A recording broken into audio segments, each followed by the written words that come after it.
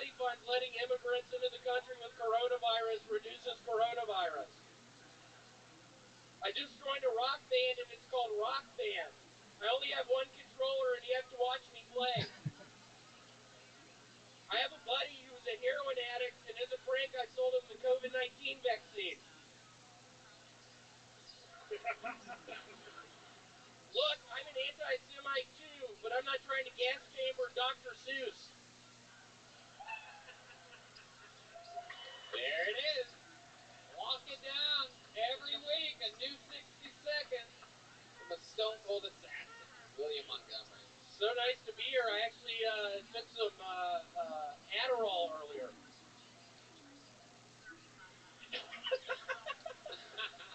I love it. I've been looking at maps. Okay. Love it. You dressed like a little bit of a cowboy tonight. You did like me, except you look like a man and I look like Gay Woody from Toy Story. You're gone.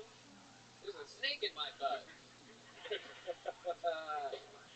Yeah, I got this at J.C. Penney earlier. I stole it. I was on Adderall. It's remarkable. Yeah, you've seen William a couple times, right, Joe? What do you think about this? Very funny dude, man. Very funny. You're funny in a really unique way, too. This is cool to watch. Thank you. I look forward for you inviting me on your podcast. I think it'll be a lot of fun.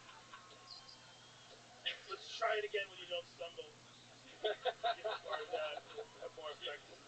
I'm sorry, I'm on Adderall right now. Did you think about when you were at JCPenney stealing that shirt? Did it all cross your mind to perhaps steal a belt? It's very obvious that you're not wearing a belt. What are you talking about? I mean, like you're not only are you not wearing a belt, but your belt loops are like outies. They're not even like innies. No, it didn't fucking cross my mind. No. Your belt loops are like. The fuck are you talking about, Daddy? Hoping that a belt will come to them. William, you just flew into Austin. You've been living in LA. What's going on out there? What's happening out here? What do you think about all this? Seems really cool. Who said yeah? Who's trying to fuck this up for me? This is probably the biggest opportunity I've ever fucking had. Some fucking dumbass is doing that. Please stop. Please fucking stop. I'm not kidding. I swear to God, I'm not fucking kidding right now. I took too much Adderall earlier. I'm totally fucking on edge. My heart is breathing out of my chest. William. But yeah, it's been really nice. It seems like a nice place to be. Can I ask you like a comedy question? Yeah. What's your writing process like? Because your stuff is all like silly, sort of non sequiturs. Like, how do you just sit down? How do you do it? I will. To be quite frank, I will. There are many times I'm not prescribed anymore, but I will take an Adderall pill, and I will smoke some weed, and I feel like the Adderall sort of gets me in the zone, and then the weed, I'm thinking silly, and then I write it down. I believe you. That explains a lot. It's great stuff, though, man. Really funny. Were you on Adderall when you committed to talking about Adderall for half your set? I actually wasn't. I actually haven't taken Adderall today. Oh. Had to. That's nice. No, actually, my drug dealer in Los Angeles, I bought 10 Adderall pills for $600. That doesn't seem like a good deal at all. It doesn't at all. Were you on Adderall when you I was on Adderall when I bought the Adderall. Joe, you might like this. I've said it once before, but one of my best jokes is the guy who invented Adderall must have been on Adderall. It really works better if you don't do it like right after the joke about Adderall and Adderall. You really it's like a technical thing. Yeah. It's just a preview of the JRE episode that you'll still see in the future. William, what are your favorite things about Austin when you visit here? Oh man, the color yellow is everywhere. It's my favorite color.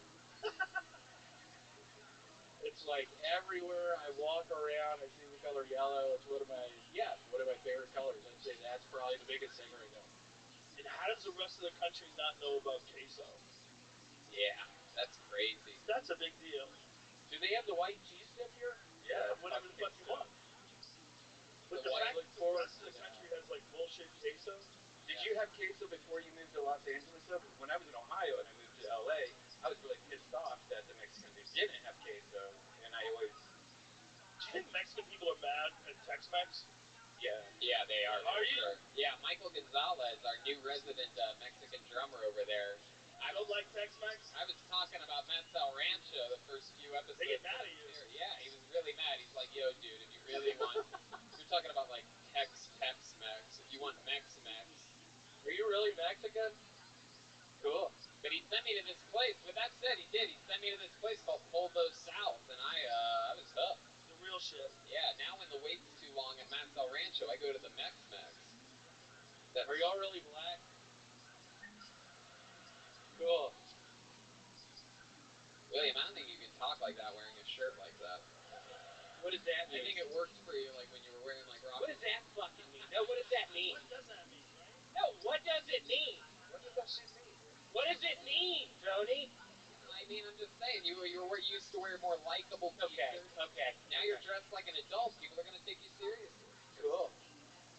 You're dressed like how like we like the difference between that you in a t-shirt and you and that is before you look like you, and now you look like what we think your dad looks like.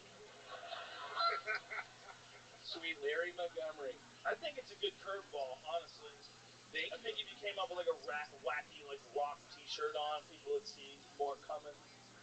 But I You don't. Yeah, just wearing that. I think I'm gonna just keep wearing the shirt. Yeah, just leave it on. It's a good shirt, but it's just a framework. I think I'm gonna keep. You build on that framework. You can have similar sort of misstyled attire and put it all together. I'm thinking People are like, about what is this guy doing? And then boom, you hit him with good jokes. I'm thinking about it. Maybe I'll start wearing this shirt all the time. What do y'all think, Laredo? Maybe get one with Ron Stone too. William, you've been visiting every couple weeks for like each month or so. Is there anything you'd like to tell these people here about any decisions that you made in the past couple weeks? Yeah, I don't know if y'all have ever heard of the burger place called Wendy's, but I highly recommend it. There's some Wendy's in Austin. Dave's Doubles. I get a couple Dave's Doubles. William, you maybe want to announce that one thing? Yeah. I'm moving. Oh, wow. I don't think anybody saw that coming. Come on, You got an apartment in Laredo. I know. I'm still looking for apartments, so if somebody maybe has an open place, let me know. Take him in. Take him in. Joe, you have probably an open spot. Okay. That was just like your average liberal's reaction to real immigration. Not my house. Take him in. Not here. Over there. William, another great minute. You've been doing this longer than anybody. Total accumulation. You've written hundreds of minutes on this show right in front of these viewers' eyes, and it's absolutely incredible. Congratulations on your new move to Austin, Texas, and Thank you. I look way to forward get to the it. show started. Ladies and gentlemen, it has begun with the stylings of William Montgomery. Dude, that was really good. Really good. It was awesome. There goes William. He's a funny dude. Hell yeah, he is. Oh, look, it's Zach Bogus, everybody. Well, Oh. We should upgrade him. Yeah, we did. We did. One day we're going to get to a point where we're not so scared to use the same microphone. There goes One day. Zach Bogus. One day. Yeah, I know, right? People are safe here in Austin. Ladies and gentlemen, your next comedian goes by the name of Lucas McCrary. Here we go. Your first bucket full of the night. Anything can happen. We've had legitimate homeless people. We've had everything on this show. We've pulled everything out of the bucket. There's a rumor going around that there's a guy handing out 100 T-shirts with Casey Anthony on them that just say Tony Hinchcliffe underneath her. What? Love that. So shout out to whoever's bombing from the sidewalk. Oh, here he is. It's Lucas McCrary, everyone. Hello, everyone. So a little bit about myself. That's why we all came out here tonight. So I'm non-binary, right? So I use they them pronouns, and I have to remind my dad about a lot of people feel pretty new things. I'm like, hey, Dad, if you don't mind,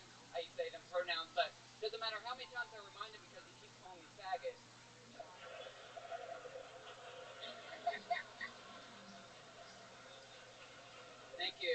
Thank you. Thank you. It's actually on my birth certificate. Faggot McCrary. That's my name.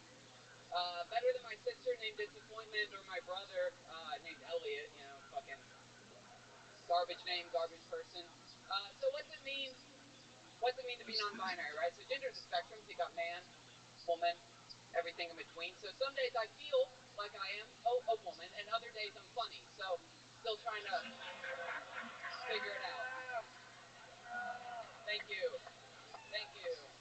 Thank you. I'll leave it at that. Wow, Dude, that was really good. Lucas McCrary. That was very funny. Very funny. Thanks, Joe. Hell yeah! Welcome to Really good. Welcome to the show. How long have you been on stand-up? I've been doing it about 3 years. 3 years. All of it here in Austin, Texas. No, Tennessee. So I've been here about 2.5 months. That was good stuff, man. Really clever, really sneaky. Thank It was awesome. That was really funny. You doing it all in Nashville? No, Knoxville, Tennessee. Wow. Yeah, What's the baby. scene like out there? Is it just you? Yeah. It's me and like 20 other active comics. It's very small. Okay. Would you guys set up your own shows in bars and stuff? Coffee houses, old movie theaters and stuff. Yeah. Yeah. Yeah, it was fun. Yeah, if you could really draw a crowd because there's nothing else going on. How old are you? You look somewhere between you look like someone like a young boy and a werewolf Tony? at How the same old are you? time. It's incredible. No, he might be 40 or he might be 80. Yeah. I'm 24. 24 years old. What do you do for work? I make posters and album covers. Okay. All right. And you make a living off that? Right now, yeah. I live very minimally, so. He sells drugs, right? Yeah, it seems like it.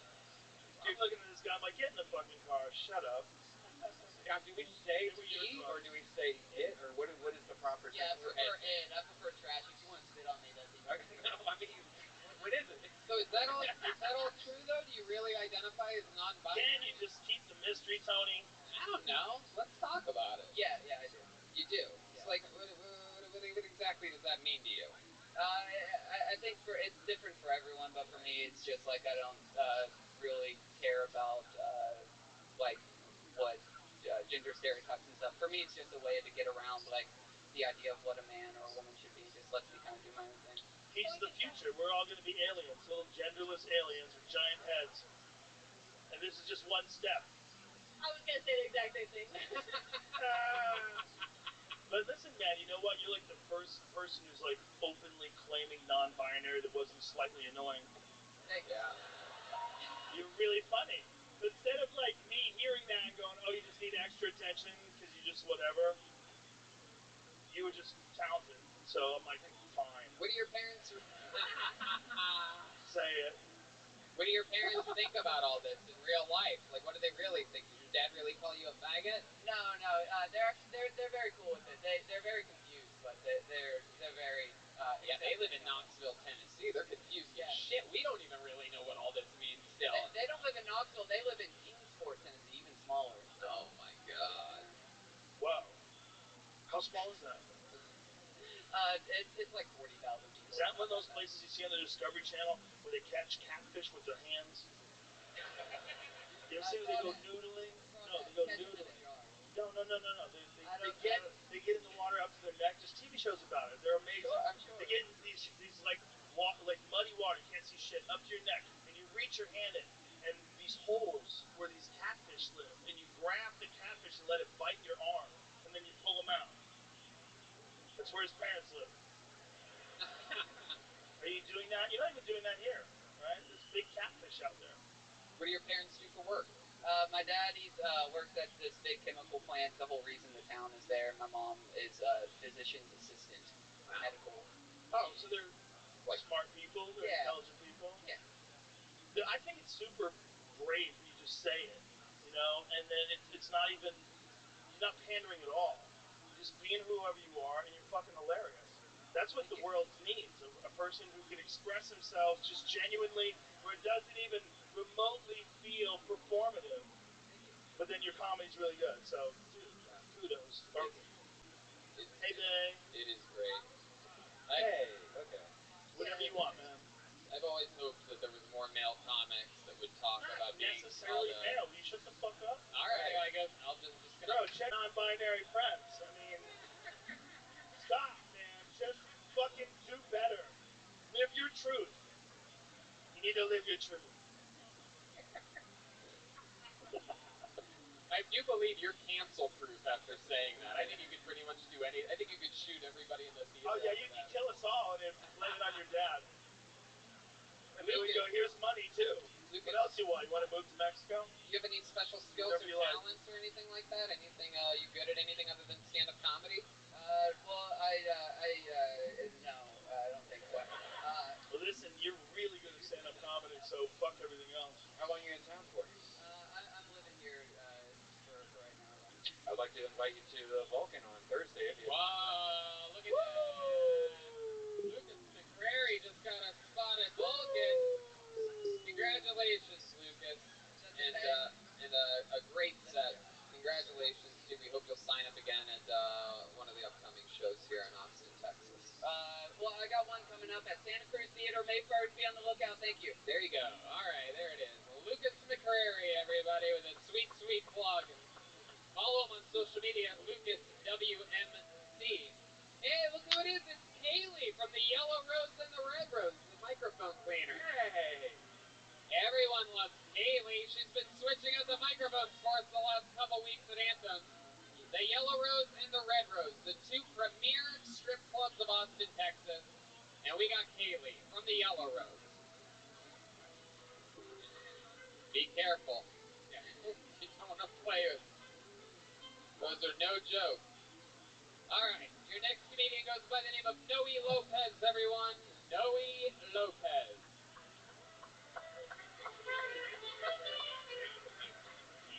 Probably, yeah. Noe Lopez. I wonder if we got, coming from the back? Do you have a countdown until you pick another person? No, we just count to see how long they've been on stage, because sometimes, we're talking to somebody, it's like, oh, wait, they've been on stage for 20 minutes. We got to get somebody else up here, Is Noe a real person? Someone coming? Can we get house lights for just a second? You guys having fun out there, huh?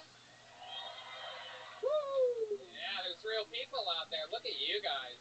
That's what it looks like. Here he is, everybody. Noe Lopez is here. Woo! How's everybody doing tonight? Good? Awesome. So, I used to work at a hotel as a receptionist, and one day this deaf lady comes in, and I don't know sign language, so I have her pen and paper so that we can communicate. Earlier in the day, I had some Mexican food, so my stomach is bubbling, and I gotta take a mean shit. Well, she can't hear, and I figured, man, I'm gonna alleviate some of the pressure, and I fucking ripped a fart. Well, did you guys know that when one of your senses fail, the others are heightened? I didn't know that. And this bitch must have had a fucking nose like a bloodhound, because immediately she stops right and looks up. And I gave her the same stupid look back. And I farted again. And so, I figured, fuck it, she didn't hear the other one, she's not gonna hear this one. Well, and she can't hear and I can deny the smell. So that's whatever. Well, turns out she wasn't deaf, she was mute. She heard everything. And needless to say, she didn't book a room with us.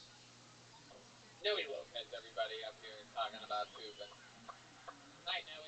How's it going, You've been on this show before once, right? Yeah, I followed Halloween and Darnell. Oh, yeah. Chaos that was. The internet found out about that today. Yeah. Yeah. I should have been here for that. Have you seen any of what Yes, I would have grabbed my Charlemagne but like, we're going to be okay. Everybody's been going back. We're like, Take your, I don't know if you guys know, but we're like the biggest show in the hip-hop community as of today. I don't know if you guys have been on Instagram at all, but millions of views. Charlemagne, Donnell, DJ Envy, all these people are all... I think Donnell was just over it, but it just makes me sad. But who's the dude? Aloe Me. He's very funny. Golden ticket winner out of Iowa. He's very funny. Yeah. That dude's very, very funny. And he had no idea Donnell was going to be there, and he also... Well, Donnell had no idea he was going to be there either, Yeah. in all fairness. Yeah. That dude's just really good. Mm-hmm. Yeah, it was a powerful, powerful experience. Was Donnell intoxicated? Yes. Fuck that. Well, there you go. He Absolutely. couldn't consent to his own behavior. Noe Lopez, welcome back to the show. What happened last time you were on? What happened during the interview part? What did we find out? That I had a felony, and apparently I gave you guys serial killer vibes. Huh. Yeah. I was hoping you weren't syphilis or some. Yeah. What's the felony from? Criminal mischief in 2013. I kicked the headlight on my baby mama's dad's truck. That's criminal mischief? Yeah. And I got a felony. Mischief's a hilarious word for It a is, crime. right?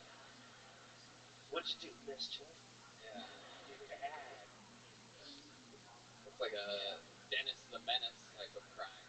He's up to real mischief out there. Mischief. Whole new thing. Yeah. Look at their Sounds windows happy. and whatnot. Kicking out headlights. Real mischief. Yeah, man. I think like I feel like the attention was all like drawn towards what had happened like right before I hit the station. So. Oh, totally. Oh, it's not your fault. Yeah, Okay, it's never your fault, bro. and I bombed whatever, but like, yeah, it was rough. I'm not gonna lie. How long have you been doing stand-up comedy? This is my second time. Your second time ever, so you've only done Kill Tony. You've I've only only done done 2 Kill Tony. sets, Yeah. you've done 2 When was minutes the last time total. you did it before? For episode 499, this was roughly what, 3 weeks ago? Yeah. Yeah. Yep. Did you really want to do this? Is that what Oh you yeah. want to do? I'll be honest, man. I've always wanted to be a comedian, but I didn't have the balls to do it. A 5-minute open mic set to me seems intimidating, more intimidating than this. And I figured, man, if I'm gonna fucking bomb, I'll bomb here on Kill Tony. Why not? Yeah, well, maybe you should try to do good. This whole other approach that you could have. I'm trying. Why don't you go bomb at open mics and do good here? I gotta do open Well, mics first. here's the thing: you can't just do it twice. You know? Yeah. And because it's just too hard. And when you're doing it twice, and both times you're doing it in front of the whole world. Yeah. Like, not the whole world's not going to watch, but they could. Yeah. They all could. I get it. That's crazy, right? Yeah. You shouldn't be starting out like that. Yeah. It's a terrible. The show's a terrible idea. I'm a big fan of it, but it's also like I don't want to do flips with a dirt bike. I think what it was is like I figured I can put together a minute, you know. But can you? Yeah, but no, let them decide. here's the thing, man. You can't do it that way. There's no way. Understood. It's like I want to run marathons. Well, do you run it all? No, I'm saving myself. Right. Same for I only do, myself I've at the point in time. I've only I run. gotta run 26 miles in a row. That's what you just said. I've only run twice in my life. It was for 60 seconds each and a few weeks in between. Yeah, and they watched on the internet run. I want to try to hit the open mics. My intention is to hit the open mics. No, It's too hard, man. Yeah. To anybody in this room that's a professional that's gone on, if we had to do it the first time ever on this stage, it's the hardest environment on earth. There's people behind you. That's very weird. Like, we're behind you talking shit, and you're up here like this. So, and all these people and the internet. It's terrible. Get out of here, man. Don't do this. What's the funniest thing you've ever done, like in your life, where you made a bunch of people laugh, or your coworkers, or what do you do for work? I work in a warehouse. Okay, there you go. Perfect opportunity to make a bunch of people laugh. What'd you do? I don't know. I couldn't tell you off the top of my head. How about your family? Anything with your family? Do you remember making your family laugh? Or perhaps a classroom of students? I just have a knack for. I don't like the way this prosecutor is interrogating my witness. Thank you, Joe. We're trying to get to the bottom of this case. Objection leading. You're putting a lot of pressure on him. Answer the question. I can't. I can't think of one thing. As your attorney, I advise you tell him to go fuck himself. Outrageous behavior. Objection. Imagine you being on stage the second time ever. All of them are on the internet. Hey, this is what he signs up for. I understand, but in all bullshit aside, you just got to do open mic nights, man. Yes, sir. You got to get out and just go do them everywhere, every time you can. And even if you don't want to do it, you're like, oh my god, there's 5 people here, I can't do this. Just do it. Do it. Keep doing it, and eventually you look back and laugh, or not. That can happen too. It's like everything. You know, it's hard, but it can be done. You know. When you bought that hat, did you think you were going to have magical comedian powers? Because it works for Joe. Bro, you shitting on my hat while you're wearing a fucking cowboy hat? The Radicals hat is a comedian hat is what it. Only comedians wear that hat. Fuck you, man. It's like when you see a baseball player Right with here, a hard batting helmet on. It's like, oh, that guy's about to go to bat. It's comedians and ancient punk rockers. When we did that end of the world party and Bill Burr said it was a paper plane, what did he say? Radicals hat. I never heard that. That's hilarious. The imagery, it's crazy because it's such a mirror image. You're talking about farting during your set. I was like, this is a Mexican red band. Here we are. Yeah, it's brown band. Noe Lopez. What does the word Noe mean? It's such a rare name. It's what the fuck are you talking about? Noe? That's just normal Mexican name. Oh, it is? Piece of shit. Oh. I'm back. It's, Trying to get some it's a virtue. biblical name. What? It's Noah. Like in the Bible, the Spanish translation, it's Noe is Noah, but it's pronounced Noé. Okay, so you're named after Noah, basically. Yeah. Has to fix that boat. Yeah, exactly. Mexicans are the only people that can name their kid Jesus. Yeah. That's true. Imagine if you're like a regular white guy, even if you love Jesus. But they don't. They name them. You can't name your fucking kid Jesus. They're like, No, you can't do it. but if you're Mexican, they're like, how do you say it? How about you? You have any special skills or talents, or? I am actually a musician, and I have a reggae band. I play piano, guitar, bass, and drums. I do it decently. Are you better at that than comedy? I am, man. Probably. I would say I'm pretty. But you know that you can do that. So if you got better at that, you can get better at comedy. It's the same thing. It's like anything you do, whether you're doing music or art, or it's just how much time you spend trying to analyze what you're doing wrong. You sing? Oh shit! I sing my song. Yeah. We sing Happy Birthday to Tony as if he's John F. Kennedy, you're Marilyn Monroe. No, don't do that. Please, come on, No, man. don't do it. It's your 500th episode. No, I don't want him to sound like Marilyn Monroe. Happy birthday, Mr. President. I want to see him. I want to hear him sing in his real voice. I want to see if this guy's good at anything. Now you're getting mean. I know. Yeah, I'm about to I'm get mean. appealing to the 10% of you that's gay to get uncomfortable. Happy birthday. Do it. Not even my birthday. I think it's 500 episodes. Come on, him doing his best Marilyn Monroe impression. No, I want to hear him sing a song that you actually wrote. Why are you trying to kill all the fun, Tony? God damn it! Sing me "Happy Birthday" like Marilyn Monroe, you piece of shit. Want to stand around there? God damn it! Now do it. As your attorney, I won't let him talk to you this way. I advise you to use the fifth. Sing a fucking song, Noe Lopez. Sing fucking anything. Can I use your band? Yeah, do whatever you want. Oh my God, we're getting down right now. I feel like Noe's gonna blow us away, and we're gonna say stop with the comedy. Whoa! Oh, here he goes. What is happening? Noe! La la la la la la bamba.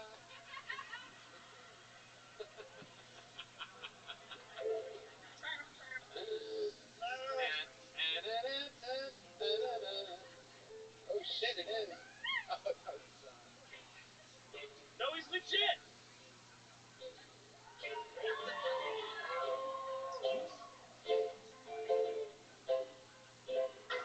I ain't got the time.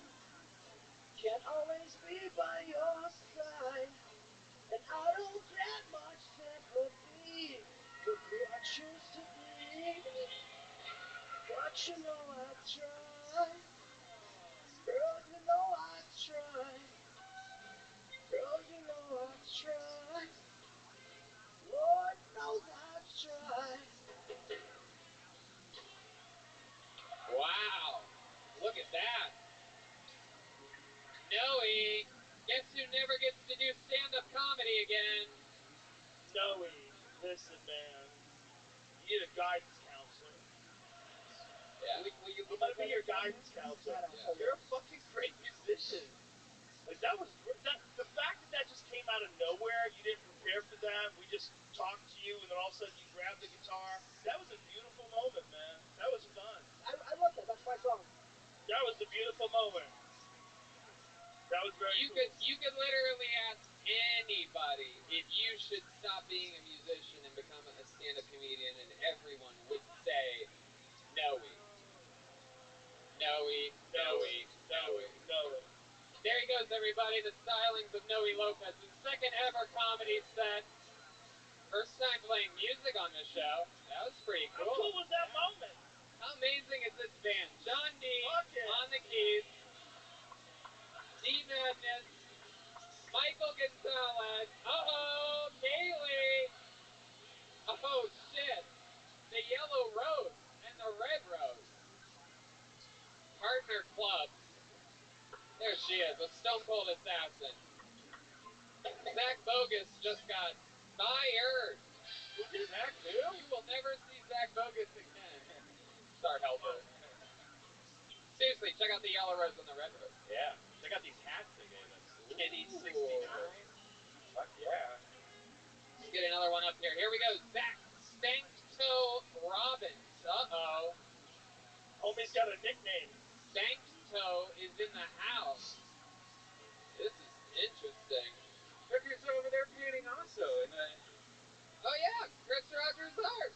There he is, the local Austin artist. Yeah. Painting in the... Follow him on the Instagram. Close friend of the band. Chris Rogers Art at Chris Rogers Yeah. Art. Yep. And how often does he do this? Almost every show, and he does every secret show also. Last night? Yeah. And then he sells the painting at the end. Yeah. You know, it's really great. He Not did to be Birdie Math confused last with night. Ryan J. Ebelt, who draws all the tour posters and every episode of the show for 6 News. We got There's so Zach much art Stanktoe. going on, man. Yeah. And here Coming comes from the the audience. horns, ladies and gentlemen.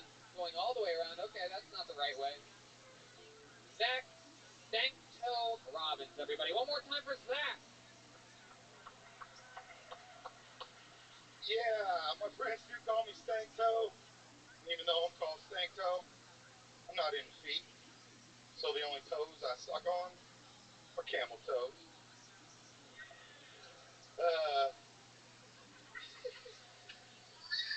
It's true, it's happened before. You ever have a girl ask you for a dick pic? So later you scroll through your phone, have to look at your own ugly ass penis? It's like, gross. I'm just kidding, nobody has to see my dick. I just keep sending it anyway. Y'all ever see a grown ass man everywhere he goes he has a fucking backpack on him? Yeah, that dude's either autistic or he sells drugs. And if he's not autistic, me and that motherfucker going to the ATM machine later. What you got in that bag, bro? There he is.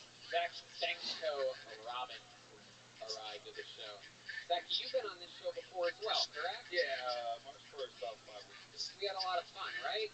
I sure as fuck did. Yeah, what happened? Remind me. I did 8 jokes in 1 minute. Y'all told me to slow down. Found out my wife left, you know. Oh, yeah. Unless you know. And then the younger, You know after something my great younger says that. girlfriend also done me in recently. You know. All these women leaving you for a guy that You told sucks me, on camel toes. You would think you'd be able to keep them around a little bit longer. When you say you suck on camel toes, do you mean because a camel toe is very famously an indentation over, like under, through the pants? Oh, I know what it is. So you suck on vaginas through pants? That's a really good question. I'm just not into feet, so those are the only toes I'm into, I guess. But first of all, it's singular. It's a camel toe. No girl has camel toes. Unless you're sucking on multiple girls' camel toes through the outside of their pants. Technically, once you lose the pants and the underwear, there's no more camel toe. That's just a pussy. It's like it must be the dry humping of eating pussy, though. Do you hear what he's saying to you, though? Like there's wisdom in his words. You're just going to take it in. Yeah. And go, oh, I see what I'm doing wrong. Yeah. Yeah. Yeah. You're supposed to take the wrapper off the burrito. I get it. Hey, there you go. That's not bad right there. Now you're on the right track. Yeah. Now we're all comfortable and everybody's laughing together. Yeah. This is real important. 100%. It's a big part of the formula. Once you remove that wrapper off those burritos, I bet the ladies don't leave you quite as much. Once you start eating actual pussy instead of their fucking zipper, chipping all your teeth. My man is driving a car from the roof. Zach, what do you do for work? You seem like a guy that has a real job. I do. I'm a professional videographer for sports, music, and comedy. Oh, cool. And I filmed Steve-O's comedy special right here on stage. He got you high, and here we are. That's what happened. He was sober. Yeah, he's sober. I love it. How long have you been doing stand-up? 4 months now. 4 months. What made you want to start now? I just actually wish I would have done a long time ago. How nervous are you now compared to regular life? I mean, I'm pretty comfortable on stage. I've Right been now? shitloads of mics. So. But you like seem to like get more comfortable when we were talking to you, and then when we were going back and forth, then it was real fun, right? Like relaxing. That you got to figure out how to get there immediately. Right. Like right when you get on stage, you got to be who you are when you're with your friends and everybody's laughing. You can get there, but it's complicated, right? But this is the worst environment ever for it. I'm the worst spokesperson for Kill Tony ever. I'm like, don't do it. This is terrible. You're doing stand-up. I'm just trying to not move my feet like last time because Sarah was like, "You're crip walking up here. It's distracting." So I'm just crip walk. No, I just kept on my feet last time. Yeah, he was very, very nervous. Tell us something interesting about your life that we didn't find out last time you were on. I forgot to mention that I used to smoke heroin for breakfast for about 5 years. Oh, that's why you're eating camel toes. I get it. It's like one molecule off. Did you ever shoot it up or just smoke it? Smoking and snorting, I never really shot up. But when you say you never really shot up, when you say you never really, because I never really shot up. You've never shot up. But I would never say that I never really shot up. I would say I never shot up. That's so, like, I've never really sucked a dick. But there was this fucking crazy day. I don't want to get into it. I never sucked a dick because he still had his pants on. Yes! Hey, there you go. See, right there, man. That's it. That's the spot you want to get to more often. Hell yeah. That is it. That's very funny, dude. 3 years, 2 months, and a week and a half sober, though, so that's good. I love it. All right, well, there you go. That's the rest of the explanation. We have good news for you. Heroin sober. We have a giveaway. We have a heated. Oh, you're heroin sober? Yeah, it's like California sober. What does that mean? You smoke weed? I don't do heroin, but smoke weed? I do. How much weed? How much you got? Do you eat it? Huh? Yeah, I'm pretty sure. If you eat weed, bitch, you are not sober. Do you eat weed? Yeah. I actually smoke so much weed, edibles don't do that much to me.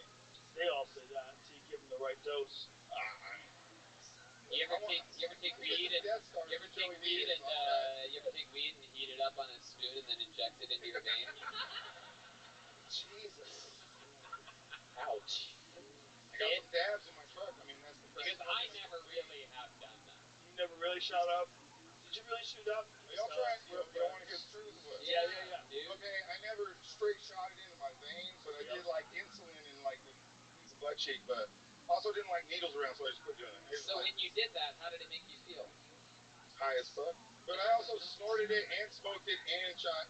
Why are you so defensive about these injections? Because he wants another hit. Yeah, you're getting them itchy, bro. I got money. You ever do anything crazy to get your fix for heroin? Fix, by the way, is the official sponsor of the band, Fix Vodka. That's right. But you ever do anything crazy to get your fix? You ever, suck a dick with the pants on? Like tell yourself you're not going to do drugs today, and then you kind of black out, and then you wake up at the pawn shop with your bass amp, like $50 is $50, bro. Right. Huh. Is there anything that helps you stay sober? I just came out and told my friends and family, and they're holding me accountable. I also know that I won't get to smoking weed and drink beer if I relapse again, and that's all I got, man. I love it. That's sort of a good way of looking at it. It seems like you're flying in the face of all those 12-step people. I never even went to one meeting. But isn't that interesting? Like, there's other ways to do it then. That's what you're saying. I was also trying to quit on my own. I was done with it. I didn't want to do it anymore. I was starting to not pay bills. I was about to lose my career, and I have an awesome job. I was like, no. Well, good for you, man. Good for you. You did it. You're obviously, when you get loose, all bullshit aside before we move on to the next person, when you get loose, you're very funny. You're funny. We had a good time, right? Yeah, 100%. It's hard, dude. This is not the way to do it. Kill Tony's a terrible way to start it. The first time we got a guest. I love this show. Don't get me wrong. Very special episode tonight. Very fucking special. I love watching Bull Riders. I watch Bull Riders a lot. Zach, what's really interesting is that you were just on the show a few weeks ago, and you clearly are. I mean, we were making fun of you moving your feet a lot, fidgeting continuously. Already, whatever happened to you up here a few weeks ago at Antone's mentally changed you. You're much calmer, more comfortable. Yeah, so, Jamar Neighbors heckled the fuck out of me, bro. You did what? Jamar Neighbors heckled the fuck out of me. It was great. Yeah, you probably deserved it. Were lit, so. There you go. Zach Stanktoe Robbins, everybody. He's on Instagram at Stanktoe Claruso. There he goes. All right. That guy's a good example. Yeah. Don't you think? Yeah. A good example of a person Guys, how about a big hand for Kaylee, everyone? Look at this. You know what, before we go back to the bucket, let's get another regular up here. You guys want to see another regular on Kill Tony?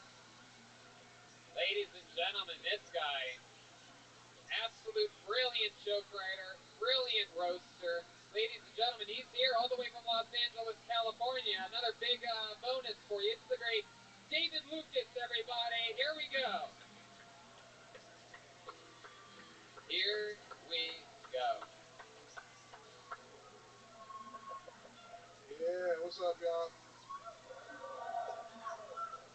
I do intermittent fasting now.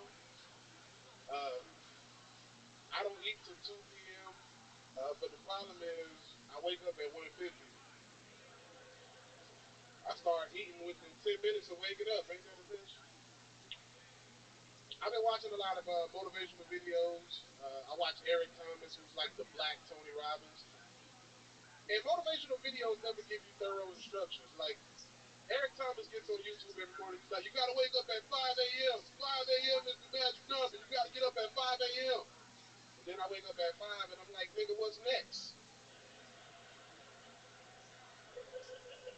Like, should I fucking cook? Like, should I make some eggs and bacon? Like, nigga, you didn't give me no thorough instructions. Like, you just told me to wake up at 5. I guess I'll watch this video tomorrow. All right, guys, thank you. Yeah, David Lucas. Yeah. Veteran of the game. Yeah, man. Here he is, episode 500. Wait, did I just say when you guys face off whenever I'm on We're this show? already You guys are like looking at each other like two dudes at a weigh-in. Here we go, bitch. Ready? You ain't ready. It is. Luckily for David, this is not a weigh-in.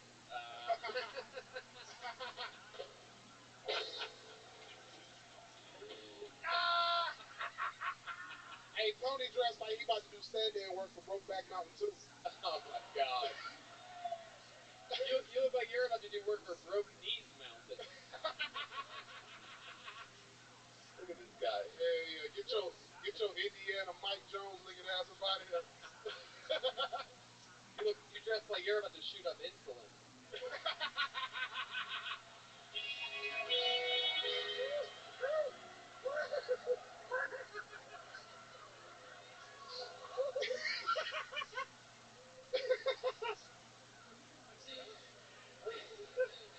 Got a new blazer?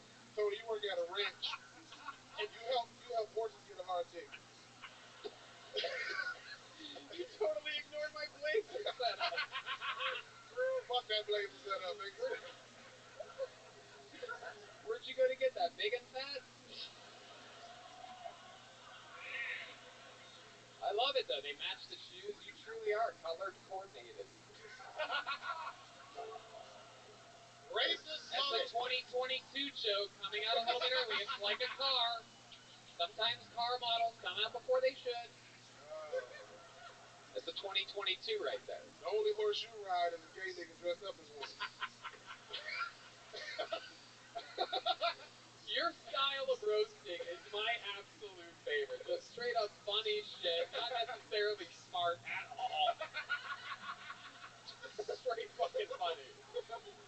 Like I'm riding a guy dressed like a horse. But then again, honestly, the funny thing is, that was almost how the episode tonight started. I almost had the people wear one of those double horse outfits, and it was pitched. It was pitched in the writer's room. Y'all can't see him, but Tony got on chaps with nothing under it. The only thing chapped on you are your elbows. I'm not telling you. It's not a joke. A real gunslinger tonight. The kid's the undisputed king. Is that a pistol filled with glitter and toenail clippers?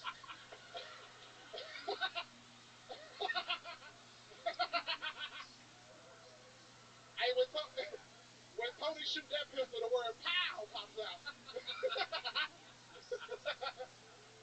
Oh my God, David. Welcome to episode 500. Goddamn right. Another rock solid minute, another fun time. What else is happening? Shit, bro. Just been chilling in Austin. You know what I'm saying? Finally found a place I'm gonna move to. Look at that, moving Austin. Hello. Yeah. Absolutely. He did. He's moving to a table at Matt's El Rancho. Find the place, table 39. Tony's complaint about Austin is that too many people leave the toilet seat up.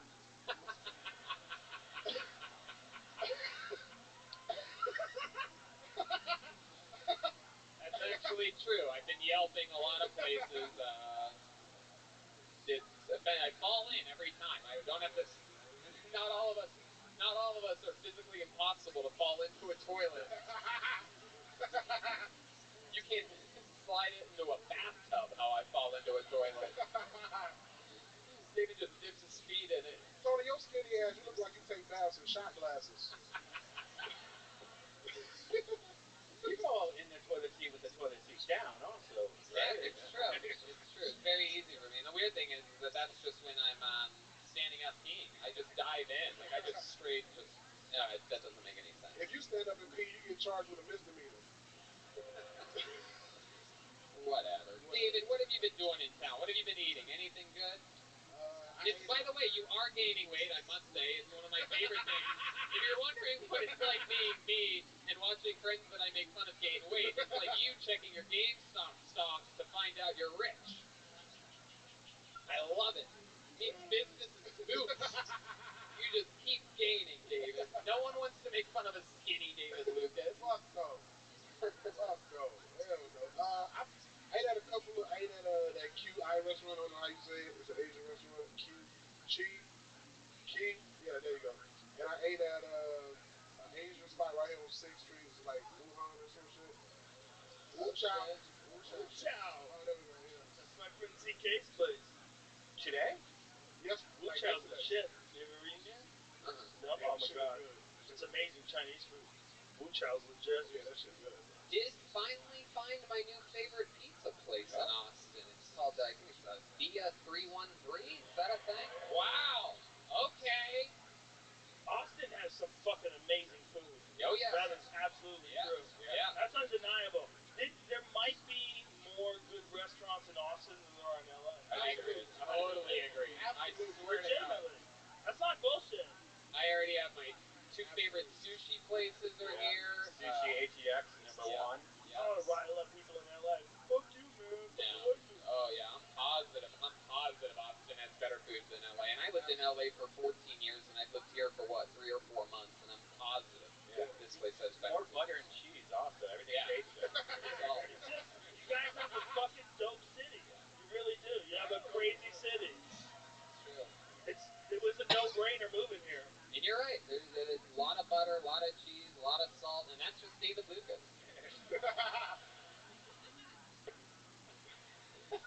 I love it, David. So you're moving here? Yeah. I love it. Yeah. Hey, what's up, Shawty? Oh, shit. Wow. That was beautiful. There was no pause between her and him. I got the white girls on lock in Austin. Oh, shit. Damn. What do you do? Look through their drive-through window?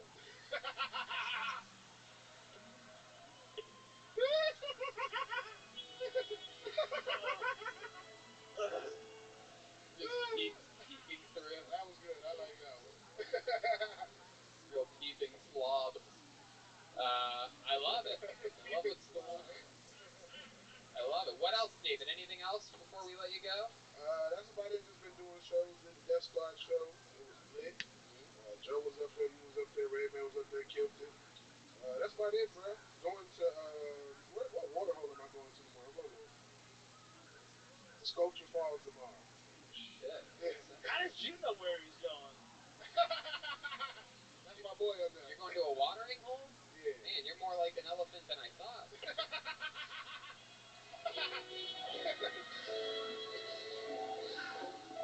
Thank you, God. Thank you, God, for that one. I mean, what a setup. Out of all the years I've seen you, this might be your crowning moment. What a setup. This night might be Tony Hinchcliffe's crowning moment. No bullshit.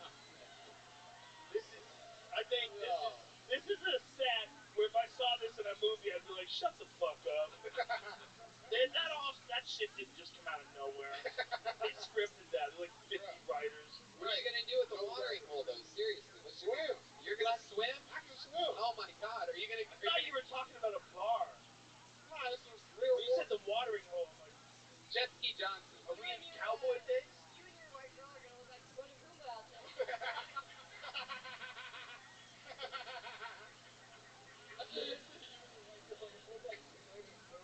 What is it? Timon and Pumbaa? Lion King, never heard of it?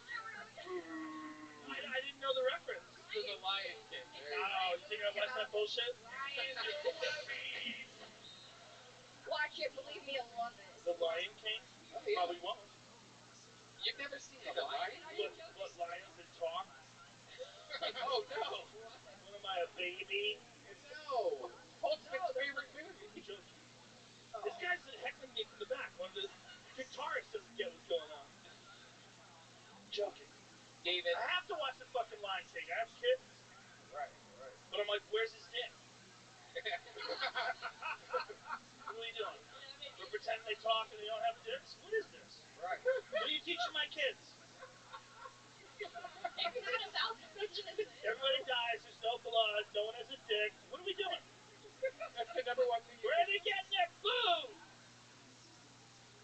The fuck are you showing my children? So would you want them to have dicks? Yes, big fat dicks. They're lions. They're killing water buffaloes with their face. So did they just watch before? All right. Don't lions only fuck for like 90 seconds? It's not that long, but they do it a lot. They get fucked 52 times in a day. Yeah. When the female tiger is in season, the male tiger will fuck her 52 times a day. Lions are like slightly less. Okay, so it's just not realistic enough for you. In general.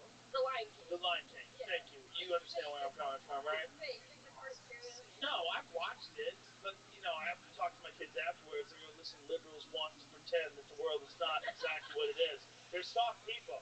They live in soft little houses. They nerf every fucking corner. They're not gonna make it.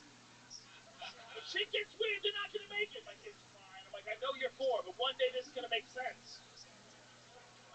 David Lucas, you did it again. Another brand new killer minute. A lot of fun roasting.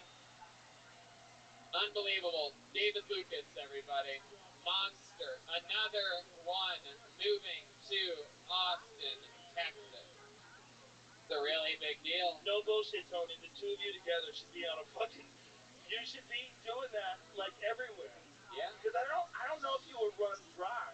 No. You guys talk so much shit to each other. Oh, I don't know if you'll run dry. Every time something new happens in the news, I ask myself, how can I turn this into a fat joke about David Lucas?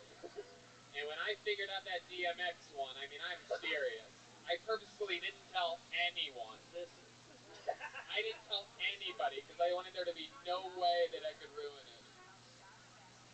Your next comedian goes by the name of Adam Kamal. Kamal. This is exciting.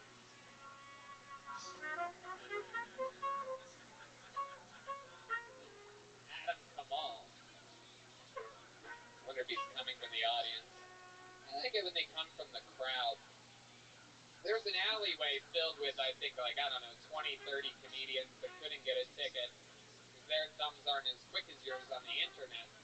There's an odd sense of chaos in this room. Yeah. Right? Like, this could all go sideways. Oh, yeah. Episode 500. I feel like if we never... Here it comes. One more time for Adam Kamal. What the fuck is up, guys? Hell yeah. I'm Middle Eastern, and I think wearing a beard is a good look. Often like to compare it with a flannel too. A lot of my friends used to call me a Middle Eastern lumberjack. The thing about calling me a Middle Eastern lumberjack is that instead of cutting trees down, we cut down towers instead. Listen, dude, okay? I drink beer, I eat pork, I have unprotected sex. I'm part of you, alright? Like, lumberjacks, what they do is they harvest wood, and, they make they make paper out of it, they fucking make furniture out of it. You might be thinking, what do terrorists get out of fucking bombing towers, right? Well, we're just building a funnel of pipeline filled with ripe hymens. I'm talking 72 virgins in heaven. You know what I mean? Like, God has a promotion for you. All right, that's my time, guys. Thank you so much. Appreciate it. Adam Kamal. This is fucking crazy, dude. Yeah. It's insane. Joe Rogan, 59 seconds into your set, Joe Rogan pulled out a joint and said, "I think I need to get high." It was a very sobering. I need a refresh. Yeah. That set was truly an act of terrorism. I mean, that was. You have hijacked the show and you've locked the captain out of the cabin, it appears. Welcome to the show, Adam Kamal. I'm guessing you cut that last name short. Yeah, so my original last name is Abu Harthia, which means father of Harthia. Jesus Christ. When you cut your name short, did you do it by beheading it sideways with a sword, or? I sharpened a knife before, too. Okay. Okay, go ahead. What is your last name mean? It just means, like, father, Abu, and Harthia. I come from, like, a farming family from Bethlehem, so.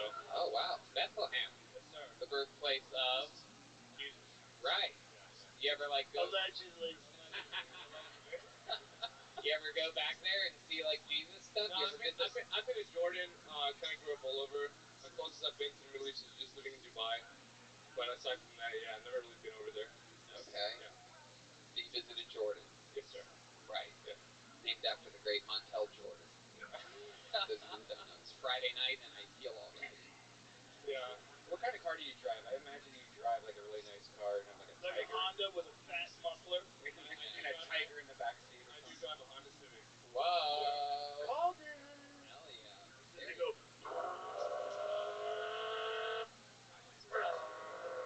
I'm okay with myself, you know. You're okay with yourself? Yeah, I don't need to. So what are you saying? Asian people have an issue with Hondas with the mufflers? You know, I did live in Asia, and all I could just see, like, The whole continent? Yeah. I lived in Kuala Lumpur. Did you have a specific spot? What? Kuala Lumpur. Alright. Yeah, we don't really consider that Asia. Yeah. You know what I mean? That's like That's like. that's the Hawaii of Asia. It's more like a resort, right? Yeah. Right? Isn't it very nice No, there? it's nice. It's like a vacation spot. People come over there. Right. It's There's really no cheap. fucking diseases breaking out in laboratories son. there. It's not real Asia. I mean, Come that's on, not son. fucking the heartland. No. Yeah. You know what I'm saying? Yeah. What do you do for work? I'm in sales. What are you selling? I sell like any Coke? I wish. You wish? We can make it happen. We'll talk after the show, right? No, I do. Like we sell like IV drips, hyperbarics, things like that. You sell IV drips? Yeah. How do you do that? Like on the street? Well, I wish. Like, hey man, how's your energy level? We you know we're eco-friendly. We reuse the needles, you know. But no, basically I work for a company. I just develop a bunch of stores around the country, and we just help people like do a bunch of stuff that Joe Rogan likes, you know. Jesus, dude. I mean, he's sitting right here. Adam, do you have any special skills or talents? Anything you do for fun other than stand up, like a hobby, something you got good at? I mean, I just work out and like I just try to make money on the side. Work out, make money on the side? Yes, sir. What the fuck? Are you a gay hooker? What kind of answer is that? What do you mean you work out and make money on the side? I mean, what do you do for fun? What are you good at? I go out, I do comedy. You go out, you're good at going out. Yeah, Yeah. Most of the times dudes go out and they don't know what they're doing. You like dance? You They're dance? tripping in the fucking street. You go to like nightclubs and dance? No, I just like bars, like live music, stuff like that. So when live music's playing, you don't dance? Any kind of live music. You dance a little bit? Let's see what his dancing's like. I want to see some good old Middle Eastern dancing. You guys got something dialed up for our friend Adam Akbar?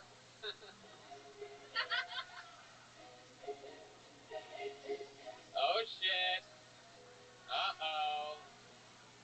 Oh shit. Oh, that was it.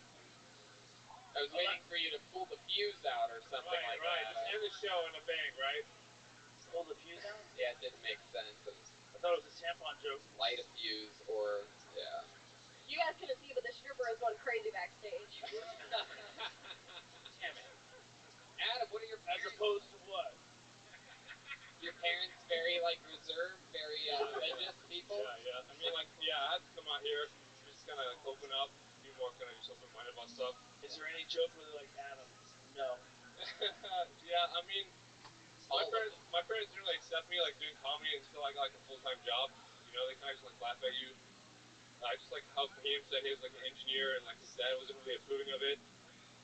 Same thing for us. It's kind of like hard getting out of that, but aside from that, yeah, they're starting to like open up more to it. Yeah. What's the best time you've ever had on stage? Has there been like one time where it all came together and it made sense? Yeah, man. I just moved here. I started in Dallas. I've been doing it for 9 months, and I had a show at Hyenas, and I just like I had a pretty shitty week, and I just fucking did really well, and like got in the groove. Yeah. I ran like a couple miles before the show. I felt great. Went on there. I had a lot of good energy, and you know, it felt great. It felt good. So even if you lie to me, I like what you're saying. It's like I ran miles before the show. You might have just did a couple of sit-ups. Love it, Adam. Well, 9 months in the game, you're Middle Eastern, you're talking about it, you're fucking doing it, you cut your name shorter so that you sound more Americanized, and it surprises people when you come up and you're all like, la la la la la la la, or whatever it was that you did up here, and Tony, that's exciting stuff, Adam. I'm going to need a red band buffer between you and me from now on. I'd sit on the other side. Adam, fun times, man. Congratulations on getting cool. We'll see you again soon. There goes Adam Kamal, everybody. There you go. Your next comedian is going to be Justin Sanford. While the mic's getting clean, Justin Sanford. That's right. Follow Kaylee, by the way. You can go see her at the Yellow Rose. Sometimes Red Rose. Red Rose. That's a Red Rose. Follow her on social media at Kaylee.funk73. KAYLIE.funk.73. How about a hand for Kaylee, everybody, helping us out? Somebody's got to do it. Much better her than Zach Bogut. Justin Sanford is still next on Kill Tony. Hopefully he's making his way to the stage. This is a really big venue. How about a big hand for the band, everyone, playing hard for us here tonight. Michael Gonzalez, Jetski Johnson, D Madness, John Dees, and Matt Mullen. Wish you would step back from that ledge, my friend. Okay, coming up right there from the Here he audience. is, ladies and gentlemen. Put your hands together for Justin Sanford, everyone. How's everyone doing? Stopped to get a haircut on the way here, but my barbershop wasn't open. So I had to go to the Puerto Rican barbershop down the road. And I'm from Texas. I speak Spanish, but I don't know what language they would speak. So finally get in the chair, tell them I want a low fade. I was there for about an hour and 45 minutes. Haircut only took 45 minutes, but he was driving me like I was at 96 Mustang out of the parking lot. You know the one with the Puerto Rican flag. So, sit there, grinding through my head, shifting gears, not hitting the clutch, grinding second, third, missed fourth, put in reverse. I said, hey man, we're not in a rush. Calm down. So, 45 minutes, done. But for the next hour, he stands there spinning me around, stepping back, looking at me, walking over with the razor blade. Hiding, coming back. Finally, he steps outside, has him open the door, lights a cigarette, looks at me, comes in and goes, okay, Papa, from here up, you're good. From here down, I can't help you. All right, Justin Sanford, setting it up and then knocking it down at the end. Welcome. You look like you just got off a bus from Miami. Thank you. All right. Port Hartford. You always dress like that? You always dress like your own stepson or something? Yes, sir. He looks like he's like inmate 1, the unexpected COVID-19 release. Where they sent a bunch of people back out in the streets. Yeah, he's got neck tattoos. I can see him from here. Would you like that? That looks like inmate shit. What do your neck tattoos say? What do you got on you? Hair clippers. Oh, you're a barber. Slash barber, slash tattoo removal. Okay. You just remove tattoos. You don't Slash like what else? Can we keep going with that? I don't want to. People are hustling. How's business going right now in the barber tattoo removal world? Pretty good. Yeah, good. Well, you're here in Austin? Yes, Dennis. Even if Austin works over right around the corner. Okay, where do you normally live? Port Arthur, Texas. Port Arthur, Texas. Now tell us something about Port Arthur. I keep learning about all these Janis things. Joplin's from there, Bundy. Janis Joplin's from there? Yes, sir. And My wife has a tattoo. Ooh, I like you more now. Yeah. You probably got to see her live, right? Nah, man, I'm not that damn old. How dare you? It's fun. It's only fun for me to make fun of a guy for being old if he dresses young. You know what I mean? Like if he dressed his age, I wouldn't even be doing these. How old are you? 38. Whoa!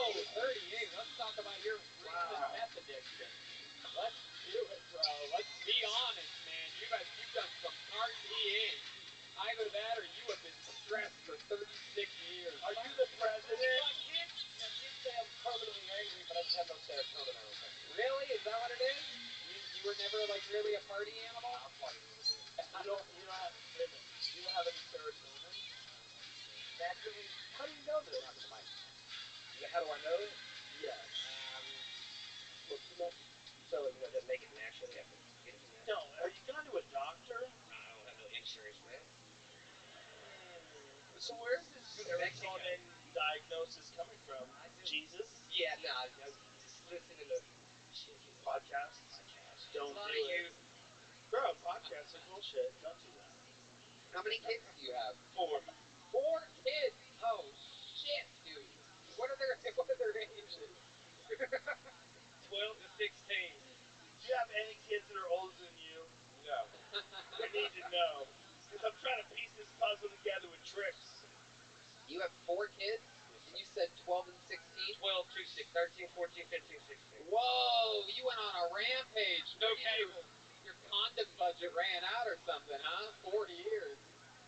I started paying for the cable bill. Christ, bro. Why are you living like this? You should start coming What on your happened? face and rubbing it into your skin or something like that. Red band. Wait a minute, it's not a bad idea. No. That's what's fucked up about all of Red Band's suggestions. You go, what? Wait a minute. It's like little scrubbing bubbles. Does that work? Like, if it worked, if it really worked, if we could turn Clint Eastwood into Chris Pratt, you don't think Clint Eastwood would occasionally jack off into his own face? You know what you could do, which I believe is sort of how some medicines are made. Perhaps you can have your kids. Actually, you know what? Forget it. But if you knew that jerking off in your own face would make you younger, how often would you do that? Every day. Every day. There you That's go. what's up. That's what's real. Right. Rub Sacrifices. Rub your jizz in your face and go cut men's hair. Jetski Johnson. But is Red Band suggesting it because he does it? Because I think that's a good thing we should know too. Good question. Red Band, do you rub your own jizz in your face? No, but, if it's been a couple days and it starts doing the sprinkler things, a couple times it's hit me in the cheek and I've rubbed it in just to see, Sprinkler thing. It's not working for Red Bands. I don't know. I don't know what you just said. Red Band's pretending like his load is so powerful that it sprinkles everywhere. Yours hasn't done that? Like it doesn't. Oh, wait, hold on. Like it's not a sad vomiting soul for a. No, that's. Yours is going through a bunch of shit. That's how your cum. Your cum comes out like a volcano. It just runs over the edge. Yours has a poop horn that comes out first. What the fuck are you talking fucking about? guys? Oh, This is an amazing workplace argument that we're all getting to witness. Through the lens of stand-up comedy. They talk about their loads. Red Band just comes about the etc. Justin, you have any special skills or talents? You ever perform on stages and do anything? Never put him on stage. Wow. How about anything else? You good at anything? You seem like a bowling or anything like that? I mean, I can roll one hand. You can roll a joint one-handed? Really? Let's see. Yeah, let's see it. Can you do it right now? You got a paper? Rolling papers? Oh, anybody have any rolling papers? I got a $500 Backwood ain't for sale. As soon as I learned that like other people will roll joints, I stopped learning. Yeah. Because everybody's like, you know how to roll a joint? Like, I can figure it out. It's not like driving a manual. Have you done one before, like recently though? Like where you can still make it, but it just looks so No! sad. If you give people more money, they just do it for you. Yeah. You don't have to do that. That's so stupid. Justin, you talk Roll your own cigars, bro. about having low serotonin. What in the world makes you the happiest? What are your favorite? Murder. Probably murder of comedians that make shit and talk jokes about it. We got so high before this show. I've been trying to survive this whole time. I'm too high to be talking in public. What are your Different happiest comedians have moments? been coming up on stage, told me to look at me sideways. Real talk, I'm just, my kids, man. You love them. Adorable. 12, 13, 14, 15, and 16. I love it. All right, man. Well, there you are. You're out there doing it. You still with the baby mama? One's up there. You got one here? I got one here. Wait, 3 baby mamas? I got one here, yes. The one I've been with 16 years is here, yes. Wow, you have 3 different baby mamas and 4 kids, 12, 13, 14, 15, and 16. Wow. Whatever. Oh God, you're such a hater. Now it's starting to make sense. This guy almost ended up with fucking 4 14-year-olds. This guy was one woman away from possibly just hitting the opposite of the lottery.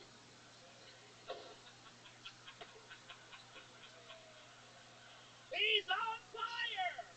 500 goddamn episodes. It's about time I find my role. Remember when Comedy Central turned this show down? Yeah, I do. Brilliant. It's like one of the funniest shows that's ever existed. Remember Comedy Central? Yeah, exactly. Yeah.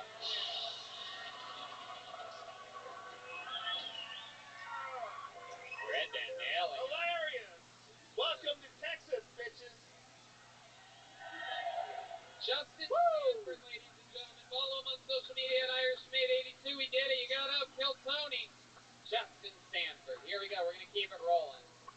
This is fun. How exciting. Speaking of fun. Whoa, Kaylee. Hey, how many of you traveled from another city to be here tonight? Damn. That is so cool. We appreciate the hell out of you. Delicious whistle pig. Yeah. Don't forget, if you're into vodka, drink mixed vodka. If you're into whiskey, drink Whistle Pig. It's a no-brainer. And if you're into pussy, go to the Red Rose. Oh my god. Okay, this is really, I don't know. How about a hand for the fucking band, ladies and gentlemen? That's a real band. That's a legit band. Nick Dopaja is next. Nick Dopaja is up next on Kill Tony. How exciting. And that's Michael Gonzalez on the drums. John D's on the keys. D Madness on the bass guitar. And Matt Mueling on the electric. Very exciting stuff. Fucking love this band. Great musicians. Goddamn Austin, Texas.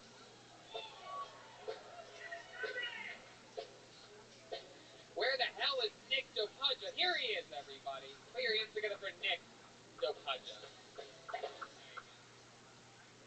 Hell yeah. Como estas, bitches? Everybody doing well tonight? Oh, fuck yeah.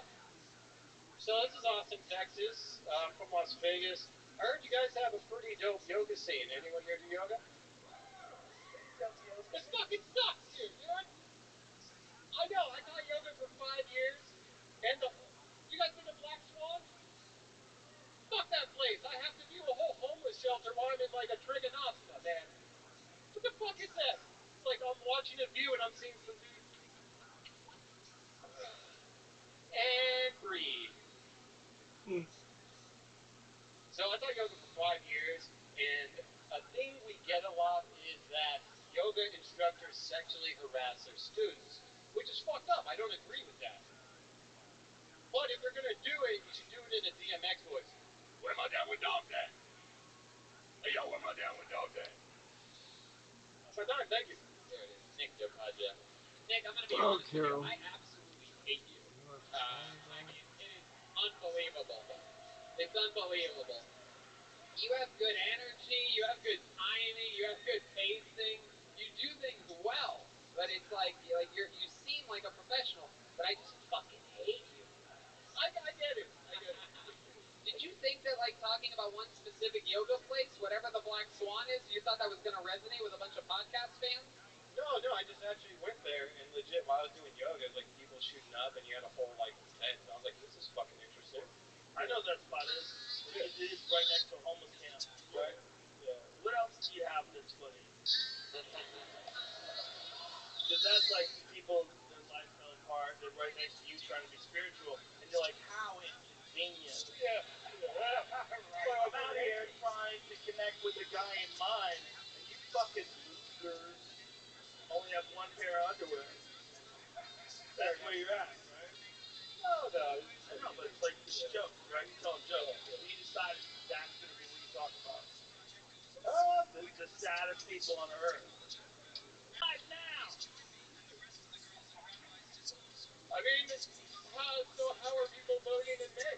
All right, Nick. So didn't we talk about that might be interesting? Good at anything? What about the yoga? Do you teach it? Yeah, I play yoga. That's the problem. Yeah, you're All those way people too are into listening to you. All those housewives listen to you. They're stretching deeper. Only time someone asks you to stretch. Stand up. That's a reference. really Inside inside joke. baseball, but stretching means that you do longer than your assigned And setting. you gotta do this. They say that from the If the sideline. next comic's running late or something. Comedians are fucking irresponsible drug addicts. Let's keep talking to if Wolverine only did yoga. What else about you, Nick DePudgeon? Hell, give us fucking something about your life other than the fact that you fucking jump on a mat every day. I don't know, man. I do a lot of things. I was rock climbing in Las Vegas. I got heavy into psychology, and I utilize psychedelics to kind of like change my brain a bit. You said a lot of things all together that are not really related to each other. Not related? Yeah, no, they're not related at all. I'm like a space cadet. I like jump around and shit. Yeah. Okay. Psychology? Yeah, psychology. What do you get into it? So when I was doing yoga, I wanted to like kind of pursue psychology. So I feel like there was a renaissance with like psychedelics and it'd be really beneficial. So that was kind of like my original plan. I wanted to utilize microdosing with like yoga stuff. Oh, I fucking hate you so much. I know. I'm getting rid of you. You were on a couple weeks ago. This is never gonna work out. Ladies and gentlemen, there he goes. Nick DePudgeon. No, I'm moving on. Nick DePudgeon, thank you.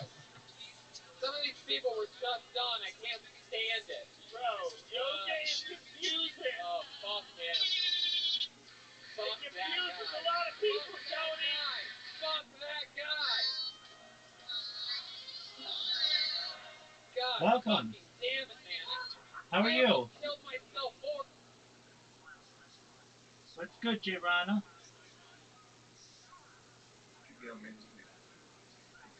How's your day going? Hello. Hello, how are you? Fine, what about you? I'm well. How'd you find out about me? Huh? How did you find out about me? I don't know. Okay. How's your day going? In home. I didn't go out. Why didn't you go out? I said I didn't go out outside. I know, why not? I don't have a reason to go out. Oh, very well. What are your hobbies? I'm just in home, using my PC and sitting. Very well. Do you like playing games? I'm a developer. I like to develop. What do you like to develop? I'm a developer as well. Well, what are you developing? I've developed some of the most successful apps on the App Store and Google Play. And right now I'm programming robots on social media. Oh, nice.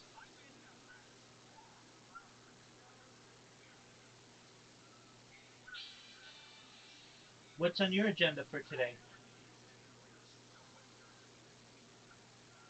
What's my what? What's on your agenda? What are your plans for today? I don't know. I think I'm going outside later to buy new microphone. Okay, very cool, man. What are your interests? What do you like to do?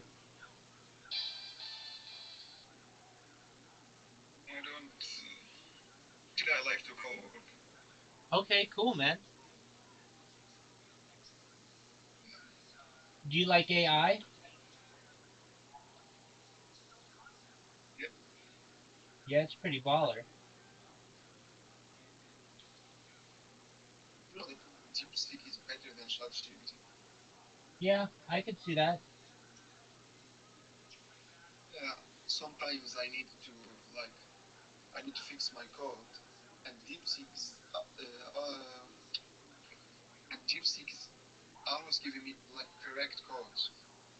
That's very good. Those Chinese developers are very talented.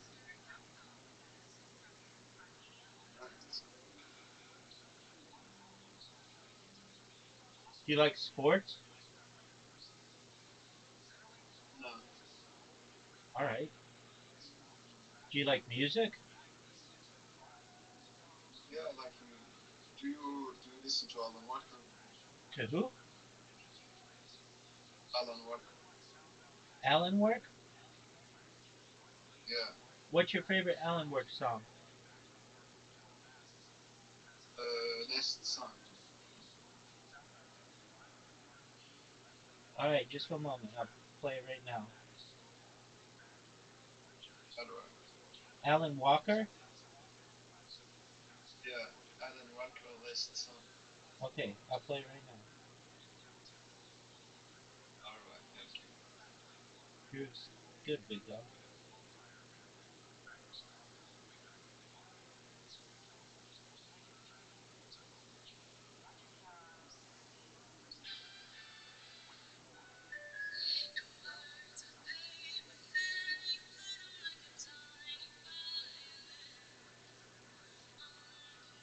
So how old are you? I'm 39 years old. Nice. What are you doing? What are you doing for a living? Pardon me? I said, what are you doing to live? Like, what are you doing for a living? I stream my life 24 hours a day, 7 days a week, 365 days a year. For world peace, I've been doing so for more than 3.5 years. I have more data archived on the internet than any person in global history.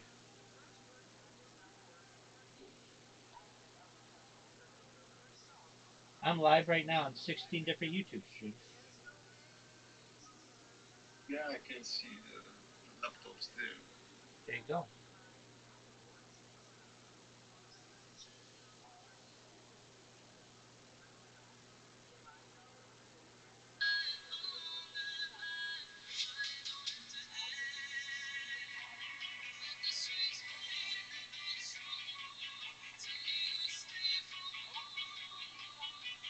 I like this song. Yeah, it's good.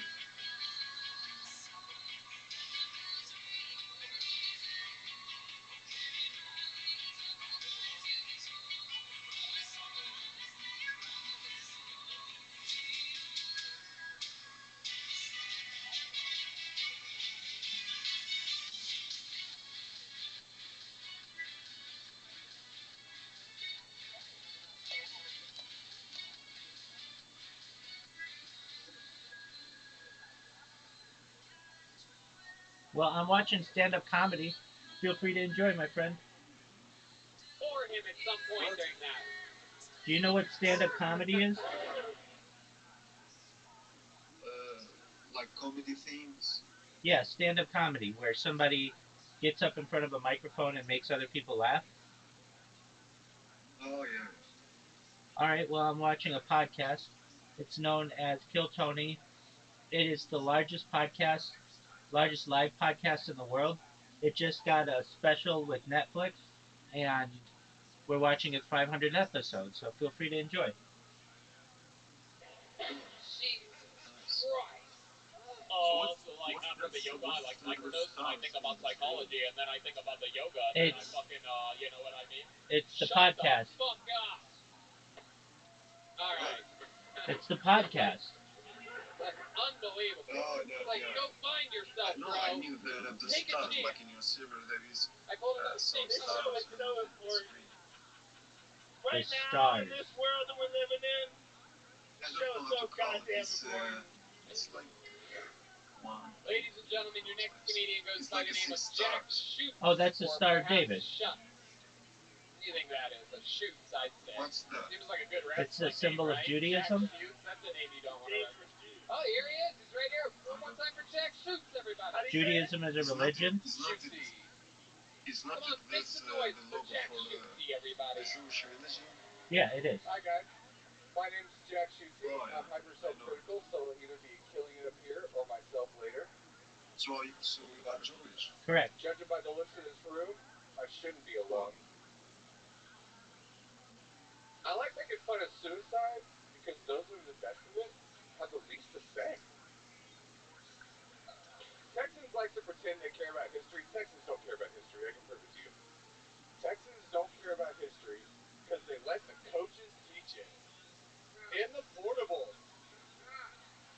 Y'all been there. Y'all been there. Okay, Coach Sauce here. All right, team. All right, team. Today we're studying the rise of Rome to illustrate the year 2000 dramatic historical film Gladiator. Next week, we'll be studying the dynasty in China to illustrate the year 2000 film Gladiator. We just passed an amazing an anniversary of a really tragic accident. Kobe Bryant had his death. And we all know he went down on that helicopter. We just hope he asked for consent first. All right, thank you. Oh, dude, you were doing so good. Yeah. If you just bailed at Hey, the this is from LA. Don't get mad. Don't get mad. Don't get mad. It's out of my hands. It was. I gotta stop. It was so good. The only one that laughed at that Kobe joke was Kobe. He's like, fucked up right there at the end. But that was a great set. I love you, Jack. How about a big hand for Jack Shusky, everybody? It was a great set. I'm super excited. My family has a historical. We built a building across Congress from Austin, and we lost it all in the 60s, and now I'm trying to build it back up again. So you lost it all in the 60s? Like, they were a competitive company with Walmart. Walmart came in and just dropped dick on the whole fucking business. Was it called Shootsy? It's called Tips, but just not even a joke there. It was literally Tips Hardware, Austin, Texas. If you're 60 plus, you know it, but yeah, nobody. I think I just found the new name of my comedy club. Just Tips? No, just $500,000? You're good. Oh shit, there it is. All right. Good luck. So, good luck with all that. Jack, what do you do for work? The chef, and now I'm an accountant. You're an accountant? What happened with the whole cooking thing? I wanted to be able to do stuff like this, and I'd be in the kitchen right now. So right. That makes sense because it wouldn't taste good. It'd just be jokes. What do you mean? What the fuck does that mean? You know, chef, I want to do something just like this. Professional chefs have to work at night. Every night, yeah. They have to work. So normally you miss like all your family birthdays. This isn't funny. Let's talk about funny stuff. We'll get there. We'll get there. You just tell us the truth, and then we'll make it. We're just trying to figure out who you are. No, you said you used to be a chef. Yeah. But you loved it. So trying to open my own business. I had an accounting degree. Met my wife. She's a CPA. So I was like, fuck it. I'll be an accountant for a while. Then I'll try stand up. Who knows? Okay. Who knows? What else in life? What else what do you and the lady do for fun? Normally go out to stuff like this, but since COVID, I mean, this is, we're here a lot at Paramount, see shows, comedy. So when Yeah, is the next stuff time in you the was Paramount a lot. outside? Yeah. Okay. Yesterday. What about any Have you guys tried ketamine? Today No, was we are outside. going too soon. Yesterday? We are going too soon. Big mushroom You should fans. try Big mushroom ketamine. fans. It's still early. It's still like 8 in the morning, so I haven't been outside No today. children yet? I've met God, if that's what you're trying to get to. How about yoga? You ever do yoga? Oh, You do yoga on ketamine with none of the dude. I go outside every day. Hey, I'm sorry. You guys should sit for each other.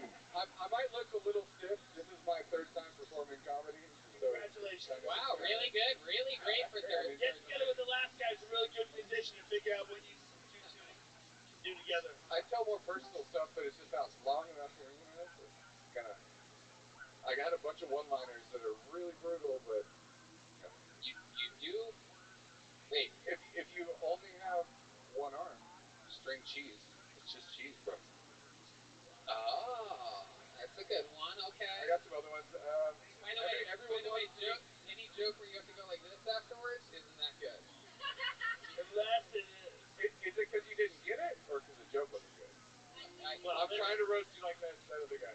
Don't make that noise. Oh shit. Okay, so Jack, tell us more about you. Give us something good about your life, your family, something really interesting. What makes you different? Going from working in a restaurant to working in an office is super interesting. This isn't a joke. This is serious. Our last conversation I had in restaurants was like, well, show of hands who stuck their finger in their ass.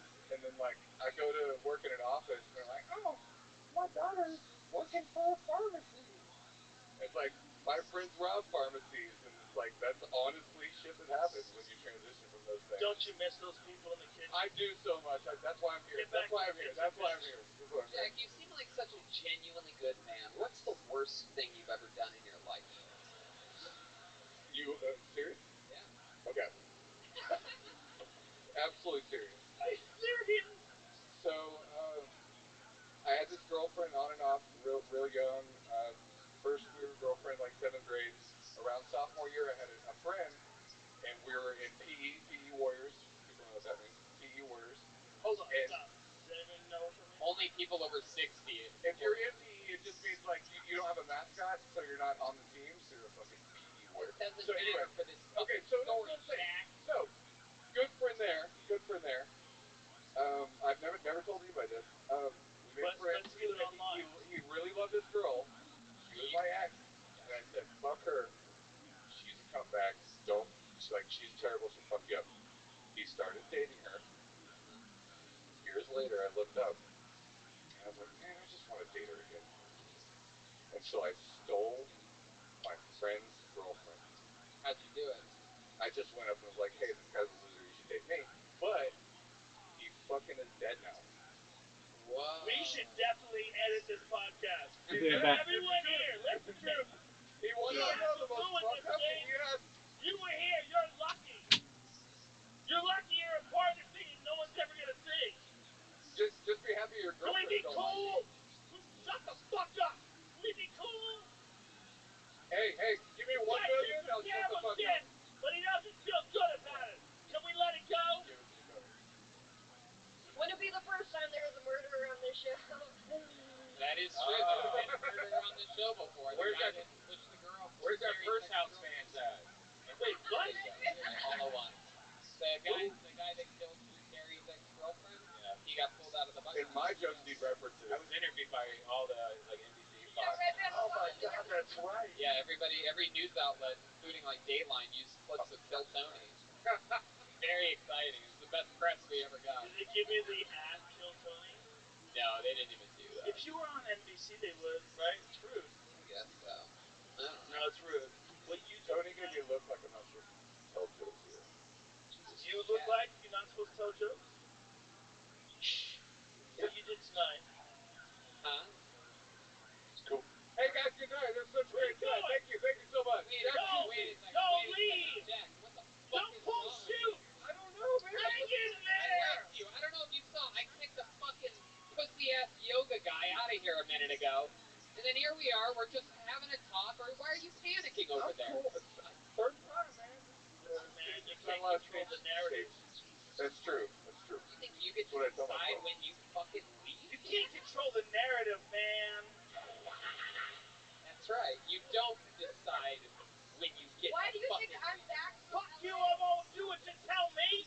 How many of you think we should make Jack stand against this curtain for the rest of the episode just for trying to leave? Here he is. He's part of the set, everybody. It's a Jack statue.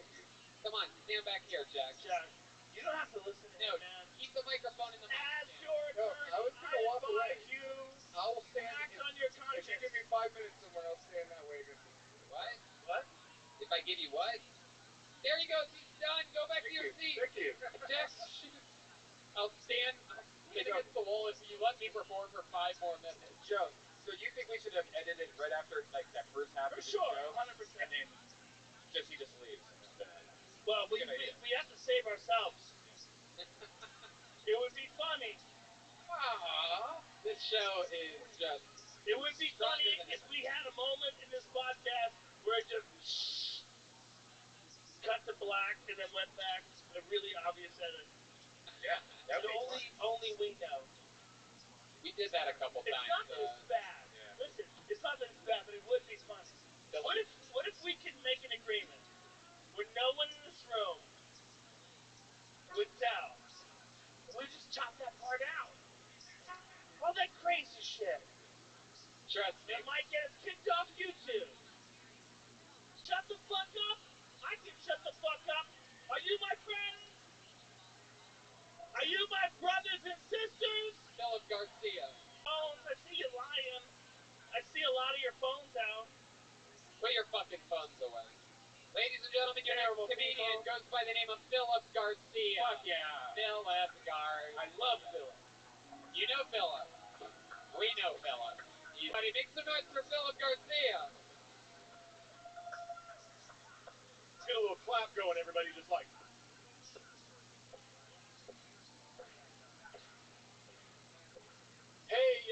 everybody, and I'm here to say that my name's Philip, and I'm not gay, but my dad is.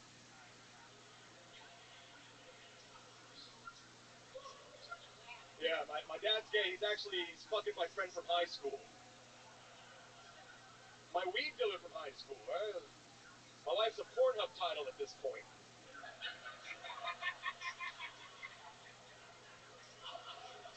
And I still can't get a good deal on weed either. What the fuck is that about? I don't know how to tell my dad that he needs to suck better dick. Cause that's a...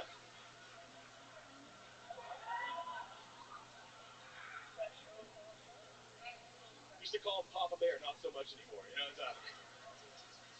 I should have known when we were kids, we'd go on bicycle rides, he'd take his seat off, and that's gonna be the, Thank God, Phil Garcia. Philip Garcia. Wow. Fuck yeah. Absolutely. Philip meleeed a single Kiltony appearance into multiple spots just a couple weeks ago at Antone's. Showed up to the Death Squad show, absolutely destroyed. A couple of times. Yeah, great. Opening for me April 17th. Yeah, I barely got here. I had a flat tire as soon as I exited 35, and then I just moved here today, actually, so I had all my shit packed. Uh-oh. Yeah, what's up, Austin? Another one. Dude, that was funny. You're really funny. Thanks, Joe. You're really brave, too. Thank you. Your subjects are brave. Thanks. It's all true. So. So, of course you got a flat tire, right? You know that, right? That's how the universe is going to do you. Yeah. What do you do for work? Where do I work? So I'm still doing pest control like 2-3 days a week. Of course you are. Yeah, got to. 2 or 3 days a week. Yeah, and then I just got my place down here so I can stay like Wednesday through Monday and keep seeing y'all guys. Perfect. What kind of wallet do you have? Wallet? Yeah, let me see your wallet. Empty. Look at the size of his fucking wallet. Oh my God, he's got a checkbook. Holy shit. You know what, Philip? You're not going to believe this, but I want to give you a new wallet. Compliments of our friends over at the Ridge Wallet. This is a brand new titanium Ridge wallet. Yeah, just for you. And if you open it up, you're going to find out that the great people over at Ridge Wallet decided to put $500 inside of it. Yeah. You just paid for my toe, dude. Yeah. No fucking way. Yeah. Oh, you just... You're welcome. Oh, man.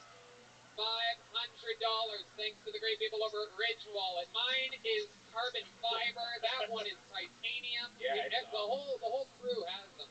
It's the best wallet in the entire world. You should buy it right one. now. Yeah. They're the shit. I don't have one. They are the shit, and you don't have to use your... Look at the size of that clunky fucking thing. It's like half a cow's ass. That's what this is. Fuck is that? By the way, this is the second time that the great people at Ridge have given us a wallet, and we had no idea we were going to give it to Phil. We had no idea it was going to come. And the 2 times that we've done it, both people have had the most ridiculous wallets. One guy had a piece of like manila paper.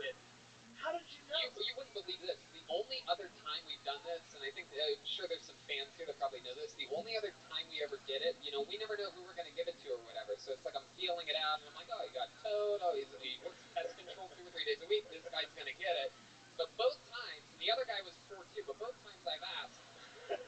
Yeah, both times I've asked, and this is true. You can look back on this episode or wherever it is and find it. But I asked him, what does your wallet look like? And I swear to God, he pulled out a tiny manila envelope that had a rip down the middle. It was just that. He's like, oh, my wallet's shit, man. I'm like, Jesus, ka-ching! Like, you gotta be kidding. I'm always hoping they don't pull out a fucking Ridge wallet. Yeah. Well, the only good thing I own is this Ridge wallet. But don't you think there's something weird about the synchronicity of this evening? Yeah. And there's so many things between you and David Lucas and all these other people. There's a weird synchronicity to it that almost seems artificial. You want to see more synchronicity? You want to see some more? You rap. Yes. You rap. What? Let's start your set tonight. What? Why don't we have someone else come up here and do a real quick rap? You guys might recognize him. Are you talking about Danny Brown? One of the most legendary guests in the history of Kiltony and brand new resident of Austin, Texas. Make some noise for Danny motherfucking Brown, everybody. What? Yeah. I didn't even know this. I know. Oh, what the fuck is happening? Holy shit. Holy shit. Holy shit. Holy shit. Holy shit. So you gonna make me rap, man? Goddammit. What's up? What's up? What the fuck's up, Austin? Danny Brown, ladies and gentlemen, Danny Brown! Please don't get up here and make me do this. All right. Fuck.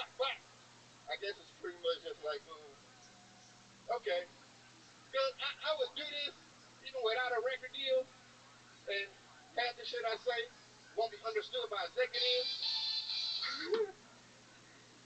I'm from that crack rock, find your grandma wedding ring.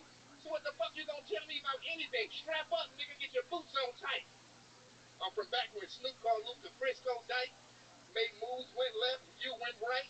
Niggas wanna be hot till they souls on nice. Long as I got the rank, can't tell me shit. You ain't got it, put you out like Hannibal Buress. Detroit Danny Brown. Fuck yeah. In the motherfucking house. What the fuck's up, Tony? Is there anything you'd like to say to the fans of Kill Tony? We haven't heard of you or seen you since that Detroit episode. Yeah, I was going through a lot that time. Danny, we I would just like to say, there was a lot of Adderall. And Adderall liquor basically turned to cocaine at that point, so I was going through a breakup at the time. I didn't give a fuck about life. I love that episode. That's one of my favorite episodes. It was pretty fun. People loved it. People loved it. Yeah. Danny, you just moved here to Austin, Texas. That's right. We're all here together now. We're all hanging. That's right. We're going to dinner this week. Yeah, man, you sold me out last week. Well, something came up. I know. I'm like, this nigga still in LA. Goddamn, it's time to move to Texas and shit changed. Trust me, it's very surreal to have to change plans with Danny Brown. It hurt me too. I'm like, what am I doing? I know. Yeah. I mean, save yourself a precinct visit, maybe. This is a weird town. It's great. I love it here. I mean, what do you love about it so far? You been to an HEB yet? I mean, I started coming to Austin from South by Southwest. You know what I'm saying? So I've been coming here like every year since I've been a fucking rapper. You know what I'm saying? So from then it's been like I just developed a great relationship with the city. You know? Fucking love it. You have such a great energy. You're one of my favorite artists. Thank you, guys. Ladies and gentlemen, make some noise. Just a quick cameo from one of the greatest fucking rappers in the world. Detroit Danny Brown is now Austin Danny Brown, ladies and gentlemen.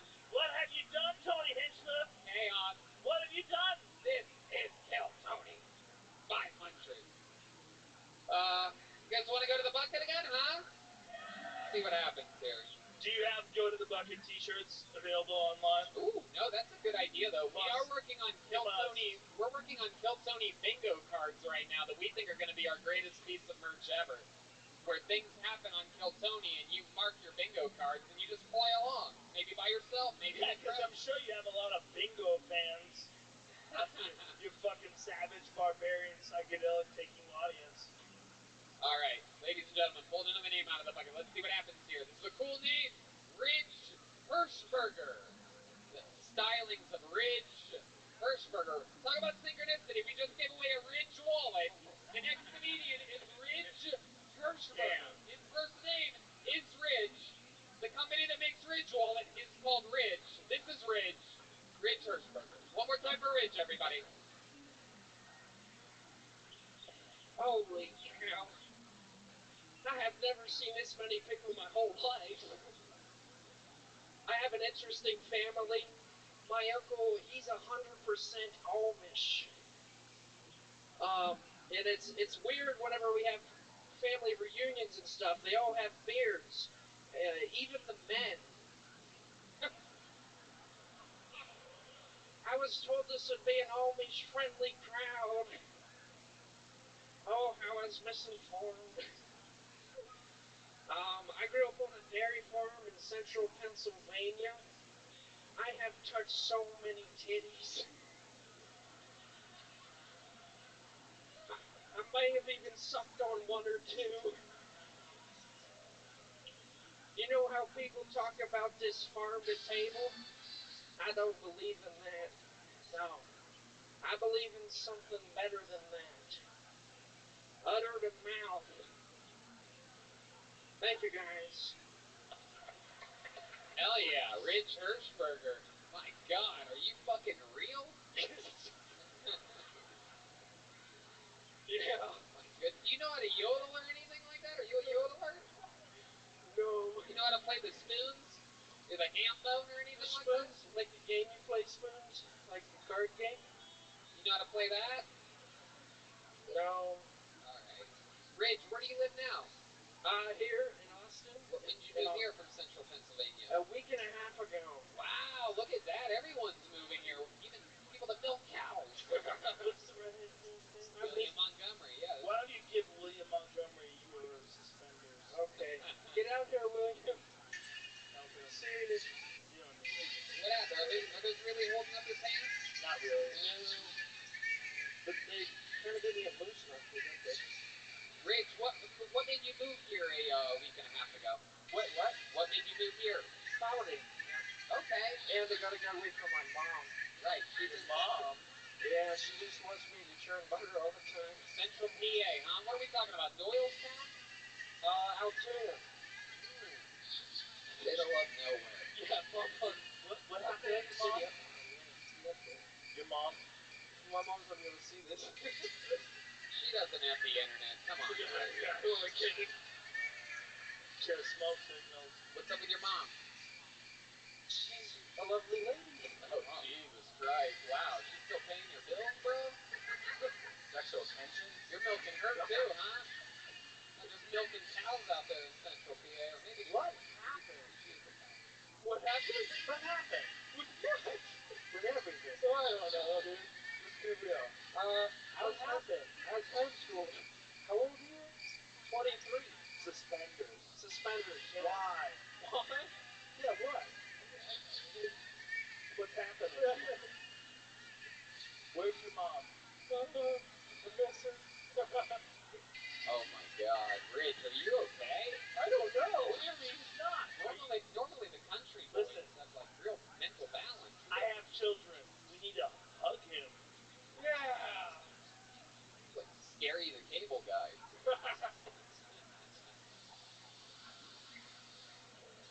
I thought Larry the Cable Guy like really worked on electricity and stuff. Of course you did. No one was around to teach you otherwise. So tell us about your life, Ridge. Other than being homeschooled and making it out here, like Are we gonna have 2 edits in this podcast? how are you blending into civilization? Terrible. Yeah. Duh. What do you do for fun? What I do for fun? We catch pigeons. Really? Yeah. You told you. What did you say? What are you talking about? I love that answer. Trust me, it's been almost 8 years. This is 500 fucking episodes. You count like 10 comedians times 500, whatever the fuck that is, 5,000 fucking people. You think I've ever gotten the answer? I catch pigeons. I love it. Give me new shit, please. Just don't answer. All I do is yoga and microdose. I'm gonna get you with Suspenders is a rare treat as well. This might be number 1. Yeah, it could be. He's the first non-fat guy with suspenders. We have a resident suspenders guy, the great Yoni. It's a here, weird right? choice. Oh, there's some big Yoni fans in the audience. Yoni, is he here? What happened? Wow, the opportunity of a lifetime miss. There it goes. And Rich Hirschberger, what's something crazy that you've done? You ever get in trouble with your mom? Like, God damn it, Rich, you really Stop fucked up. fucking me, Mom. Hey, there he is. There's Yoni, everybody. Look, his suspenders are blending in. This guy sleeps with fucking suspenders on all day, every day. It's coming back with the fanny pack. There he is, the suspender king. What do you think of this guy's suspenders, Yoni? Got the same pair. There it is. So I just wanted to check in with you. We gotta have Yoni every time a guy was suspenders. I was so pissed when I came here and I saw he had suspenders. He's like my arch nemesis. Yeah.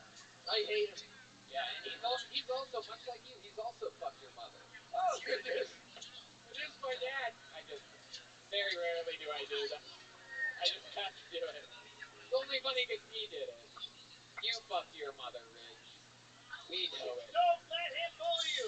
As your attorney. Ridge, you ever get in trouble for anything?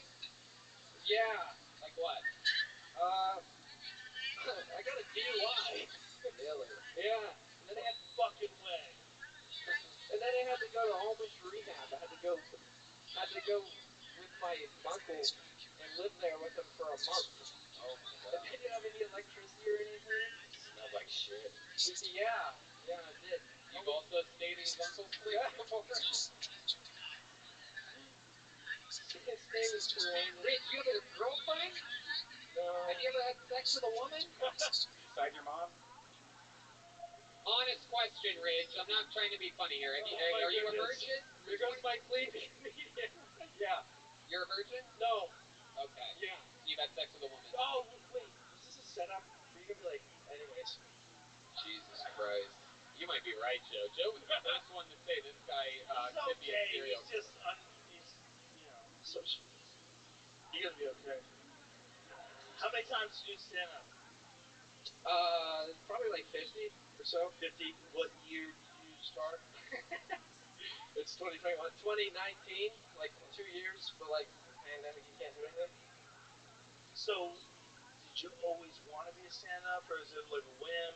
What are you doing? I didn't know being a stand-up was a thing you could do till like age 18, and then I found out that was something you could do, and I was like, holy shit, I love this. Yeah. I didn't actually find out until like I was 21.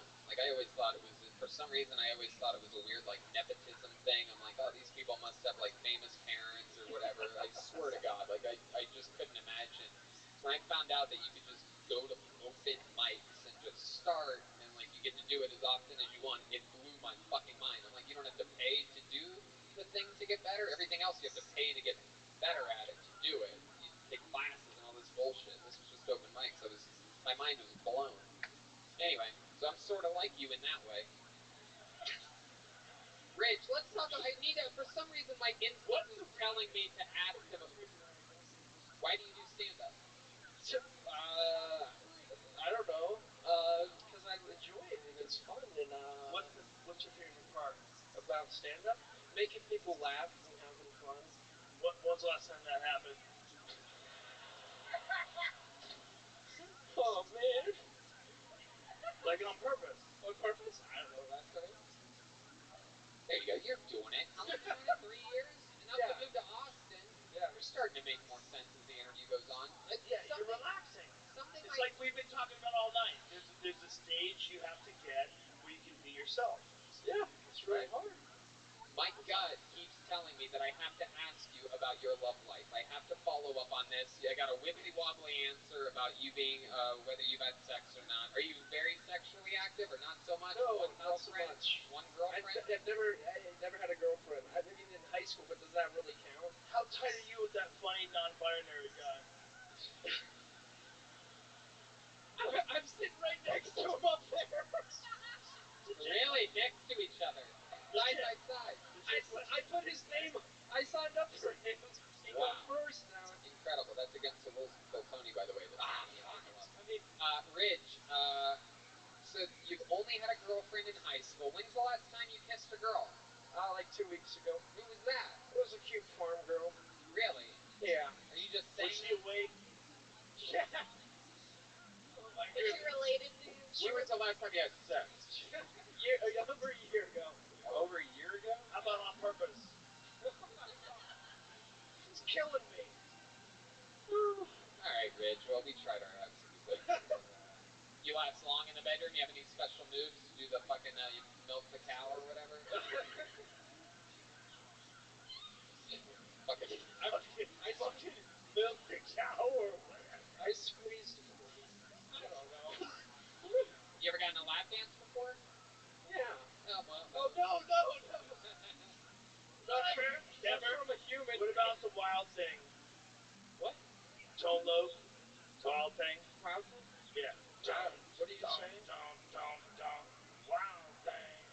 Have you ever gotten a lap dance to wild thing? No. What kind of American are you, boy? No lap dance to wild thing, Tony? Should we do it? How do we Should we correct do this issue? Come on, let's go. Ladies and gentlemen, thanks to our friends over at the Yellow Rose. No, it's okay. No, Jetsky, take that back. Take that back. We have an actual chair. There you go. Yeah, absolutely. Jetsky doesn't know stool. You don't get lap dances on stool. That's a death wish. Holy shit, what is happening? Wow. Kill Tony 500 presents our first lap dance. Oh my god. Rich, your mother's gonna see this. Woo!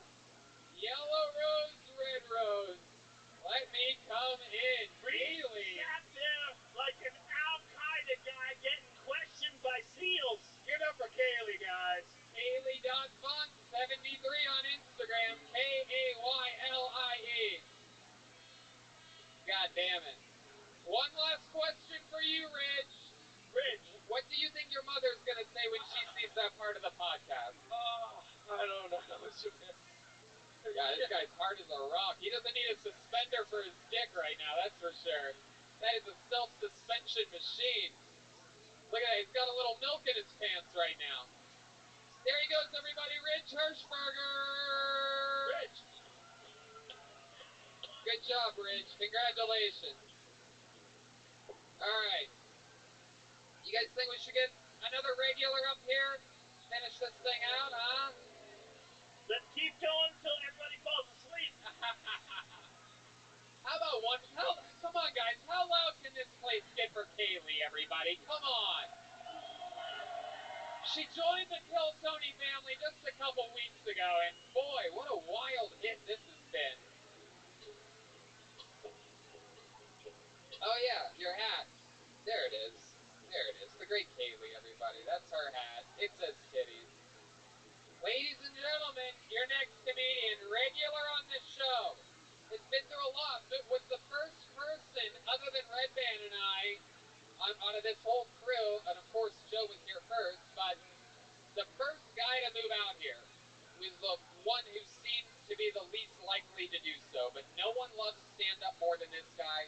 He started only a few years ago. We found him a little over a year ago in Hollywood at the Comedy Store and immediately kept inviting him back. He's an absolute monster, a super, super black belt out of Second City in Chicago.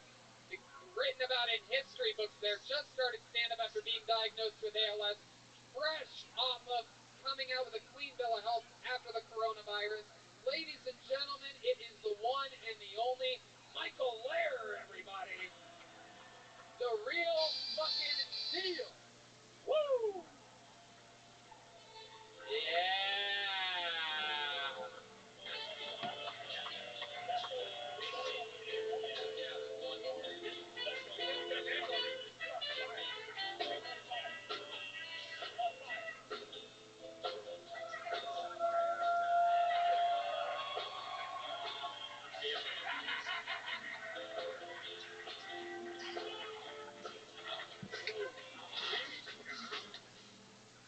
But microdose. It's time for your microdose. Yeah! The people listen are animals.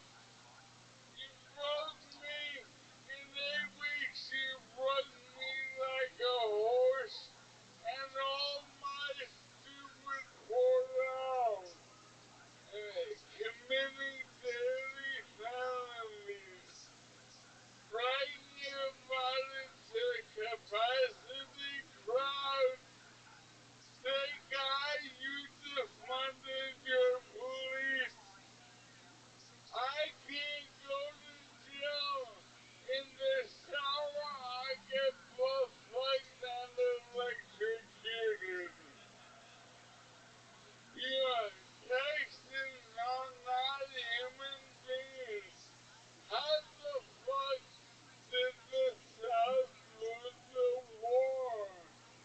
Did you run out of cocaine? That's why you defunded the police. You didn't see me dildo myself or anything, dog. None of you get the vaccine for free. None of you. I'm a Chinese import girl. Show me your Tear checking this dick. account. If any of you pre-ordered a nice burger on the internet and then waited one day to go inside for a fucking internet hamburger during the pandemic, no free vaccine. Can I just say one thing? Yeah, Joe Rogan. 1 minute. How the fuck did the South lose the war? Did you run out of cocaine? Hilarious. Was one of my favorite moments of this night. Without a doubt. Thank you.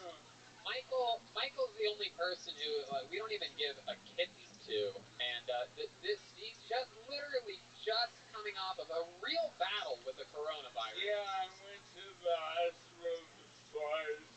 Feel sorry for me. But just to show you how powerful this fucking guy is, got a clean bill of health on Saturday. When did you get it? I had it basically like for 9 days real bad about a week and a half ago. Yeah, real bad he had it. Yeah. And in his 2 appearances, one on Monday back and one here, he both times did 2 minutes. Just straight up, just brand new material, nothing anybody's ever heard before. You know, setting a new bar. This is something that regulars just simply have never really done or taken advantage of. Well, I'm sentimental and a cunt, but my sentimental side, like, I love comedy ever since I was a fucking little fucking 4-year-old boy, and I got pulled out of this bucket December 2nd, 2019, and I'm a bigger comic than I've ever been, a better, and I'm here now and I can focus on just getting good, and there's nothing in life more fucking cool than that. Wow. Wow. Wow. Wow. Wow. Wow. You are the opposite of that fucking yoga microdose guy. It is incredible. I love you so much. No truer words have ever been spoken. That was beautiful, man. That was so real. Yeah. That's what you are. That's what you are. That's beautiful. And that fucking joke about how the South, that's funny. That's funny as fuck, dude. That's real. You run out of cocaine. What happened? And that's another part of this wild story is everything he's saying is true. He went down like he was on a real bender for a few weeks. He was hanging around some wild people in Austin and fucking, I guess everybody. Yeah. No one warned me that everybody's on uppers here, but Yeah. We need to kill a mediocre homeless person and transfer their energy into your body. Yes. Yes.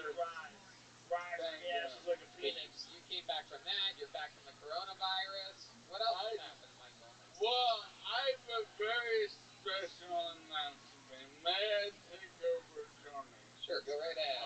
I love you so much. Now, thank you. Now, ladies and gentlemen, 22 years ago, around now, I had a baby. No, Welcome. How are you? Shut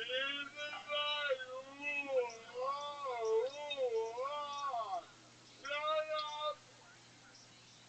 Now, I wrote for my son, who I did not raise, but I forced to perform Kill 20 jokes.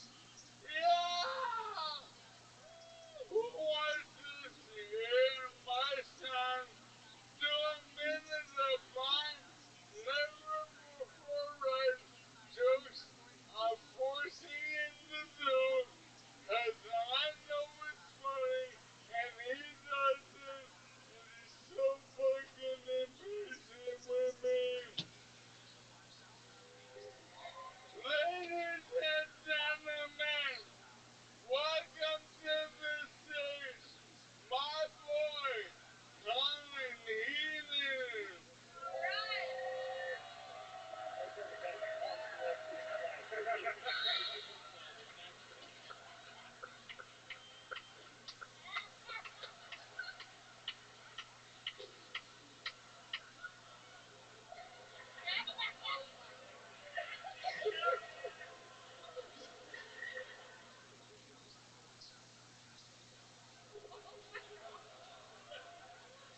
Hello.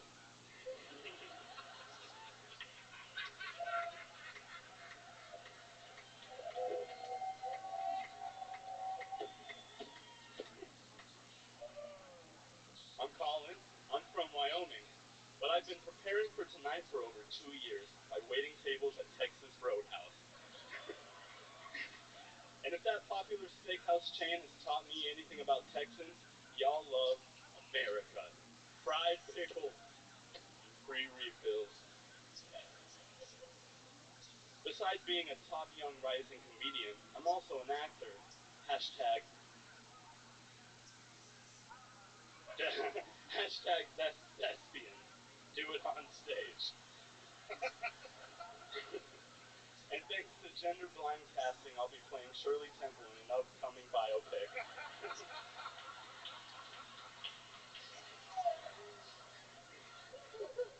I've been a hunter since I was 12.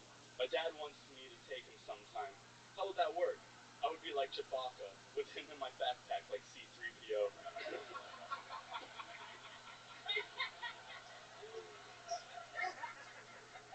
He'd shoot off half my curls. Kanye now lives in Wyoming. We go camping.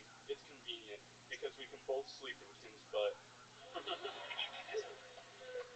Thank you. Wow. Let's hear from my son. That's the real deal. Colin Lehrer and Michael Lehrer. How fucking cool is that? A father-son moment. Hell yeah. We've been doing this every year on vacation for 10 years, and we always find a fun bit, and it's the best fucking thing ever. Now, Well, thanks. get off stations, my moment, please. There he goes, Colin Lehrer. Now, Tony. Uh-oh. May I say something? Yeah, absolutely. Permission granted. No, thank you. Now, I talk a lot about what garbage people live in this city, but I know that it's a great place. I'm happy to call home, and in fact, I love any city where in any hour of the day you can find an ex-junkie singing Counting Crows and Mr. Jones. So, fire it up, man. Let's fucking do this right now. La la la la la la la. Yeah. Oh. Tra la la la la la. Oh. Bring it down. Oh damn. Yeah. Now that's the new heroin. Damn it, this heroin. This heroin strikes up a conversation with some heroin. Heroin says this, she says this, and you know heroin. Oh, you know, there's so much heroin. Oh, why so much heroin? Man, I wish I was heroin. You would not deserve the morning. Oh, heroin.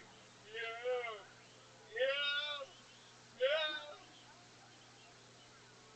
Nice meet you, heroin, Mr. Heroin. Believe in heroin. I must believe in heroin, 'cause I want to be someone who believes in heroin. Mr. Heroin to me, Talisa, I fuck you. Jesus. Fuck you. Michael Lehrer, everybody! Kill Tony 500.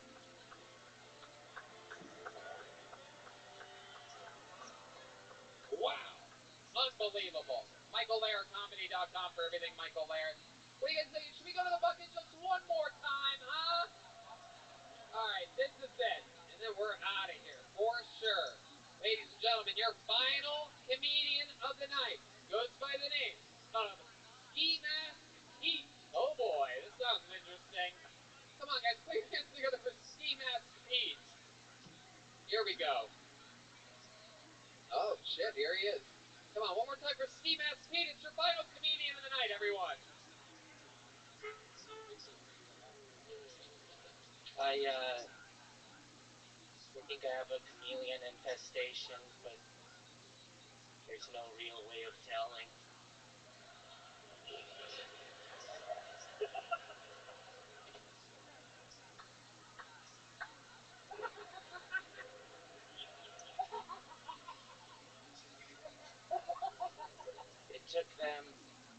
25 tries to make SpaghettiOs.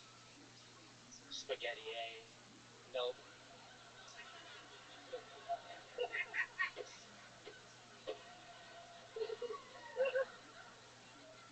I went to a palm reader last week, and she said, if your hand is bigger than your face, then you have cancer.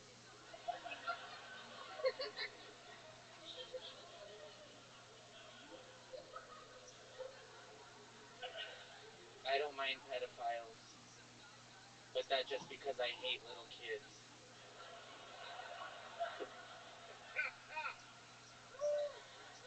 Wow.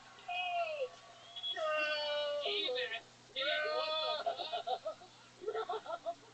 What the fuck, man? Awesome. Wow, dude. Welcome to the show. How long you been doing stand-up? 3 years. 3 years, huh? Yeah. When did you get out? 3 years ago. Wow. Ski mask. That was some funny shit. So cool, man. That was really, really funny shit, man. Thank you. I laughed hard. You're undercover. Wow. Look at you. What are you gonna do when the coronavirus shit passes? Probably get AIDS or something. No, you're gonna keep the mask? Oh yeah, I was doing this before Corona. Oh, that's not good, bro. That's not good. You gotta do what you gotta do. You're fucking funny, man. Get rid of that stupid mask. Let me see what you look like. Ski mask Pete. This is incredible. Dude, you're too funny, man.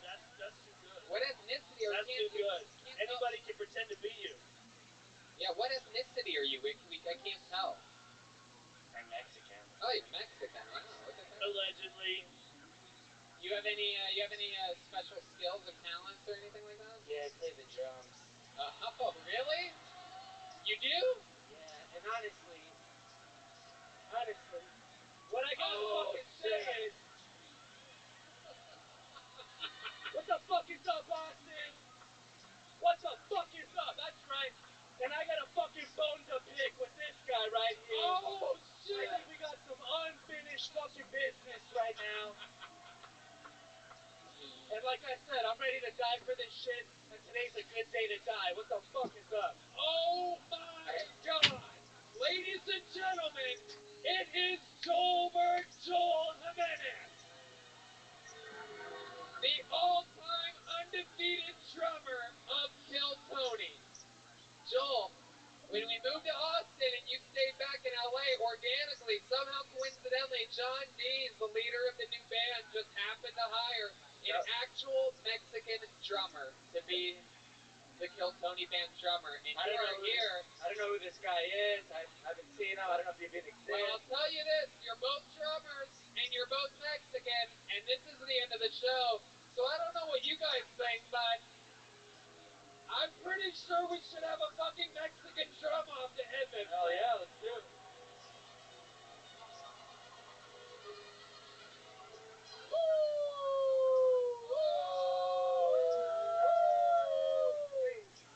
Oh shit! Michael Gonzalez was prepared. I feel like I'm in a Robert Rodriguez movie. This is what it is. Since Joelberg has never lost Mexican drum off, I feel like it's right that he gets to go second. Austin's own Michael Gonzalez will be going first. Oh shit! That's already more Mexican than any Mexican drum off I've ever been. Ladies and gentlemen, you're gonna decide. We have an unbelievable situation. A guy who's never competed in a Mexican drum off, that's the legit resident Mexican drummer of the Kill Tony band, is vying off against a man who is literally 36-0 and has defended his throne across the world, never losing a Mexican drum off. This is unbelievable. Going first, anything can happen. This is a drum solo by the current resident Mexican drummer. Ladies and gentlemen, make some noise for Michael Gonzalez.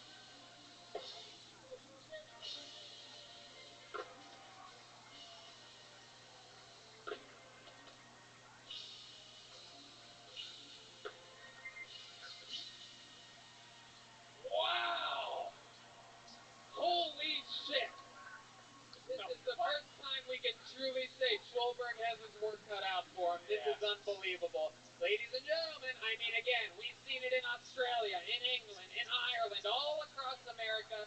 This guy has always said he's willing to die up here before he ever loses a Mexican drum off. Ladies and gentlemen, I present to you a guy that was the drummer for the show for literally hundreds of episodes. It is the return of Joel Jimenez.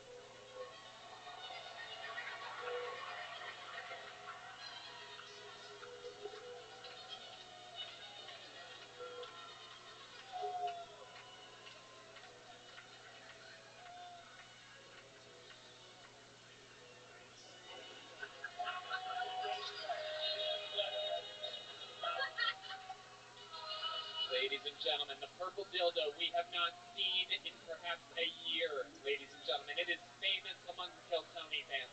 He's making adjustments, or chanting. He is touching, he is making more adjustments to the symbol. He understands that this is any given Sunday. Here he goes.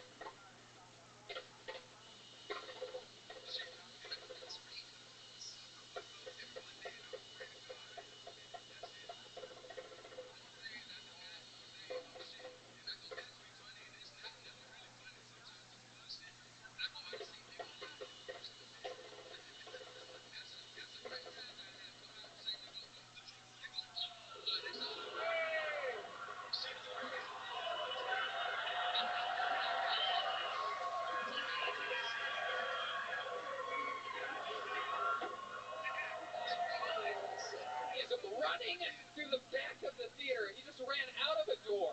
He ran all the way out of the exit door. Oh my god, he's coming through the other exit door. House lights. Here he comes. Up the stairs. Hold on, he's out of breath. He falls down.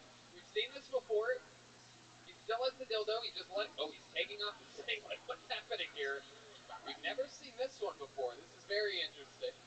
I don't know exactly what's happening. This is the part where we get kicked off of YouTube. And, oh, wow. Okay. I forgot how weird his ass was.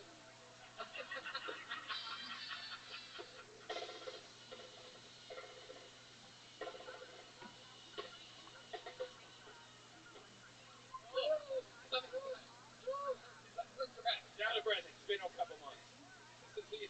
Whoa, wait a second. What is this? What is this?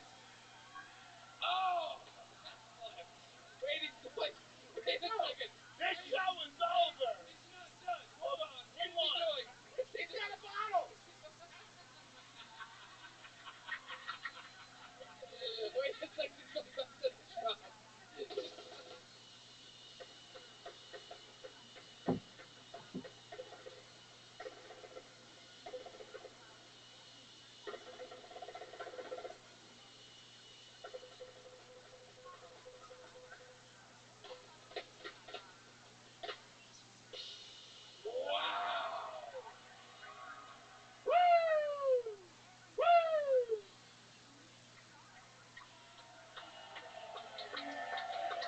Holy shit. Without a doubt, the greatest Mexican drum-off of all time. Brought to you by Whistle Pig, this drum-off. Whistle Pig whiskey, one of the only 100% rye whiskeys. I love this stuff. I drink it all the time. I just tried to talk into my Whistle Pig. I mean, my goodness, I think we all won this competition, but just for the sake... Yeah, that's his real dick, by the way, guys. Yeah, by the way, yeah, there's no stuffing. That thing needs its own sombrero. That's for Joe. Michael Gonzalez putting the sombrero. Michael, stand next to Joel for a second, though. Just for the sake of historical statistics, we have to ask, how many of you have Michael Gonzalez winning that Mexican drum off? That's good. That's good. How many of you have Joel Jimenez winning that? I voted for everybody.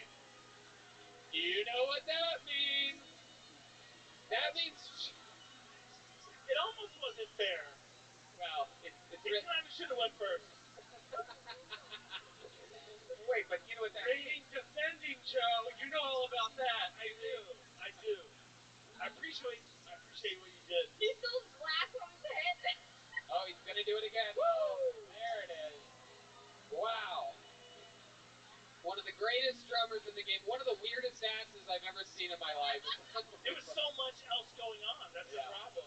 Oh, One yeah. guy drummed, the other guy did a lot more. Absolute chaos. It's not fair. Joel has It's like, what are the parameters of what we're doing here? You're right, dude. But I'm Joel has a sticking up for huge you. piece of glass still on his head. Yeah. A piece of glass sticking out of his skull currently.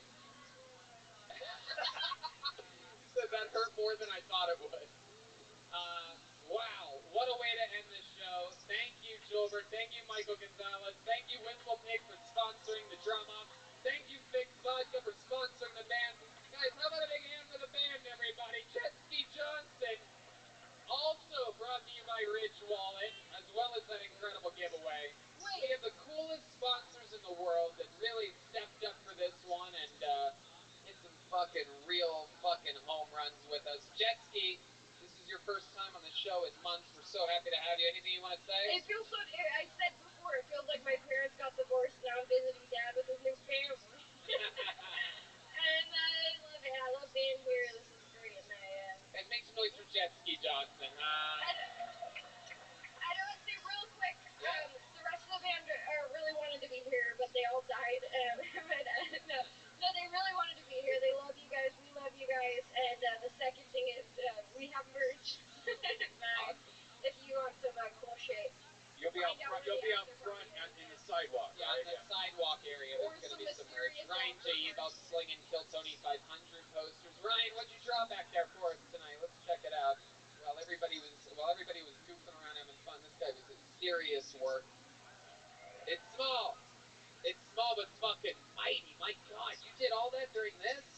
The details are absolutely incredible. It's every single person that was on the show. That is incredible.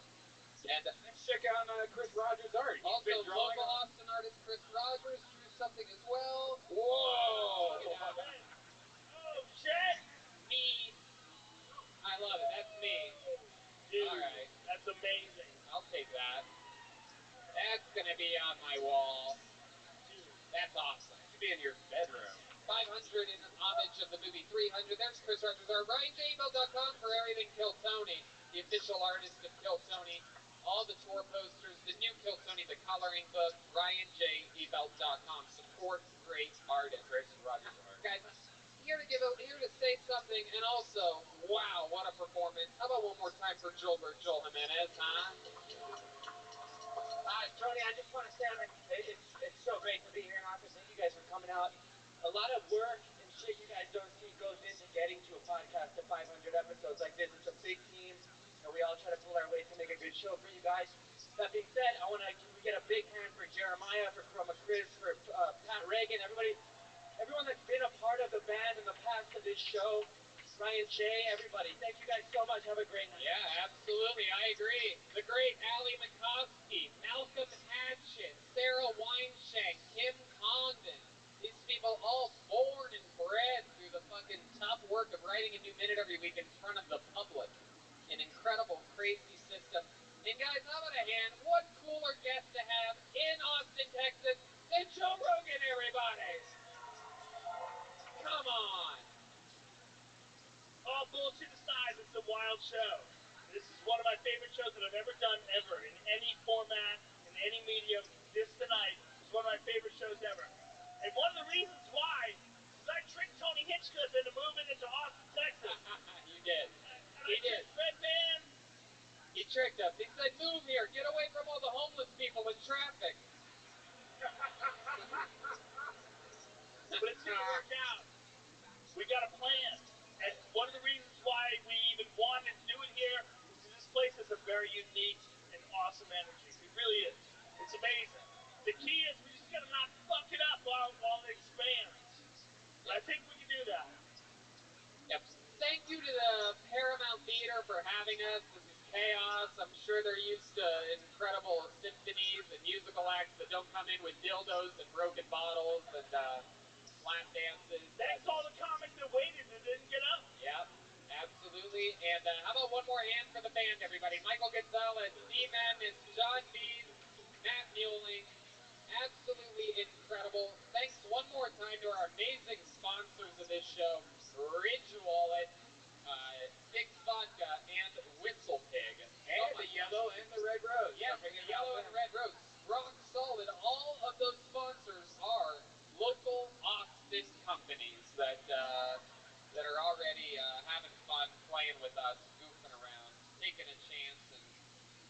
all growing together.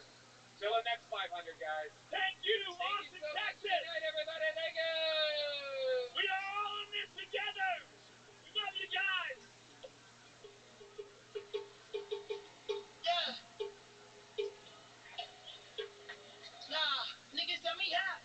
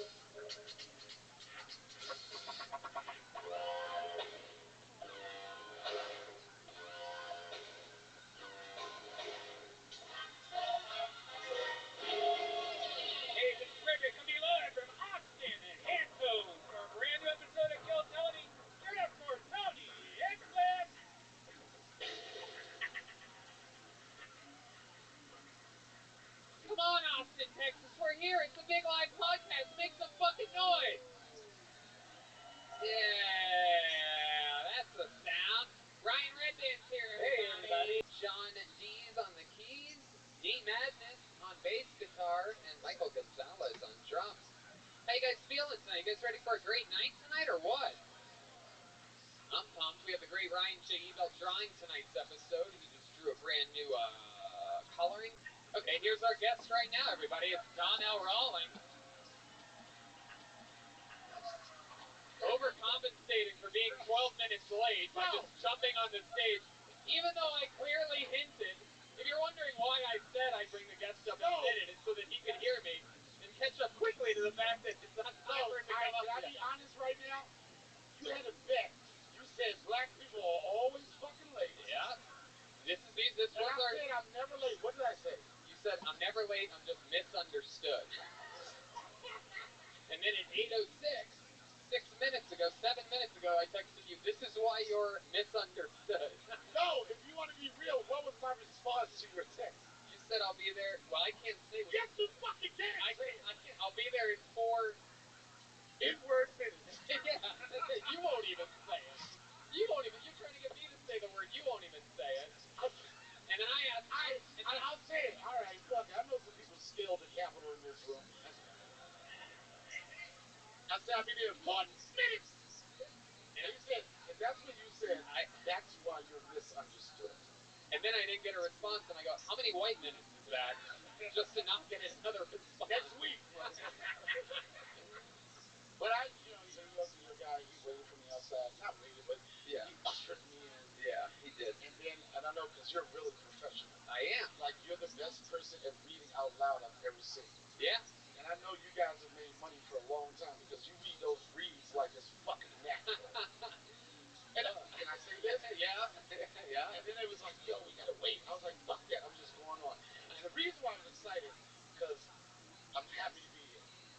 Real talk. For what we did, for what happened in the pandemic, and I seen how this was it is one of the dopest live podcasts ever. And for you guys to have the momentum that you had for so many fucking years, and for it to be like, it just stopped. And I saw it. I fuck with you. No homo. I fuck with you, son. But I saw y'all like would not give up on the brand. Yep. I saw you motherfuckers like, what can we do? You fucking left a home of a comedy store, went out to fucking what's the spot? Better Box Studios. No, not Better Box. It was another place you guys went to, comedy club. The Ice House. Ice House. No audience. Yo, I was like this. What the fuck is Tony doing in the Ice House? And he was trying to survive the pandemic. And I saw it. I was at the comedy store, one of the legendary spots for stand up, where we all come together. And I saw you like fucking like scratching your ear, like how long before I get the fuck out of Hollywood? Yeah. And then that's why when you called me, you're like, you're gonna be here. I'm like, I said this, and don't take this wrong. I said, I love you, son. Hell yeah. And this is it. This is our new home, Austin, Texas.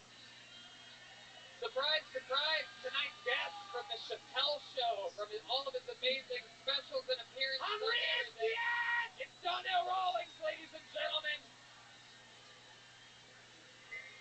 And now that Donnell is here, here's a little bit more about the amazing sponsors that made tonight's episode possible for you right now. Here they are. Guys, we've talked about it before. We're talking about it again. Truly one of my favorite products that I've found in the past year. It is unbelievable. It's Liquid IV. With one stick of Liquid IV and 16 ounces of water, you get 2 to 3 times the amount of hydration as plain water. This is a game changer for me. After golf, after shows, waking up hungover, you name it, Liquid IV is a magic trick for life. Tony, I brought some of my personal stash for us today. They have the new strawberry. They have the new pina colada. I don't know if you've tried that yet. And my favorite is the passion fruit. Now, we've been talking about Liquid IV before they've even been a sponsor. I've always had a problem drinking water, and this has changed my life. These contain 5 essential vitamins, more vitamin C than an orange, and as much potassium as a banana.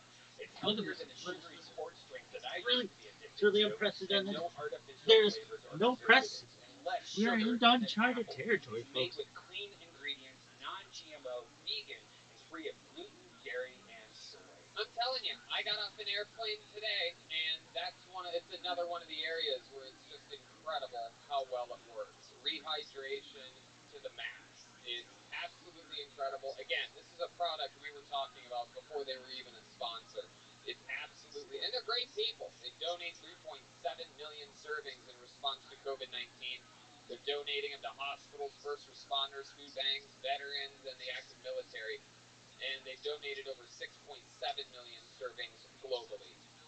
Grab your strawberry liquid IV or any one of their other great flavors in bulk nationwide at Costco, or you can get 25% off now when you go to liquidiv.com and use the code TONY at checkout. That's 25% off anything you order when you use the promo code TONY at liquidiv.com. Get better hydration today at liquidiv.com, promo code TONY. This podcast is brought to you by the Ridge Wallet. It's light, sleek, and industrial. It doesn't fold or awkwardly bulge in your back pocket, and it seriously changed my whole pocket situation. It's designed to fit easily in your front pocket. I was having some neck problems earlier this year. Turns out, you move that stuff to your front pocket, it's a whole nother level. Most people are still using wallets designed in the 90s, carrying around old receipts, pictures of their ex, and gift cards, and an organized mess. I mean, you know about this. You have a bunch of fast food place cards in your wallet. Come on. No, but I do think a lot of people like us still carried around that old wallet, you know. This one holds up to 12 cards, plus it has room for cash, or over 30 colors and styles. I got the carbon fiber one. It's awesome. If this wasn't enough to win you over, check out the 40,000 5-star reviews. The durable material means each wallet comes with a lifetime warranty. You can buy this wallet and carry it for life. The Ridge team is so confident that you'll like it that they'll give you a 45-day trial. You can test it out for 45 days. If you don't like it, you can send it back for a full refund if you don't love it. Look, I'm telling you people, every single cast member of Kill Tony has one. They use it. It absolutely works. It's sleek. It makes sense. Get your life together. Get rid of your silly, chunky wallet that your grandpa gave you. And have a better life with the Ridge Wallet. Get 10% off today with free worldwide shipping and returns by going to ridge.com/killtony. That's ridge.com/killtony. Use the code word KillTony. Don't forget, get 10% off. It's an amazing thing. Treat yourself. You'll thank me later. We're back, everybody. Are you ready to start tonight's show? We got Donnell Rawlings. We got the band, and I have a bucket filled with names. The band is black as shit. Yep. Yep. We upgraded. I love it. We upgraded. Black bands matter. Yep. Yeah. Bunch of people signed up for the show tonight. We have a couple surprises for you, and also Heather, can I get my drink by chance? Heather. I'm sorry, was I rude? Who's Heather? Heather works with Team Chappelle. She works with our merchandise. Oh, okay. And she's our go-to girl for everything. She's amazing. Okay. Yellow Springs, Ohio. Round of applause for Heather, everybody. Round of applause. Wow. I love that. Well, in Yellow Springs time, she got you here 45 minutes early, so that's perfect. I love it. You guys know how it works. A bunch of people signed up for the chance to do 60 seconds uninterrupted on this show and then talk with us afterwards. You know your time is up. You know your 60 seconds uninterrupted. Why are you making eye contact with me? For those of you that don't know, Donnell famously, while being one of the funniest and the best guests in the show's history, he's also the most interruptive. Yeah. I mean, I'm in the middle of it, then you're ordering drinks from Heather. And he has the most knocks of his microphone to the That's I'm true. sorry. That's why he has a little bumper. That was racist, bro. That was racist. That was We had to put a protective What foam are you on your trying to say? microphone. The only black people do that? Look at how hard you have to do it. I'm sorry. You know your 60 seconds is up, performers, when you hear the sound of a kitten. That means wrap it up then, or else you're going to bring out the angry 5th Street Bear. There it is. Yeah, you guys ready to start the show or what? Austin, Texas. This is the, what is this, the capital of rock and roll? You're going to have to do fucking better than that. You guys ready to start this puppy pie? There we go. Absolutely. Now it can begin. Shout out to my guy Yoni, best barbecue show. You want to go hate for no reason. Hey! And my guys from CM Smokehouse. You gotta check it out. CM Smokehouse with Golden Acres. Hey, check out the movie. So Fix Vodka, the new official sponsor of the Kill Tony band. Fix Vodka is an alkaline-infused vodka, which gives you less of a hangover. Started by a woman. It's an incredible story and an incredible drink. And they're the new sponsor of the Kill Tony band. Your first comedian getting an uninterrupted 60 seconds on this stage in front of you could be a local legend, could be a first-timer, probably nervous as hell. So make some noise for Jim Braglia, ladies and gentlemen. Jim Braglia. And like that, the show has begun. Episode 490-something from Austin, Texas. Here comes Jim Braglia to the stage. He's coming. There's a lady yelling from the back of the room. She's very excited for Jim. Okay. Here he is, Jim Braglia. One more time for Jim, everybody. How are y'all doing? So, been dating in the time of Corona. This is a weird time for everybody 12 months in. There's like 3 categories, right? You're either our love can conquer everything, or I can't stand this motherfucker. Well, for one more minute, I gotta sign the papers, we gotta get the fuck out. Or, I'm lonely and I'm ready to crush all that ass. So, being an Austinite and this is my first time on the stage, so it's a beautiful stage. I got early on in 2020, I got on Hinge, and I'm like, okay, this is gonna be my year, man. 2 months before lockdown, and I'm out there dating people every month. About every month, I'm meeting somebody new. Divorcee who's like, oh, you remind me of your ex-husband, my ex-husband. I'm like, no, that's no good, that's no good. The crazy girl who's like, you're cool, but I don't think I can come by. I go, what do you mean? You can't just come by and hang out at the patio? She's like, well, how do I know that you're not a serial killer? I go, what do you mean serial killer? I'm like, I'm just a guy that wants to meet a girl. And I go, so I go back, I go, hey, look, you probably shouldn't be dating strangers on a dating app. It's probably not going to work out too well. So, she didn't reply back, and I said, good. There it is, Jim Braglia going a minute 17 seconds with that dragger of a story. I hope that wasn't how the date went. Grab the mic. What's the big landing? What do you mean? I didn't get to land that one. What do you mean land it? Yeah. You could have done anything. Where are you flying from? You crashed it, bro. Right into the cliff. Yeah, man, it was really like Murder City. It was like, okay, how do I know you're not an action murderer? Are you still doing the same joke? Yeah. I wrote it today, and I was trying. Oh, we know you wrote it today, motherfucker. Yeah.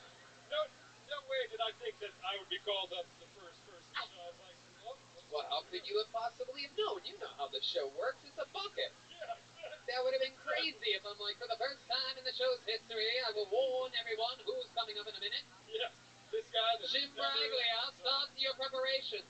Finish writing your extra long joke. Today is the day where we forewarn people. Welcome to the show, Jim. That's the same voice that white people use in contracts. Here at the airport, known as that's the thing like, I'll fly right here. Thank you for choosing Verizon. So, Jim, is this your first time doing stand-up? You said it's your first time on this stage, which is an odd thing to say, because how could you have been here doing anything else? Yeah, I mean, I've been where they're all sitting many times hearing music here. I've been here for about 9 years in April, but originally from Chicago. So I was a musician for a few years and did Second City Improv for a year. Okay, Second City. Was it Michael Larry? Oh, he's probably the guy that taught your teacher's teacher. Very, very incredible stand-up comedian. He closes out the shows here. Turned to stand-up comedian. I can hear him yelling. Yeah, it is. That is the crippled gentleman. I've got it said a few times. It's great. Okay. I didn't mean to say it like that, but I meant to say it like that. No, because it's funny. I'm sorry. Yeah. I'm sorry. No, you're good. You're doing good down there. You don't have to apologize. Okay. What type of music did you play, band? It was post-punk. Post-punk? Yeah. What's that mean exactly? Want me to give you a couple bands examples? Like Phil. Let me ask you a question. Answer the goddamn question. Yeah, it's like alternative rock. It's alternative rock. Okay, were you a singer? What did you play in the band? Yeah, I wrote the lyrics and sang. Can you give us an example of one of your songs that you sang? Just do it a cappella. Yeah, just jump right into it. We just gotta. I've never heard of acapella for pop rock. Yeah. Here's some. You heard it all before. Here it is again. Some post-punk acapella, ladies and gentlemen. What everybody wants. Come on, man. You were the lead singer. It's gonna be alright. No more sorrow now. Wow. Oh my God. I thought that would be a fitting line, Since I got the bear and all. Sound is man has just said his eyes are bleeding, ladies and gentlemen. He made a blind man's eyes bleed. The sound was so bad. Couldn't cut it as a blow, blind man. What is that song? Nickelback. Couldn't cut it as a blind man. Yeah. This is how you remind me. This is how you remind me of what I don't know the words. Bingo! A bingo! Bingo!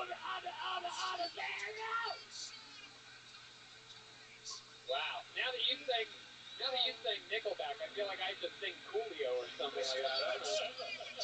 Something I don't know the words. Wow. Do I get to talk? Yeah, go right ahead. Absolutely. Because you got me stressed out, son. Your whole fucking shit changed since you came to Austin, son. You don't even used to laugh at my jokes like ha ha ha. Then you got this arrogant laugh. You laugh like this. You know how the black man feels when the white man laughs like It's like you just so entertaining, Darnell. Not quite the snap you had back in Los Angeles, but so Tony, is there a point in the show where I get to either critique or comment? Absolutely. Yeah, it can be at any point. You can do it right now. The one thing that I told you the first time I ever did your show that I appreciate the most is giving people opportunity that at least at one point in life you said, I wanted to try it for the first time.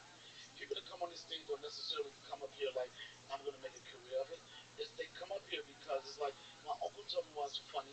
My daughter told me I was funny. Like, fuck it, why not give it a shot?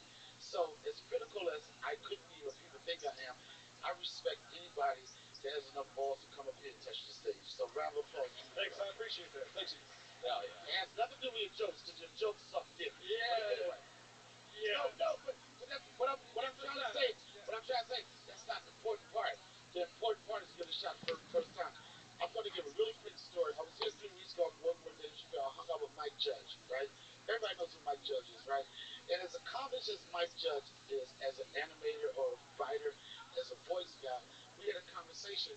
Come to find out, what a lot of people don't know is that he wanted to do stand-up. Never had enough balls to do it, right? He's a multi-millionaire and shit.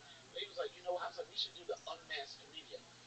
People that wanted to do it and just tried it. And a motherfucking multi-millionaire that get the fuck You're playing music on your phone on a podcast, Donnell. You're interrupting yourself while you're talking. We're getting copyright. You don't give a fuck about that. You just don't want that copyright infringement. That too. You're out here breaking the point I'm making is that some of the people that come on the stage. Did you just karate chop my arm, by the way? I did. It's impressive, man. The point I'm making is you can't lose. You know what I'm saying? The joke structure when you perform as a person that doesn't have a lot of stage time. You know what I'm saying? But if it's something. Are you disrespecting me, son? No, we're making a production adjustments here. Okay, the point I'm making is that we're listening now. We're listening. The black people laughing. I'm done. The point I'm making was that if anybody that hits this stage, this person has the potential to do something, or at least they challenge your peers. So the jokes wasn't really there, and it's kind of hard to evaluate a set when the comedian does not connect with the audience. Right. Only thing I know in your heart there's jokes there, but the thing that people miss is the first thing you have to do is stand up. You have to connect with the audience. I know you only got a minute, so maybe think about what the fuck can I do to connect with this audience instantly, and then once you get that, the jokes are gonna flow. Thank you, I appreciate it. That's definitely the thing. I was like 60 seconds. Absolutely, 60 seconds. Got to do shorter jokes. So let's find out more about you, about things that you can talk about. What do you do for work, Jim? I work in advertising. I'm a creative producer. Okay, you can't talk about that. What do you do for fun? A lot of live music that is not happening. You just go to live music. Yeah, I go to listen to live music now. You don't play anymore. I do not. No. Right. I play guitar for myself, but nobody wants to hear that anymore. Okay. And what's the best one of these dates has gone on? You're still single? You're still using these sites? Yeah, not really. More organic, man. not really into the site stuff. You're not into what? Not into the site stuff. More organic. You know, meet people where you're at and what you're doing. I mean, that's how you find your tribe and your people. When's the last time you got laid? A couple months ago. Months ago, and you met that person just out and about? Yeah, no, through the app.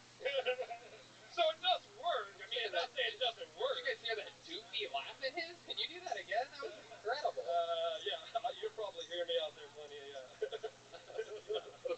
It's kind of goofy. Yeah. That's your real laugh, huh? That is it. Yeah. You're adorable. All right, man. I love it. What was the end of your joke? Did we ever get to the end of it? No. Was there a payoff at the end? No. Now it was the payoff. Fred, I did that whole eulogy to a comedian's career. There was, you know, I had a few bits and pieces, and I tried to write it really quickly. I was like, I'll put my name on there, I'll try it, but it wasn't. But you didn't have a joke. You just had the story leading. When did you decide that you were going to sign up? Why are the white people meaner to the white man than I was? That's just what we do. About 9:30 a.m. We're actually nicer to the black people. 9:30 a.m. this morning. 9:30 a.m. You decided that you're going to sign up for the show? Yeah.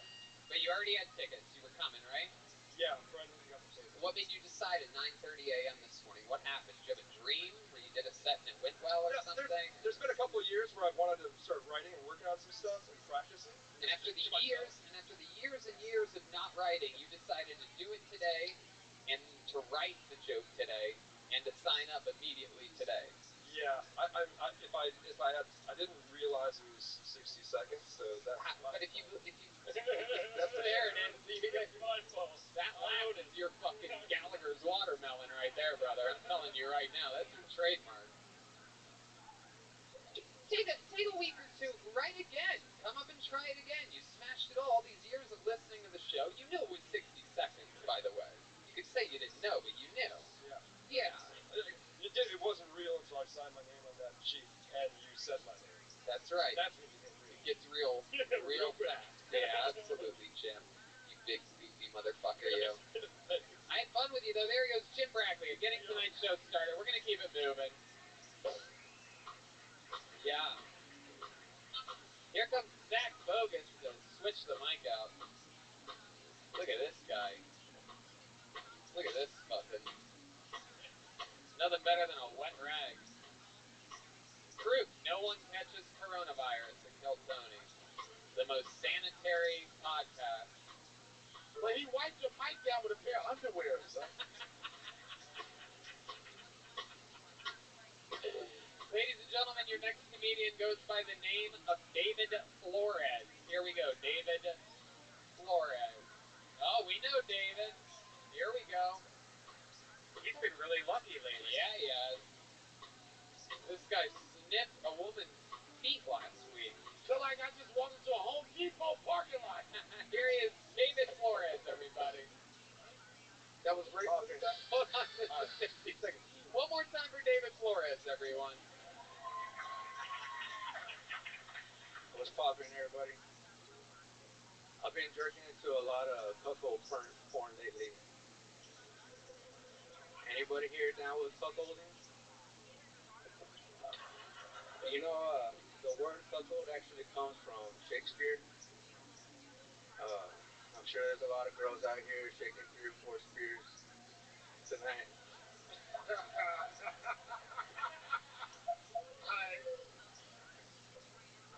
Man, I'd love to be cucked, man, for real. Like, the only thing is you gotta find a girl first, and shit. All my homies have been telling me, man, when are you gonna get a girl, dog? So we can fuck the shit out of her. I'm like, damn, I don't know, that's all. Just like me and all my homies gangbanging a sex doll and shit, so. But, yeah, that's actually all I have. Wow, David Flores, look at this. This is the guy that has been on the show, what, 3 times?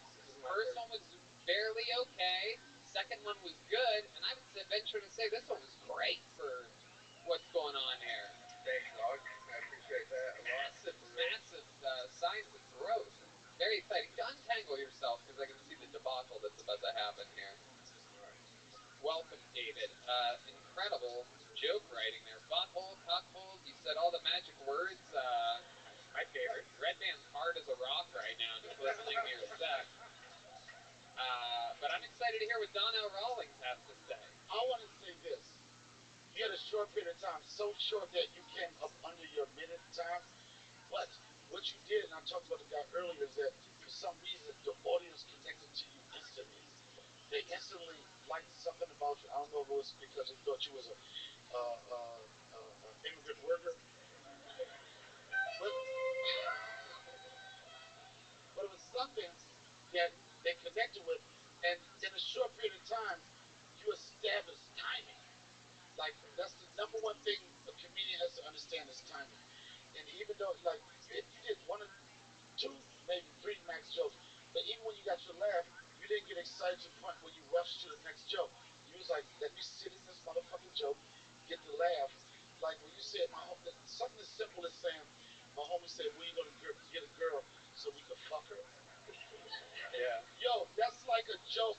That's like a joke that anybody could make work. But for some reason, they connected to your personality and everything, and it worked out. This is my first time seeing you. Fucking Tony just said you've been edited 2 or 3 times, but you know. And you just started, right? When did your career start in stand-up comedy?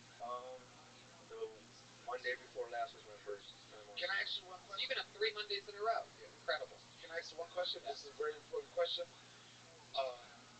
What made you want to do stand-up comedy? I've always been. I make films and stuff. I make comedy, I guess myself. I've been a fan of comedy my whole life. I've been watching podcasts and stuff for years, and always felt like I wanted to get on Kill Tony like after I graduated. Man, fuck this show, nigga. Tell me. And no, I'm just joking. It was over there in California, so I wanted to move over there, and I thought, man, it's crazy that it moves here. I was like, couldn't have been any better. Heck yeah. Yeah, I'm telling you, I came from a fucking grimy part of comedy, all black clubs. And then when you do these clubs and shit, you see a million comedians going on. And for some reason, you connect to one person. You like their personality. You can see the honesty in their eyes. Like you can tell, like you didn't do it, like oh they called my name. You did it like I fucking want to do this, and I want to get better. So I respect that. I applaud you. And it's true. We came to you. You didn't even have to move to California, even though you seem like the kind of guy that would love to cross borders to do work. You even bought a Los Angeles, California shirt. Look at that. That's the first thing you do when you move to LA. Yeah. You would have walked in there absolutely prepared because we all have those Los Angeles, California shirts. That's the whole style there. Do you have Austin, Texas shirts as well? No. Do you have any Mexico gear? You have any pet show in Mexico? Soccer. Any of the HO? No? Now, last week we found out that David Flores actually has a fetish where he loves if women have smelly feet. And I asked if it was a woman out there that wanted to have her feet sniffed, and like a, what's it called? A sommelier? Sommelier. Sommelier? Yeah, why you look at me like I'm helping you pronounce sommelier? I look at Rick, man. I'm surprised that you actually do it. Well, you can tell he's a big guy. You should find a girl that she wants to cook with me. Like. Wait, what? You should see if there's a girl that wants to cook with me. Now, what would that mean if a girl comes I know what cockle is. I know that. You do? What is it? Cockle, like when I. How do you say it? Cockle. My mouth is dry. It's like, this is what I know. This is what I know about cockles. Cockle. It's a porno shit, right? Yeah. It's usually like a white dude, yeah, right?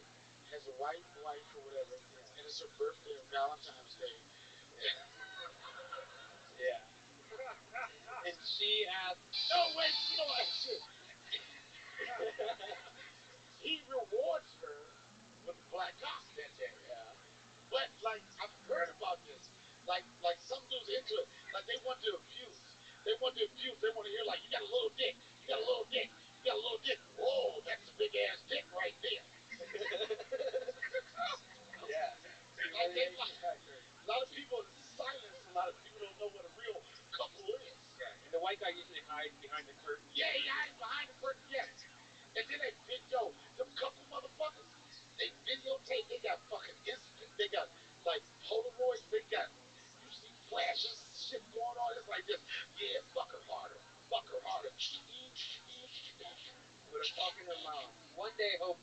all this equality stuff happening, there'll be a white guy that comes in and cuckolds black guy's girlfriend. That's racist. It is? What if she like That's when a couple dies. What if it's not Valentine's Day? What if like the girl misbehaves? That does not make it, because I know black bitches like you, so shut the fuck up, son. You was on black bitches hard as shit. You want me to tell you the year? Yo, you had swag like, okay, Shakina.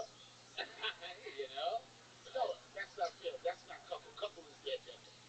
It's a joke. Is this something you'd really do though? Would you have sex with a guy's lady? You know, that's weird though, because would I be the dude? Yeah. Yeah, I have a feeling you would. Yeah. Yo, got. Okay, never mind. Yeah. Well, you don't have to ask if you can talk.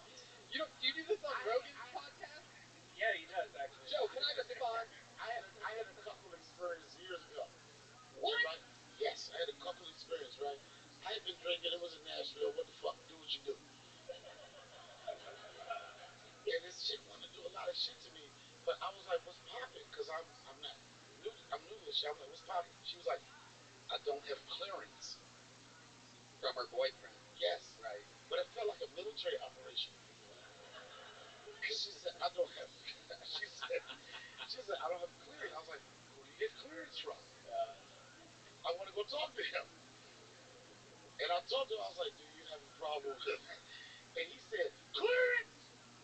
Wow. Yeah, he yelled it out, and I had clearance. Maybe he just thought your name was Clarence. Pulp Fiction. Yeah. The Supreme Court Justice, perhaps. Yo, Tony, I did not fly. For this. He did fly in from LA for this. I flew in here for clearance. Yo, so did you ended up hooking up with I took her down, son. Wow, look at that. Down! What? Like I took her down. Wow. It was a good day. Where was he during that? He come in, keep yelling clearance. He just kept yelling. How he's watching you? This is the first time I ever told a story. Yo, what the fuck? What am I gonna do, nigga? Is he jerking off while he's watching your ass? I don't go to the You didn't look over at him while he's yelling clearance? All I know, I was just tearing it down. Wow. You know that type of, I don't know if anybody ever experienced this type of tearing it down. You ever tear it down so hard and you say to yourself in the back of your mind, like, is anybody filming this right now? He could have been. Yeah, you didn't even turn around and look at him. Right, jerking off with one hand and filming with the other. You are revisiting the jerk off. Because you know that's why he wants you to do it. I'm not making eye contact with him. You look back at him like this.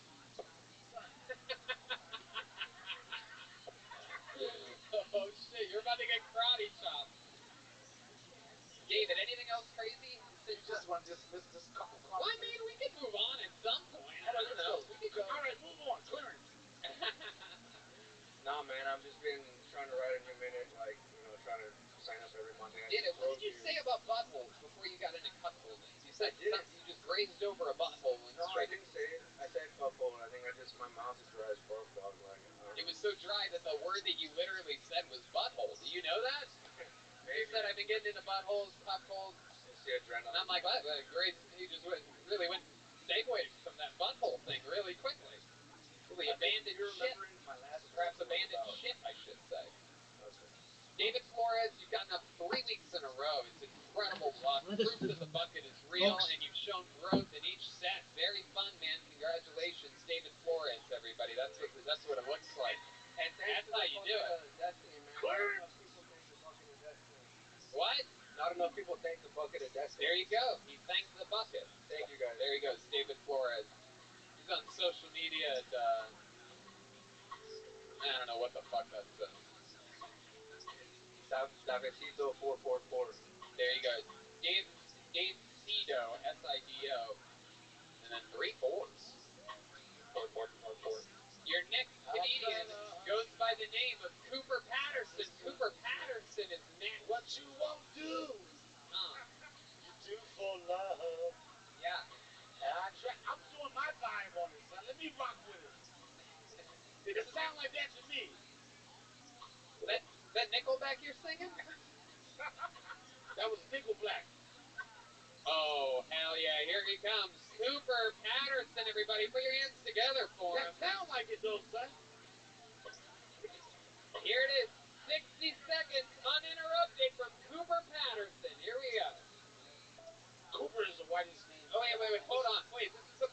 remember this one part? I gotta shut up. Remember the one rule? 1 minute. Keep it. The 60 Okay, seconds. all right, I know that. Okay, all right, stop it. Yeah, hold on. Face the other way. Face the other way. Okay, Here's the way. first off, it's a minute when they first start their first joke. Is that fair? No, it's not. When I say their name for the last time, we did this show 496 times before you got here, Donnell. Son, I didn't know it did that. I'm sorry. It's not a race to talk before All right, I'm you. sorry. And you was like, you was very like, no, Donnell, you know the fucking rules. Well, no, it's just 1 minute. Famously, you've been on the show 3 times, Donnell. I know. But what I'm saying, I thought it started when they be like this. No, they don't do that. You're the only one that knocks the mic. I know. Here we go again. Ladies and gentlemen, 60 seconds uninterrupted.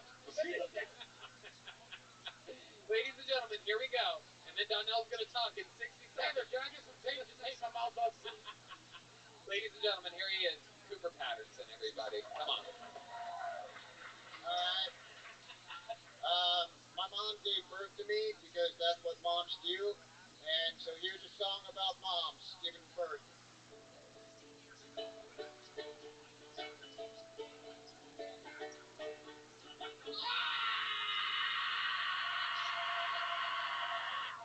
Get this fucking woman out of me! The baby's coming out of my fucking vagina! Fuck you, Carl! You said you were gonna pull out, you fucking piece of shit! I fucking hate you! I wanna cut this fucking dick off for the fucking get it!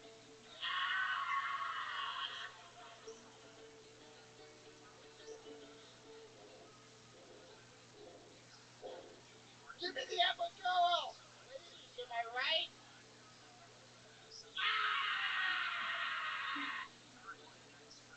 This baby better be a doctor or a lawyer, not some fucking bullshit comedian! Ladies and gentlemen, Cooper Patterson. That was incredible. Great job. Normally, you're the first person with a ukulele to ever do good on this show. Incredible. Shockingly good, Cooper. Welcome. How long you been doing comedy? Almost 3 years. 3 years. All of it here in Austin? Actually, I drove all the way here from Nevada, Iowa.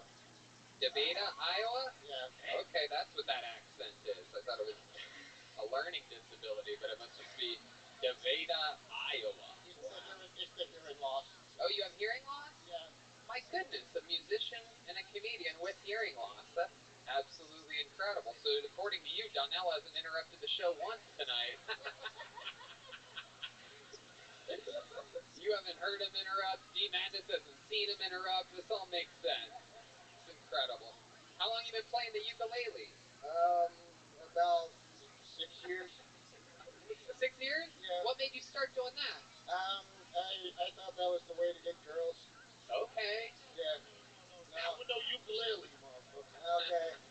Did it work for you? It made me look interesting, but not willing to go all the way. Oh, man. My goodness. So, you don't have a girlfriend? No. Do you ever let girls play your ukulele? If they want to. Oh, okay. Do their husbands ever give you clearance? It's called a callback. Fuck this one. After a show one time, I went to a house party, and there was a girl who was like, I saw her like before the party, and she was snorting cocaine, like 3 lines at one sitting. Turned down for what? And then she came up to me and was like, do you know how to play Can't Help But Falling in Love with You by Elvis Presley? And I played it for her, and then she was going to do the sex, but then she found out I was 24, and she said ew and walked away. Wait. She was going to do the sex? Yeah. How old was she? She's in her 30s. She didn't want to fuck a guy because he was 24? Yeah. He sounds like he gotta have criminal charges before do the sex. That sounds like some court document shit. Hell yeah. When are you gonna have sexual intercourse? No conviction. Have you always had a hearing issue? Yeah, I was born with it, for both ears. What? I see why you wrote that song. Your mom must have been yelling extremely loudly. Lose your hearing at such a young age. I I wouldn't know because, like, if they ever get mad at me, I just take out my hearing aids and. Oh, you got hearing aids. okay. You have hearing aids. Oh, yo, I know this is so fucked up. Yeah. I just realized he really got hearing aids. Yeah. It's true. I heard the technology for hearing aids is pretty badass nowadays. Like, it's actually, you have like Siri and shit in there. Yeah, I got hybrid cochlear implants, so I had the surgery, and they have Bluetooth, so I play music all the time. So cool. Wow. It's so cool. I want hearing aids. You got motherfucking Dr. Dre beats in your ear? Yeah. You play human beats? I like to play them when I go to Christmas Mass because my grandma is still alive, and I actually do play Dr. Dre while I'm at the Christmas Mass. Wow. So you can take a minute to understand what just happened? Yeah. I made a Dr. Dre joke and it was part of his fucking life, and you walked past and skipped over it like it didn't fucking happen. No, I mean, I loved it. I'm just letting it all play out here. I don't really believe him. Seems more of like a Nirvana kind of guy to me. Yo! Like, can you do like some of the lyrics from Dr. Dre that you know right now, since you listen to him so often at church? or am I going to be proven right that you're just trying to look cool in front of Donnell? A little bit of both right there. Give us all your Dr. Dre lyrics that you've memorized from all your years of listening to him. Just any lyric will do. Smoke weed every day. Wow, there you go. I mean, you really proved me wrong there. I'm pretty sure the fucking Karens in the room would know the answer to that one. No disrespect to the Karens. So, Cooper, what do you do for work? I'm in school right now for video production. Right now I'm a cashier at Walmart. Oh, sorry. Yeah. It's adorable. What's the grossest thing you've seen at Walmart? Like a girl with her tit hanging out, or Black Friday. I mean, it's Iowa, so I just see a lot of gross people all day. Right, yeah. For sure. Yeah. Wow.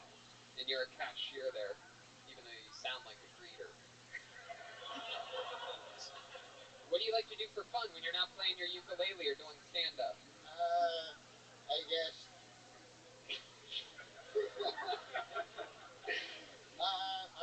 I watch TV, I read, I go hiking. You watch TV? Yeah, like with the soap and water, you wash it?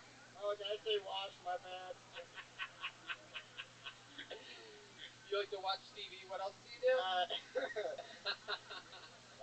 I don't know what to say right now. You're fun, man. You're killing it. We're having fun. It's great. Yeah, no, I just watch TV, play video games. Oh, I love it. What kind of video games do you like to play? Just finished the Spider-Man game, the Miles Morales video game and everything. I don't in Madden. All right. Starting to find out why women in their 30s don't want to fuck you? Yeah. Hey, sweetheart, you ever play the Spider-Man game? You want to go to my place, watch some TV?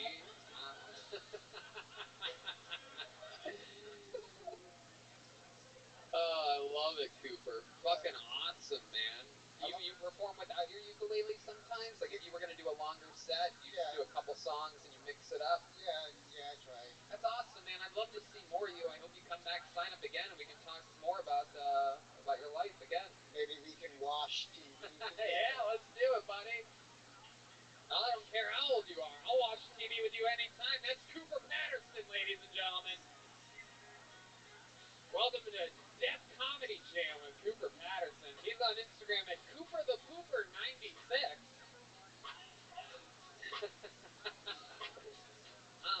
It is cool though that hearing aids are so advanced now. You know, it's kind of cool.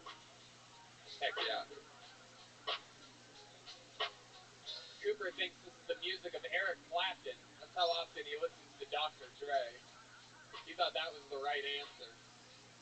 All right, ladies and gentlemen, your next comic is Patrick Depari. Patrick Depari. Here we go. It's all happening. Are you guys having fun out there? How many of you out there love HEB? How many of you love Matt's El Rancho? How many of you love Perry Black? we're losing them quick. Where's my Buc-ee's people at? I think HEB wins. Where's my HEB people? Get all the way. Here he is, Patrick Depari, everyone. Thank you. I was just watching TV before I got here, and this Bosley commercial came on. Bosley's like a hair growth product, but the commercial attacks my father. It was like, you don't want to look like your dad when you're older, do you? When your dad's shitty hairline, you think your dad's pulling chicks with that hair? No fucking way. Sorry, I'm out of breath. But that's an interesting business tactic, you know, to attack someone you love to get you to buy their product. They don't do that with anything else. Like Badgercell, you don't want your grandmother's stinky pussy, do you? Speaking of stinky pussies, I got this girlfriend that I love. Don't get me wrong, it's a great relationship. I know it's a great relationship because just the other day she found my dildo and she didn't judge me at all for it. She actually thought it was pretty cool. Then a few hours later I told her I was a wrestling fan and she said, oof, what a faggot. So, yeah, I am a little gay. I remember the exact moment I realized that, and boy was my face white with cum. Yeah. But I do have a girlfriend. The first time we had sex, she whispered in my ear, she said, I have an IUD. I said, that's fine. They say that's equal to a high school diploma nowadays anyway. All right, thank you. Fuck yeah, Patrick Depari. Coming in, quick firing combinations, left, right. So let's talk about it. You basically, again, you guys just graze over a premise. You went right over stinky pussy just to get to your dildo. Yeah. Because you can't acknowledge stinky pussy if people have COVID because they can't smell it. Oh, interesting. Is that true? I needed more laughter than that. How stinky is it on a scale from 1 to... Stinky? Yeah. Did you say stinky or sticky? Stinky. Stinky with an N in the middle. Stinky pussy, yeah. Can we get Cooper up here to translate for this guy? I can't quite... Do you ever think about washing her pussy? No. Okay, stinky. It smells bad. It's an old girlfriend, yeah, but yeah. So this isn't it's an ex-girlfriend. Oh, an ex-girlfriend. My current girlfriend's pussy's very clean. Oh, okay. Just trying to cover your tracks here. She's in the ladies' room douching herself right now. No. I love it. So, did you really have a dildo? No. You talked about it. It's not like I just guessed, like, psychic powers, like, I see a dildo in your dresser drawer. Like, you brought it up, bro. No. Yeah. Usually people don't ask questions. Well, you're on a podcast where your person does consent and then I ask questions. Yeah, I do. What do you do with this dildo? What does anyone do with a dildo, you know? Oh, so you have like a community dildo for any girl you sleep with, or like a butt dildo for yourself? Red Dan, what the fuck are you asking? Oh, I mean, there's a lot of sound effects that would work. No. Like I used to think, like, I used to have a dildo that I thought, like, anytime I hook up, I could pull up the dildo and fuck her with it. Yeah. And I found out that's like girls think that's gross. No. Yeah. That's what he's doing. Red Dan, that is gross. No one wants to use your dirty dildo. Right, but that's why he has a dildo. Yeah. That's why. No, it's not. Yeah, it is. He clearly said, what does anyone use a dildo for? You skipped over Yeah, asking fucking if he your has a dildo. community dildo. You're letting this guy off the hook. This guy shoves shit up his ass and you just want to skip right over it. So you can talk about your disgusting community dildo.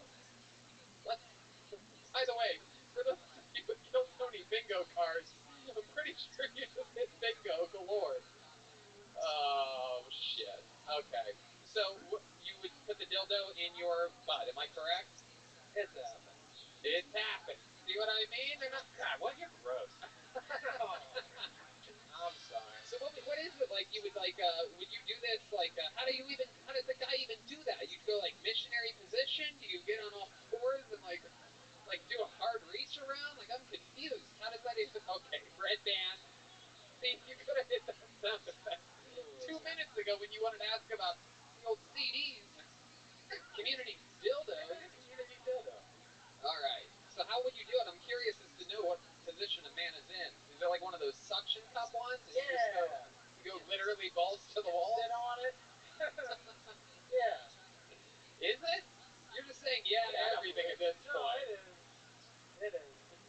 I did buy it for a woman, and, you know, I was curious hanging around alone,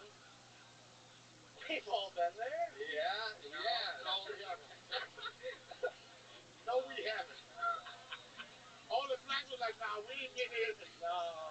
I've been to the weed spot. I've been to the crack houses, but I haven't been there.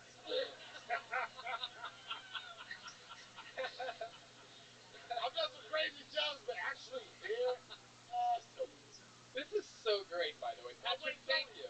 Tony, you said it so comfortable. Like, we've all been there. I know. Let me ask you this. I'm really excited about this question. So how long after you bought this dildo and we weren't using it on women were you like, maybe I should play a little bit? Because my guess is like 45 minutes after you got home. Red Band, that's 2 fart noises in one episode. Is everyone breaking the rules here tonight? Okay, come on, tell us, how long did that dildo survive? Son, you keep going to the dildo. Oh, I'm not done. We got fucking dildo baggins up here. I'm gonna ask all the questions. How often do you think we have guys that admit to having dildos on the show? Yeah, whatever you do, don't say, we all been there. This is a fucking gold mine right now. Or a butt mine or something like that. I don't know. So you bought the dildo. How big was it? Show us. Oh, one of those like Hot Topic small ones. It's a fair size. Like a pocket dildo? They're at one races. Like a rabbit or a horse? Got like pineapples on it. It's a... What? Is that what you ate for lunch that day? You know the fucked up shit about this? The fucked up shit about this is that you won't let me interrupt in 60 seconds. The fucked up shit about Wait, this fucking 8 minutes of dildo shit. My dad's gonna watch this. I gotta... It's too late now, bro. Your dad knows how it is. He knows how it is. Hell yeah. We've all been there. Come on, Dad. You remember preschool, Dad? We've all been there. This could be like a Teen Wolf situation where you think you're the only one with a dildo, and it turns out you got old Daddy Dildo waiting for you at home. You probably have the whole fucking gun case of dildos that he hasn't shown you. You get a dildo. You get a dildo. Everybody gets a dildo. I won't be clipping this one. Dildo. Love it. Wiggy, dildo.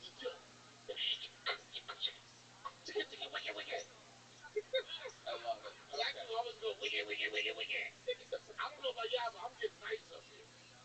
Yeah, it's the incredible people over at Six Vodka supplying Tony's us. over here being extra professional and shit. No, after this show, you can be like, Donna, you did great, but here's where we need to improve. I do. I draw little diagrams sometimes. How far did you get in your ass with the dildo? Wow, that's just Red Band right there. I had no control over that. This is not the Breakfast Club, I can tell you that. I'm not sure. You're not sure? You looked him in his eyes when you asked that. I want to know. Have you ever used one on yourself? What? I've never done that. I've done a little finger when I was in the shower. Whoa. I was like, man, that's Where the Red fuck Band. am I? Where am I? This is not Brooklyn. I think everyone tried it. Just be like, hey, do I like this? No, that sucks. You know? I'm not in Bed-Stuy right now. That poor shower. I can't even imagine what it saw that day. My goodness. Patrick, how long have you been with this girlfriend? A month. Wow, you look so defeated right now. I can't believe you thought you could say you have a dildo and that I was just gonna pretend like I didn't hear anything. Usually you just do it and you run off. If somebody asks you a question, you're like, no, not if it's real. I made it Cooper up. Patterson was out on the sidewalk. He's like, did that motherfucker say he has a dildo? He's like, I'm turning this shit down. I'm out of here. Turned off his Bluetooth and ran for his life. He's like, I'm just gonna walk out with the set of the night and get the fuck out of here with my ukulele. I love it. So Patrick, did your girlfriend ever find it? Like, is that the new girlfriend? Yeah, that's a real, yeah. The girlfriend, I bought it for a girlfriend, and then I added, and then the next girlfriend found it. So community dildos. Yeah. Wow, look at that. Jesus Red Christ. Band. Wow. Absolutely incredible. You're on the same sex level as Patrick Kamari. No, Red Band. this was in college. I need a hoodie. So foolish. No, it wasn't. But I used it on like 10 girls. No I one know ever for a said fact, anything. we've all seen your like podcast studio. You literally never throw anything away. There's no way you threw out very fine working dildos. You're like, I'm gonna keep this somewhere just in case. I keep the Hitachi. If you want to watch it, it's Hitachi. So, Patrick, It's been a very long interview. Hopefully your dildo isn't as long as this interview. But this was so much fun, man. You had a great set. You had an unbelievably intriguing interview. Great stuff, man. Right, Dono? Final thoughts? I don't. Oh, you seem upset about this. I can still have No, man, sex, son, you just like we just talked about. Black men have a 10 dildo capacity, and they're like, I think I shouldn't have needed. Yo, black men, we born homophobic, son. Yeah. It's not comfortable talking about dildos for 10 minutes. Yeah, I agree. Like, and the funny thing about it is the statement you had in your mind. Athleticism. You like Really this. impressive, I've been isn't it? waiting for the dildo I opportunity. love this shit. No, I know Motherfucker's you in the love Hall it, of son. You Fame. like this. And then the dildo, what happened after that? You was like, and you was like, it don't matter what he said, you had another dildo question. Pimp is so Okay, you answered that correctly, but then after that, what happened? Like, I'm black, son, and I'm not saying like we hit one dildo joke, we like, we good, nigga. Yo, and then you was like this. Okay, and then what happened after that? Okay, then what happened after that? Did you feel any difference from that? Yeah. Do you want to bypass this fucking punch bowl next week? You want to bypass the punch bowl? I can have you doing a minute for the rest of your life. Donnell Rawlings, ladies and gentlemen. And that is Patrick DePari. There he goes. Follow him on social media. So wait. Come back, Patrick. Come back. So what happened was you It's just a joke. That's cool about your kidney art. Patrick DePari. No one gives a shit. DePari. Follow him on social media. Come on, guys, make some noise for Patrick. He just gave us his whole soul up here tonight. Been on this show before, right? It's the man right here. The great Mystical. My guy. Diego. Love me some good old Mystical. It's the dealer right there. There you go. Yeah, that's the dealer right there. You know what we do have, ladies and gentlemen? How many of you have been fans of the show for a long time, huh? Well, then you guys might know that across the world, one in England, one in Australia, and I do believe 5 or 6 here in the United States of America, if someone has such an unbelievably great set and such an unbelievably great interview, it's possible to win a thing called a golden ticket, where you can perform on any Kill Tony and do a brand new minute and, of course, the interview anytime for the rest of your life. These people usually used to go to Los Angeles. They would show up in LA at the Comedy Store to cash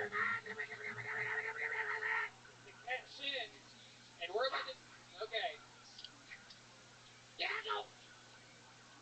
We have a guy right now cashing in his golden ticket all the way from Iowa. Ladies and gentlemen, this is a big deal. Make some noise for Halloween. Oh, here it goes. Golden ticket winner. The thing is, athleticism fit. This is one of the most athletic motherfucking shit I've ever seen.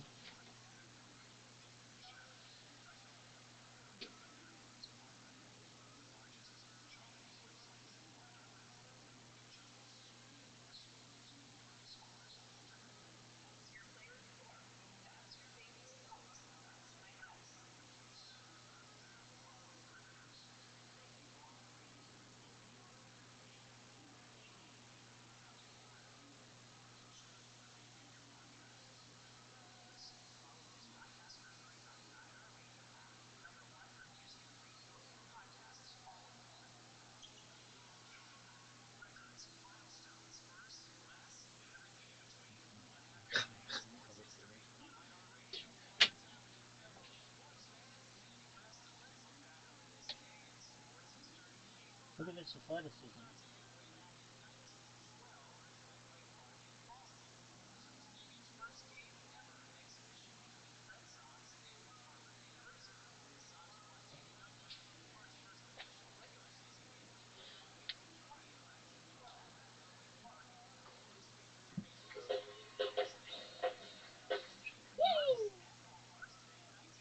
Now, the other day, I witnessed some shit that made me flip my political views just right there on the spot.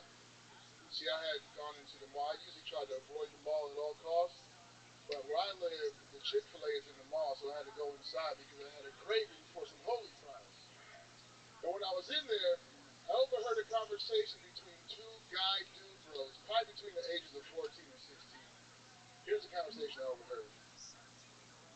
Possums are ugly as fuck, bro. Facts. I just don't see how they be fucking each other.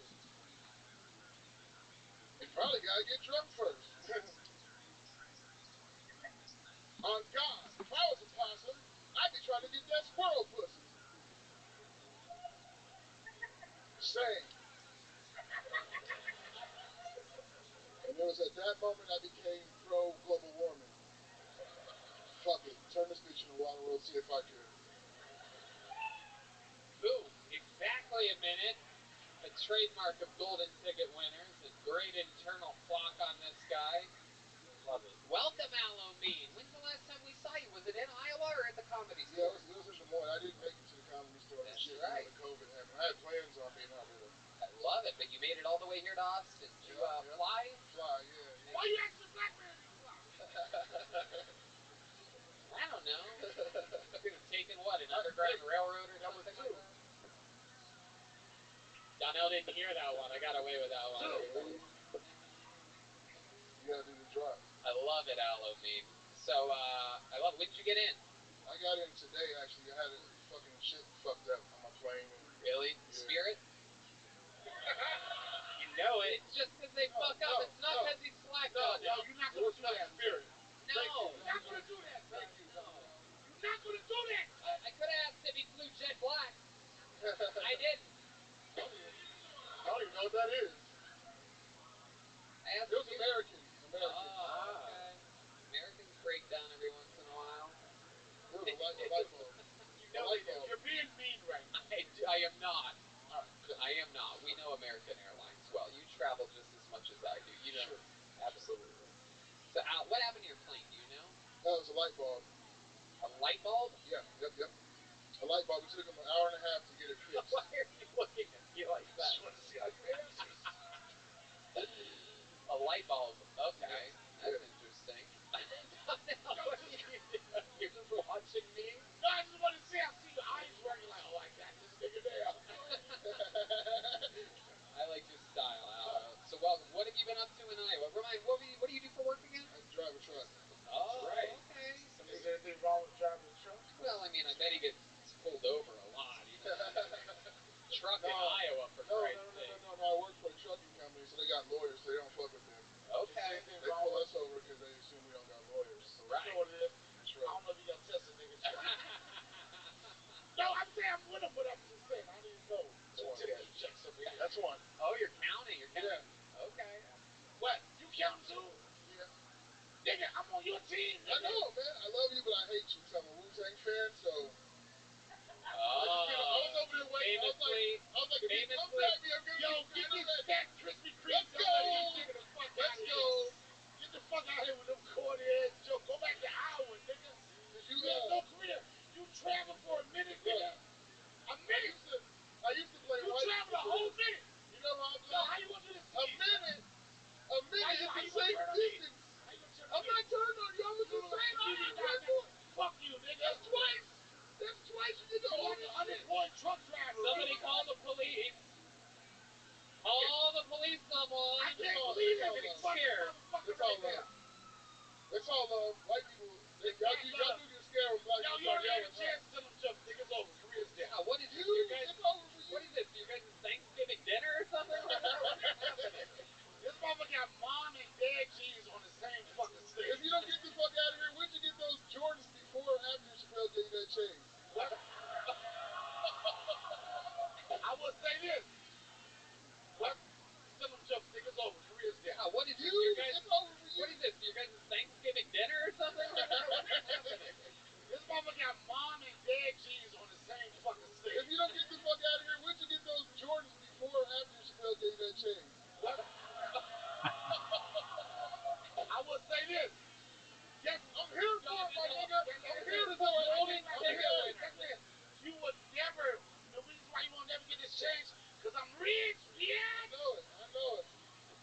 That shit was I can't believe this was so fucked up. You know, I showed you listen, love. because I said one, and then he instigated it. Blame me, Black not on me. black crime. Black on black crime. Look at the white people looking at This is my least favorite Tyler Perry production of all time. Everyone's got free. Look at the white people looking like, see, all right, we're good for that motherfucking capital shit now. I can't believe you. My goodness. And I was supporting you this war black. Not because it was funny, because I didn't hear none of that. Oh, come on. They did, and that's all It's about it. you don't hear a lot of What do you shit. mean, oh, It's always talking. Don't hear nothing. Oh, come on. That shit was funny. They laughed. Possums are pretty ugly. Yeah, I got something funny. You look like Idris Elba fucked a blowfish. I tried to warn That's funny too. That's too funny. You got to laugh, right? Don't let him tell you what's funny. Little loud ass nigga. The fact that I even I know how it goes. The fact that I even look like Idris Elba is 5,000 faces from where you are right now. You look like whoever get the corona, you would die, nigga. No, already had it. Survived it, my nigga. Don't trip. No, you didn't. Already had it. You okay? I had it and survived it. You are ventilator waiting to happen. No, you'd be surprised. I actually know Aloe works out. He got diabetes every number. No, I know for a fact. He got diabetes 1 I wanted this so bad. How the fuck think he got diabetes 32? How you got crackadiabetes? Donnell, I'm serious. I don't want to hear it. That's so fucking hurting me right now. I know for a fact this guy works out. He runs the Jewels. This nigga shop for tank tops at Victoria's Secret, nigga.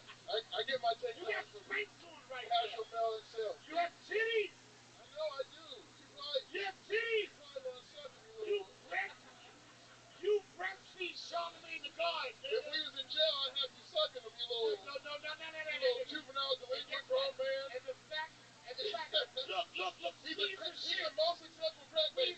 shit, I was over there thinking of jokes for this moment.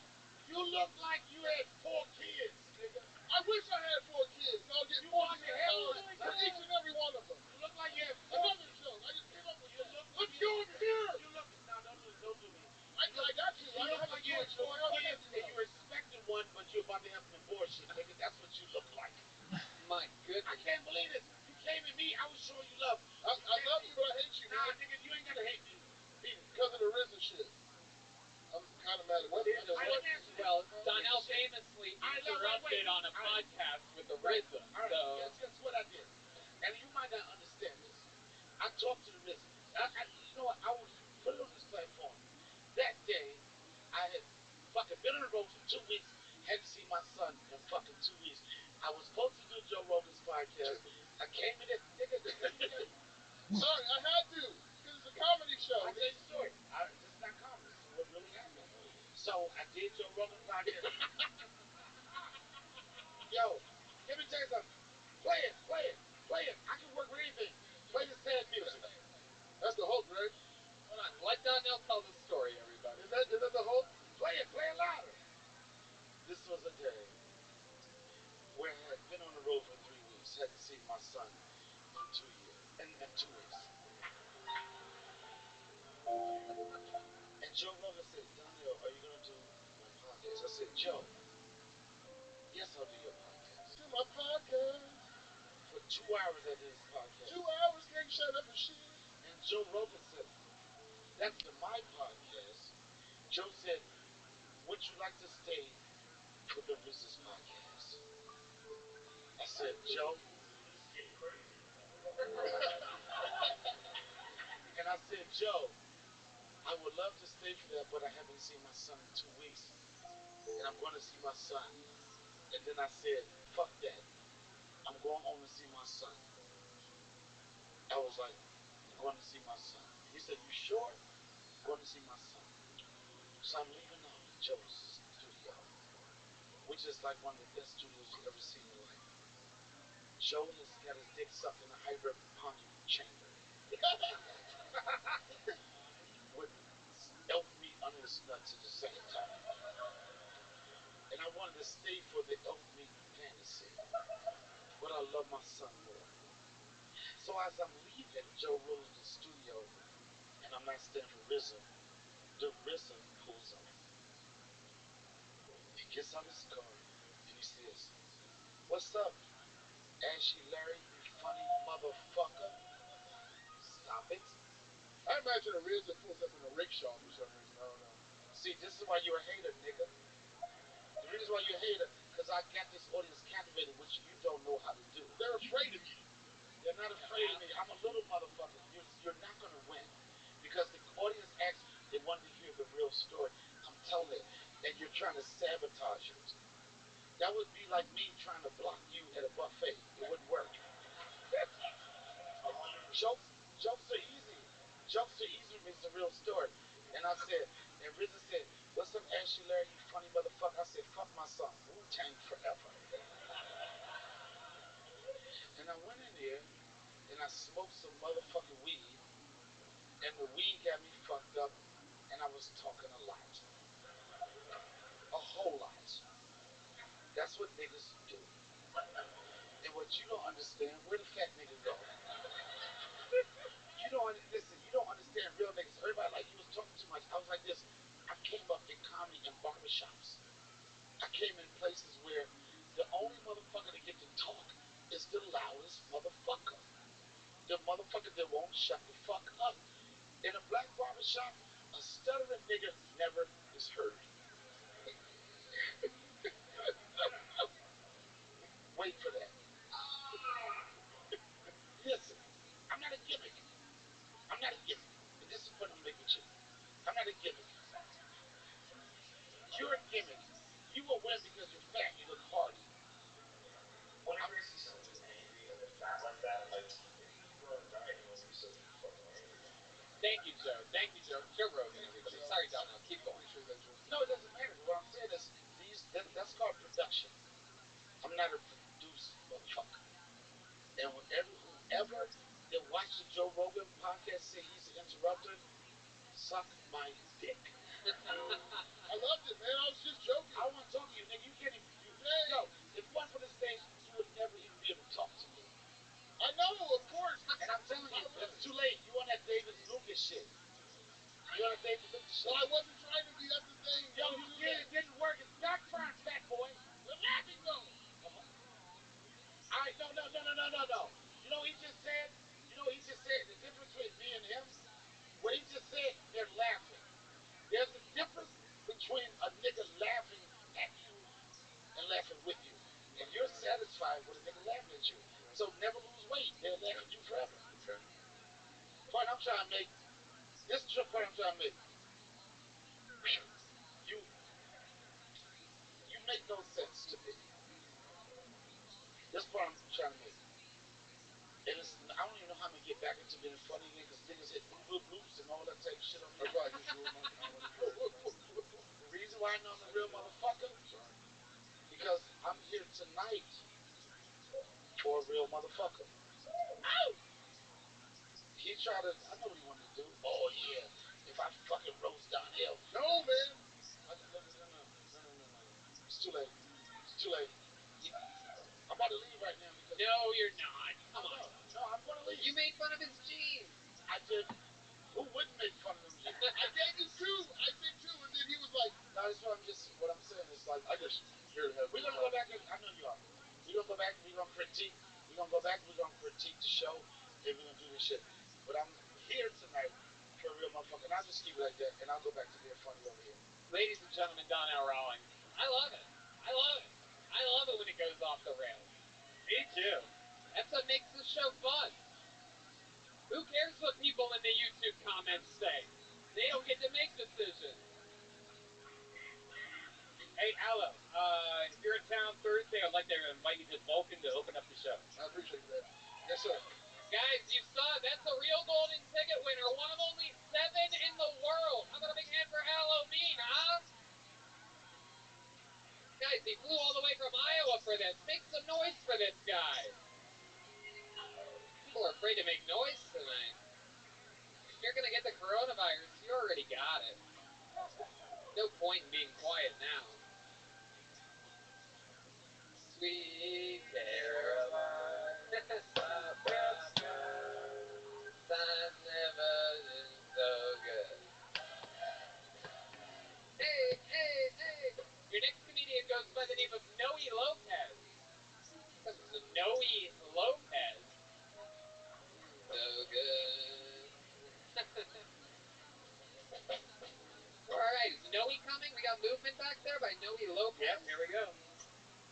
Guys, how about a big hand for Donnell Rawlings is here tonight, everybody. We're doing it. You still sewing those candles? You still sewing the candles? Yeah, I have the candles. They are unbelievable. Holy shit, this is really hot.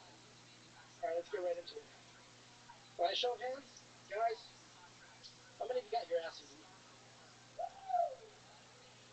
So this is either a really dishonest or shy crowd. I've never had it done, but a lot of my friends have. And I'm gonna be honest, man, I've never felt more left out. Yeah.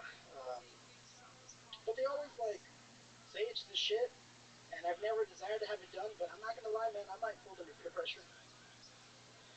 I'm single, by the way.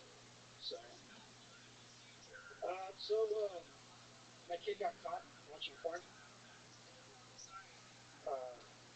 It's not easy. Yeah. And yeah, man, it's kind of uncomfortable, and I didn't know how to approach it, but to be probably could have been avoided if I looked over my shoulder a little more often. All right, Noe Lopez. Hell yeah. Really, really bringing us, I guess it's peaks and valleys here today. Peaks and valleys, peaks and valleys. Welcome, Noe Lopez. Donnell had the urge to use the restroom when you hit the stage, so I don't know if that's a good sign of your electrical energy. Did you conduct a train to get here today? You are an adorable look. You look like an action figure or something. I can't figure out what's going on here. Is that boo-boo? No, it's boo-boo. Good question. Noe, have you done stand-up comedy before? This is my first time. This first time, everybody. There's the sheep of the first time. I love it. What do you do for work, Noe? I work in a warehouse, man. Nothing exciting or special. Yeah. And how long have you wanted to do stand-up for? A long time, but I just didn't have like the balls to do it. How long did you prepare for this set tonight? Shit, probably like a week or two. Honestly, yeah. Okay. All right. Did your kid really catch you watching porn? No. I'm gonna be honest, that didn't happen. That'd be pretty fucked up. Is that what you fantasize about that or something? Like, no, it was my do you have a brother. kid? Yeah, it was my kid. How many kids do you have? I got one. How old is the kid? It's 9 now. Wow. Okay. You still with the baby mama? No. I said I was single. I just wasn't the connection, but he was very hard to listen to, and I was trying to also keep an eye on whether the guest was using the restroom or leaving the show at the same time. I think there's a slight chance Donnell may have left. Yeah. I was really confused about the whole thing because I didn't know anything about that. I think we'll give an analysis of what happened on another episode, perhaps, Red Band, before we make it worse. Yeah. Hey, hello. I love it. Now it's a little bit more. Yeah. So now you're single. How long have you been separated from the baby mama? Shit, 10 years. Like 6, 7 years, possibly. Okay. Do you have the baby, or does she have the baby? Are you visitation? Like, what's the deal? No, she has the baby, man. We get along. She's cool, you know. Like, she just lets me take her whenever I want, and so on and so forth. She's easygoing. Okay. She's annoying. Easygoing. She's a what? She's kind of fucking annoying. Yeah. Easygoing. Easygoing. Gotcha. Okay, that's cool. If she's so easygoing, why did you guys break up?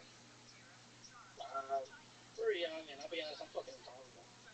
You're intolerable? Yeah, I'll be honest. What's intolerable about you? Where do I start? No, man, honestly, it's just I'm fucking selfish. Like, in what ways? Can you give us some examples of times in which you were selfish with her? Shit. Fuck. Like just going out with my friends and getting drunk, you know, generic kind of shit. You seem very intense, and you have a lot of stress. I'm fucking anxious as shit up here. Yeah. Are you always like that? For the most part. Do you have road rage? Probably, yeah. Probably, yeah? Yeah. Yeah, you do definitely is probably the answer, huh? Yeah, definitely. Okay. What are some other times that you've gotten angry? You ever get kicked out of a place or arrested? Yeah, I got a felony. Can you give us some examples of that, perhaps, Noe? Have you ever listened to a comedy show before? I know you haven't performed on one, but perhaps you could give me anything in the world to work with right now. Yeah, I watch the show pretty often, man. Oh, shit. Yeah, I actually got a felony, man, for a criminal. Did somebody actually call the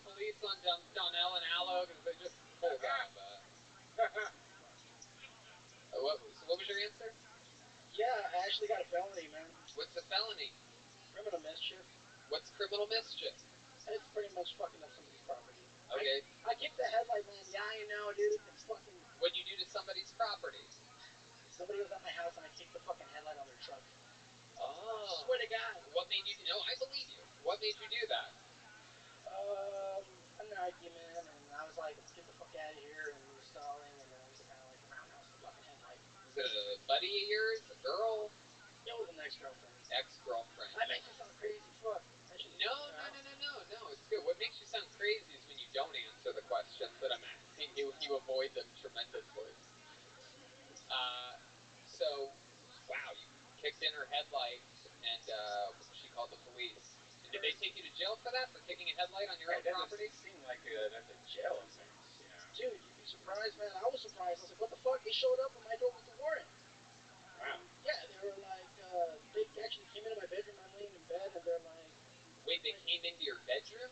Yeah, so they came into your house. They got a search warrant into your house. They didn't knock? For a headlight. Yeah, for a headlight. No bullshit. Someone let them into your house? Yeah. The 9-year-old? No, man, I was living with my parents at the time, and that was my sister. Yeah. Okay.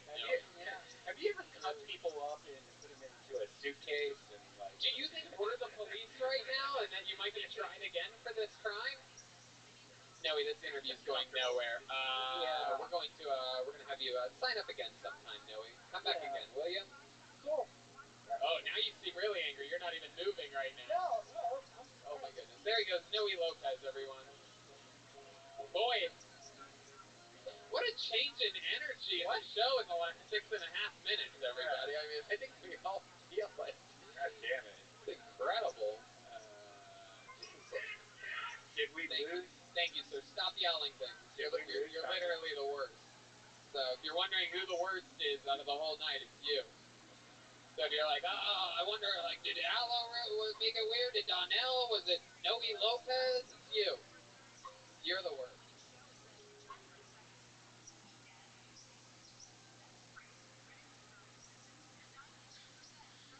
Stalling, and then we kind of like roundhouse the fucking headlight. Was it a buddy of yours? The fuck out.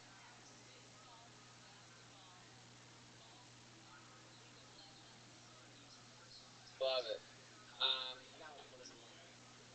Yeah. So now you're single. How long have you been separated from the baby mama? 10 years. Like, 6, 7 years. Okay. Do you have the baby?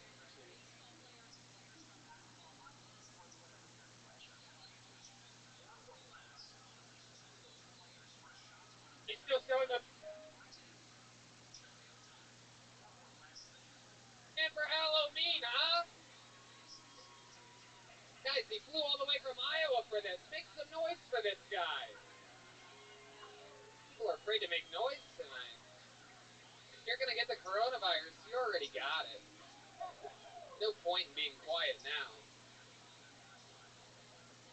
Sweet Caroline. Times never been so good. Hey. Your next comedian goes by the name of Noe Lopez.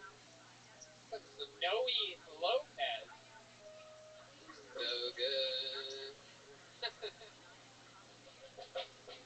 Alright, is Noe coming? We got movement back there by Noe Lopez. Yep, here we go. Guys, how about a big hand for Donnell Rawlings is here tonight, everybody. We're doing it. You still selling those candles? You still selling the candles? Alright. Yeah, I have the candles. They are unbelievable. Holy shit, this is really happening. Alright, let's get right into it. By a show of hands, guys, how many of you got your ass eaten? So this is either really dishonest or should I proud? I've never had it done, but a lot of my friends have. And I'm gonna be honest, man, I've never felt more left out. Yeah. But they always like say it's the shit, and I've never desired to have it done. But I'm not gonna lie, man, I might fold under peer pressure. I'm single, by the way. So, my kid got caught watching porn.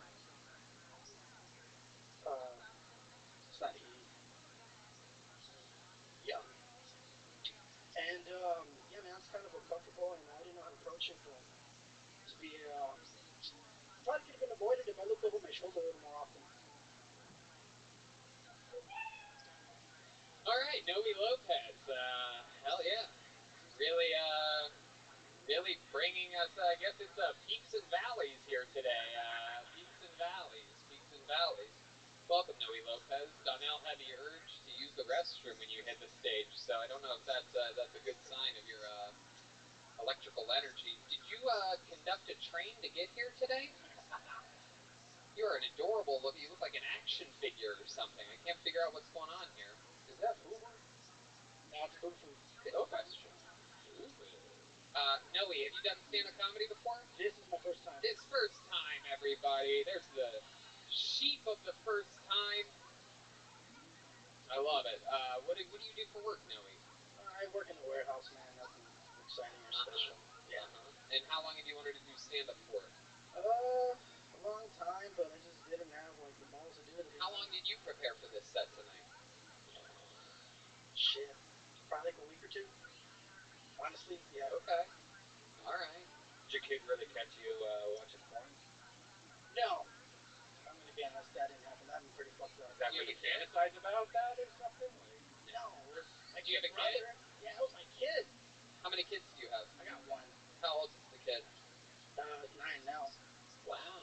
Okay. You still with the baby mama? No. I said I was single. You wouldn't make the connection, but it was very hard to listen to, and I was trying to also keep an eye on whether the guest was using the restroom or leaving the show at the same time. I think there's a slight chance Donnell may have left. Yeah. I was really confused about the whole thing because I didn't know anything about that. I think we'll give an analysis of what happened on another episode, perhaps, Red Band, before we make it worse. Yeah. Hey, hello. I love it. Yeah. So now you're single. How long have you been separated from the baby mama? Shit, 2 years. Like 6, 7 years. Probably. Okay. Do you have the baby, or does she have the baby? Are you visitation? Like, what's the deal? No, she has a baby, man. We get along. She's cool, you know. Like, she just lets me take her whenever I want, and so on and so forth. She's easygoing. Okay. She's annoying. Easygoing. She's a what? She's kind of fucking annoying. Yeah. Easygoing. Easygoing. Gotcha. Okay, that's cool. She's so easygoing. Why'd you guys break up? We're young, and I'll be honest, I'm fucking intolerable. You're intolerable? Yeah, I'll be honest. What's intolerable about you? Where do I start? No, man, honestly, it's just fucking selfish. Like, in what ways? Can you give us some examples of times in which you were selfish with her? Shit. Fuck. Like just going out with my friends and getting drunk, you know, generic kind of shit. You seem very intense, and you have a lot of stress. I'm fucking anxious as shit up here. Yeah. Are you always like that? For the most part. Do you have road rage? Probably, yeah. Probably, yeah? Yeah. Yeah, you do definitely is probably the answer, huh? Yeah, definitely. Okay. What are some other times that you've gotten angry? You ever get kicked out of a place or arrested? Yeah, I got a felony. Can you give us some examples of that, perhaps, Noe? Have you ever listened to a comedy show before? I know you haven't performed on one, but perhaps you could give me anything in the world to work with right now. Yeah, I watch the show pretty often, man. Yeah, I actually got a felony, man, for a criminal. Did somebody actually call the police on Donnell and Aloe? Because they just pulled out that. What was your answer? Yeah, I actually got a felony, man. What's a felony? Criminal mischief. What's criminal mischief? It's pretty much fucking up somebody's property. Okay. I kicked the headlight, man. Yeah, I know, dude. It's fucking... What'd you do to somebody's property? Somebody was at my house and I kicked the fucking headlight on their truck. Oh. Swear to God. What made you... No, I believe you. What made you do that? An argument, and I was like, let's get the fuck out of here, and we were stalling, and then we kind of like roundhouse the fucking headlight. Was it a buddy of yours? A girl? It was an ex-girlfriend. Ex-girlfriend. That makes you sound crazy. Fuck. No, it's good. What makes you sound crazy is when you don't answer the questions that I'm asking. You avoid them tremendously. So, wow, you kicked in her headlight, and she called the police.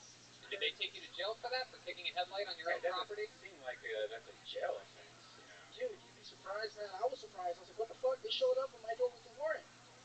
Wow. Yeah, they were like, they actually came into my bedroom. I'm laying in bed, and they're like... Wait, they came into your bedroom? Yeah, so they cops. They broke...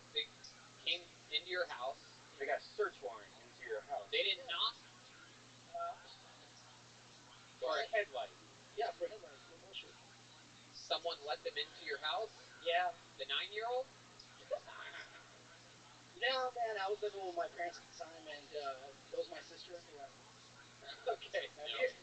Have you ever cut people up and put them into a suitcase and like? Do you think we're the police right now, and that you might be tried again for this crime? Noe, this interview's going nowhere. Yeah. We're gonna have you sign up again sometime, Noe. Come back again, will you? Cool. Yeah. Oh, now you seem really angry. You're not even moving right now. No. Oh my goodness. There he goes, Noe Lopez, everyone. Boy, what a change in energy in the show in the last 6.5 minutes, everybody. I mean, I think we all feel it. God damn it. It's incredible. Did we lose? Thank you, sir. Stop yelling things. You're literally the worst. So if you're wondering who the worst is out of the whole night, it's you. So if you're like, I wonder, like, did Allo make it weird? Did Donnell? Was it Noe Lopez? It's you. You're the worst. People without the balls to sign up, but think they can sit in the darkest corner and yell things. I can tell you're fat by how your voice sounds, by the way.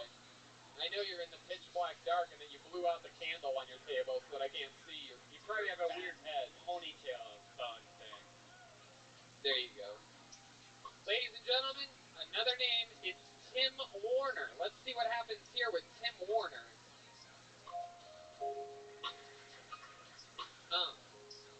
Tim Warner is next on Kill Tony.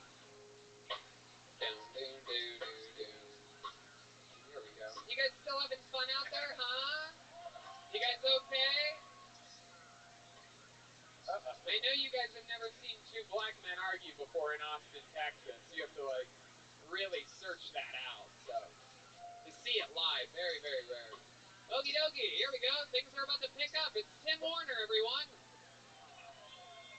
Great. Gotta think 2020 was a war on hope. You know? A lot of people now are supposed to pay attention to the healthcare system. I kind of think that's an oxymoron. You know, healthcare, an industry that needs us to be sick in order to make a profit, we call healthcare, right? So now we all got to take a vaccine. So people worried about side effects. I'm here to tell you there's nothing to worry about. Side effects, it's a bullshit term. It doesn't exist. Who goes through life having cause and side effect? Nobody. It's cause and effect. If you take a pill that gives you bleeding gas, cancer, diarrhea, that's not a side effect. That's a bleeding gas, cancer, diarrhea pill. You should call your doctor today. Maybe get some weed or something. The reason why they call them side effects is because they want you to take all those effects, put them to the side, ignore them, stupid, take the fucking vaccine. It's all psychological. It's all in the language. All of it. It started with fake news. Remember that? You have more? I want you to keep going. I want to hear everything that you prepared for tonight. All right, so you heard, I remember fake news, and everyone's like, oh my god, there's all these alternative media sources. First of all, the fact that they thought the news was real, that's adorable, right? Isn't that fucking cute? It's ridiculous. I don't know why anyone would be concerned about fake news. We all bullshit ourselves in order to get through life. It's how it works, right? You ever heard anyone go, I'm going through a breakup? That's bullshit because the breakup already happened. What they're going through is a competition to see who's going to fuck someone else first. Right? I mean, come on. It's insane. Like, I'm white, right? So I'm on the inside. I get to hear everything they say, okay? There's a term that only white people use, and it's reverse racism. Have you ever heard this? Oh, last night I went out and I dealt with reverse racism. Well, what is that? Acceptance? Okay, I'm going to stop you there. There he is, Tim Warner, everybody. Wow, Tim, get back up to that microphone. I know you're looking for a skateboard or something right now to jump on. Welcome to the show, Tim. How long have you been doing stand-up? That was very, very entertaining. I was on episode 82. Okay. At the Comedy Store. Time ago, 2008, huh? Something like that, yeah. With, or wait, no, not 2008. 2014 that would have been. Yeah, with Segura and Christina. Okay, Tom and Christina. Hell yeah. They'll be back soon. I do believe they might be. I think this is... they're moving. Yeah, I think they are moving here and stuff. So you've been doing it that long? Did you start then, or... Yeah, you started on Kill Tony? Started in New York. Oh, okay. Yeah, How long ago was that? visiting LA at the time. Cute. 2 weeks. Okay. Yeah. You've been doing it for 2 weeks? No,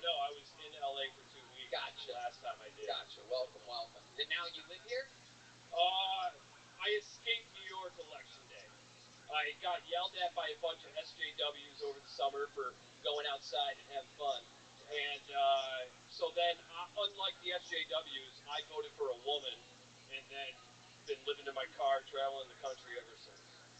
Wait, and now I'm here. What woman did you vote for? Joe Jorgensen, dude. Libertarian. Oh, nice thinking. Oh, okay. I guess so. Yeah. No, I like it. I like my. Well, it's on. So, you still believe it does? That's adorable. That's cute. Hold on to it, buddy. I will. You are my favorite comedian that performed at the Capitol in January. I gotta admit. Easy. That's an easy one. Low hanging fruit. It is.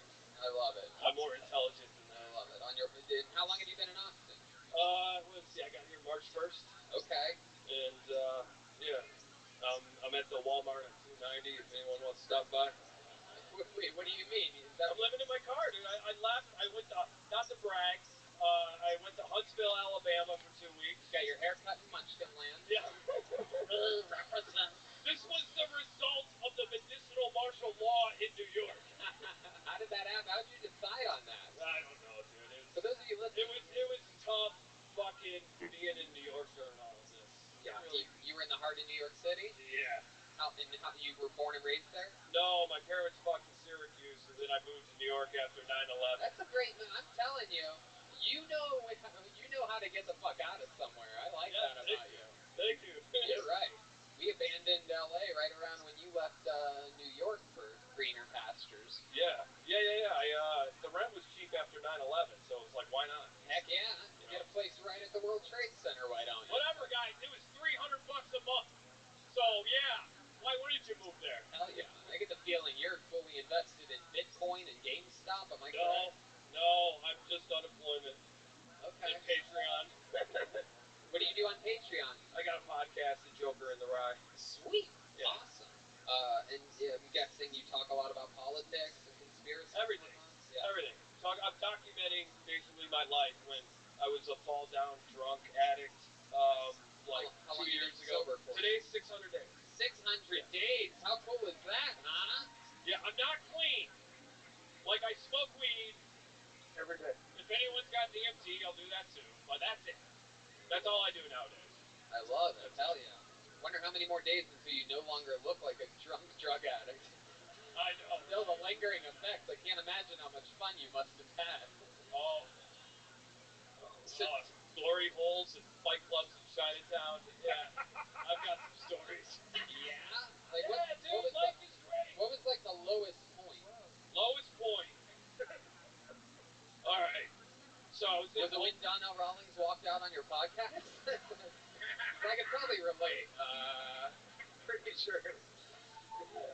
He did not. He's just snapping one off. No, I mean, I don't know. The homeless in New York is pretty rough. Yeah. You know, that's one of my favorite Frank Sinatra songs.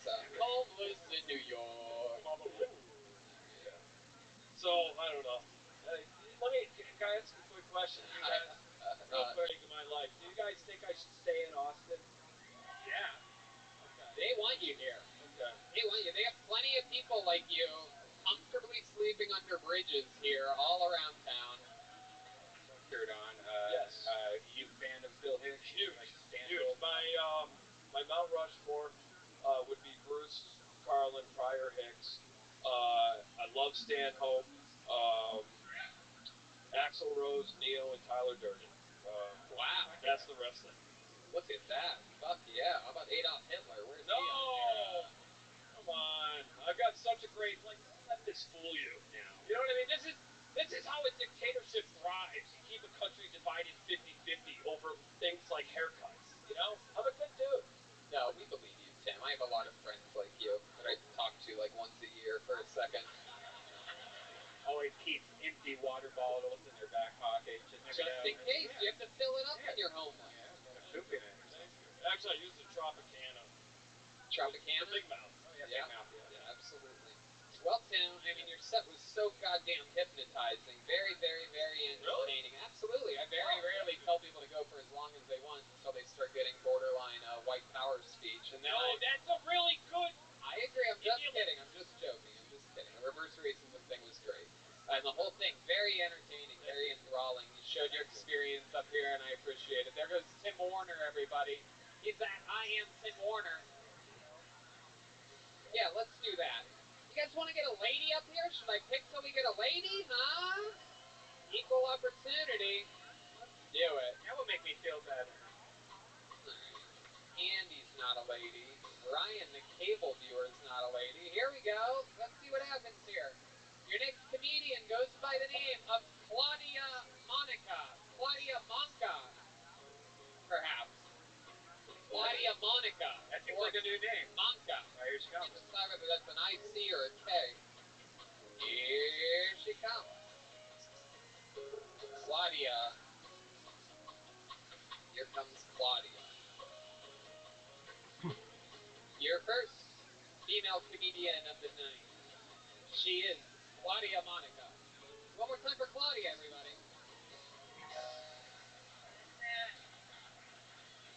So, I think I could be a leader of a school on how to give a proper blowjob.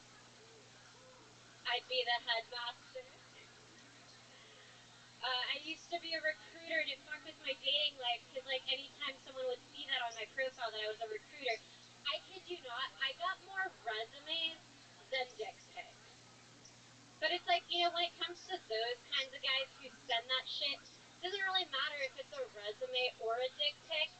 Either way, it's going to be underqualified. I got a letter of email from my psychiatrist's office once about it being ADHD Awareness Month. I was like, really? I don't think they're going to get anyone's attention. Fuck, I don't think that was 60 seconds, but that was what I had. Yeah, 58 seconds. There's the cat. Claudia Monica. Welcome, Claudia. It's a funny headmaster joke you got there. How long have you been doing stand-up comedy? About 2 years. 2 years. All of it here in Austin? No, I was in LA until about a month ago. Wow, is that where you're from? Yeah. Okay, and you started 2 years ago, and you moved here a month ago? Yeah. You moved here permanently? I moved here. Okay. What clubs were you doing in LA? I think the actual club that I did the most, not like so much, was like the Comedy Store. Really? Yeah, we're at the Comedy Store. Whose shows specifically? Because to perform there, you have to be a paid regular. So other things, it's either like an open mic or. I know. So when people say that, like, it's like I'm crazy so to an people. open micer. I did like that D's Nuts show. There you go. Right. So you did the open mic at the Comedy Store when people ask you from now on, so that you don't bring down the stock of the greatest comedy club in the world. Just want to make sure we're on the same page here, Claudia. I love it. So welcome. You moved here a month ago. What do you love about Austin so far? The people are nicer. I can bring my dog everywhere. It really is true. Yeah. What do you? Is there anything that you were sad to leave about LA or that you miss about LA? I mean, you know, it's nice. Like, there's the beach. They have rivers here. You been to the river yet? They have a river that's like a lake or something? I've kind of been to the river, yeah. Like a wacky river, it like runs in multiple directions and shit. Half the people think it's a lake, half think it's a river. Some people call it a fucking creek. Yeah. I'm a pond guy. I like ponds. A lot of ponds. Gross. Ponds are fun. John is grossed out by ponds. You like ponds? Yeah. They're like liver pools. Like all the literacy falls out in the ponds and you just sit there. Jesus Christ. There it is. There you go. Oh my God. I love it. Okay, Claudia. So that's fun. Is that true? Do you really think you're that you could give classes on blowjobs? You said it.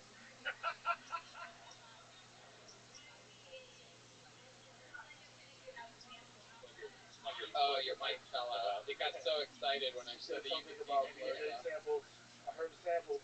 Did you celebrate the holiday yesterday? Did you give a blowjob? What was the holiday? Steak and blowjob day yesterday. Is that true? Yeah, that's why I ate fucking steak. I missed that one. Really? Who'd you give the blowjob to? Yeah. Janice has an extended labia. Oh God. All right. I'm just curious. That is something that you think is true, or is it just a joke? It sounds pretty good. All right, that's a no. That's fun. You have a boyfriend right now? I don't. Okay, that's cool. Have you been dating since being here in Austin? No. It's been a while. You've grilled me on this before. I actually was on your show once in LA, but I had blue hair back then. Oh. I asked you if you had a boyfriend when you were on the show.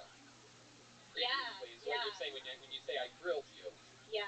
Yeah, I ask everybody if they have a boyfriend or girlfriend, cool. just so before you try to me too me or something like that. I know this is the fucking age we live. Tony always grills me, even though I open up by talking about sucking dick. He wants to know if I have a boyfriend. How dare you? When's the last time you had a boyfriend?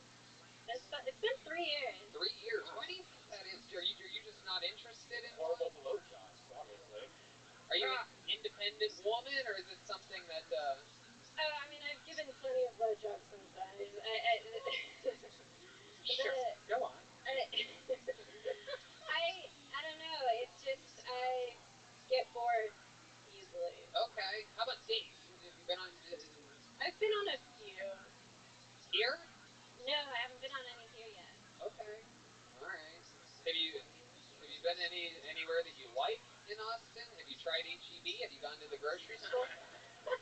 That's where the magic happens. If you want to fall in love with a fucking real man, or like a 25-ounce porterhouse or something like that, HEB. Yeah, by the juice bar. Is there a juice bar at HEB? There is. No. I didn't even know this. There's parts of HEB I haven't even been to. Incredible. It's like Disney World. You can't see it all at once. No, Dave, HEB I live by has like a purse store in the middle. That's some super juice. Oh yeah, Purse store. I haven't been to the HEB Plus yet, but. That's where the women go when the men go to the meat department. You know what I mean? All right. I love it. So Claudia, you moved here a month ago. Have you been performing a lot while here in Austin? Yeah. Yep. Like where? I've been doing random bars. Nothing. I'm not a superstar. I swear to fuck, if people aren't ruining a post with political That makes commentary, sense. they're posting a rabbi jerk off bit for no reason. Any fun This hobbies isn't or a anything joke. like that? It literally Like, just like, happens. Maybe And play really... ukulele with a deaf guy or something. You know what I mean? Dave to the K. I like to sing. Do you? Yeah. What kind of singing do you do? I sing like a lot of like pop stuff. Dave to the K. Are you like a free Britney person? Yes. Sure. Well, that's not an answer to an actual question. I swear to fuck, if people aren't ruining a post with political What type commentary, of song would you sing if like you were at a karaoke bar or something? What's your song? Yeah, what's your go-to? I would probably sing This something. isn't a joke. It literally like, just happens. Sometimes I really hate it. If I'm really feeling it, like Ariana Grande, but usually like How many Adele or followers like do you have? Amy Winehouse. Fuck yeah. Really? Like what kind of Dave to Adele the song K. would you sing? Shout out from the west side. Shout out from the west side to Dave to the K. Oh, okay. And you can hit those notes? Yeah. Really? Shout out to Or freelance is this like artists. a blowjob thing? Are you just kidding around and you're gonna tell the truth in a couple I minutes? swear to fuck, if people aren't really opposed to political commentary.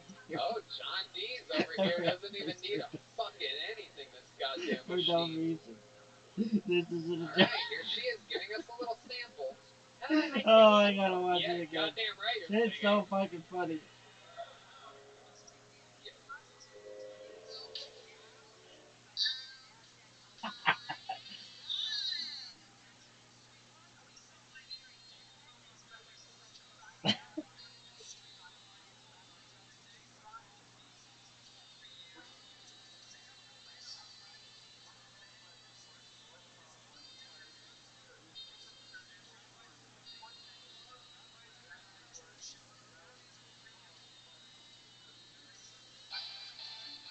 West Side Gangster.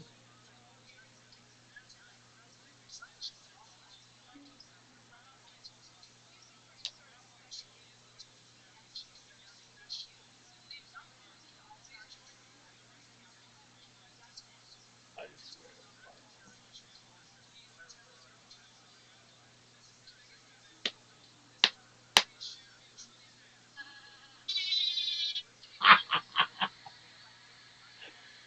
The mating call. I've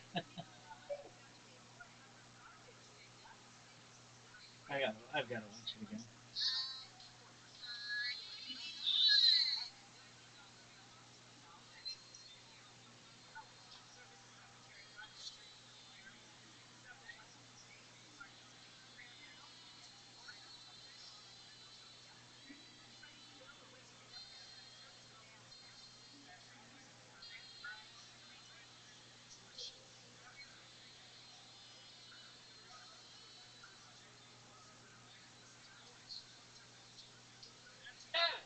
Look at them over there. Absorb some of that energy.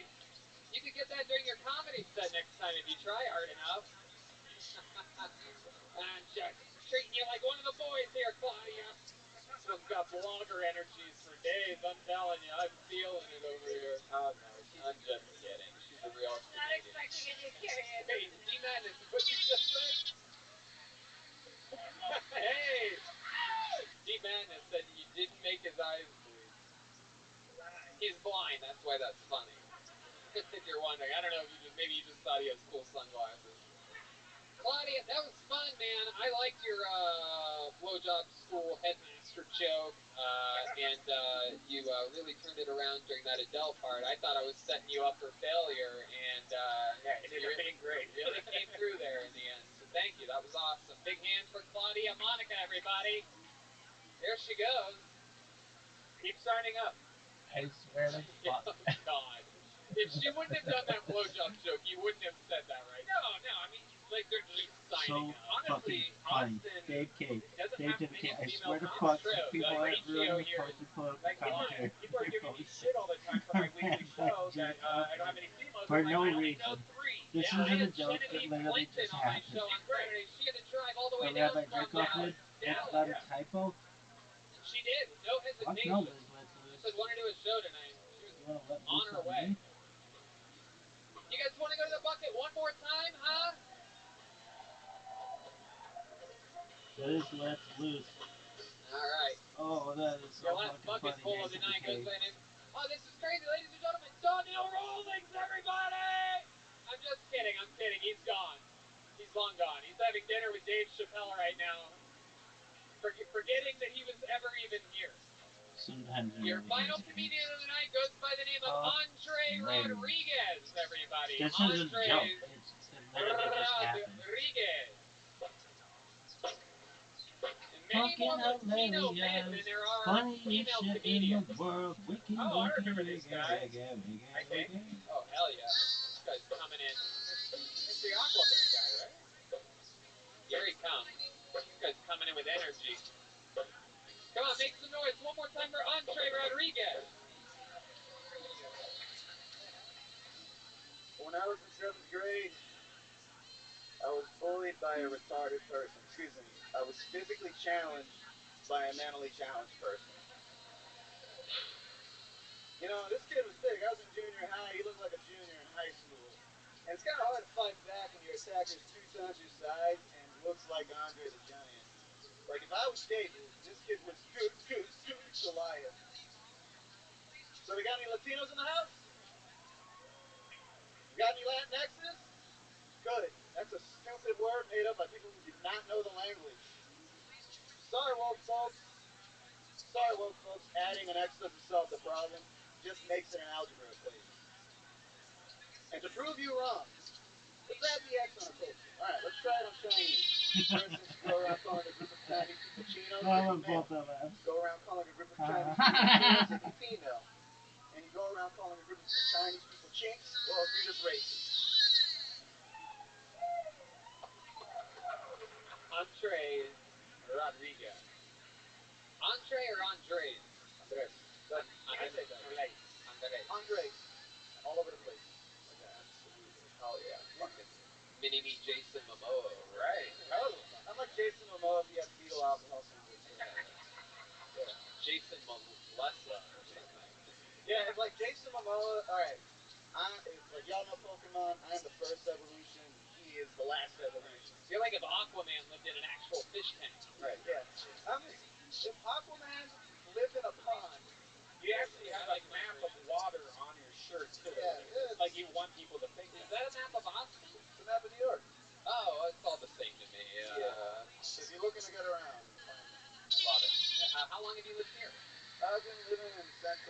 for about 10 years. Central Texas. Now, what does that mean to you? Where are we talking about? Pflugerville? I went to school at Texas State in San Marcos.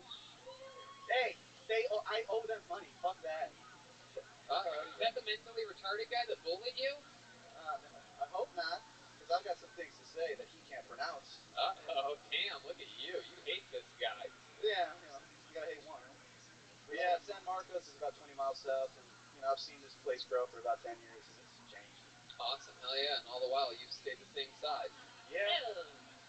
Same waist size since high school, dude. That's 327 all the way. Must be nice. Yeah. So, Andre, I love it. What do you do for fun? Rock stand-up. How long have you been doing stand-up? 2 years. 2 years. 2 years, man. And for fun? Rock climb, play guitar, sing, paddleboard. Rock climb, sing? Yeah. What else? Rock climbing, paddleboarding, guitar, stand-up, photography, right? Photography too, yeah. Yeah, that's my job. It's fun, but it's also a job. What do you sing? What type of music are you into? I may not make you sing, but I'm just curious as to what you sing. If you said Adele right now, I'd be like, you gotta be kidding me. I can sing soul. I can sing soul. Really? Yeah. Like the movie that turned out then. Black guys, I gotta know. Do you think this guy can sing soul? John? I mean, he has brown skin. Let's do it. Hey, what you want to do for love? Can we do that? Let's give it a shot. Let's see if they're. All right. Oh shit. Oh damn. Hey, be careful. That microphone's a little loose tonight. It's already fallen out a couple times. I don't want John Deeds to be blind next. Here he is, singing a little soul.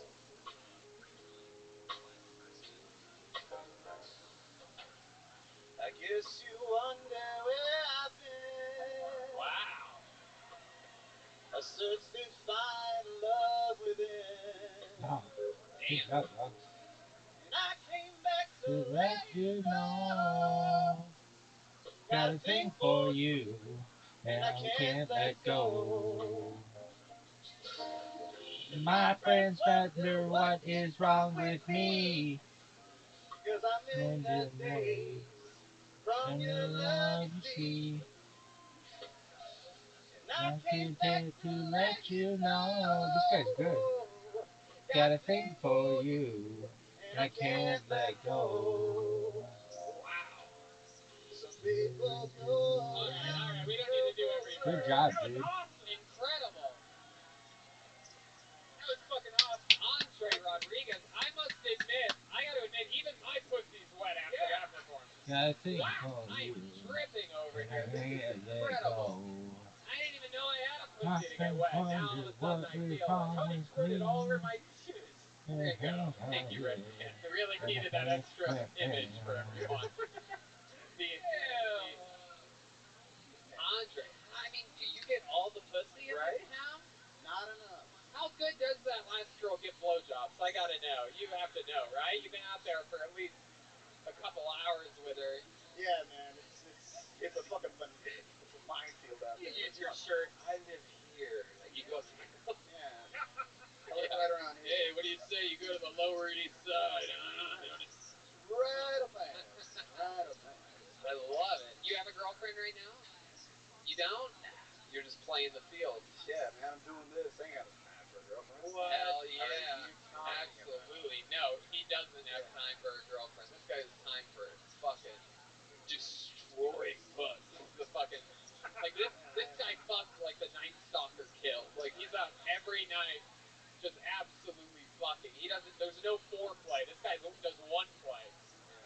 Just straight in. This guy doesn't even eat pussy. He just takes his dick's already lubed, no condom. You know, he has three of a condom. He sprays lube on his dick before leaving the house, just slides it in people.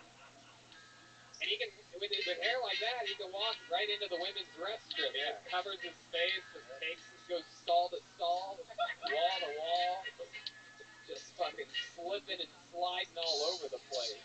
Hey, well, I'm Mexican, so, and the wetback and all, so it comes with the territory, right? And the wet front. Here.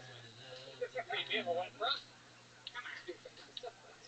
I came How back often do you to have let sex? Just tell you us the truth. This know. has got to be such an interesting Got amount, a right? thing for Day, you. like per Can't day, let per go. person. Just really depends on who I'm around. God, I My know the friends answer wonder is so what much. is wrong If with he didn't fuck me. that much, you'd be like, you know, I fuck a lot, Tony. You're right, I fuck a lot. But instead, he's like not giving a real answer, which means like it might be 2 a days, 3 a I days. came back to let you know. Yeah, skin starts falling off. You have to peel it back, put some Carmex on I it. can't let go. Yeah, Red Band knows what it's like to fuck that much. Look how much he's agreeing with you. That must mean it's true. Cherry flips, and so when they're bobbing on it, they get moisturized lips. Everybody wins. Wow, you are incredible. So interesting, Andre. You're funny. You can sing like that. You have these fucking boyish good looks. Is there anything you can't do that you want to do? Is there anything that you wish you were able to do? Advanced mathematics. Yeah. Really? Yeah. I wish I could, but I can't. Why? Just Funny. That's such a disappointing answer. You're trying to be funny? Like, no, that's just true. no, math is. How about another answer? What's something else you wish you were good at that you might want to do one day? Something that might be interested in learning. Just being a better musician overall. You ever think about going blind? I can't let go. Well, I got a knife in my pocket. You don't want to watch the kills, dude. You have what? I got a blade. I can do something about these eyes right now. We can change this show, make it really, really cool, Tony. Just cut your eyeballs out. An incredible performance. Very, very intriguing interview. So much fun. I've seen you taking pictures of some of the shows at Vulcan. That's how we recognized you. And I didn't even know you did stand-up. Very, very cool. Great stuff. You're very likable, very charismatic. Thank you. How about a big hand for Andre Rodriguez, everybody? He's on social media at Andrexicano. Andrexicano. Let's do this shit. We ready for the closer? Ladies and gentlemen, your final comedian of the night is a regular on Kill Tony. That means he has to write and perform a brand new minute every single week. Not easy to do for anyone. But this guy makes it look easy. At Second City for over 2 decades, switched to stand-up comedy just a couple years ago, almost immediately became a regular here on Kill Tony. Make some fucking noise for the one, the only, Michael Lair, everybody! This is it. The only way to put a ribbon on a show like this.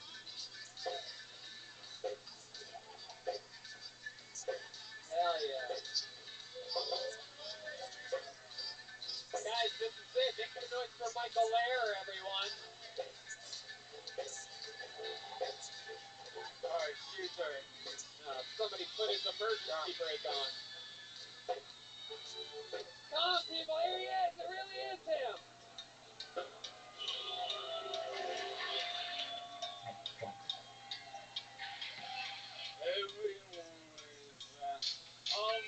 I love that fucking guitar.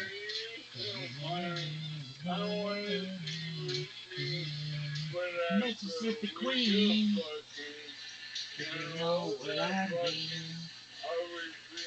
Mississippi Queen, she gave me everything.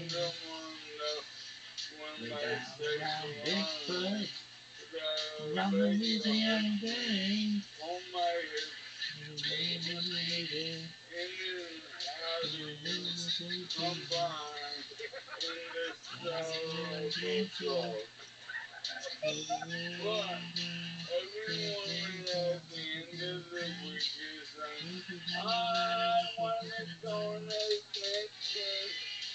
Mississippi Queen,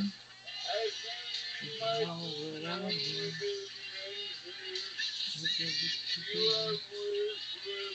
You tell me everything.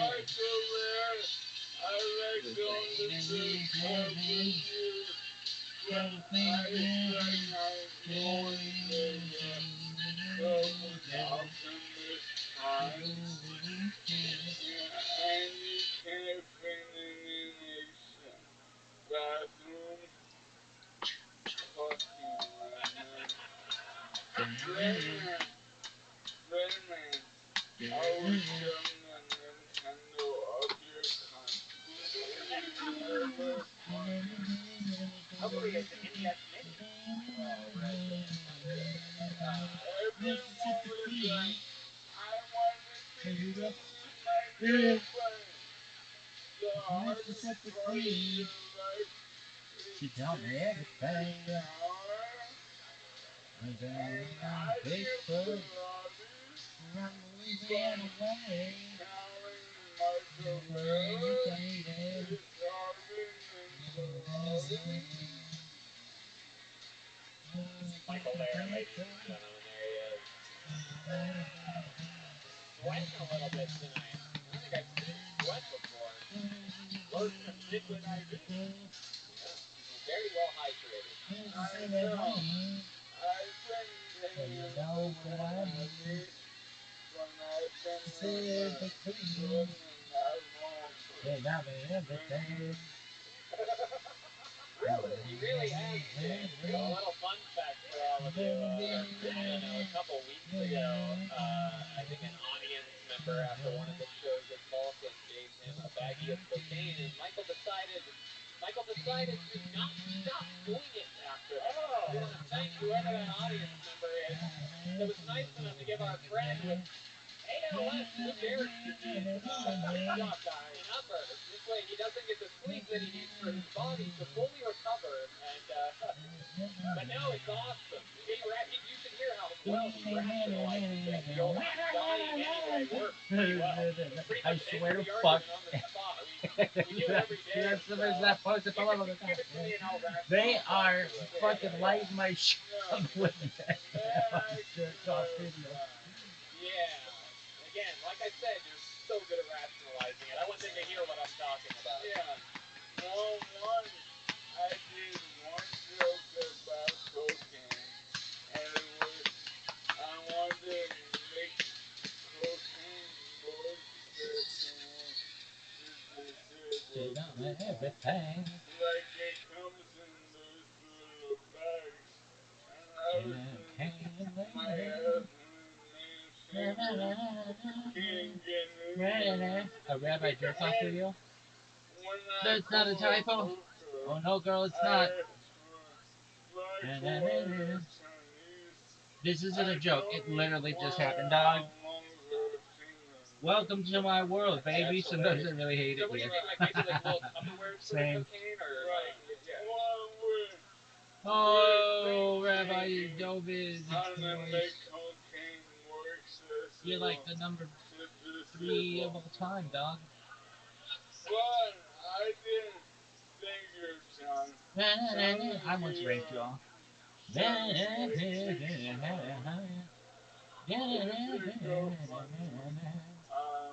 we're gonna figure out this cocaine. I feel like I could help you out there. Yeah, Red Band can help you with any health issue that you possibly have. Another Dr. Red Band specialty. Nothing better than checking with the guy that gains 7 pounds every week on health decisions. Hey, man. I'm going to kill Rabbi Rothschild. It's gonna be great. We've been waiting, Red Band. I'm waiting for the check. All right. That's agreeing between 2 or more people to commit a criminal act. Get 'em. I didn't just clarify I didn't want to lesson about cocaine and from the one who gave me Way down around Vicksburg, fucking around Louisiana way. Keep it wild, Yeah, look at them applauding. Hell yeah, taking months off of a man's life. That's so exciting. Hell yeah, put those hands in the air. Tony. Yes, it makes him so mad when anyone speaks truth to him. Tony, would you ever do cocaine with Michael? Just like no, or else I would have already done it with him. But no, I wouldn't. I don't do cocaine. No. I just look like I do. Me and Zach Bogus were Shelly, Boo Face, Blue Liberal, Climate Action, No Engagement with Hate, Grandma and 6, Mama Cute, Outstanding Partner to Share Everyday Vibe with No DMs. I will block you. And I was doing cocaine with him, and I said, Yes,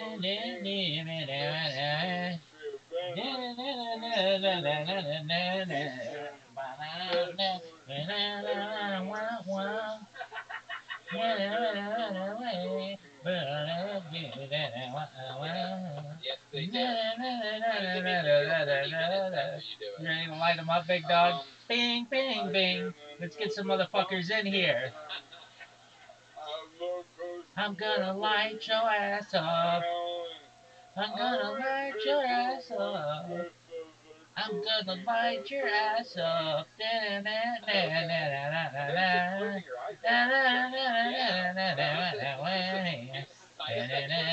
Went down around Vicksburg.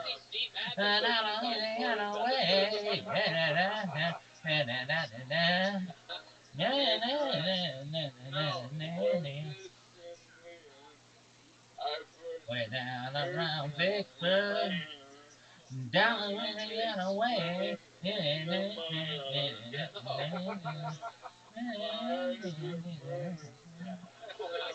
Way down around Vicksburg, It rains and pours over there. down Louisiana way. You try to get all sexy. Let's talk about this, what appears to be this new look. I don't know if you guys can see. Michael, can you turn your head like any direction? Michael decided to go through his head in clumps and shave certain patches, the type of things that I would imagine you do 2-3 weeks into a cocaine What I mean. Mississippi Queen. Give him everything. Yeah. Around Vicksburg. Down Louisiana way.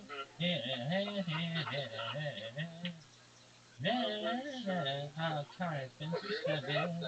Could be a new thing. Mississippi Queen. Absolutely. Oh yeah. If you know what I mean. Yeah, big sip of Modelo there. Michael, what's in the water bottle there that you have that looks exactly like yours? You know everything. Way down around Pittsburgh. You are gonna fucking hate this shit. Happy Pesach, you motherfucker. What's happening?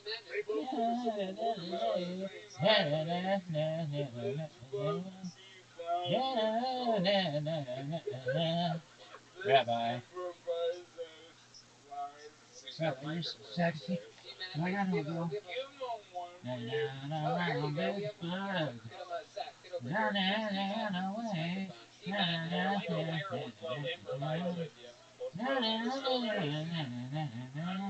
Funny, you can grab a seat. There you go. If you know what I mean. I don't know what's August Woodson.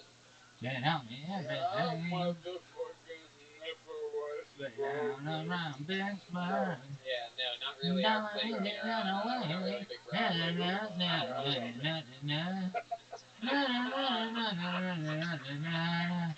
These motherfuckers are gonna hate this.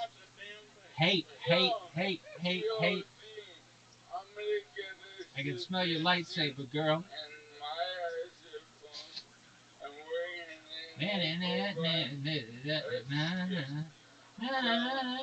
Someone from the audience is going to give you a suggestion. All right, somebody give a suggestion. Down around Vicksburg. What? Down Louisiana way. Let's do it. All right, it's a safari. You guys are blind. Here we go. Way down around Vicksburg. Down Louisiana way.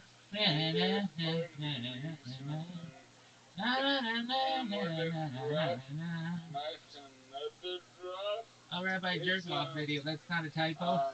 Oh, fuck no it ain't, girl. Fuck no it ain't. Way down around Vicksburg. Down Louisiana way.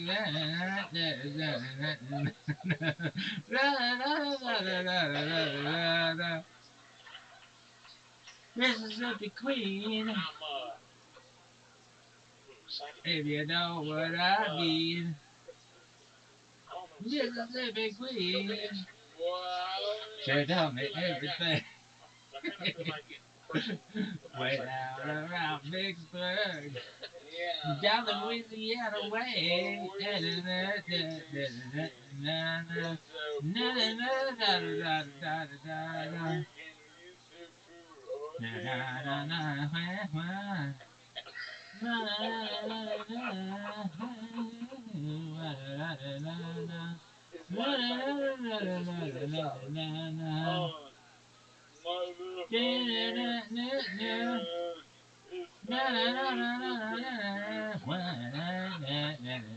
That's unfortunate.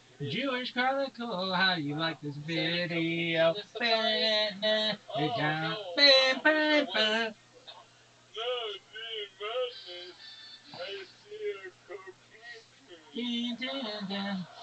is the biggest event in global history. I'm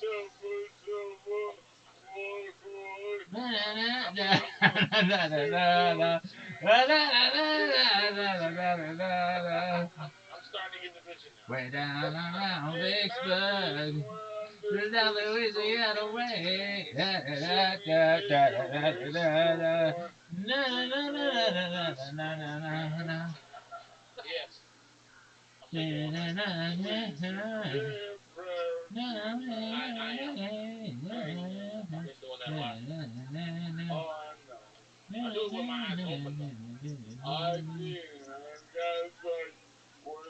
Way down around Vicksburg, down Louisiana way. Very experimental.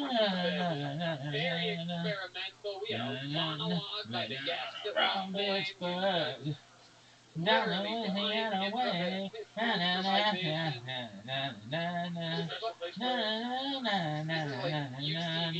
You see nothing. It does what I mean. That's the Mikey madness of Michael Laren's kid hair. Somehow Michael only has the second worst haircut out of all the performers here. Vicksburg, Jim Warner beat all you guys in your lifelong cocaine competition. Guys, how many in for Michael Lare, everybody? MichaelLareComedy.com for everything Michael Lare. Another big hand. Six Alkaline Vodka presents the Kill Tony Band, everybody. John Dean, D-Madness, and Michael Gonzalez. Follow them on social media. I'm sure you do. Mike John Keys, Jonkeyz. One more thing. I'll be sure and do your just enough D-Madness, do you have any gigs this week or anything you want to plug? Thursday at Sam's Town Point every Thursday. Sam's Town every Thursday. What time? 8 to 10. 8 to 10. I'll be there. Maybe not this Thursday, but maybe I love it. Have some fucking movie. How about one more hand for the man and Michael Lare, huh? Right, so you know, through tonight's episode, and he did do it. Donnell is in it with a microphone. The most really awesome, death-proof-looking car rock band. Michael Lare is in it, and it's so cool. Such a great drawing. RyanCityBell.com for all those frames. Remember, follow Yoni at that site. Visit me on Clubhouse at Golden Acres. Glorious Tortillas. GloriousTortillas.com.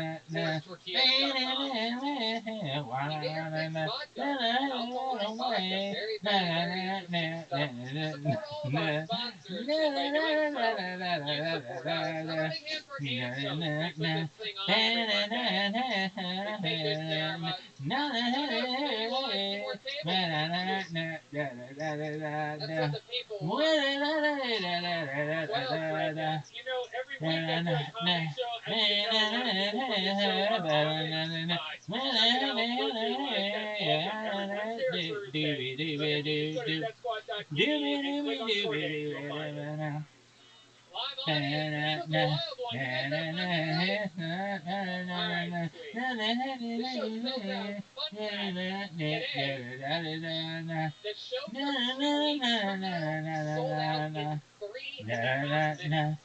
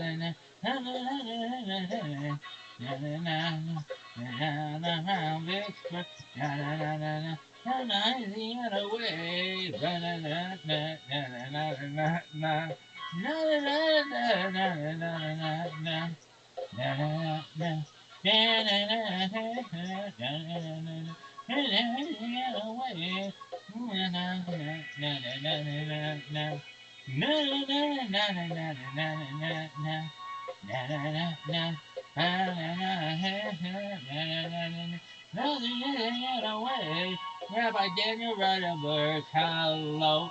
I am Rabbi Rothschild. Welcome to my world. Da-na-na-na-na. Rabbi Daniel Rodenberg. Da-na-na-na-na. Welcome to my world. Da-na-na-na-na. Na-na-na-na-na. Na-na-na-na-na. Na-na-na-na-na. Na-na-na-na. Na-na-na-na-na. Ra-ra-ra-ra-ra. Na-na-na-na-na.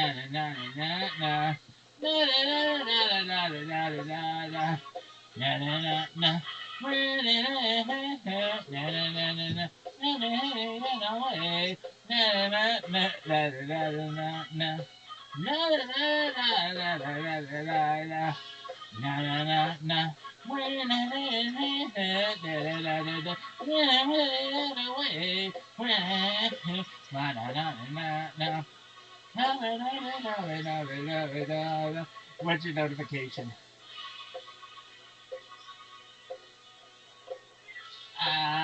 Okay, cool. I don't know what that means. Na na na na na na na na na. Na na na na na na na na na. Na na na. Wa na na na na. Na na na na na. Na na na na way. Na na na na na na na na. Na na na na na na na na. Na na na na. Na na na na na na na na na na. Na na na na na na na. Na na na na na na na na na.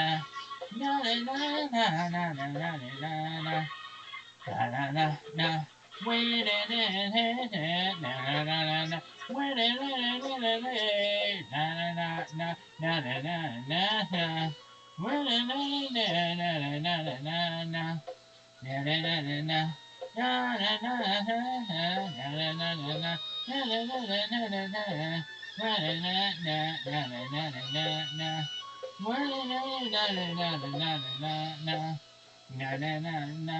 Na na na na da da da da da da da da da da da. Na na na na na na na na na. Na na na na na na na na na. Na na na na. Na na na na na na na na na na. Na na na na na na. Na na na na. Na na na na na na na na. Na na na na. Na na na na na na. You are amazing, amazing. Da da da da da da da da da da da da da.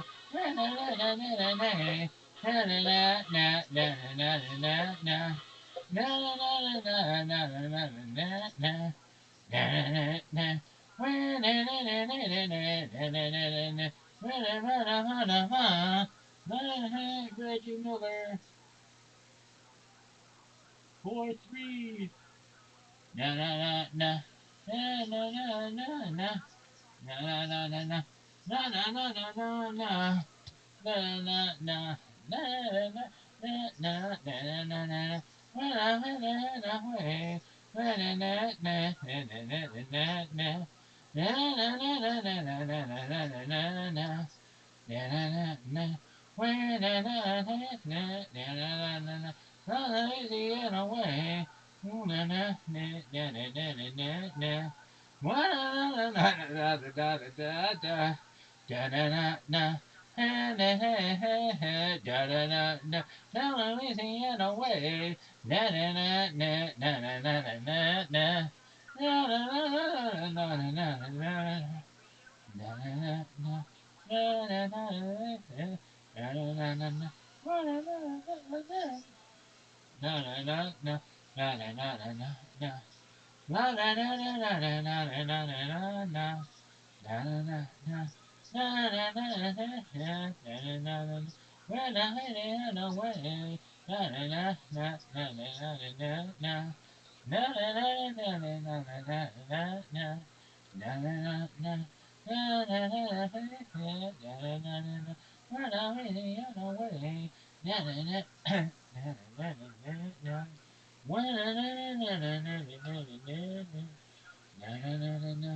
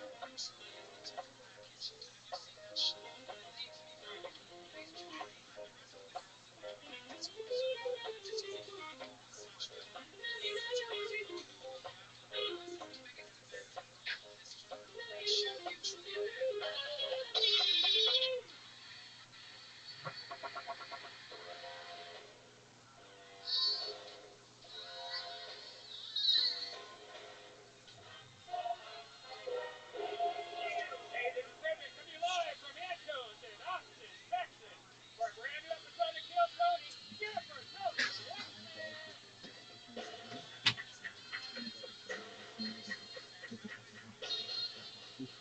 Come on, Austin, this is a live podcast. People listen to hear a live audience. Can you guys make some fucking noise? Jesus Christ. Didn't realize that we were at Antone's fucking library tonight. What the fuck was that? And I Bigfoot Red Band's here, everybody. You guys have any idea what kind of party he's at? I've noticed since we've been here in Austin, they are a lot quieter than most Mary, cities. they're like Mary. I don't know if they're trying to not spread the coronavirus or something, but you guys have already had it. I promise. How many of you have had the coronavirus? By round of applause. Way down around Jeez, what Vicksburg. did you just announce my name Not again? Did you hear the in light way. applause there? How loud can this place get for the band that's been performing for you for okay. There you go. It's the music town, I guess. Not really a comedy hub just yet. That's John D's Matt Bueling, D Madness, and Michael Gonzalez on the drums. How many of you have been to Kill Tony before? How many of you, big point if you haven't been to Kill Tony before? Wow, very excited. People are excited that have never been here before. Isn't that interesting? Well, you know, we're going to have a lot of fun. It's a show about stand-up comedy. We meet people, we see how it goes, and, yeah, like that. We have the great Ryan J. Ebelt in Los Angeles drawing tonight's episode. He's in LA right now. Doing amazing poster for Kill Tony 500. It's going to be available. He's coming out for that event. Very excited stuff. He draws every single episode, every single If you know what I mean. RyanJEbelt.com, including the brand new Mississippi Queen. book, Selling Like Hotcakes. She taught me everything. Podcast has their own coloring book. The one We're down around Vicksburg. Around Louisiana way. Live the Cajun lady. Aboard the Mississippi Queen. You know she was a dancer. She moved better on wine. Most of them Jews were getting their kicks. Boy, I beg your pardon, I was getting mine. Mississippi Queen. If you know what I mean. Mississippi Queen. She taught me everything. This lady, she asked me if I would be her man. Now that I told her, I do what I can. Keep professional pretty. By dresses that shine. Those damn Jews were making their bread. Boy, I beg your pardon, I was losing mine.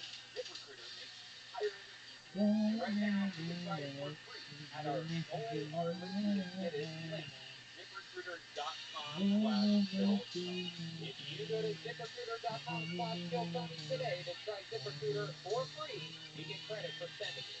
Once again, that's ZipRecruiter.com/KILLTONY.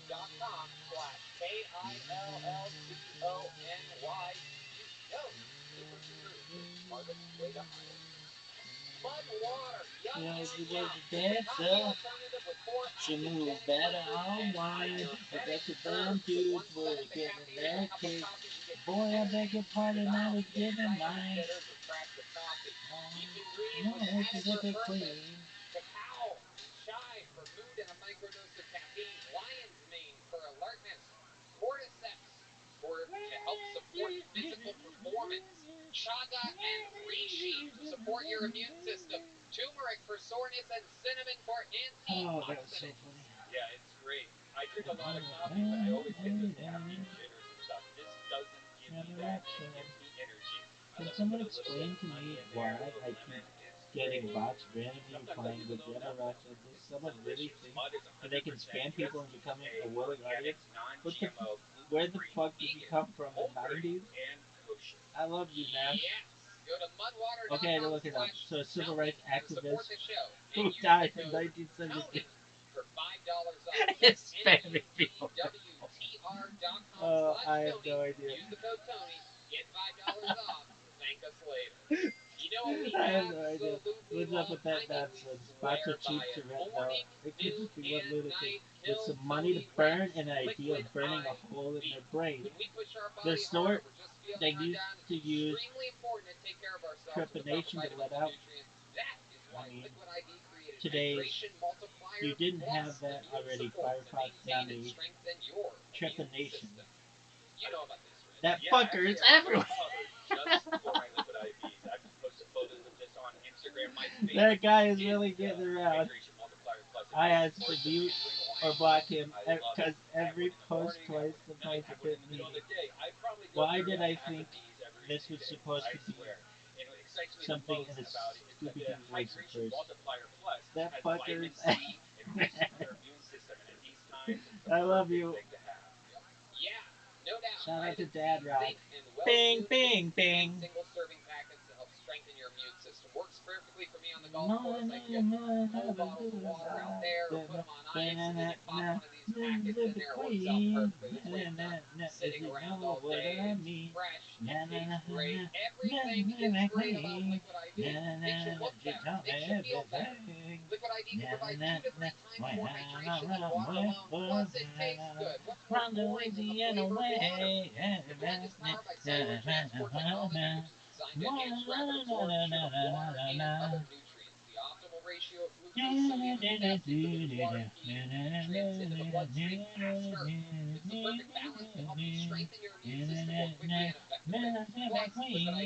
They donated 4 million plus servings in response to COVID-19. Not me Hospitals, everything. first responders, food banks, veterans, military companies donated over 10 billion Tell me everything. everything. Get your Liquid IV hydration We're down multiplier plus around immune support Vicksburg. in bulk at Costco. Order online and get 25% off when you do. Go to liquidiv.com and use the code TONY at checkout. That's 25% off anything you order. And get better hydration. Do it today. Use the promo code TONY at liquidiv.com. And we're back. Are you guys ready to start tonight's show? By the way, less acidic vodka is alcohol. And it's distilled 10 times. We're down around Vicksburg. You have a lot of like Louisiana way. And less hangover. Who doesn't love less hangover? So try thick vodka. And plus, they support local. How can we forget? You told me everything. That's right. Ron White has his own tequila, number one tequila, which we absolutely love. And that's the name of the game right there. Last part of the show is brought to you by number one tequila. Everybody's got a different liquor sponsor here. I'm obviously a White Claw guy myself. You know what I mean? Ron, welcome back. Ron's one of the main reasons why we all moved here. He's basically sold Rogan on it. He sold me on it. Absolutely incredible. We're so grateful that you did. And you're an amazing guest. You've done this a few times, so we're happy to have you back. Yeah, I've never done it sober, but I'm sober now, and I can't. I quit drinking 2 months ago, but I still need you guys to drink this fucking tequila because we lost our best customer. How cool is that? How about a hand for his 2 fucking months, huh? Rabbi Rothschild. If you know what I mean. Your best is like a Rothschild. He taught me everything. We're down around Vicksburg. Down Louisiana way. Maybe the big and lady. Upstairs, filled with comedians right now. People in the audience also signed up. But if you pull your name out of the bucket, get 60 seconds uninterrupted on this stage, you know your time is up for the kick. That means wrap it up, or else you're going to bring out the angry Pit Street Bear. And you don't want that. There you go. There you go. There you go. This is the Queen. You guys ready to start the show? You know what I mean. Again, I mean, I don't know. Mississippi Queen. I don't know. What do you cover everything. Austin, this is a real live show. Are you guys ready to start this show? Weird. Really weird. Unbelievable. Alright, well, here we go. I feel bad for whatever comedian has to go first in this shitstorm tonight. But here we go. Let's see what happens. Ladies and gentlemen, your first comedian goes by the name of Ben Horn. Ben Horn. So here we go. Let's see how this new tunnel system works. Here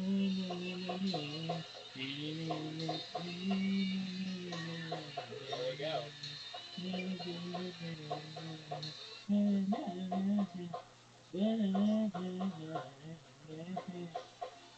Bing, bing, bing. Here he is, everybody. Ben Horn. Alright, I'm Ben Horn. Thank you very much. Ben Horn. Launch Ben Horn, Ben Horn. Welcome. You've been on the show before, right? I have, yeah. What did we talk about? What did we find out about you? What was the highlight of that interview? Yeah, how about some noise for HEB, huh? That's always a crowd favorite. Yeah, you know, they actually, so my department got shut down during the whole snowstorm, and so we weren't working, and they What paid would us you for be the doing whole if you fucking worked week at Blue Sky regardless right now? for I'd be all of like, our this fucking hours, fucking which is rabbi, awesome. They're I great. can't fucking Yeah, they're stand great. it. The power stations put together too. Yeah, yeah. Based from getting that HEB with your sick ass mustache. I mean, you know, the cocaine definitely gets stuck in there from time to time. Is that true? Do you do cocaine, Ben? From Oh, time what to is this time. He's bullshit? saying from time to time. Are we talking about all the time? When it I came to mean, lady if somebody offers it and I don't have anything to do, like, why not? Do you hang out specifically with people that do cocaine? Typically, yes. I hang out, ironically, makes me too anxious. What kind of drinking do you like to do? What's your preferred beverage? Oh, me, I can smash. I'll One, drink two, tequila three. for all day, but Lone Star's my go-to. What's your favorite kind of tequila? This one, obviously. Nothing better than this one tequila, everybody. This A real one Ben tequila. Horn marketing genius. That's what I should have named it. This one. My God, Ben, I really set you up there, and you really knocked One it right came into to fucking the lady. catcher's mitt.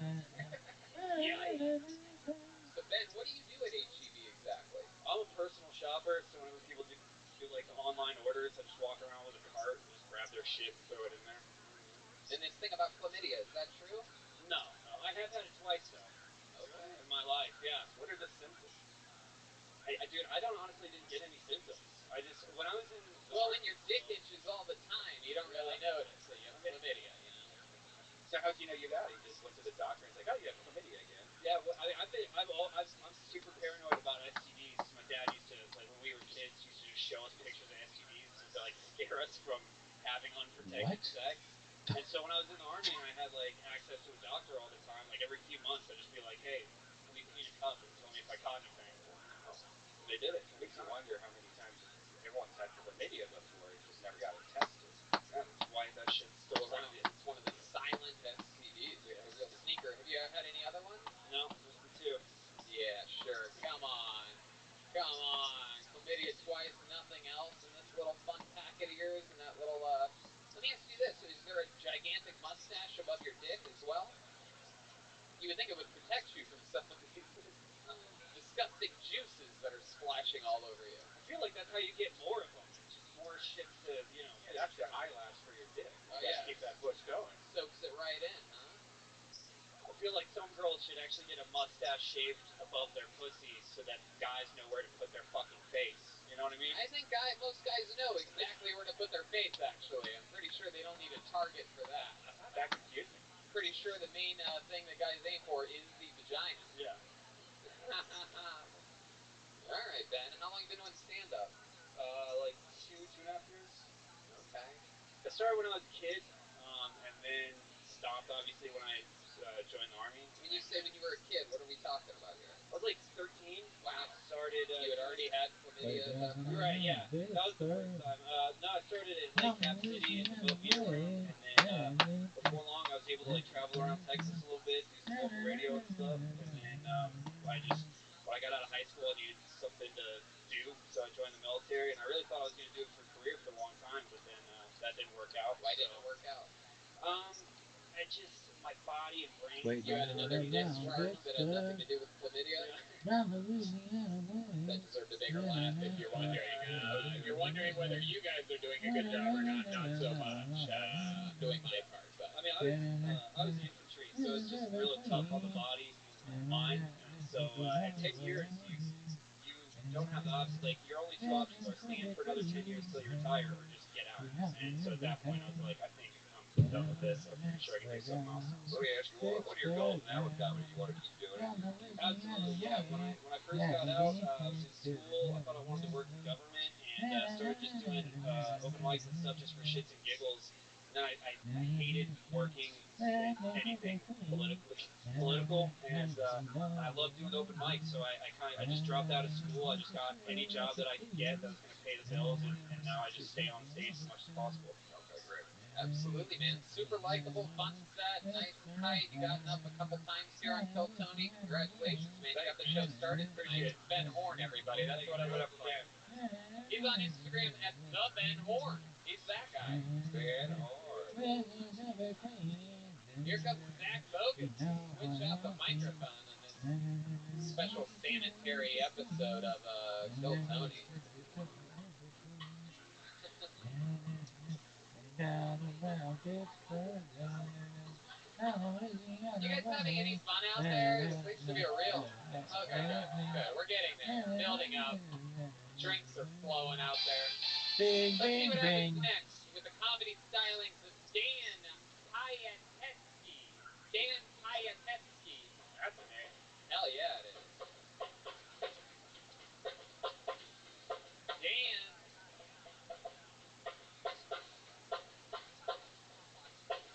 Dan Payatetsky coming down the stairway. This is very good. This new system is working. How about a hand for Antones, everybody?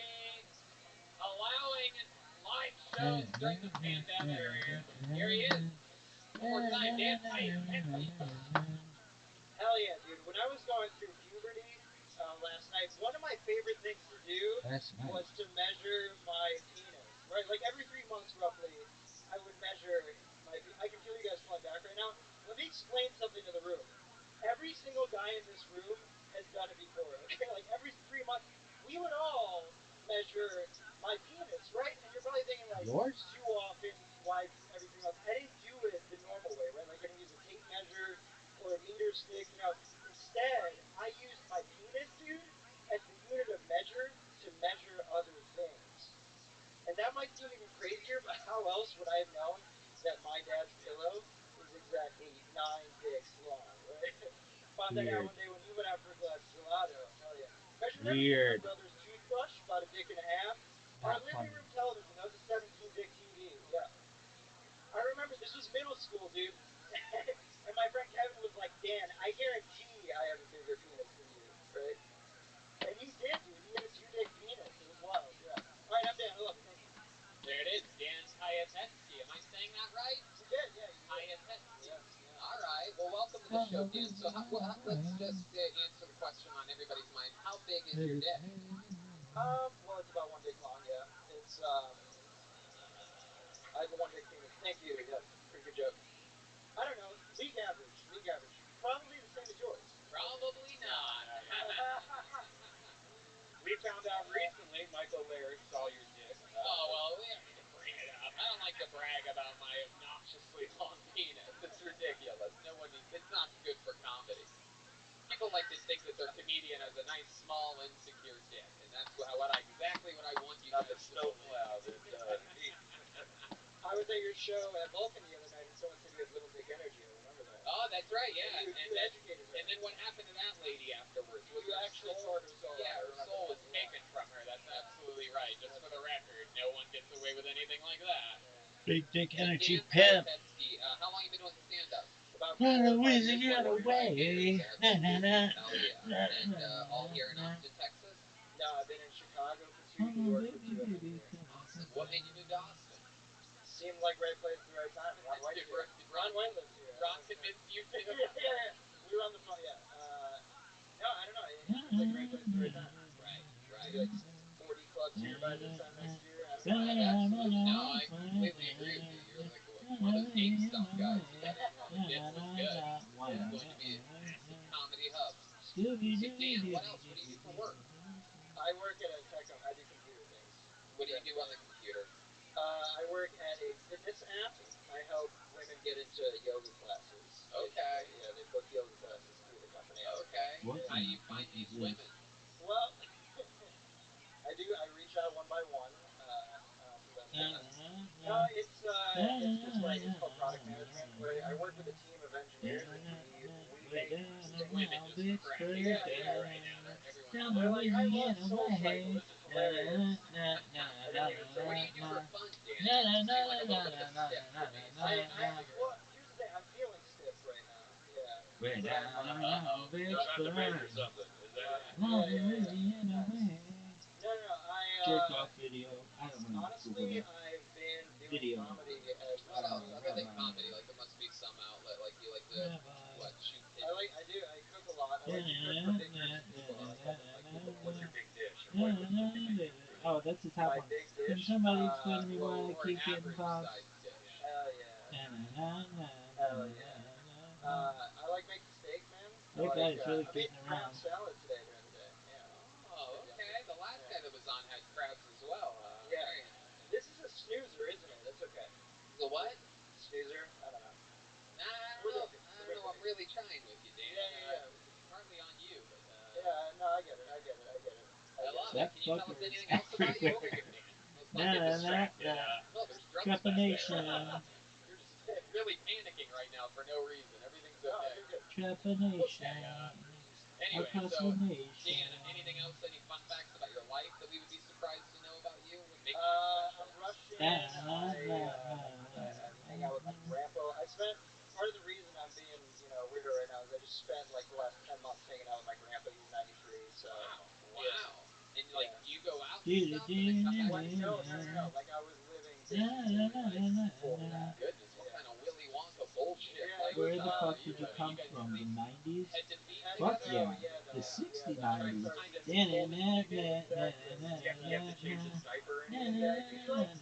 Go like his doctor tells him he's got to go on walks and he can't even like leave his house. So like he just like walks around his house like a Roomba. It's like he's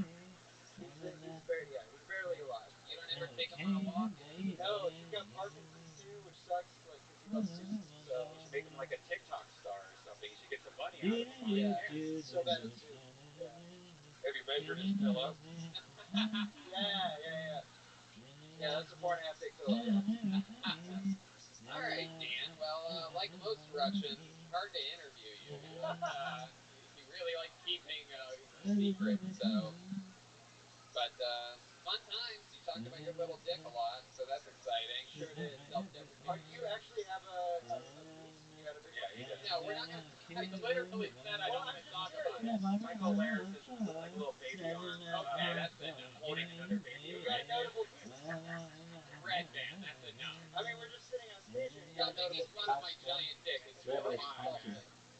Alright, Dan, fun times, dude. Way to do it. 4 or 5 years. I can't wait till you're on again. Talk about something else. Thanks, Let's do it. There you go. Dan Pye, Pepsi, everybody. He's on social media at Dan P Comedy. Hell yeah. Alright, here's Zach Bogus. For those of you that love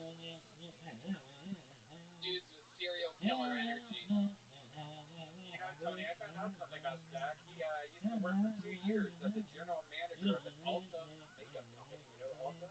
Wow. He knows everything about makeup. Wow. Isn't that weird? Yeah. Okay, this looks like an interesting name. Lane Rubin. Lane Rubin is next on Kill Tony. Here he comes. Right next to the stage. Very good. One more time for Lane Rubin, everybody. I was watching football the other day, at least a month ago, and I noticed that one of the players was using one of those playbook wristbands, and I thought it was weird because you're on the field for like a minute the whole game. What could you possibly need to remember in a minute? I think my dog's addicted to mushrooms. I think he's paying my cat to knock him off the bookshelf. I'm pretty sure he's paying my cat. I don't know how my cat's getting all these sweaters. My cat doesn't have a job. And my dog's done so many mushrooms that he started getting really philosophical. Like he's teaching himself new tricks. And he's getting really snouty about old tricks. Like the other day I went and shake, and he goes, you know there's a global pandemic right now, right?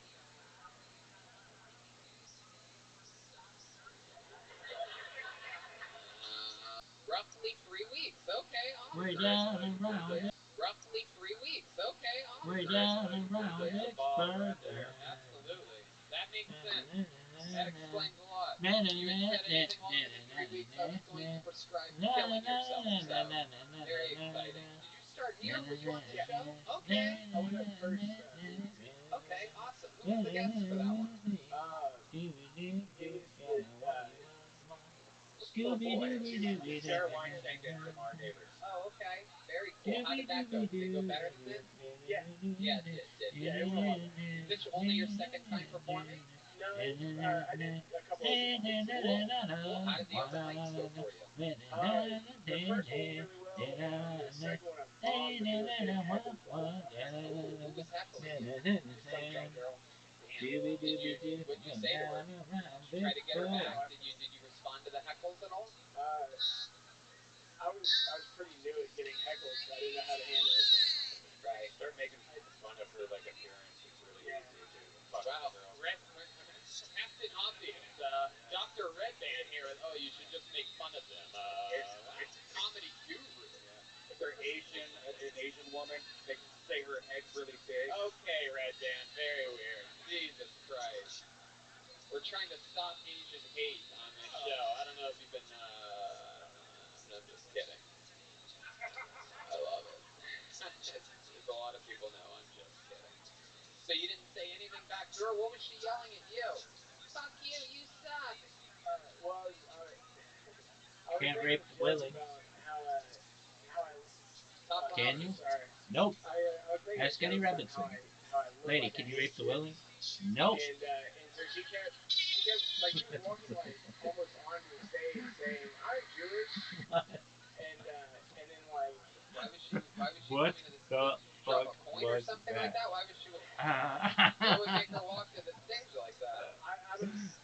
Way down around We're trying to Vicksburg. stop Jewish hate here on Gilstone Chicken.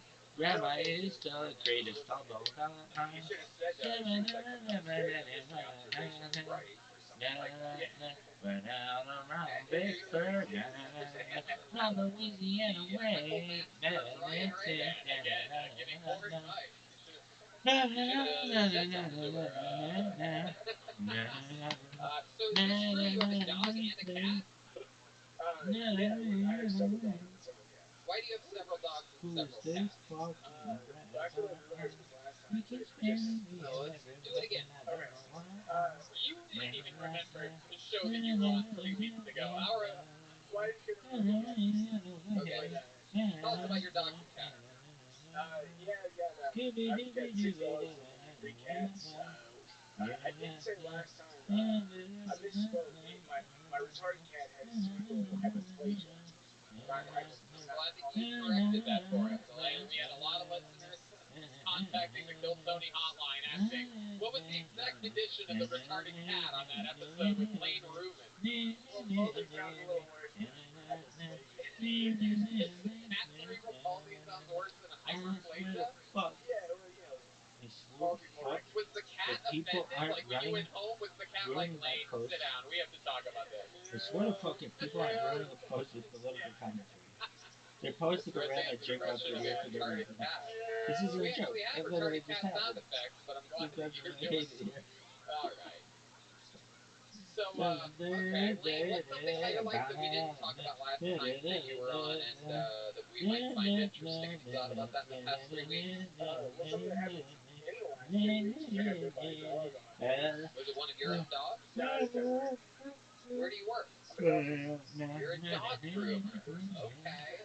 What made it bite your face? Didn't like the haircut you gave it? No, it was the owner didn't tell us that it bit, and I was trying to pick it up, and it leapt at my face. Wow. That's awesome. Did you lock lips with it or anything? For a minute. Wow. Was it a Jewish dog? Probably Okie dokie. Really, any second now this episode's gonna start. I promise. Pretty incredible. So that's fun. Lane, what's your girlfriend like? What does she do? Wow. 2 dogs are real. Okay. Alright. Okie dokie. Really, really fun stuff, Lane. Interesting. Ron, you have anything else you want to say about this? Absolutely not.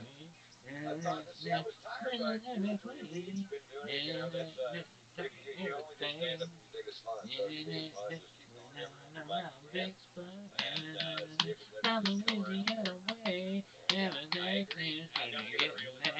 There it is. Coming to his career. There he goes. Lane Rubin, everyone. RUHMANN. Social media. Hell yeah. Ron has the great little doggy. Is that your first dog you've ever had, or do you have a little great bulldog?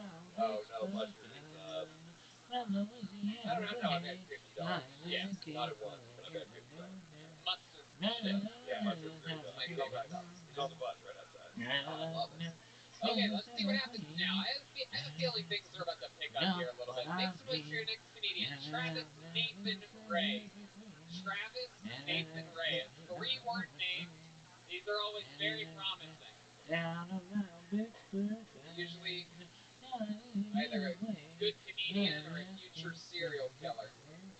Travis Nathan Ray.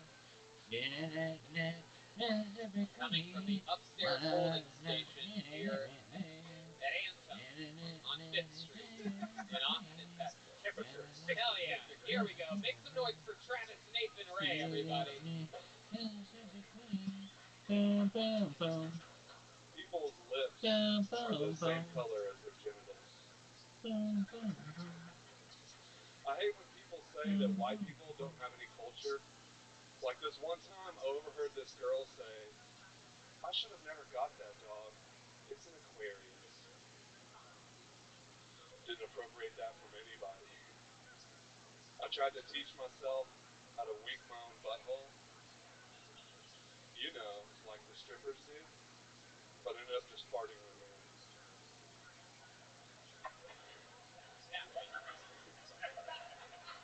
I really thought he would like that one more. I'm wearing skinny jeans for What's some going on reason, here? and there's like the seam up the middle, you know?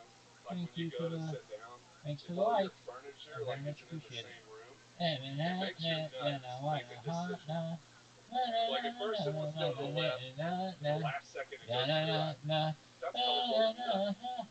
Ladies don't have to worry about that. For y'all, it goes right in the middle, with a lip on each side, but then it looks like someone got a man inside her open mouth in a Ninja Turtle.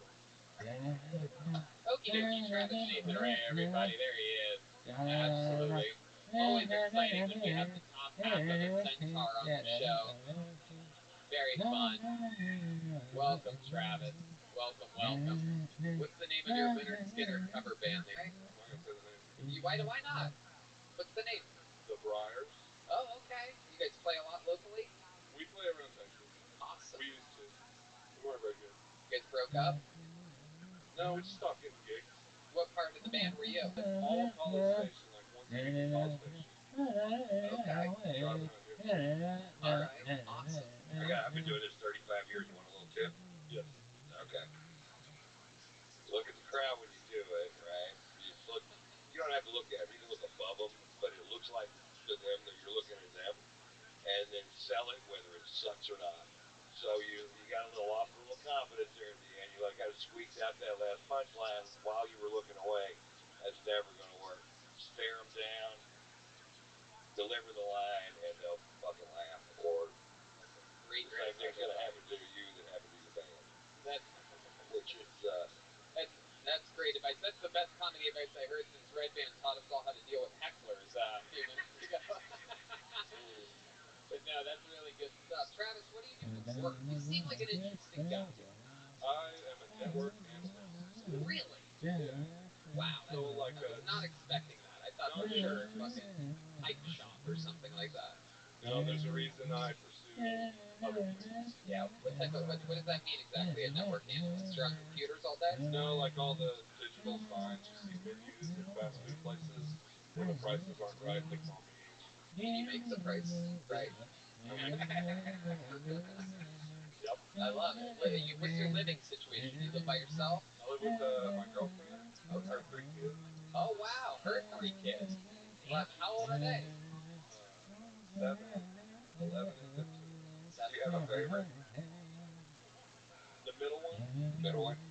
Yeah. Natalie, she's an artist. She's awesome. Very cool. Which one do you hate? Sorry. Which one do you hate? The 15-year-old, right? We all know it. Yeah, the 15-year-old. Slutty 15-year-old, am I right? I've never had to say, fuck you to a kid so much. Right. Do they ever give you the, you're not my real dad? They do that? Say, fuck you. Wow. I'm going to my room. How about that? Hey, look at that. I like that. You do that on stage? Well, in the garage. I have a garage Yeah, you guys talk about that on the Is it a thing you talk about? Is that part of your thing? Talking about how you live with your girlfriend with 3 kids and I'm going to my room? Yeah. Like that's good. You, like you said that it gets a big pop and it's really about your life. Well, I tried to do like the quick joke thing. I don't know if it was my life. Yeah, but it was always getting stripper butt also. So I couldn't start talking about it. You realize I'd be interested. You know, they really. People can feel it, even though it sounds weird and unbelievable. People can feel when something's true and honest and that you're dealing with something. Although I honestly believe you shoot a stripper's butt a wink. Yeah. I was in the Air Force for 8 years straight. I've seen a lot of strippers with their buttholes. It's hard to do. I'm trying. How long have you been with That's a talent. Okay, just mine just keep milking. Oh, okay, there you go. You're still going with it. Really chasing the dragon there. Anything else? You have any more tags for this winking stripper butthole you're doing? Okay. I'll keep it moving along then. How long have you been with this girl that has 3 basically girls? I've been with her 2 years. 2 years. How, like, what is it about her that you like so much you could deal with 3 kids? I don't know. She's gonna watch the show, so. Luckily I'm asking you what's good about her and not what's horrible about her. I guess so. If you can't come up with anything, then what's gonna look bad to her? Nope. Come up with plenty of shit. She's awesome. She's beautiful. She loves doing acid. There we go. That's great. That makes us all very happy for that 7-year-old. Where'd you meet her at? Good question. So it was my coworker's wife at the time. Ooh, and this is at your network analyst job, and you're like, this price is not matching up correctly. I'm gonna fix this right now. I've never written a joke about this shit ever, and you're here to bring this up now. Like, it's time to start writing jokes about this shit. So, I found out my wife cheated on me with like a whole. Wait, you were married? I was married. Found out my wife cheated on me with like a whole mess of dudes. How did you find out? Tastes different. Red Band. When I ask a question, if you just let them answer, the show moves on. If you just say disgusting shit after every question, it gets like a little bit. Then I have to ask again. Go ahead. So I discovered I was looking through my VA benefits trying to get disability for obvious reasons, and I found when you're overseas, if your wife goes to the hospital, they put it on your records. While I was in Iraq, she went to get a Plan B pill. Oh.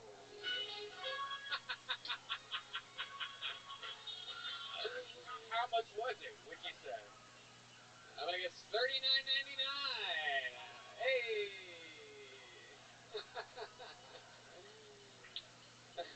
Bum, bum, Yeah, she got the Plan B pill, and I went to confront her about her cheating, and she opened up to me about a different dude she cheated with, not the dude, the Plan B dude. No. Oh my God. You're in Iraq dealing with IEDs, and she's here dealing with IUDs. It's incredible. Again, that was another really brilliant joke. You can't make these things up. There's no one that has, like, you can't just have prepare to be able to do an IUD joke like that. But I get it. There's a lot of initials there, a lot of math to be done on a Monday night, so I don't blame you guys for that. So do you know like who the guys were? Were they white guys? It's a really interesting question. Just what Red Man wants to know if it's his worst nightmare as well. No, actually, it's funny that you would ask that because we were in Japan at the time, and it was all Japanese dudes. What? She cheated on you with Japanese dudes?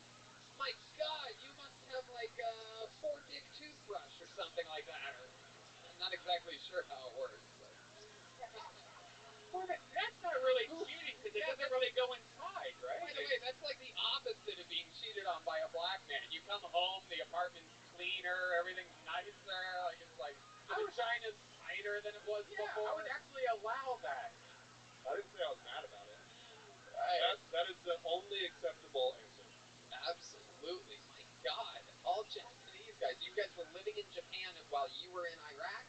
Yeah, we lived in Japan for like 3 years. I was only deployed to Iraq for a while out of Japan.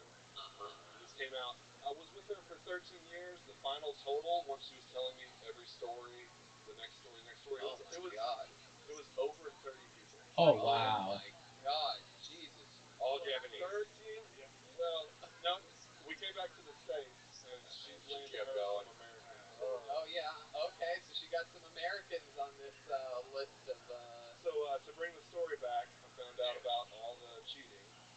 RabbiRothschild can fuck your buddy's wife. All right. Dave to the K. Does she make any money? It's John Dees with a question. I don't know. Does she make any money? No, man. I worked the whole time. She went to school. She never worked. Oh my God! What did she go to school for? Learning Japanese? Yes, son. 30 million dudes. No, the real fucking answer of what she went to school for is way funnier. To do hair. She went to do and hair. It cost us $10,000 because she didn't want to go to a regular hair school. She had to go to some other prestigious hair school. Wow. Guess what she does now? What? Not cut hair. Oh my God. Oh my God. Yeah. What does she do? Let me guess. A hostess at a Japanese restaurant? No, she works at a tire shop in a fucking small town. Wow. Wow. She's finally using rubbers. Yeah. That has to. Oh, there you are. Okay. Just wanted to make sure. That has to make you feel good though. Like fuck you. You work at a tire shop. Bro, my girlfriend's so hot right now.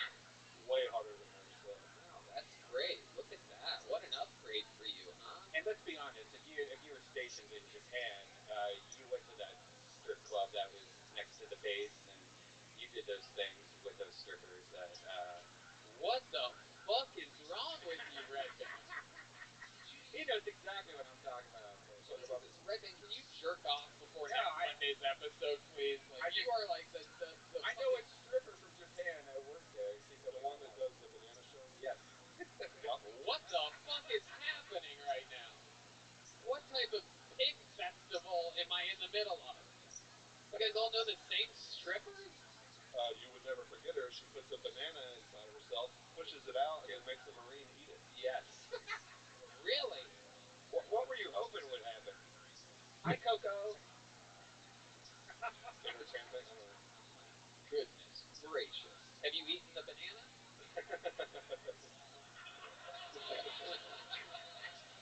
My goodness. I'll tell you this, Travis. Fun stuff. I mean, and an unbelievable interview. You totally made up for the first three comedians' lack of wanting to answer questions. This was incredible. And you've been prescribed some really good doses. All this stuff that you talked about during the interview is infinitely funnier, realer. It feels like you. It's your real life. It's going to make you feel better about these things that have happened. And you got to start really knocking it out because as you hear by the audience's responses, this stuff's really funny, man. Right on, man. I appreciate that. Hell yeah. How about a big hand for Travis Nathan Ray, everyone? He's on social media at Travis Nathan Ray. If you know what I mean. Here we go. Time for a special treat. You guys like special treats? Where's the real Kill Tony fans at here, huh? All right. Ladies and gentlemen, your next comedian, one of the Kill Tony regulars from Los Angeles, California, famous for his incredible roasting abilities and great joke writing. Ladies and gentlemen, it's the real deal, David Lucas. Real deal Holyfield pimps. Way down around Pittsburgh. You should not be labeled a lesbian if you're fucked by a strap-on. Like, scissoring is the only acceptable way to be a lesbian. Like, to me, lesbians and vegans are the same shit. Y'all both looking for replacements Who for real meat. in the fuck is this rabbi? I'm convinced women that get fucked by strap-ons probably eat cauliflower wings, too. What the fuck is that? Like, bitch, just eat a real hot wing. You know what I'm saying? Like, stop playing with the fake meat, bitch. I hate internet dating, man. I hate internet dating because bitches be on there twerking in their profile picture, but in the description it'll say no hookups. Like, what the fuck did you expect? A walk on the beach, bitch? I don't know what you want. Like, to me, that's greedy. Like, you want to show your ass off, but at the same time, you want me to take you by candlelight and kiss you under the moon. Oh, I just opened that joke. Hell yeah, David Lucas.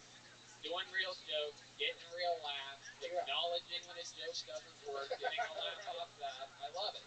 That's real comedy there. Yeah, man. Absolutely. A real good 60-second set. David Lucas lives in Los Angeles, but spends now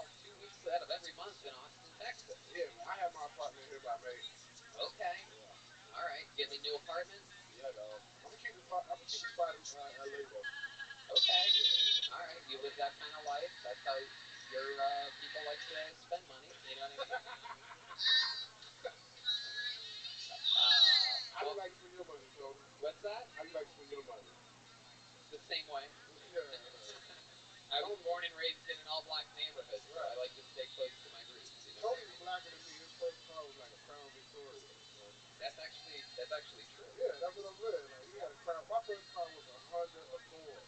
Damn. Exactly. Oh my God, that's so Japanese. You could have fucked the last guy's wife.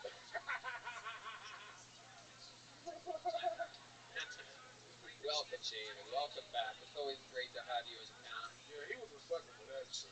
Yeah. I would have beat that bitch ass. Really? My goodness. What would you do? You get her in the missionary position and just let your weight go? Mother. I mean, you're in Japan. You could have threw that bitch off a building and they would have thought it was suicide.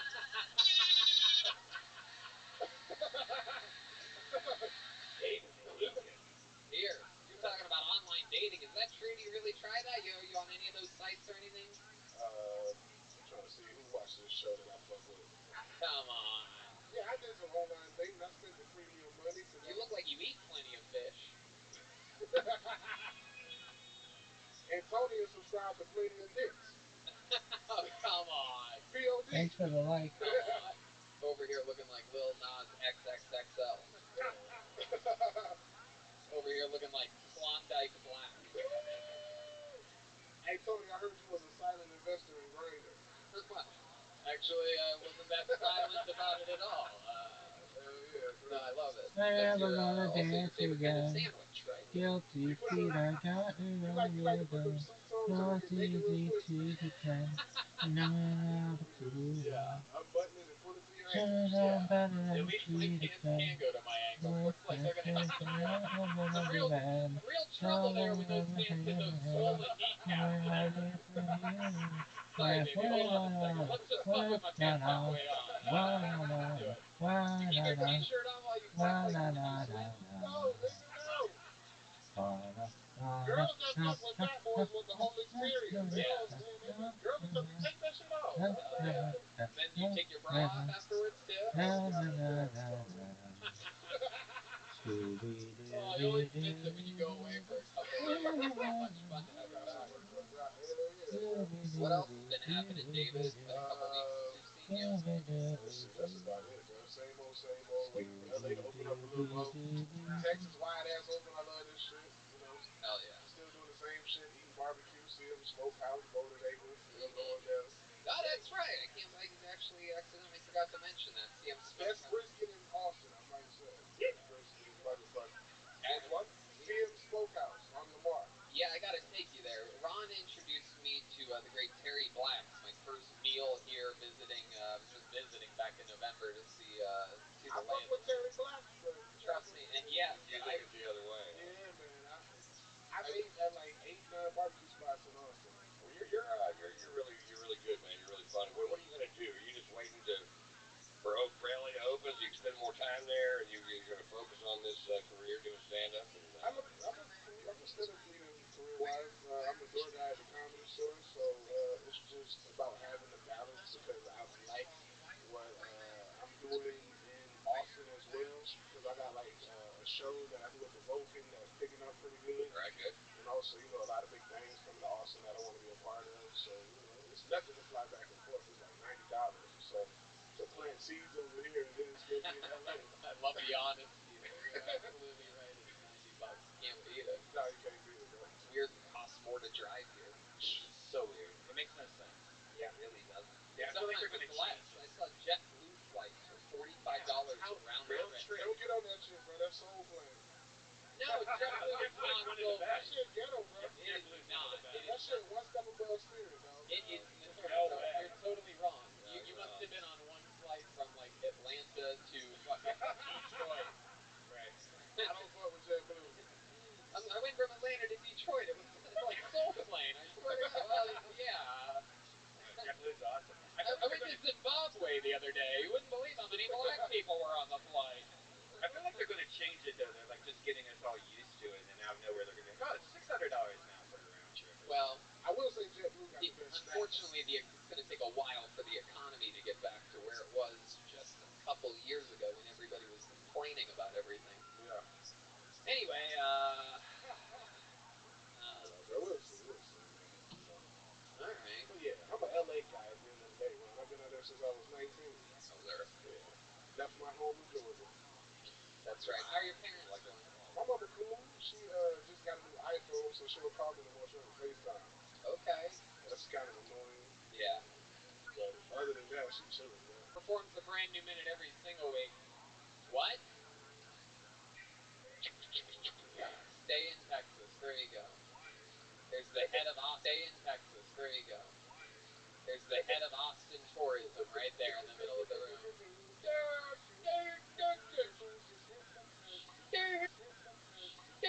Don't go home. The guy's got children back in Los Angeles, sir. Let him go see his kids every once in a while. All right. Okay. All right. Okay. Corey Wolf. Corey Wolf. On the line. Here at Kill Tony. A lot of You have people to hire months extra or people, years. baby. All right.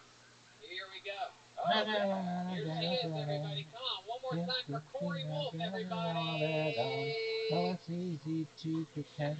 I know I'm not a fool. Cause you're the known better than the cheater. Known better than the cheater. I get that a lot. Creative, slam, Bad Vampire movie.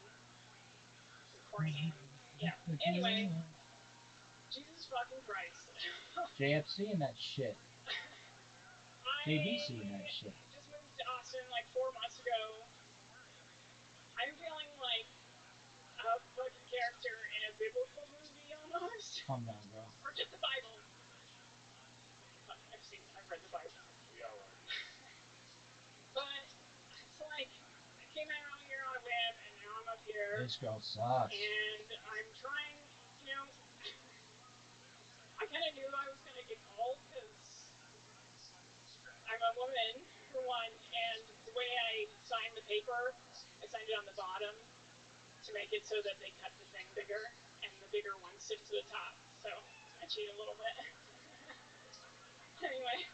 Actually incredible. You are actually right about that. There is an extra, like, I would say a quarter of an inch in width to that, as you see, compared to the average size piece of paper. Very smart. Incredible that you would so strategically try to get selected on the show and prepare less than nothing for it. I know. If you put half as much thought into what you were going to say if you got picked into getting picked. Yeah, what were you thinking? It worked. What part of it worked? I don't know. I have this thing like I don't gamble unless I'm gonna win. But and I fucking did it. No, you made it to the casino and then you lost. Yeah, that's true. Incredible. I've only clocked like 40 minutes of stage time so far. Okay. So you just started. How long have you been doing it for? 40 minutes. Oh, like, okay. Oh my goodness. March. March. Okay, Yeah, so you started in March, but we all know you famously from the hit show Daria. Yes. You started in, what made you start in March? I just got out of the house. You just got out of the house. Yep. Heck yeah. How many cats do you have? None. I have 3 dogs. And 3 dogs. Yeah. Okay. You live by yourself? No, I live in a very competent house. A very what? What? Competent. Competent. I thought you said Compton. Me I was too. like, oh, you live with a bunch of black people. That's cool. Wouldn't have guessed that. Yeah. I balance it out. What does that mean, a competent house? What does that mean to you? It means they brush their teeth and they do the dishes. Oh, good idea. Okay. Yeah. All right. I live in a very I don't know what's happening tonight. It's a wild one. Are you on meth or something? Are you a meth? No, I drank a cup of coffee. Oh. When I hadn't drank a cup of coffee in like a year, and now I'm like dissociating. When did you drink this cup of coffee that has caused all this disruption with you tonight? Like 7:30. Like it was terrible. 7:30 tonight? Yeah, and yeah, it's not cocaine. I swear, Austin. What made you do that? What made you decide to have a cup of coffee at 7:30? Yeah, I was gonna go gamble. Okay. what's your love life like? I'm single. Oh, we know, but what's your love life like? Oh, well, I've been proposed to 7 times in my life. You've been proposed to 7 times in your life? How? Why? What the fuck? 7 different people, or one person asked you 7 times? Yeah, it's the same guy, right? One guy with a terrible stuttering problem wants to propose to you. Twice. The second Will you marry me? No. Go ahead, explain to us how you've been proposed to 7 times. Well, I date people, and I'm like, I'm not gonna marry you until you hit the 5-year mark. And they like asked me before, and they're like, will you marry me? And I'm like, not yet.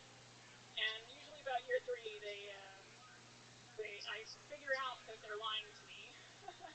About what? Well, I remember one time I was talking to my boyfriend, and he revealed to me that he didn't know what the sun was made out of. And I just like... What a fucking nerd you are. What are you talking about? Is that what this is? You date like nerds, right? I date low life, dude. Like what? Like former meth addicts. I'm not kidding. How do you end up with these people? They're funny. I mean, sometimes... They're funny? I don't know. I let the devil in my house. What can I say? What do you do for work? Well, they're not that funny. I guess it's like... What do you do for a living? I'm currently unemployed, and like, why am I gonna quit that? It's pretty awesome. What did you do for work before you were unemployed? Well, I worked for Burning Man. I cannot get a fucking read on you for the life of me. I keep going back and forth thinking you're a drug addict, thinking you're a nerd. She's a drug addict for sure, right? Well, I mean... Do you do drugs? That's why you're asking the question.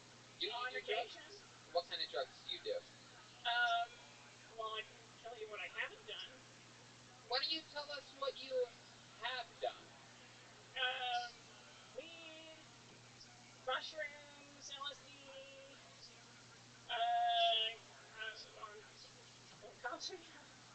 cocaine, ecstasy, but so that's everything you need for stand-up comedy. So you're on the right track, I think. But, cocaine's a bad one, and you got to use it as a tool, because what dopamine does... Listen, what dopamine does is it strengthens that pathway in...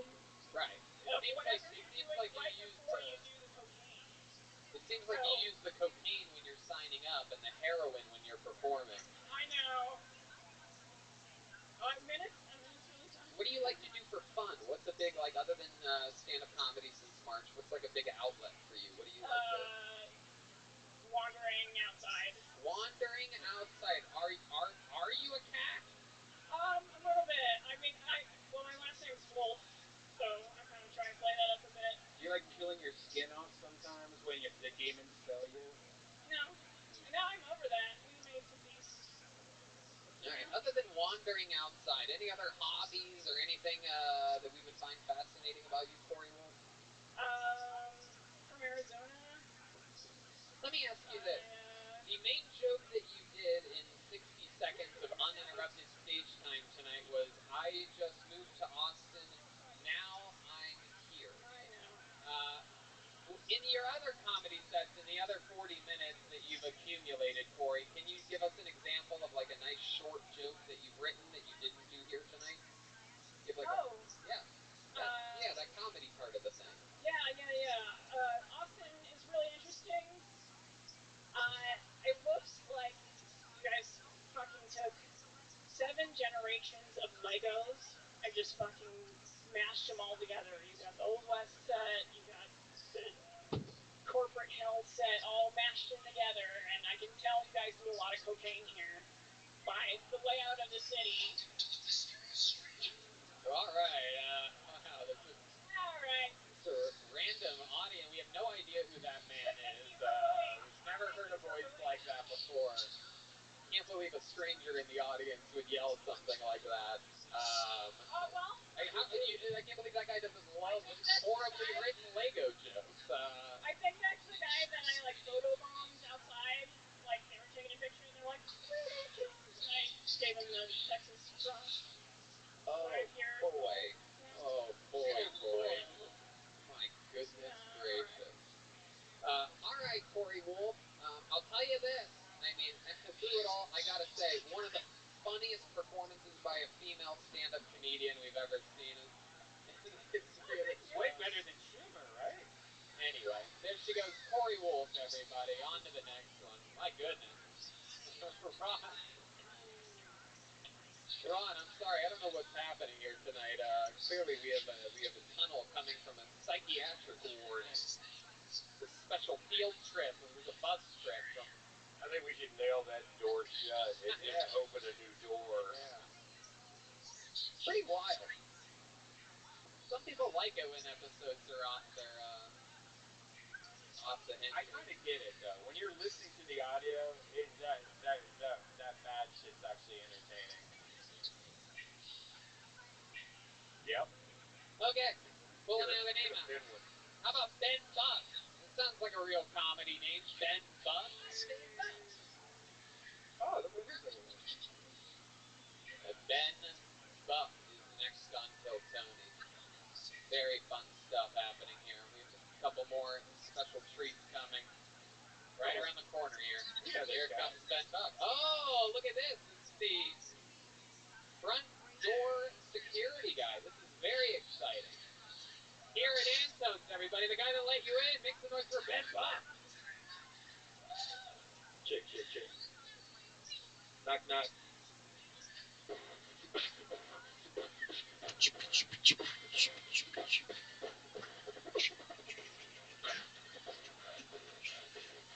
Puppy whiskey.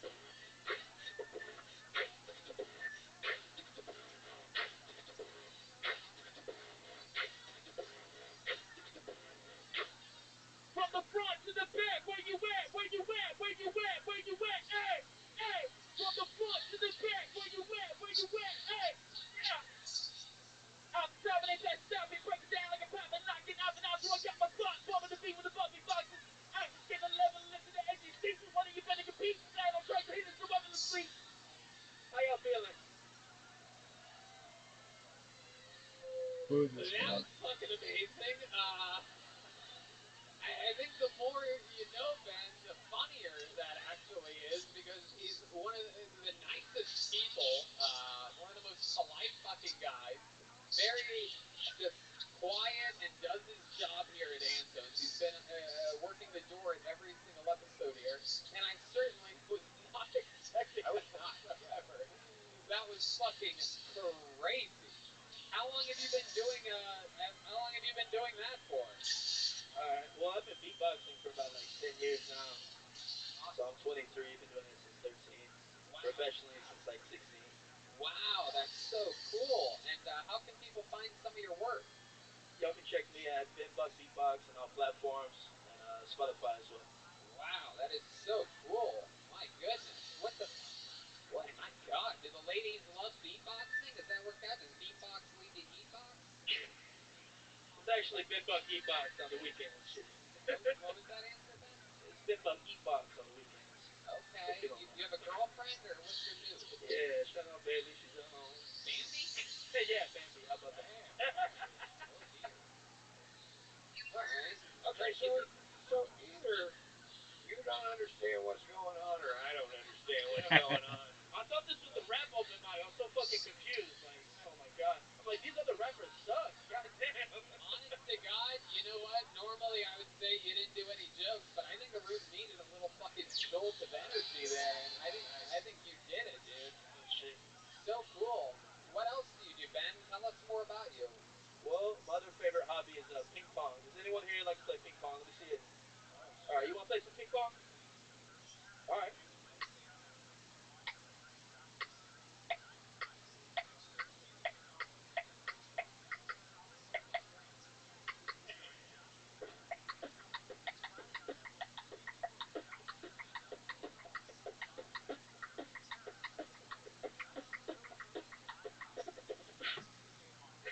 Wow. Jesus Christ. My mind is completely blown.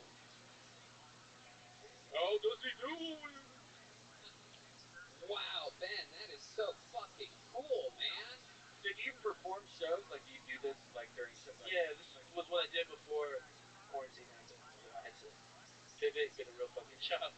You were doing live shows entirely as income. Yeah, for sure. Do you have Thursday night off?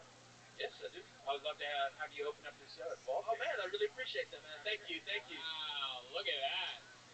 Ben stuff. Getting a little gig.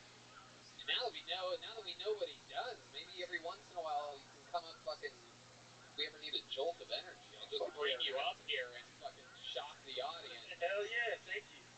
I saw the band. I've never seen out of all the whatever we've done here, 10, 12, whatever episodes. I got to say, I looked over when you went into the big bong thing. I saw the excitement on John C's face. It looked like it was Christmas morning over there. So cool. You actually got the band excited, which is fun to see. Wait a man, shit. Love it, Ben. Shit. Blinded by the light. D. Madden said he almost saw something. For those of you listening to the podcast, we don't have a mic for D. Madness. Get one, for sure. So Ben, where'd you meet your girlfriend? Met her at the rap show actually, South by 2 years ago. Very cool. What does she do? She works for Apple. She speaks French for Canadian tech support. She sounds like a weird bit, but it's not. Perfect. And do you ever do any of your beatboxing tricks in the bedroom or anything like that? I'll try to just echo circles. Get the big vagina. Oh, Red band. I love it. Ben, so fucking cool, dude. Very interesting stuff. Somebody else posted about me because I'm so cool until you just did it. Shit, thank you. I already asked you where they can find your stuff, right? Yeah, you can find me anywhere at Ben Buck Beatbox. Stickers at the front. Holler at me. Yeah, go get a sticker from Ben Buck on your way out. One more time for Ben, everybody. Very awesome stuff. Very cool. 23, is that right, Ben? 23 That's fucking awesome. Years old. This guy's going to be a huge goddamn star. Yeah, I can't wait to watch you Thursday, man. He already is one half of Run the Jewels. Not the half that you guys probably already know. How cool is Actually, that? let's bring up the other half of Run the Jewels, right? You want to? Yeah, let's do it. This guy won the extremely rare prize in almost 500 episodes of this show. Only 7 people ever have won a thing called the golden ticket, which means you have to have an absolutely perfect 60 seconds and an absolutely perfect interview. Last week, he reemerged for only the first time since winning the golden ticket in Iowa. There's only been 7 people to do it. 1 in England, 1 in Australia, 5 in America. This is one of those guys. In his appearance last week, things went so off the fucking rails. It got so crazy in here that people are going to talk about it. Fans of the show are going to talk about it for years. This is his 3rd time ever on the show. He's an anomaly. Let's see how it goes. Make some noise for the great Halloween, everybody!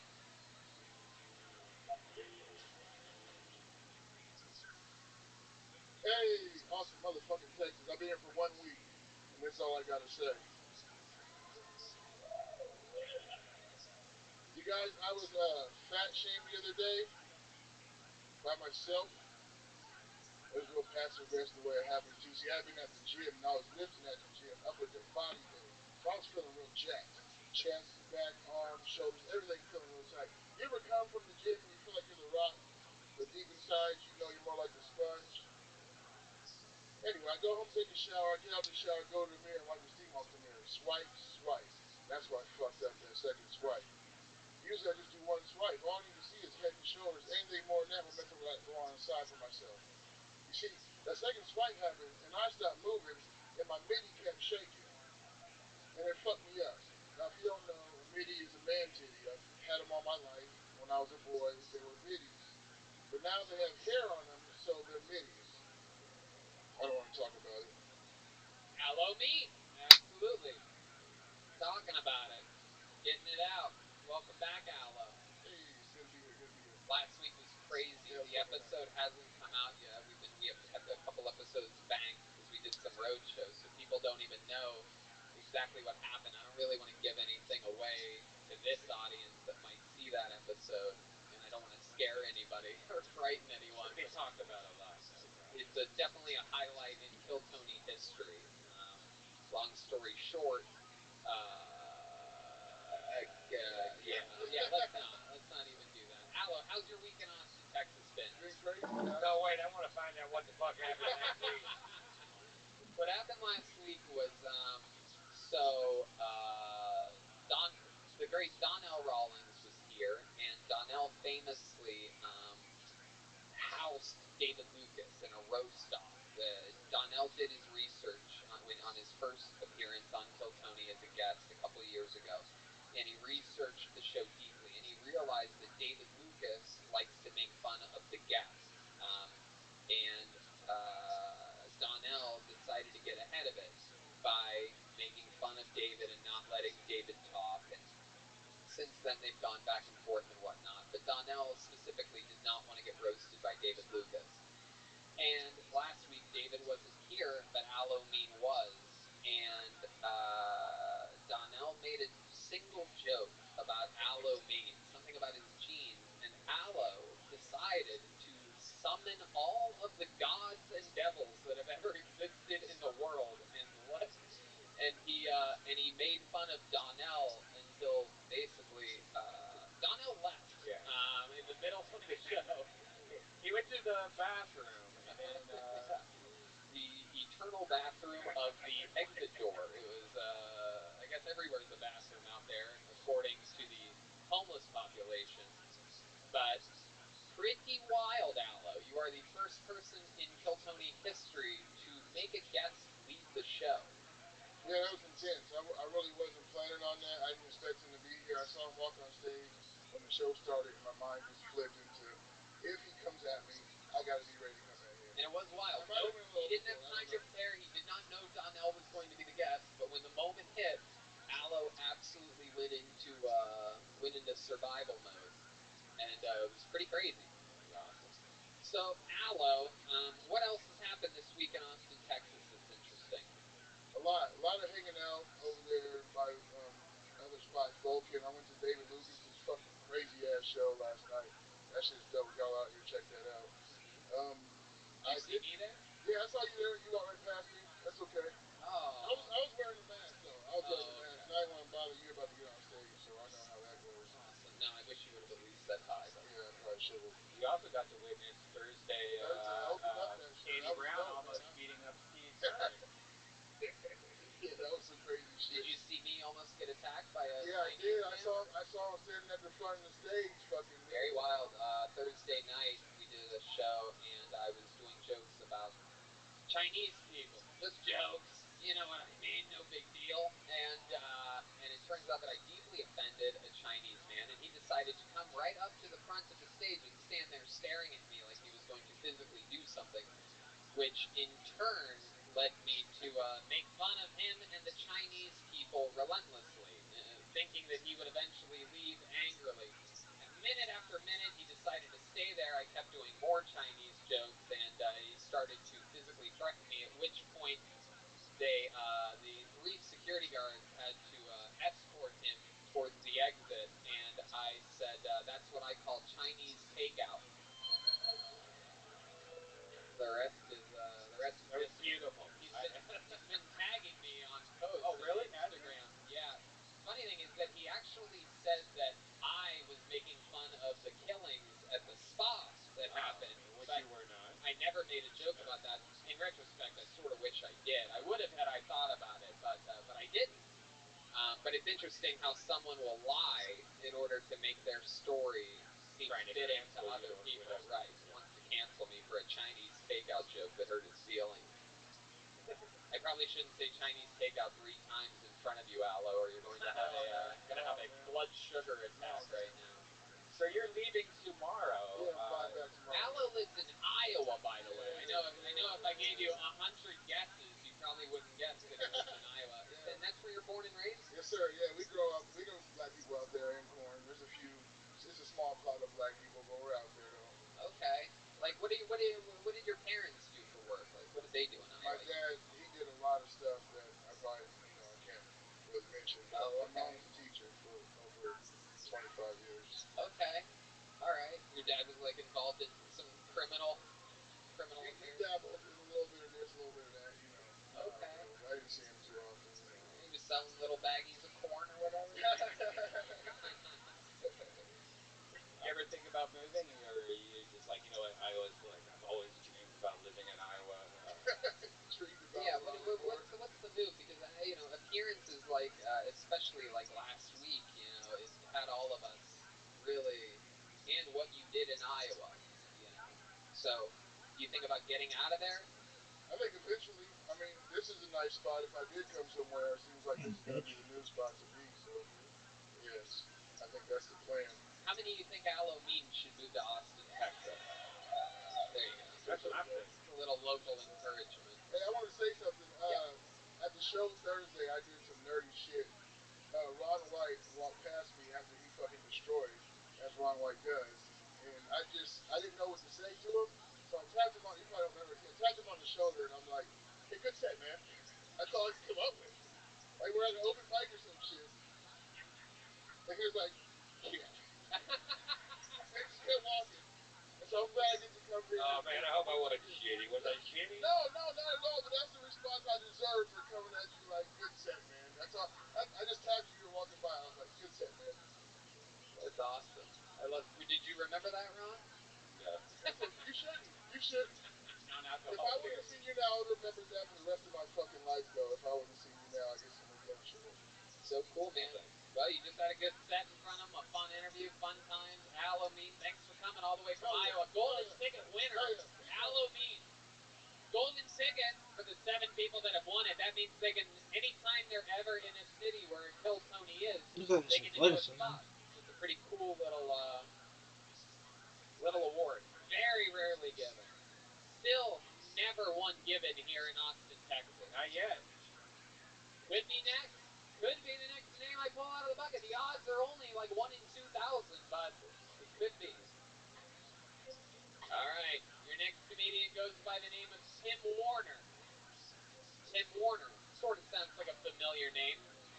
We'll see what happens here. Everything's moving along smoothly. Yep. Yep. Yep. We only get through about 7 or 8 maybe on average of these names, and that's always how it's been. It was more at the Comedy Store. It used to be about 100. Oh, we know this guy. At one point. Oh yeah, this guy's back from last week, ladies and gentlemen. Tim Warner, everybody. Yeah. Yo, so 2020, I kind of think was a war on hope. You know what I mean? Like, fucking, we had an election. How do you have any hope in that? I kind of think, like, voting in this country is kind of like choosing between the best glory hole. You know what I mean? Like, no matter which one you choose, it's going to be frightening. Right? Stick your dick in the left hole or the right hole to bite it off. Then what? You got a buddy in the background who's like, hey, why don't you stick it in the independent one? And you're like, I am, but nothing's happening. It seems like a complete fucking waste of time. Right? Everyone's so happy that fucking Biden's in. And it's just like, look, I understand Trump necessarily wasn't the president we needed, but he was the kind of the man we deserved. We suck kind of collectively. And him sucking is not the fucking exception. We have been founded by scumbags. History is written by the winners, and now they write memes. There you go. A little bit of a deep cut, little manifesto by Tim Warner. I thought he was going to pull out a gun and shoot all of us at the end of that. Pretty exciting stuff. Such Stanhope energy. Yeah, you're a real prophetic type of delivery. Yeah, I've been right a lot. Hell yeah, man. So, Tim, you were literally on last week. Oh, we have the former president of the United States, Donald Trump, on the line. What do you think about that set? I've been watching you for the last couple of weeks. Okay, thank you, Mr. President. Do you think you'll ever come on and be a guest? It can happen. Wow. All right. That's very fun. What do you think about the job that Joe Biden's doing right now? That is a huge problem. Oh, okay. Wow. It's a shame you really got quiet there, Mr. President. You're not a nice person. You're right, I'm not. Okay. here with Tim Warner. Tim, last week we talked about a bunch of stuff about your life and this and that. What didn't we talk about? What's some interesting stuff about you that we didn't find out? Oh, wow. Let's see. AR, homelessness. From Munchkin. Yes, I'm a Nazi. I performed at the Capitol building on the day of the insurgent. What else are you going to do? I'll 8 Mile this shit and get the jokes out of the way of all the stereotypes. It's okay. Answer the question that I asked you. The day, and then I do this shit at night, and the perspective during, this medicinal martial law. It's just been so fascinating, and it's been such a benefit to me because I just don't think there's a lot of, let alone people, let alone comics, that are really getting the perspectives and being able to at least formulate the premises that hopefully I can put some punchlines on. Okay. How long have you been sober, Tim? Now it's 607. 607 days. 607 days. Good for you, buddy. Thank you. When you go to these AA meetings during the day, is there do you have like a killer story? That I know AA meetings, they tell great stories about like how they ended up in the. I don't. Here's the thing. I don't want to dwell. I don't want to put my energy on a past that wasn't successful, where I was a loser. So I tend to dwell on now, and then hopefully what I can do in the future. Like the idea that like gratitude is an action word. So it's like gratitude. Gratitude. Oh, gratitude. Yeah. It's very silent G on that. Yeah, it's sorry. It's an action word, and like being the best version of you is saying thank you to the universe. You know what I mean? Like this is a fucking gift, and like being in New York, especially this past fucking year. It's like you're not even guaranteed the next fucking hour. And then it's like going to places where, like New York, you can't fucking do this. They banned fun. And like to go to places where you can have fun and watch people take it for granted. I don't know. It's kind of a beautiful thing to watch and also heartbreaking. Wow. It's one of the least funny answers you've ever gotten. Sorry, I got real for a second. I just started thinking of all my boys back home and shit. Back in New York. You get busted doing a show outside by cops, fucking. Right. And if the governor catches you, he's going to grab your breasts. Yeah, they gave him the fucking Clinton roll in all of this, but they're all scumbags. All right, Tim. Well, you got up last week. You got up again tonight. Yeah, we're just going to speed through it. It was so much fun to have you back. Definitely a different type of style. Ron White, what do you think about Tim Warner? Great stage presence, and that's always a great place to start. So you got that going for you. I could understand every fucking thing you said. I just didn't understand why you said it. Perfect. Tim Warner is online at I am Tim Warner, all one word. There he goes, Tim Warner, everybody. All right. We're doing it. We're getting through it. What do we do? We started 10 minutes late, right? Let's go back to the bucket again. See what happens here. We had a couple quick ones that we went through. We're coming around the mountaintop here. Zach Bogus, a little bit of extra sanitizer on that one this time, huh? Just kidding. Kidding, Tim. Okay. Let's see what happens next. Hunter Stower. Okay. Here comes Hunter, I do believe. A very confident walk. That might be Hunter. Could be Hunter. And it's not Hunter. There goes. That was LL Cool J. A random human being getting through security. Zach Bogus just watching him walk by him. Yeah. Just letting him up into the green room. Very interesting. Okay, here comes Hunter Stower. Hell yeah. Guys, make some noise for your comedian, Hunter Stower. Alright, let's get it out of the way immediately. I look like Shaggy and Velma had a kid. Yeah. I can Yankees and Zoinks. I can solve the mystery, but only the mystery who smoked my weed. It was me. I do smoke a lot of weed. I smoke weed at a competitive level, Like if there was no limit category for weed smoking, I would definitely freaking qualify for that shit, Yeah. I'm way more productive when I have weed too, because when I don't, I spend a lot of time looking for weed. That's counterproductive. I have a really stressful job. Anybody else?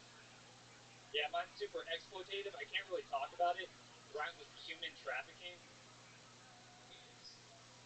Alright, I think I have time for one more.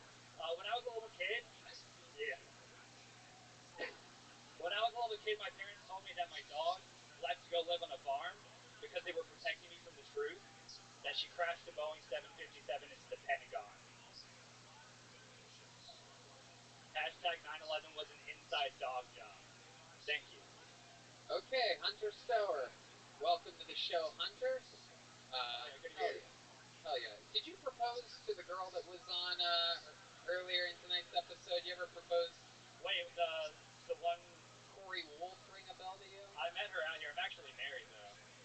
Oh, you're married? I am married, yeah. Oh, okay, how long have you been married for? About 2.5 years. Oh, cool. Yeah, that's thank awesome. you. What does she do? I'm a single income household right now.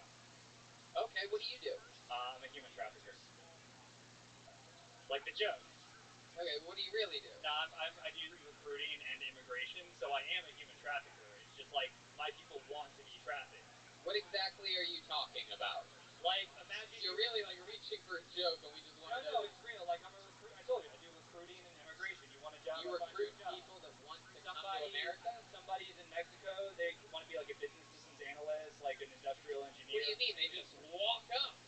No, I can help them get a visa. I know how to do immigration work. Did these people ever hit you up? There's 100,000 people a day that just walk over the border that don't even. They tend to not have industrial engineering degrees. Oh, I see. They're the smart ones. They're the ones that we want. They're the ones that Trump wanted. All right.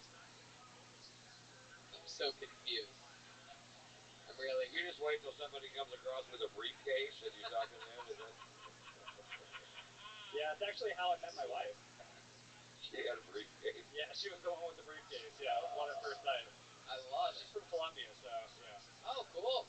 Yeah, Colombian women are beautiful. Not a flex, right? just a fact. Yeah. Yeah, she's probably way too good looking for you, right? She is. Yeah, absolutely. Yeah. Does your wife have a juicy butt? Yes. By American standards, absolutely. But by Medellin, Colombia standards, she's like a 7.5. Okay. Yeah, that's good. That's good on Colombian standards. Red Band also has a 7.5 size. Oh yeah, Colombian standards. I kill it. Hunter, how long have you been doing stand-up comedy? 4 years. 4 years. I like it. You have charisma. I didn't really get the Boeing 757 joke. It's just 9/11 was an inside dog job. I really like saying that. Okay. Yeah, it works sometimes. What do you like to do for fun, Hunter? You seem like a guy that has some real hobbies. I just do this and I rock climb. That's it. Climb rock. Climb rock. Yeah, boulder. Urban bouldering.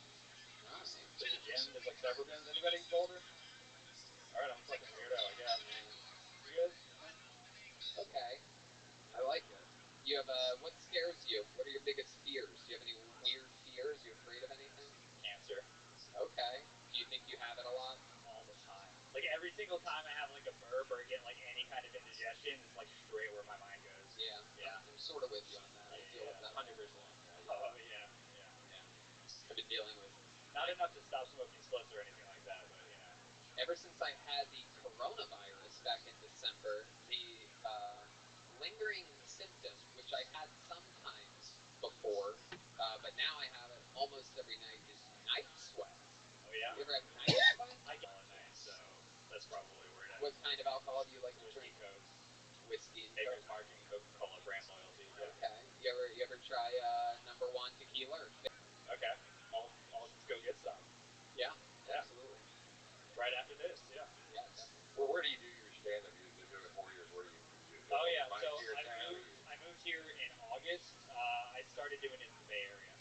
Like underneath the table, and it really was. And he's like, "Hey man, if you want some mushrooms," I'm like, "I'm actually good right now." I was getting pretty lit. It was a long drive. It was like 40 minutes north of here or something, right? Fredericksburg. It was the Barrel and Amp show. That was Fredericksburg? Yeah, the Barrels and Amp show. Right? Georgetown. Yeah. They sound the same to me. I was just in Fredericksburg for the first time. My buddy Kyle took us to a ranch. I got to shoot guns, and I actually used a chainsaw for the first time in my life. Thank you very much. There were 4 chest hairs that day. For those of you counting how many chest hairs Tony has, I'm up to 9. Wow, 9. Yeah. I love it. You do mushrooms a lot? Yeah, I did mushrooms yesterday. Not today though. But I mean, I just forgot, you know. That's fun, Hunter. What do you think about Hunter, Mr. Ron White? You know, I like it. Just it needs a lot of stage time, and it looks like you got something to say. And yeah, you're gonna stay here in Austin? Yeah. All these guys just need a bunch of stage time. You know, just find a place to get on stage and stay on stage, and Austin's gonna be a great place for that in the future.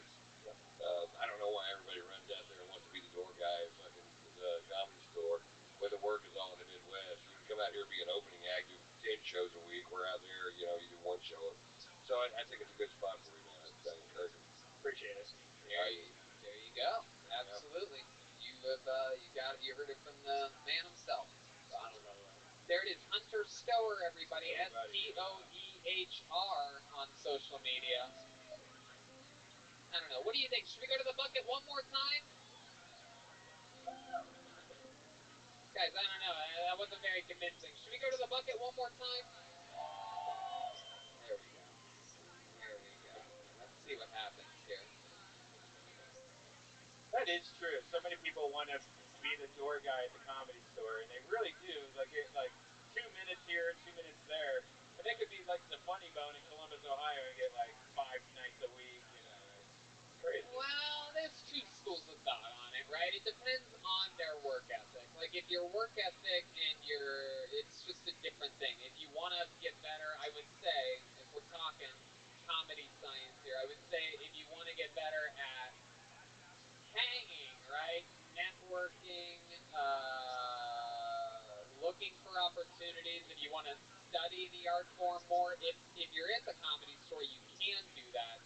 If you yourself want to get better and get stage time, yes, being on the road could be good, but there could also be competition there. It goes both ways. I think every year it changes, and you can also get a lot of spots in LA. But I agree with Ron. Right now, Austin's the place to be. Definitely over Columbus, Ohio. But a lot of people, yeah, it just depends on the person. It's weird. And when that person gets to the comedy store. Anyway, who knows? Let's see what happens here. Your final comedian out of the bucket tonight is going to go by the name of Philip Garcia. And then, and also, if you get stage time where you're from, and then you go to the comedy store and become a door guy, then you sort of have, everything, right? No, you skip the whole fucking door thing. You go out in the Midwest, do middle and comedy clubs, doing a half hour a night, 7 nights a fucking week. Sharpen the blade till somebody gives a fuck in California, and you go out there and skip that whole goddamn door job thing. Absolutely. That's what you do. All right, well. Brainwash. Yeah. Because I got a career from working the door at the comedy. Oh, it's Philip Garcia. My dog just died, everybody. Yeah, every family dog that's ever died, we make sure to bury in the backyard. Anyone else? Yeah, I don't see a problem with that. But yeah, but we've been renters our entire lives. It's 2.2% alcohol. So you can enjoy the shitty taste of Lone Star all day now. What the fuck? But twice as long? Are we solving anything? How much are water bills and trailer parks going through the fucking roof, you know? Two birds, I'm stoned. I've been Philip Garcia. I feel like that's, there we go. Wow. What a performance. Nice. Unbelievable. Because love wasn't real. I was 23. Is this true? How long ago was that? I was in Dallas. We were in Dallas Hyenas. And, this was like 3 years ago? No, this was a year ago. Okay. Almost. And you asked me how hot she was, and I said 8 out of 10. And when when we broke up, she was like, I couldn't believe you would rate women on the numerical scale. I told her, I was like, that's kind of bringing you down to a 6 right now. So, and you told me to write more, and I have been. So, I've been on my shit for you. Wow. Yeah. Look at you. How did it go a year ago? I'm sorry, but those Dallas shows get crazy. Sometimes I can't remember everybody. Like 3 in a week, and it's pretty jam-packed. You get lucky. But that one went great too. I did a Amber Alert bit, which I've never seen a car newer than 2010. I think you like that one too. You ever seen a really old veteran with a really old Asian woman? Wondered if he took her. You got fucking jokes, bro. It's like this is usually how this show starts, is with people doing jokes. Very rarely is it at the very, very end do we have pull someone out of the bucket that actually did something other than figure out how to get their piece of paper larger than other people. Very awesome, Philip. When she said that I was in the bottom right of the bird sheet, and I saw that big ass fat form get through, I was like, maybe this bitch is up to something right now. You know what I mean? Really? Yeah. You really saw that? That's so cool. We're upstairs watching, so we're having a good time. That is awesome, man. So, Philip, what do you do for work? Man, I used to do comedy. I was living at my mom's and I was attainable. But now I'm doing pest control because the pandemic. I hate digging through rat shit, but I'm just getting out every night and still trying to go up and do my thing, you know? Yeah, I gotta do what I gotta do. At least it's a day job so you can get out at night. Yeah, for sure. Pest control seems like one of those things that I just simply, no matter what, and I bust tables and bag groceries. I did fucking every miserable job when I was growing up, and but pest control seems like one of those things that must be rough, huh? Smells fucking disgusting. Yeah, you just have to go to the most disgusting people's houses. Yeah, they wonder why they have bugs. I'm like, it's because you keep having watermelons and leaving them around the house as decoration. Like, this is bug Hawaii. Like, other bugs are saving up to come here with their families, lady. What the fuck is telling you? Holy shit. Do you have a horror story? Do you have something that's just completely out of control? What's the worst pest thing? Any bed bugs. Like, any bed bug stories. Like, I go home and I tell my girlfriend, I'm like, hey, let's just burn these in the chimney tonight and not have to worry about it. That's why I was really impressed by the beatboxer, but then his name was Bedbug, and I was like, sorry, dude. I'll tell other people to listen, but I just can't because of flashbacks. It was Ben Buck. Ben Buck? Ben Buck. Fuck yeah. Ben Buck. You're just having flashbacks to bed bugs over here. Yeah. I can't believe, man, Ron White, dude. I'm sorry, man. I grew up listening to Blue Collar Comedy Tour, like the first digestible comedy I listened to. It was just, sorry. I feel like a loser. Well, watch this. Watch what he's about to say to you right now. Incredible. What do you think about that performance, Ron? Yeah. How old are you? I'm 24. 24. I didn't start doing stand-up till I was 29. So you're light years of where I was at 24 when I was just smoking pot, watching cartoons. So I would encourage you to go with this full blast, man. You got really good punchlines, and it's really interesting. You made the three of us laugh out loud, and that's not the easiest thing in the world to do. So congratulations. I mean, it's really almost as loud things I've ever seen. And Philip, I don't think I've ever done this before, but I would also love to have you on the Thursday show if you can do it at Vulcan. Of course, yes. Thank you. And you know what? I'm actually doing a Tony Hinchcliffe and his current friends on April 17th at Vulcan. You going to be in town April 17th? I can be from Dallas. Would you do a spot on my show as well? 100%. I'd love that, yeah. Awesome. Well, then you'll do a spot there as well. Thank you. And also, I'm doing ACL Live in December, and I just want you to know I was doing it. It's no big deal. I love it. Philip, have you been signing up every Look at week this for this athleticism. show? This is actually Really the first time I impressive, came down to isn't it? Austin to get on. Oh, you live in Dallas? I live in Fort Worth, yeah. Okay. Yeah. Okay. Y'all are all from Fort Worth. No, is that what it is? No? Okay, wrong way. All right. Well, how about you come back in a month? Look at this one. You let me know. Message me on You see all something. this Tell me athleticism? that get my attention. Say you promised me or something like that. And instead of just signing up, we'll give you an automatic minute. I'd love to see another minute. Every single joke you do kills. Thank you. So let's just do it. That's basically everything that we could give you. Got you. It's April 2nd and April 17th, right? Yep. It's Thursday, 8 o'clock, Vulcan. Gotcha. This guy just got 3 gigs from doing 1 appearance on Kill Tony. Come on, make some noise for Philip Garcia, everybody, huh? Man, that's what happens. That's what happens when you do fucking jokes on a show about jokes. Things can happen for you. We like people that do good at comedy, believe it or not. Even his comeback, even him just talking, that's fucking kills. Jokes. Quick fire jokes.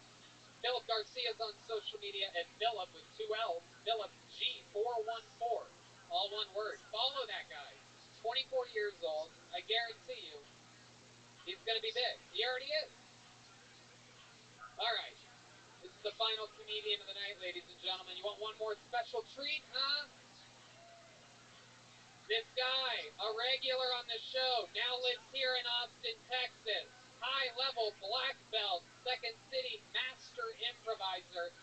Once he got diagnosed with ALS, became a stand-up comedian, knocked it off his bucket list. We fell in love with him. made him a regular immediately. Now he has the tough task of writing and performing a brand new minute every single week on this show.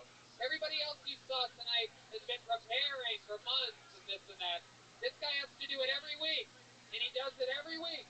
Ladies and gentlemen, it's the great, the powerful Michael Lehrer, everyone. Here we go. This is how you close the show here in Austin, Texas. Thunder and lightning. Guys, make some fucking noise for Michael Lehrer.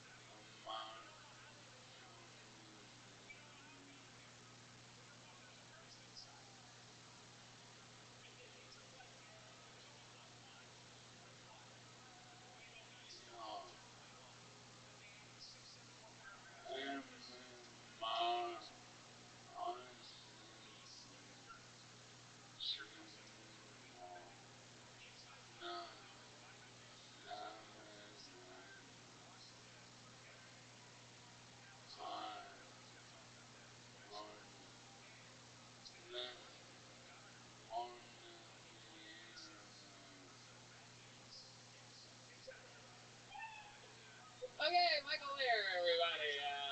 All right. For those of you that missed last week, we found out that Michael Lehrer has been on a 3-week cocaine bender, and it appears as though the effects are really starting to show. Michael, what's up? I'm dying quickly in the time that was rapid than any other time I've ever lived in. Dying quickly in a town that's the most ratchet than any other town he's ever lived in. Right. That's right. Right, like I live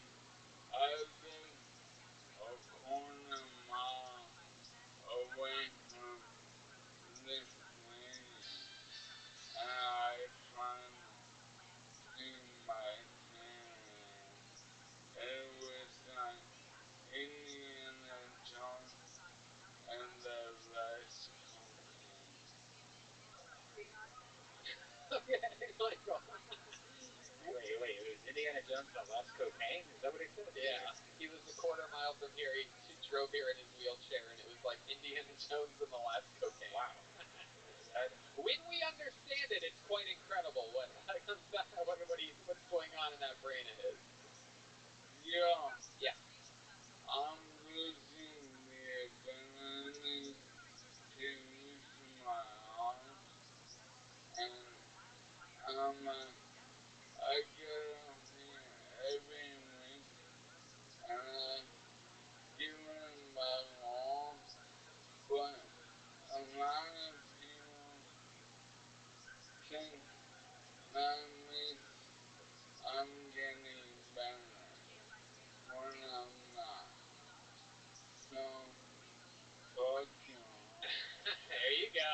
Absolutely. There's a little button on that one right there, huh? Yeah, ALS is a tremendous disease, but just to let people know, I don't force Michael to do this. He wants to do it. For those of you wondering, he says that this is the highlight of his life and that he loves doing it every single week. No, we're past that. When me and Tony and Reverend were in Miami. When we went to Miami. Yeah. And on the last day after 5 shows, I was burned out, and Tony's like, how are you? You sound worse than you do after this.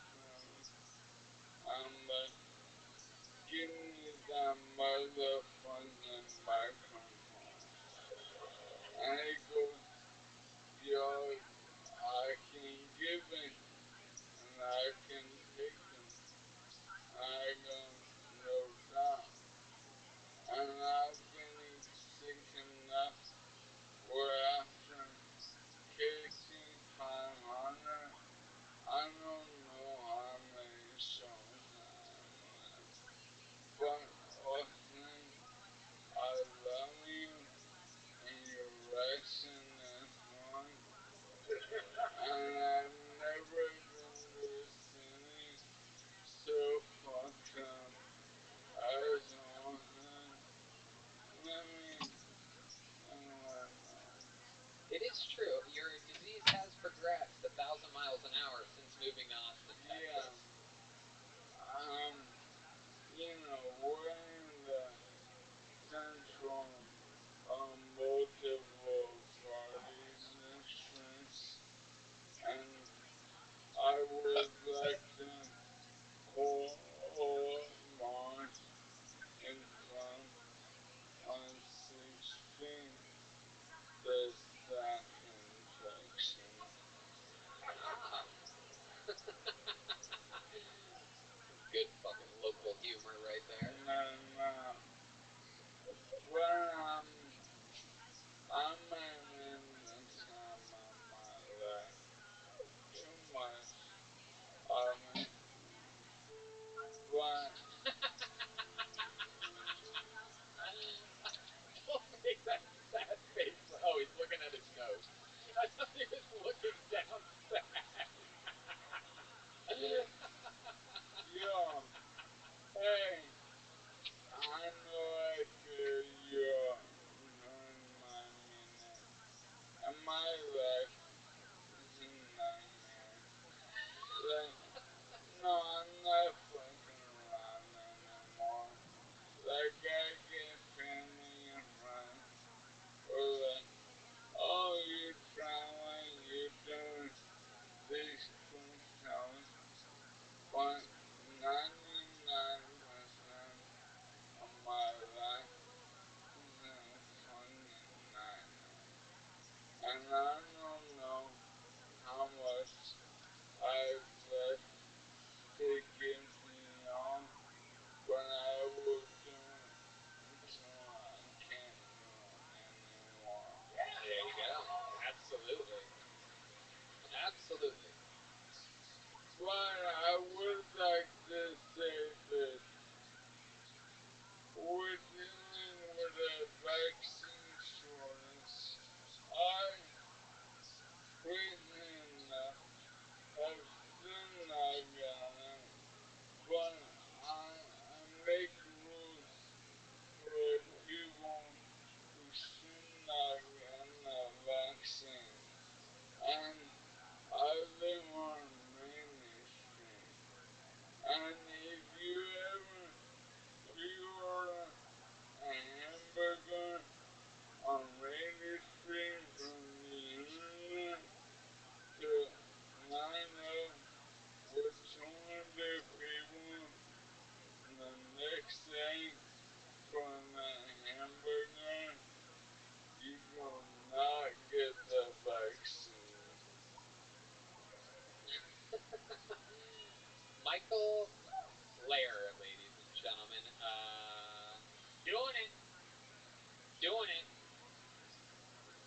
Can we improvise? What? Can we improvise? You want to improvise something? What do you want to improvise? Anyone with anything. Anyone with anything. It's my wheelhouse. Okay. Ron, what? Will you improvise with me? Who wants to improvise with you, Ron? Sure. Hell yeah. So What's the margin? what's the scene? Let's get a suggestion from Maggie. Get a suggestion from the audience here. Anything you guys want to travel to the moon? Hey, Ron. Really cool accommodations in the moon. Am I right?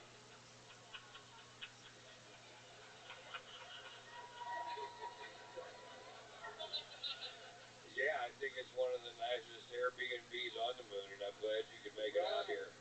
How'd you get up here today? One, I'm as surprised as you, cause I have a 2.7 rating on Airbnb. Like, literally, every Airbnb I've ever taken now, I've turned into a brothel. Well, you know I love brothels and I love rental units. Right. So I think you and I could do some business sometime up here in the moon. No doubt. I think we can spread your brand up to the moon. No doubt. Now, Ron, I heard you tell this story one time, and correct me if I'm wrong, you're a legend, but, you, served in the military, correct? Yes, I did. And wasn't it those documentaries decades later that you realized that the photographs you were getting were from lady boys? I think about 150 men sucked my dick while I was in Hawaii. If that's the story that you're getting to, I think it was about 150. I don't know what the record is, but I know that I was right on up there. Philippines is a weird place. Yo, I shave my head so I can lie about having cancer too. I'm just kidding. I'm dying really fucking fast. I don't know, because I've actually watched your condition improve over the last 10 minutes. So it's actually pretty wild.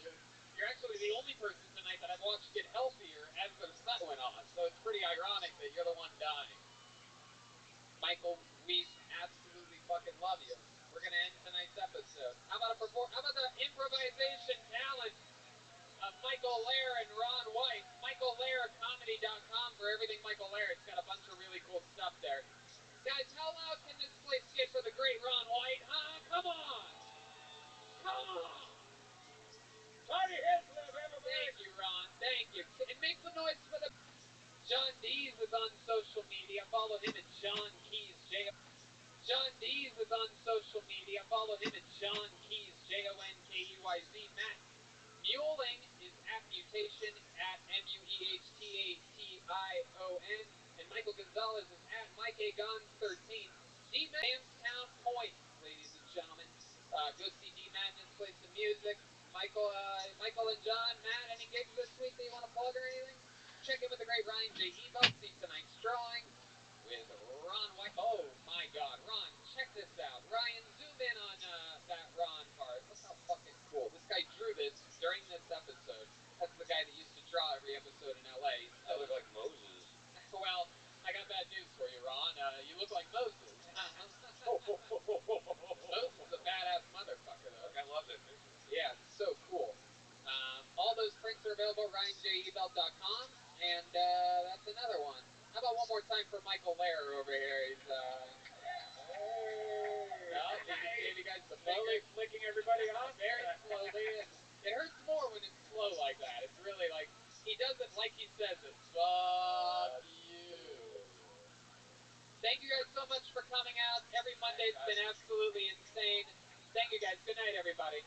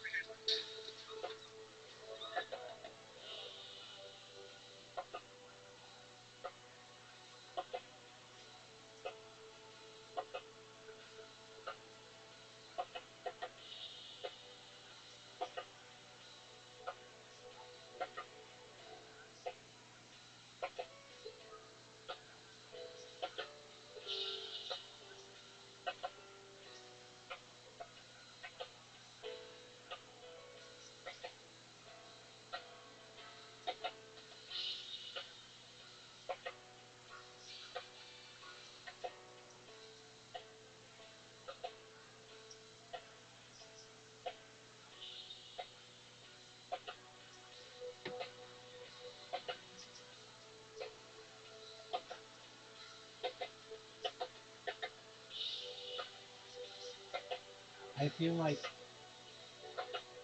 my relationship with these moderators is like Wile E. Coyote and that dog with the like punching in and out like another day.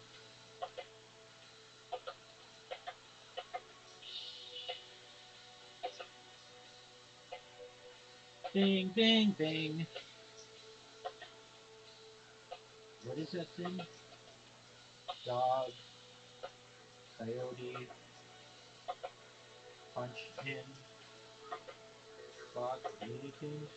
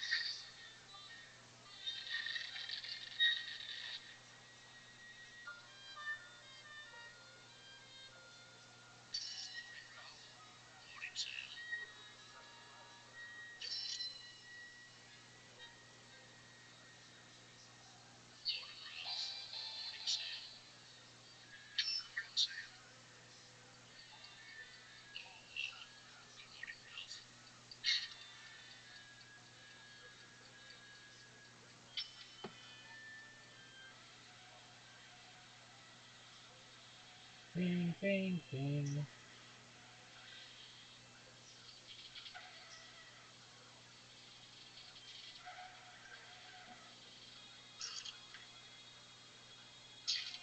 What is this bullshit?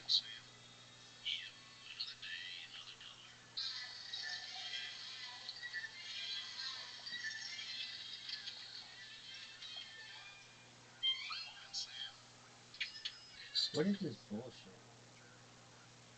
Just some bullshit.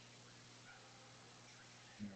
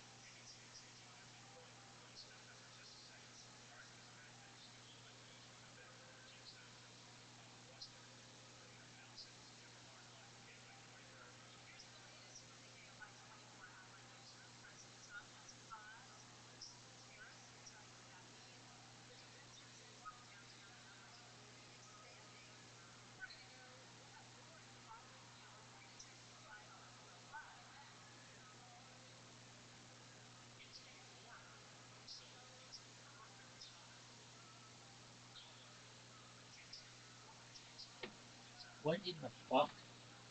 This is just absolute horseshit.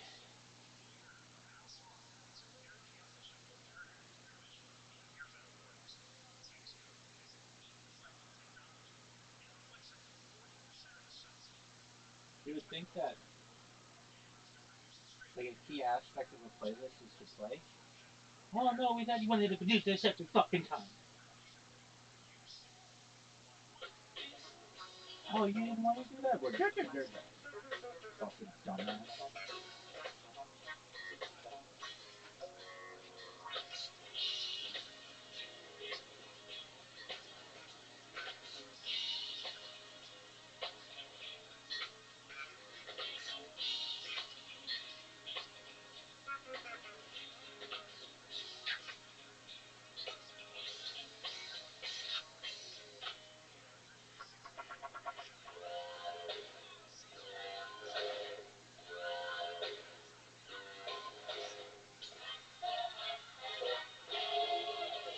Hey, this is Frederick coming to you live from Antos in Austin, Texas, for a brand new episode of Kill Tony. Get up for Tony Upman.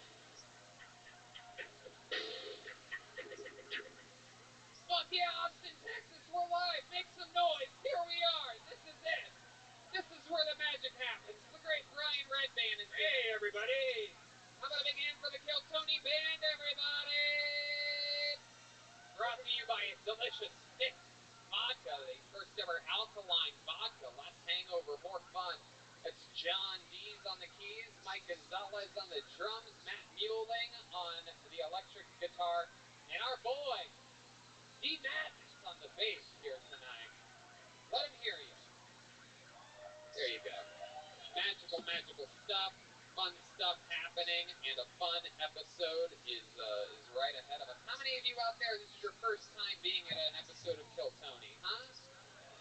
Wow, a lot of first timers. That's very interesting. I'm excited to be here. Fun stuff. Every show's been crazy.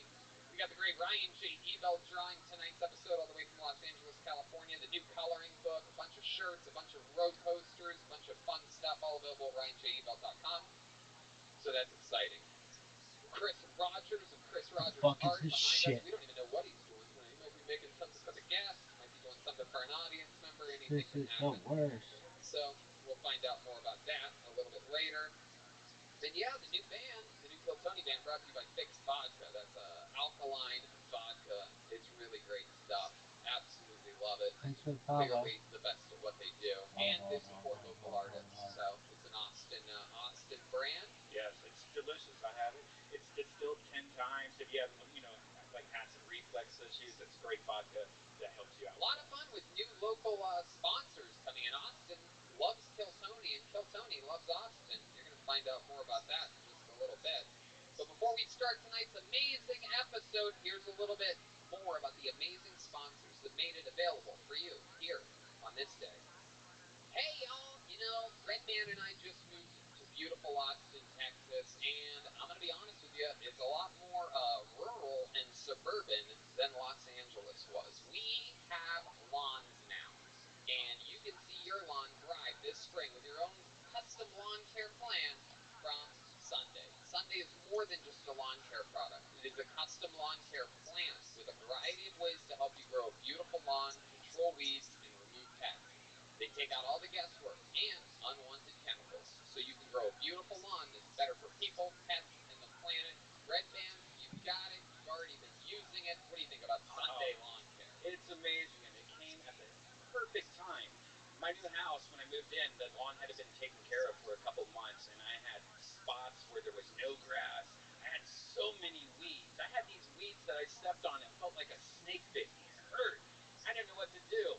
And then Sunday sent me this big package that had all this amazing stuff in it. One, you go online and you put in your address, and it's so cool. They have like a satellite image of the top of your lawn, so they know how big it is. They know what part of the country you live in, and they send you stuff just for your area where you live in.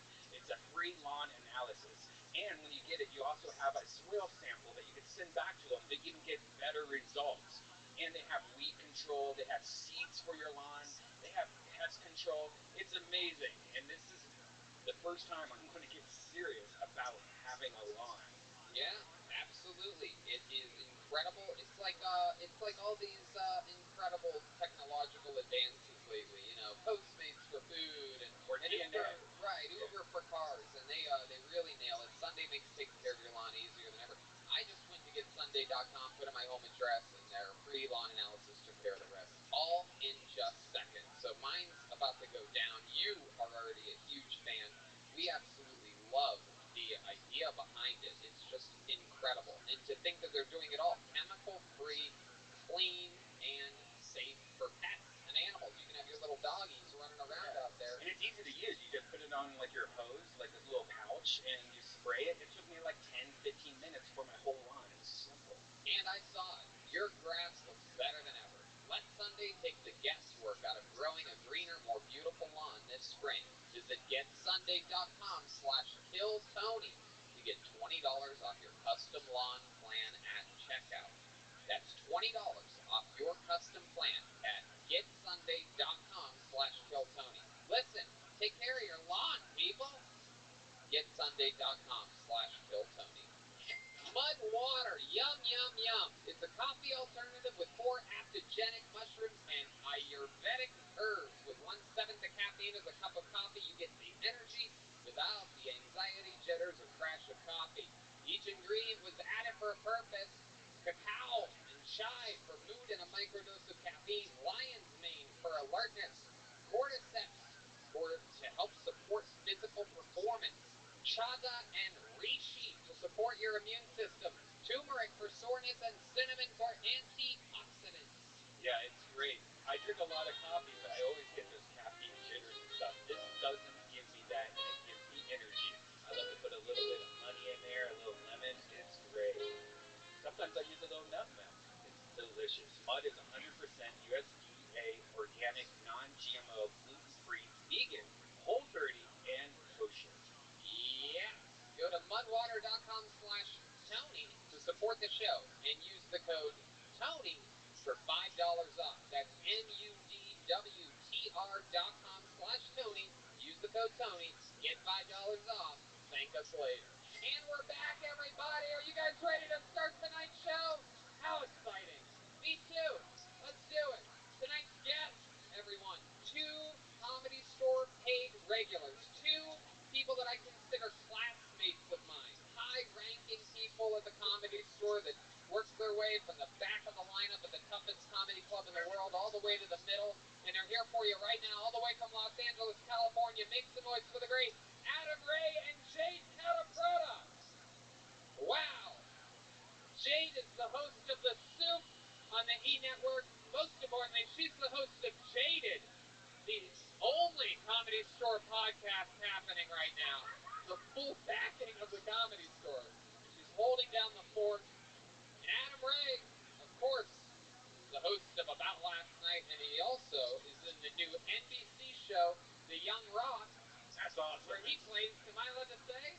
He plays young Vince McMahon.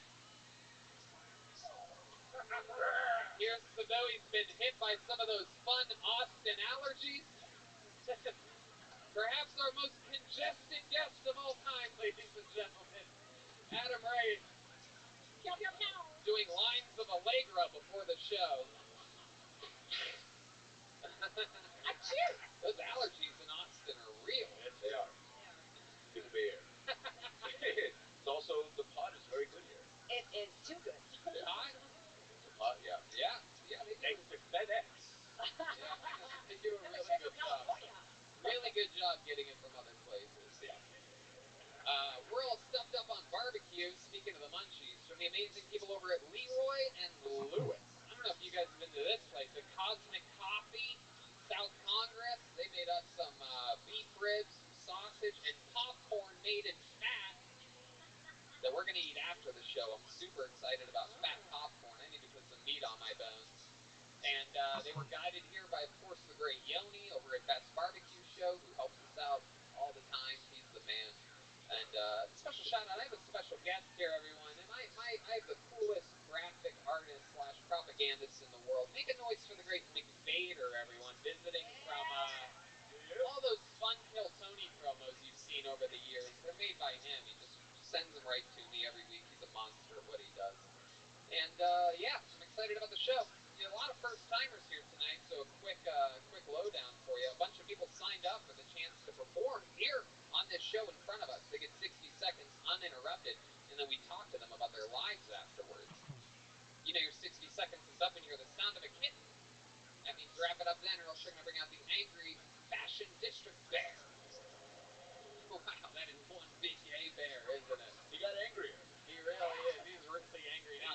Turns out he was happy in West Hollywood. He's furious. He has oak allergies. When he's not stuffing his mouth with cock, his nose is stuffed with pollen. You guys ready to start this fucking show? Yeah, baby. I like this crowd tonight. It's a big upgrade. Feels like the energy is up there. Almost feels like a Tuesday in here. You know what I mean? I can see that guy's knees. It's really getting crazy. Wow, yeah, look at those. His knees look like just really long thighs. There's barely any bone or anything there. His big Texas knees are just blown out. There's no more joints. Lots of salt on the Hard for me to get my Silverado, Tony. Pull the name out of the bucket. Let's fucking go. Your first comedian, shaking. I'm sure nervous as hell right now to get things started. Make some noise for Leo Konopka. Leo Konopka is first on Kill Tony.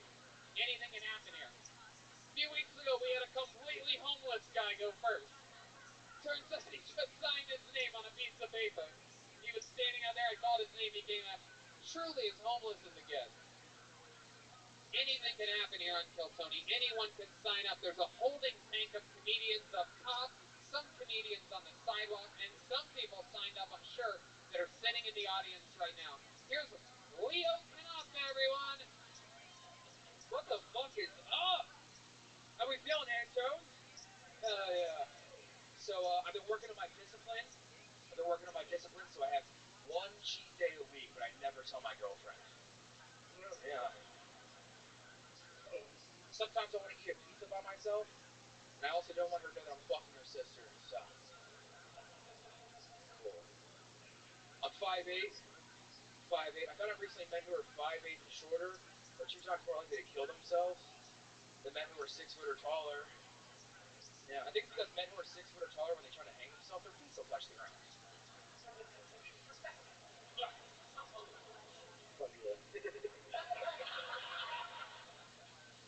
I just bought pepper spray. So in case I ever rape, I can blind them too. They won't even be able to see me coming.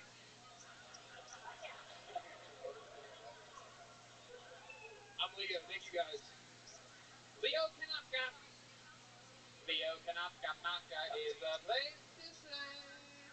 A funny little name, huh? You have a Hawaiian last name and you're white as fuck. Yeah, dude. What's up with that? That makes things more confusing. My stepdad's black, and my ex-girlfund's a stripper, so there's... Hello. You wouldn't be having a show idea. I love how strippers now count as their own race of people.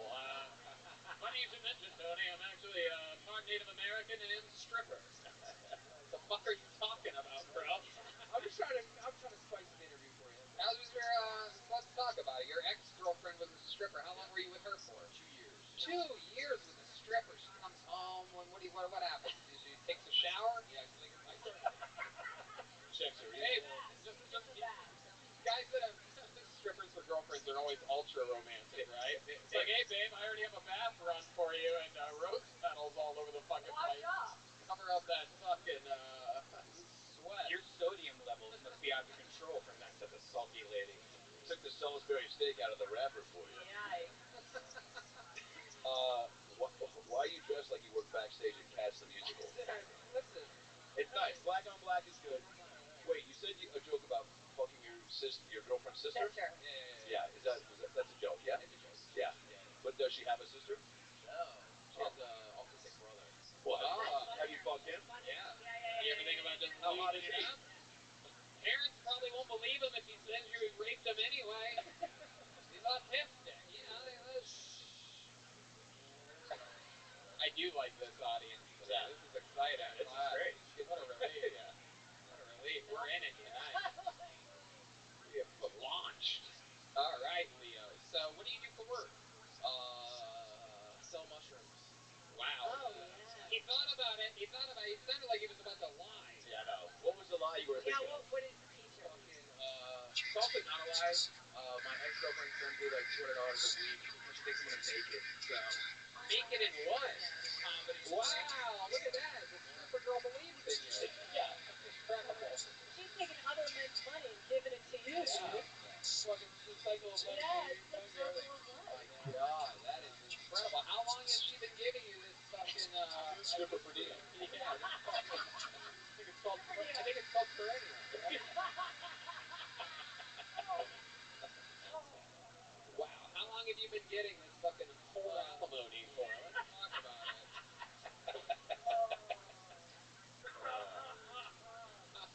Well, I moved here on the first, so it's been twice. Wow, that's so cool. Where'd you move from? How many dances is that? Baltimore, actually. Baltimore. She's a Baltimore stripper. Yeah. Wow. Aquarium. Yeah, that's Oh my.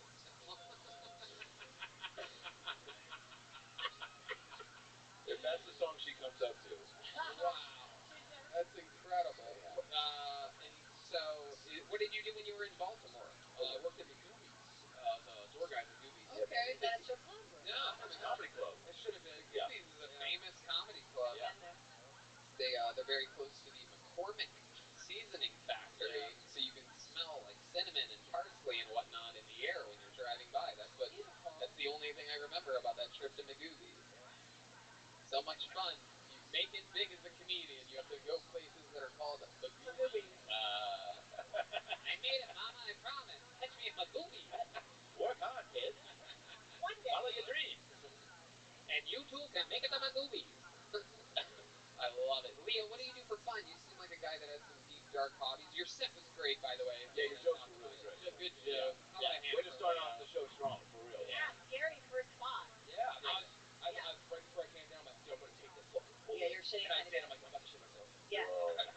Use that energy. Use it. Yeah, I thought you had a really good opportunity to bring back a tag on the second one where you don't tell the sister about your diet either. Your diet cheat either. You know what I mean? Thought that might be a good spot. Where'd you meet the stripper in Baltimore? Tinder. Wow. Oh, that's good I didn't know material. she was a stripper at first, and like, what gave it away? Yeah. She brought her pole with her. She's like, hey, do you mind if I put this here? No. She didn't bring it up for the first month that we hung out, and then And then you're like, what are all these dollar bills in your song? Too? Why do people pay it in one for dinner, woman? Yeah. I matched with this girl, Tiffany Tightfoot, on Tinder. I don't know what she does. I'm gonna have to find out in a month or so. Crystal Pussyless seems like a nice girl, but I'm not sure if she does that nice. Yeah. Wait, so did she? What was your response? Do you remember? Were you like shocked? Were you excited? Oh, I don't judge. Just Yeah. whatever you got. However you make your money, right? Yeah. And then she was like, I want you to move in with me, and I'm gonna pay all the bills, and I did that. And No, wait, so you're a sugar baby. You're like a stripper sugar baby. yeah, she's 2 years younger than me, so. What do you think she likes so much about you? Are you good in the bedroom? Were you doing chores or something? Yeah, I did actually. Funny enough, Are you looking for her? No. Hey, I thought it was straight from Baltimore. Tiffany Tightfoot is here. I started a fucking like under the table cleaning business for like 5 strippers and made like $800 a week cleaning 5 different strippers' houses. Under the table. You gives a whole new meaning to under the table. Yeah, what are you cleaning? What are you cleaning? Like a lot of eyelashes? Strippers are dirty as fuck. Oh, They're yeah. fucking surf balls. They are. Jesus, Who would thought? It's all true. It's all true. I mean, come on. I dated a stripper that used paper towels as a tampon. You know, Okay, Red Man. We all That's have a rough day. My mom's gonna watch this. That's a testament to who you date, not who strippers are. I mean. Oh, paper towel, tampon, red band. The stories this guy has are insane. What was the breakup like? No, I decided to move to Austin, and we lived together for the last 3 months as just friends. And I was like, hey, moving here, and I'm gonna just try to pursue stand-up full time. And she's like, can I come with you? I'm like, no. And Why'd you say no? because I don't need that. There's a What, you don't need somebody providing for you? Yeah. I don't need that, but please keep the checks coming. Keep sending money in the mail. Sure do love these $200. Truthfully, it makes things too easy. It makes things way too easy. Yeah, you're like, I want to sell mushrooms myself. I love it, Leo. Well, do you think you'll find like a new stripper like mentor down here? But you know what I'm saying? Like, do you think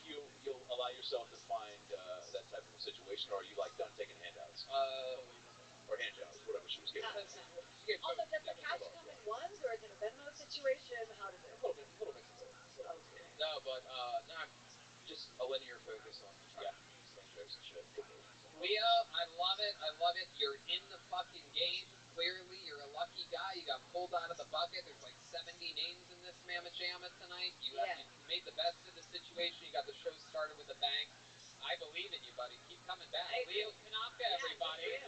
Follow him on Instagram at leo.comedian. That's him. Yeah, he's got a face of a tall dude and a body of a tiny dude. And now for something you guys will never even guess is real. I'd like to introduce our new microphone cleaner and microphone switcher outer from the Yellow Rose and Red Rose, our favorite local strip club. It's Kaylee, everybody. This is a real life catcher at the Red Rose. Catcher at the Red Rose. And goes to the Yellow Rose and Red Rose, Austin's premier strip club. The Red Rose celebrating their one-year anniversary this upcoming Thursday, April 29th, and the Yellow Rose, an Austin legend for 45 years. They have a world-famous cheeseburger. Both places have complimentary limo service 7 days a week, and the hottest dancers from around the world. Fuck yeah, they do. How about one more hand for Kaylee, everybody? Huh? Yeah. It really is the best strip club in the United States of America. Yeah. It really is. Yeah, if you're wondering if that was just a smooth segue into a real strip club advertisement that was scheduled for today, and then the first comedian pulled out of the bucket coincidentally talked about having a stripper girlfriend. That just happened because the comedy gods love us. So the Yellow Rose and Red Rose. Go to www.redroseaustin.com, www.yellowrose.com, and find your location. Red Rose is at South Congress. Yet you all know where the Yellow Rose is. Everyone knows. Except the people with their wives. All right, ladies and gentlemen, your next comedian goes by the name of Andy Harter. Andy Harter, everyone. Here we go. How weird is that? There's a random pro wrestler walking around. Oh, okay, he works here. He works here.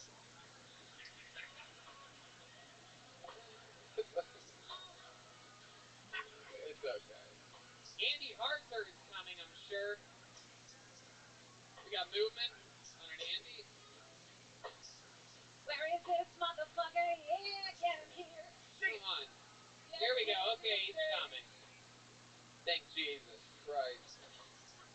Here he comes, everybody. Ladies and gentlemen, one more time for Andy Harter.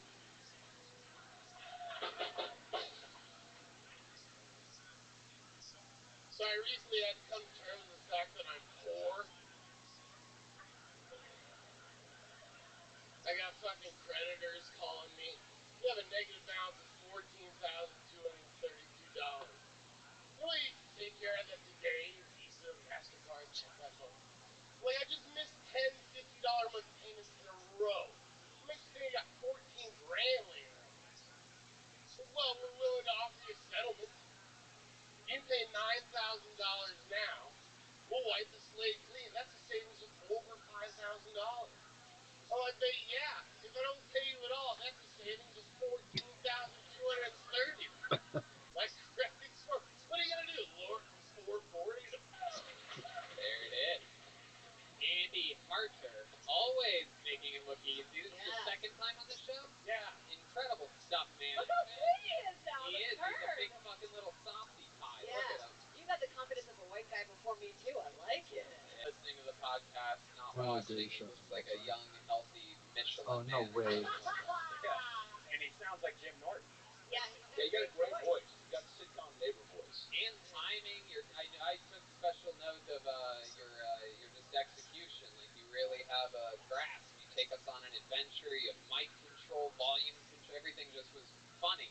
How about the entrance? And this thing. Yeah, that thing represent fucking coming in like Washington, motherfuckers. Yeah. That's not a play. wow. And by the way, Crowd goes wild for his shout out to some. Wait, by the way, I'm urban part of Town my whole life, man. wow. Yeah. Represent Kenton. and I'm from Washington, and I've been to Renton, and this is Renton. Yeah. Oh, yeah. And it's awesome, and there's this much pride, so good for you. Yeah. By the sounds of things, I think he's going to be renting for the rest of his life. This guy ain't from Washington. From please give me a loan there. Yeah, month by month.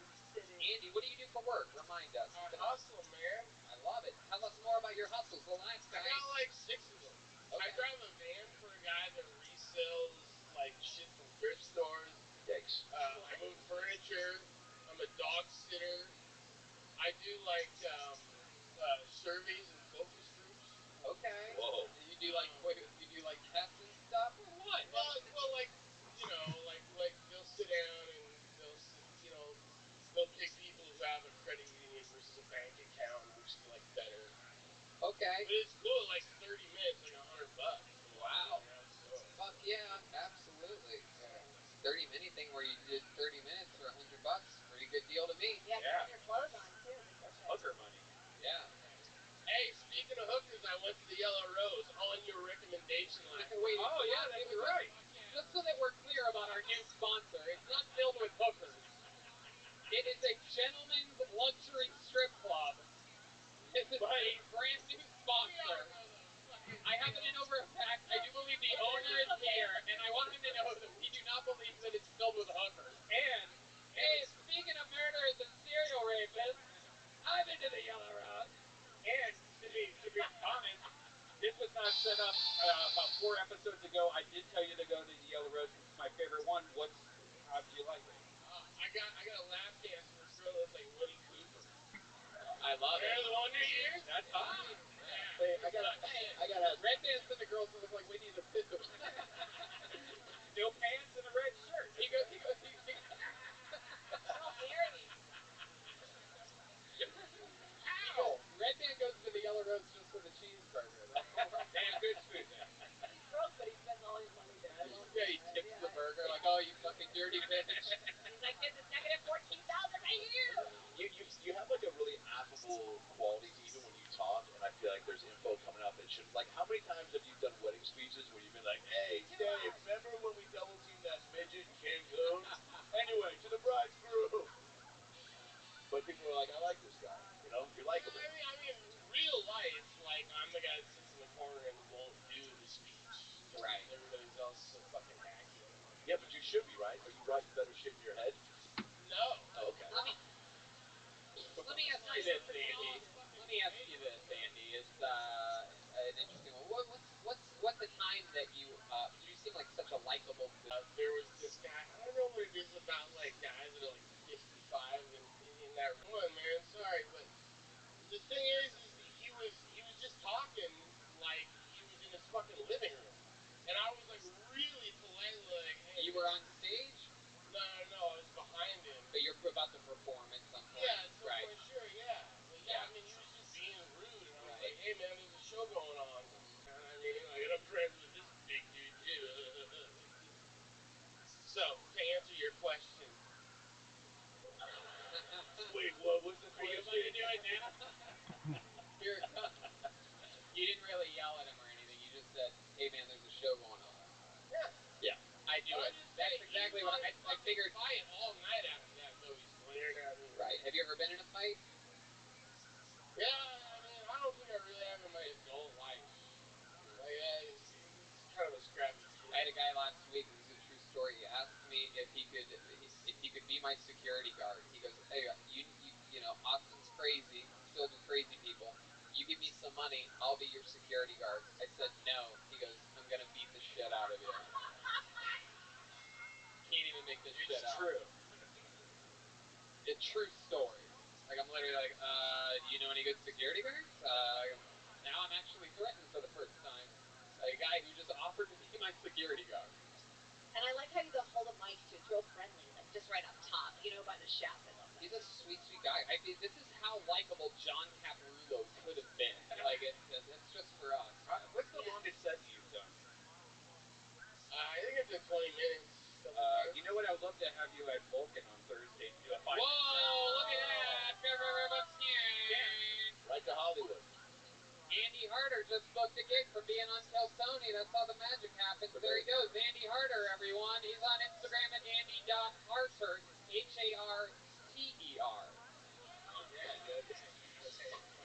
Yeah, you can let Fahim in. Hey, Fahim can be let in. There you go. We got it. Okay, Fahim's in. But anyway, all right. Here we are. We're cleaning the microphone. How about one more hand for Kaylee? Again, you can find her at the Red Rose. Red Rose and Yellow Rose, they work together. What's the difference? Is there a difference between the yellow locations? Yeah.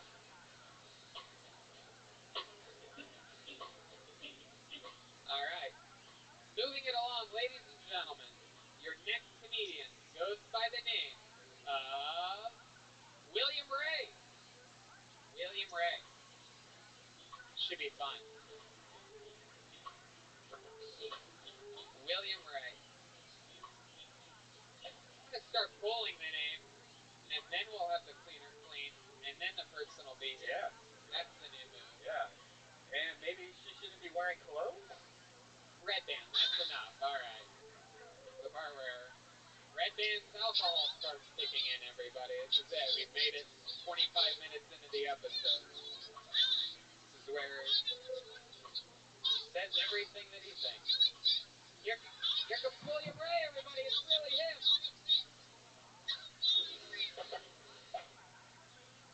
Thank you so much. What's up, y'all? It's great to be here. For me, it's honestly great to be anywhere. I was addicted to heroin for years, and I barely made it out alive. On 2 separate occasions, I was revived by the Los Angeles paramedics. So shout out to those guys for ruining my buzz that day.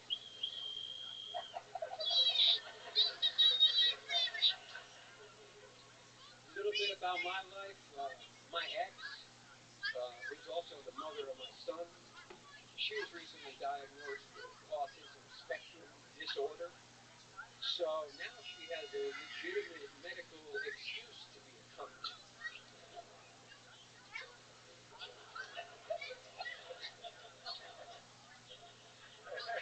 One time when I was in jail in the 90s, a cop called me the Crypt Keeper. I just pretended like I didn't know what the fuck he was talking about, but inside I was like, man, this guy's roasting. William Ray, everybody. Very fun. How recently did you get off heroin? You look like you still have some in your bloodstream. It's incredible. You somehow you look like Henry Rollins' grandfather. What's happening? He kept his teeth though, looking good. Yeah, It's been a good 20 years. 20 years and you still got the look, huh? The look, the feel of heroin. I love it, man. No, that's adorable. Welcome to the show. How long have you been on stand-up? This is my first time. First time ever! Holy shit! Holy shit! Holy shit! He's gonna be chasing this dragon forever. Yeah, That's exactly. a good first time, man. Thank you. Yeah, definitely. You must feel quite the rush right now. You must be really... Absolutely. What's better, this rush or the heroin rush? Yeah. This, yeah. Bullshit. That's not what anyone that's ever done heroin is. Maybe 20 years you forgot what it's like. Here, can we get this guy some heroin and then we can ask him at the same time which one's better? A little bit closer. Let's refresh your memory a little bit. What's under the hat? There's something going on. Like you're like, oh, wait. Okay. Why does the hat look bigger when you have it on? Yeah, You look like Toad from Super Mario Brothers when you have it on. Coffee. I thought he would have a tiny throat. Yeah, you look like the bad guy from Mega Man with the hat on, the guy with the giant brain. Then you take it off, there's just a tiny little head under there. Look at that little baby head. Look at that little fucking real deal over here.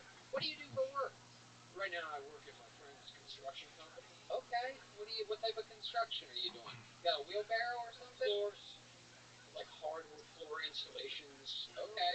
That's stuff good. like that. That's good. Good construction job for a guy with your build. Give him the floors. Just everything's low. You don't have to worry about things so much. Yeah. They don't want you to get high. So William, this is something that you've always wanted to do, right? Absolutely. How old are you? 51. 51. Okay. Hell yeah. All right. Good for your age and an ex-heroin addict. Yeah, it's good. Yeah, it's pretty good. You only look 60, so that's perfect. Hey, you've got kind of a Stanley Tucci leukemia type thing going on. Yeah. Oh, thank you. Are you All right, still with I gotta be honest. As that came into my head, I go, don't say that. I do want to say Your jokes were the flow, the pace. I really enjoyed. Like the first one, I was laughing very hard, and I like the little. I don't know if it's a nervous tick, though, kind of walking forward, walking back, moving, kind of without a purpose. But it almost felt like there was room for a. And it's probably too charactery, but like, what was the first joke? It ended on what again? About killing my buzz. Yeah, they ruined my buzz that day. Yeah, every joke felt like there was a pause for like a, and that's what's up, some sort of like, and that's just me being me. You know what I'm saying? Like there was a little bit of a the way you walk back and I can fucking hit him in some shit. You know, like Or like I forgot that's the hair. truth. Or you know, Guy's and done the stand-up truth. comedy for 60 seconds and he's already got branding. And I still got all Hey, the when I see talent, Tony. So William Ray, tell us what else in life. You seem like a guy that's seen and done a lot. 51 years on the planet. What else about you? Yeah, man, I used to play rock and roll in Hollywood in the 90s. Really? Yes. What kind of rock and roll did you do? You stand there with an electric guitar or something? Or? Yeah, I'm a guitar player. Okay. You sing at all? Yeah. Jeez Louise. What do you think? What do you think, Chief? What's going on? What's like the genre that you most are comfortable with? Smash Mouth. Hold on. We were trying to get... Somebody Hold on. When's the last time you took a shower? It was Like, clean. I'm doing some Like an hour. Trust my questions. An hour ago. Like an hour before coming here. Yeah. Okay. How about some? Can we maybe spray his hands with some hand sanitizer? What do you think? You thinking what I'm thinking? You down for this?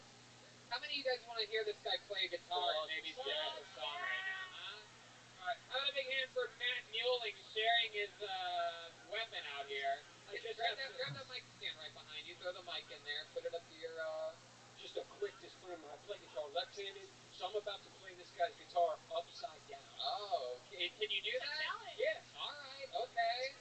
William Ray, these former heroin addicts can do some crazy shit, I'm telling you. All the comedians I know that used to do drugs that aren't on drugs are the best. You can't fucking... We need a sanitizer. Okay, there it is. Oh, look at that. Straight from... Rag? Is there a rag? Oh, I see. All right, here we go. The stripper just sprayed him. One more shout out to Matt Mueling for letting this happen. Follow him on Instagram and Twitter at Mutation, Muhtation. Very big deal for a musician to let someone else play their instrument, especially upside down, especially when they have done heroin in the past 25 years. You gonna sing too, William? No, you're just gonna play us a little diddly, upside down. He's grabbing a stool. I guess he plays like Mark Maron. He's asking for some backup too. Wow, there's a whole thing. Yeah. What note is this in, Adam? Just in case, we could always. Do they speak heroin? Do they understand what you're saying right now?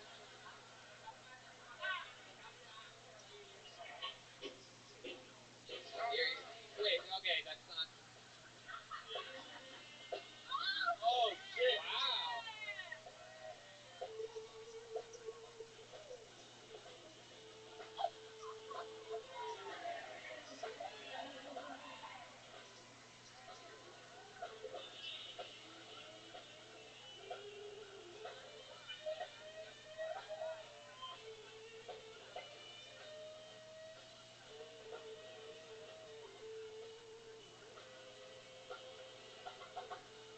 Wow.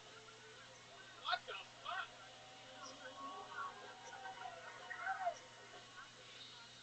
Wow. Ladies and gentlemen, his first time doing stand-up comedy. This guy fucking shreds on a guitar. What? Get your music, dude. What the fuck? I'm telling you, dude, you rip it like that, and then you look at the camera and go, and that's what's up. Come on, man. The toys. Did heroin do that? I love it. William Ray, you're a part of the Ray family. I just realized Adam Ray is our guest tonight. Dad? Oh, shit. Yeah, I didn't realize. I was hoping that wouldn't happen. Wow. That would be fucking nuts if we're related somehow. My last name's Hamilton. Oh, okay. Well, then you're related to the Lord Argus Hamilton, everyone. And it's like My a middle name's Ray. Stevie Ray Vaughan kind of energy. So is he William Ray Hamilton? Wait, so how, Absolutely. There you go. how come you got rid of Hamilton and went to Ray? As a musician, I use the name Billy Ray Hamilton. Yeah. And I'm trying to do stand-up here, so I figured let's change it up a bit. I don't know. Cool, yeah. I love it.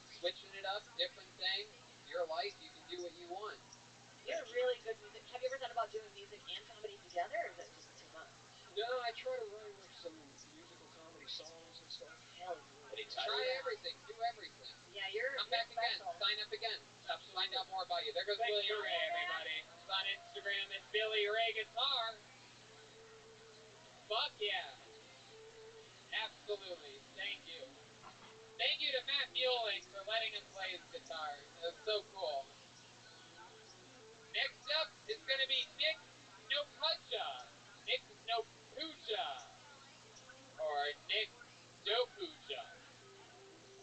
Can you put the microphone in the middle here? Yeah, can you just put it up there? I still want to see all the different ones. I like how she cleans the pole though. Rinban, you're disgusting. Stop it. That's pretty good. That's good. Can you lift it up a little bit too? You just squeeze the base of it. The human height? And then, no. Alright, that's perfect. That's perfect. Hey, here's Nick DePudge, everybody. Here we go. Hell yeah. What's up, Austin, Texas? I'm from Las Vegas, so this is all still new to me. This is so fucking dope. So you guys remember SpongeBob? Yeah, how old is this crowd? You guys like in your 20s, 30s? Yeah. Well, over quarantine, the LGBTQ 3.1456 community decided to have SpongeBob come out as gay. I'm not surprised, not by the fact that he lived in a pineapple under the sea. I just had no clue he was getting butt fucked in it, dude. This changes the whole perspective of the show. I just wanted to watch an innocent kid show, get some laughs. Now I gotta think about Patrick behind SpongeBob. Lee! Yeah! Lee! Yeah! And you know SpongeBob's bottom, dude. He's covered in holes. Patrick's a starfish. That's 5 points of contact. You know what's fucked up, though? I used to watch it in Japanese, so it went a little bit something like, There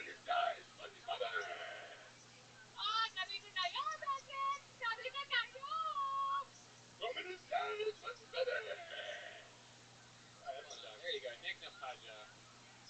What's your name? Nick Nopuja. Nopuja. What ethnicity are you? Croatian. Croatia. You have any stripper in you? I dated a stripper who was also a dominatrix. You did? Yeah. How long did you date her for? 6 months. Wow, what was that like? Hell. Why? It was like a drug I never experienced. Yeah. Wait, is dating strippers the gateway to comedy? What's happening? It might be. I'm not gonna lie. What happened? Where'd it go wrong? What was the worst thing that happened? You said it's like hell. So there must be one example of a time that you remember if it was like eternal flames. Yeah, there's one. This isn't why we broke up, but one day I was just like sitting down reading that book Sapiens. You know that book? Yeah. I know. No. I was just reading that shit, and nothing's going on that day. She just comes in, grabs the book, and fucking throws it across the room, starts screaming. I'm like, I don't know if it's a stripper thing or if something's crazy. To throw a book? Yeah, across the fucking room. Yeah, they don't like. Did you say anything? They don't like books very much. They hate us, man. What are you trying to learn for? That's what it felt like. What are you doing, dummy? I love it. So Nick, you're from Vegas. What brought you to Austin, Texas? Comedy, man. How long you been doing stand-up for? 3 years, and the past was like the pandemic year. So I've been trying to get up at San Diego, Las Vegas. What do you do in Las Vegas for a living? Teach yoga and do body work. Really? Oh, Wow. Yeah, we do like yoga, CBD, psychedelics, and weed. Yeah, we like kind of combine it all into my own thing. I think you should lead with that. Like, I feel like you should lead more from your truth rather than from like, hey, he's gay. It's a funny. You know, like. Yeah, is all of your material like based on stuff that would kill in front of 10-year-olds? Yeah. SpongeBob be like, at the point in time, yeah, my material's pretty good. I feel like even as you are right now, I'm more intrigued than when you were like, you know. Oh, I think like that guy's more intriguing than the comedian. The comedian's still like in infancy, you know what I mean? This guy's cool. I want to know more like about the yoga and the. I don't really want to know more about I it. want to know about that. Only with Tony on this. Yeah, I want to. This one's ovulating over here. I like to know more about your fucking yoga poses. I want to know about your breathing technique. You look like you sell fleshlights out of it. Which isn't a bad thing. So So Nick, tell us the truth. You got fucking spiked hair. You got a good tan. You have that dirty facial hair. You're teaching yoga to fucking innocent girls that ate too much that week, right? They're trying to fucking shed some pounds. How often do you get laid? When I was teaching yoga, a pretty decent amount. Right. What's a pretty decent amount? Are we talking about fucking 60% guys, 40% girls? Like, I had like 3 girlfriends at one point. Wow. We were doing like an over 60%. Downward facing doggy style. Yeah, pretty much. How many of them know you can do accents? That's a callback to the SpongeBob Japanese butt fuck joke. No, that's just how I fuck. I'm like, oh, That's enough. That's enough. We already are. I'm sorry I brought that up again. All right. What do you like to do for fun? You seem like a guy that has some weird hobbies. You into axe throwing or something like that? No, I'm actually really into Muay Thai. That was like my really my thing. Can you show us some of your Muay Thai? Come on, put the mic in the mic stand. Move it over to John over there. Show us some of this Muay Thai. Here we go. Here he is, Nick DePudja. Oh shit! All right. How about yoga? Can you show us your toughest yoga pose? How many of you want to see the most amazing thing you can do in yoga? This guy teaches yoga. I'm interested to see what happens here. This is a strong jump roll. I can do it. Here it comes. He's about to do something. Oh, come on. I could do that. Oh.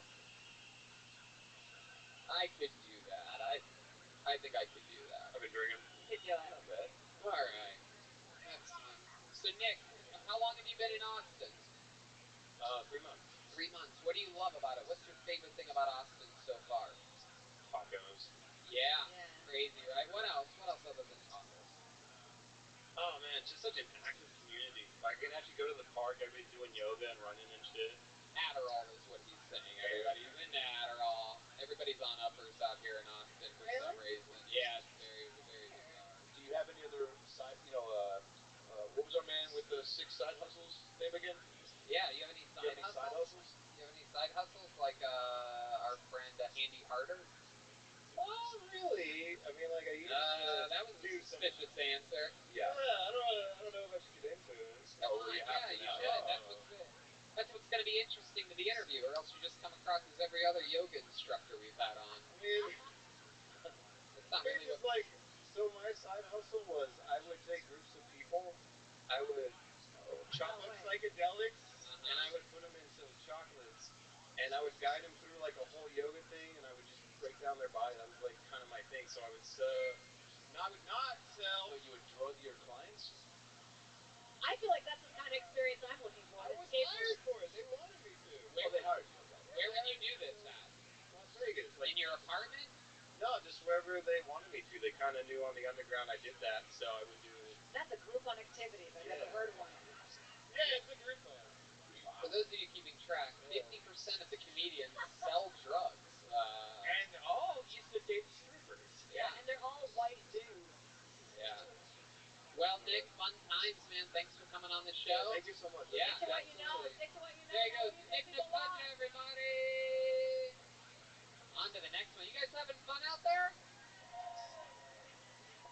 Good crowd. I knew it. Right from the get.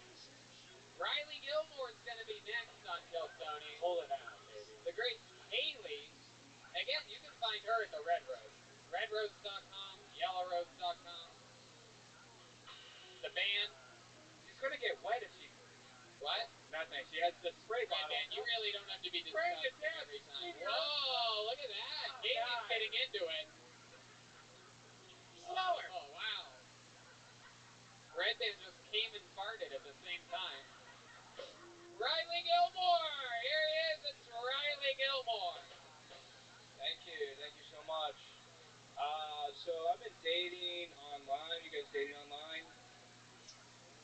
Makes sense. No, I just met my girlfriend on 23andMe. And we have a lot in common, actually. So I think it's going well. Thank you.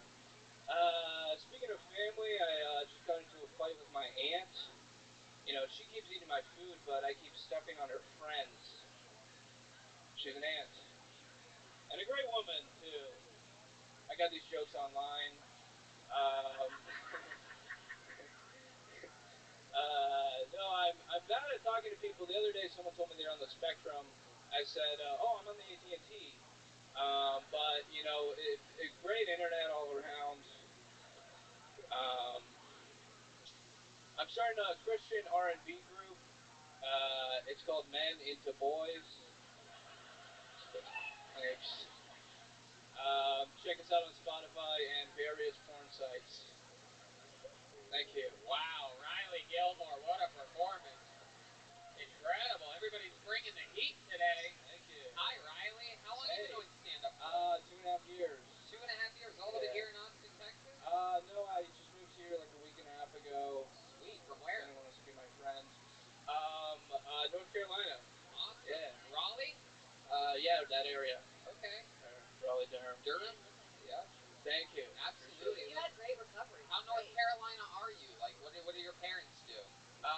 They are, well, I'm a child of divorce. They're both therapists. Oh, wow. That's got to be super fucking annoying. Riley, why don't you sit down and talk with me about your feelings? Damn, that sucks. Jesus. Yeah. Do comedy instead. Yeah. They wanted me to go into business, but chose this. Wow. My God. So you came here with no buds, you said? No friends? Well, I have some friends. You guys are my friends. So. Wow, this is getting really. I'm like that's a therapy move right there. Yeah, I'm deflecting. I'm just. When you walk off the stage, they're staying here. You know that, right? Like, I'll be outside. Come on, let's go, everybody. Let's get out of here. Oh, me and all my new friends. Oh, it's just me now, walking alone. Yeah, no, it's great. So, Riley, did you drive here or did you fly from North Carolina? Drove here. So, I drove a Kia Optima. Okay. Okay. You came solo in the Optima? Solo in the Optima. I got room for one more, though. Oh, still looking for a friend. This guy will never give up. Always swinging. He will never give up. Just him and his blow-up doll, all the way. A lot of guys do stand up to try to get laid. Not this guy. Just looking for a true friend. That's it. Yeah, no. This guy's looking for someone to just fucking go ride a bird scooter with or something like that. Hey, buddy, want to go all the way down Congress, ride around the Capitol? 50-50. I love it. How much is a week and a half? What have you done that's fun? I went for a bike ride the other day. That's cool. I don't know. I've just been doing like stand-up, so. You've got like Steel and Owl vibes. Owl? Yeah. Do you have pets? No. What? Yeah, you said he has the energies of an owl? Like Steel and Owl. You know what I'm saying? Like he was stealing. Yeah. I feel like it's hard to steal an owl. Well, I feel like that's what you say before you do it. You gotta take risks, so. That's what I'm saying. Yeah. What kind of risk? You want an owl? What's that? You want an owl? You want to be best friends? The real whodunit. All right. What else about you, Riley? We barely even gotten to know you. We're just having so much fun up West here. Side, the gangsters, they're the gangsters. But I'm like 22. Once upon a time just in looking America, to get, a job once upon a time, and 22. Yeah. Heck yeah. How would you like to work at Joe Rogan's Gotta new take a comedy club? shit. Oh, that would be great. Oh, yeah, I don't have any pull there, but I just wanted to ask you. I wanted to ask to make sure that you wanted to. I'll talk to him. 22 with jokes like yours, it seems like that would be a perfect place for you. That would be good. That would be a lot of fun. It would be. The odds of it happening are almost non-existent. Oh, really? Especially since if I introduced you to Joe, your first words would be, "Will you be my friend?"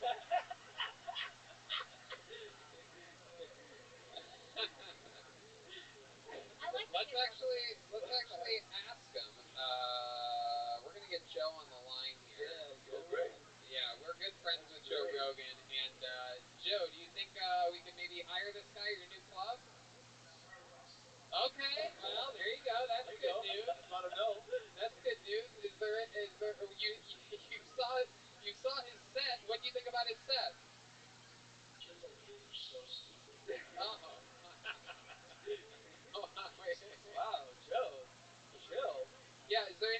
there anything you want to Sure, specifically yeah. ask Joe? Joe, how'd you meet your wife? Wait, Jesus Christ. okay, dude. Hold up. See, this is why it'll never work out for you. You get to be... Can you imagine that actually being the real first question he asked? You're supposed to ask. You're supposed to ask for a job, you fucking Nimrod. I'm playing the long game. How'd you get that person to stay with you? Yeah. Guys like Joe love it when people play the long game. They just don't have enough friends, so they keep a bunch of buffoons around for as long as possible. Ask them for a job. Hey Joe, can I get a job? Why don't you?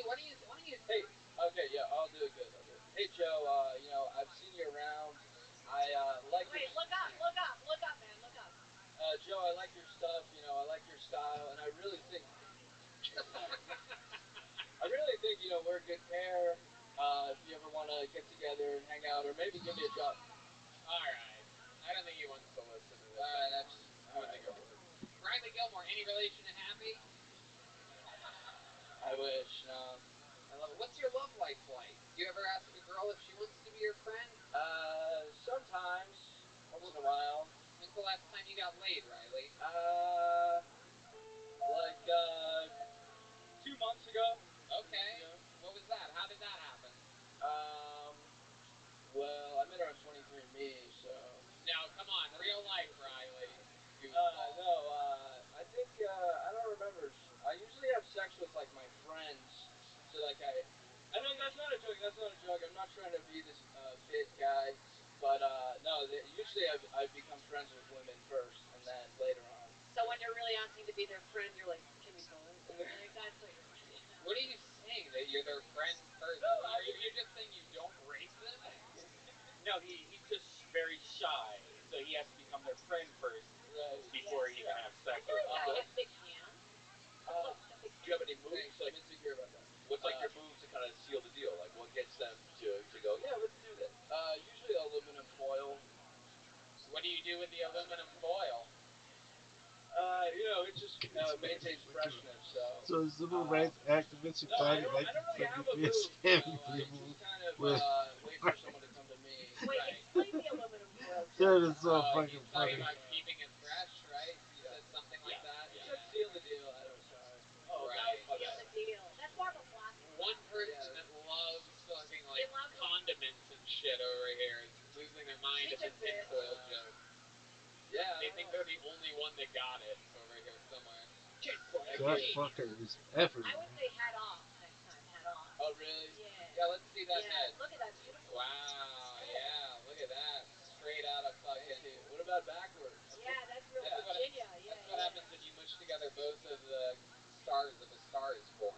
This is what it looks like. Like Bradley Cooper with Lady Gaga's bad features mixed in. Do you smoke weed? Yeah. Yeah, we knew that. Did you smoke weed on the drive here in your Kia Optima? No, I was too afraid. Yeah. Of what? Cops, stuff, and people disapproving of my lifestyle. So you got into comedy instead? No, yeah, I mean, I'm looking for someone to sell me weed. I know you mentioned you talking weed, so. Ask the other comics to write. Wait, I think you just asked me to go on a pot adventure with him after the show. Yeah, I don't know if you've seen today's show, but we could get you weed, heroin, and mushrooms. Yeah, no. And a dad. I booked on that guy's shroom tour after this. Riley, such an unbelievably great set. You absolutely have to come back and sign up again. Show us the new minute. Thank you guys. Welcome to Austin, buddy. A week and a half in Austin, that's what's happening. Freaks are moving here. Only the best are going to move here. That's the interesting thing to keep an eye on. That's Riley_Gilmore. The next comedian will be Yoni. It's going to be Yoni himself. His second ever set. Best barbecue show. This guy literally is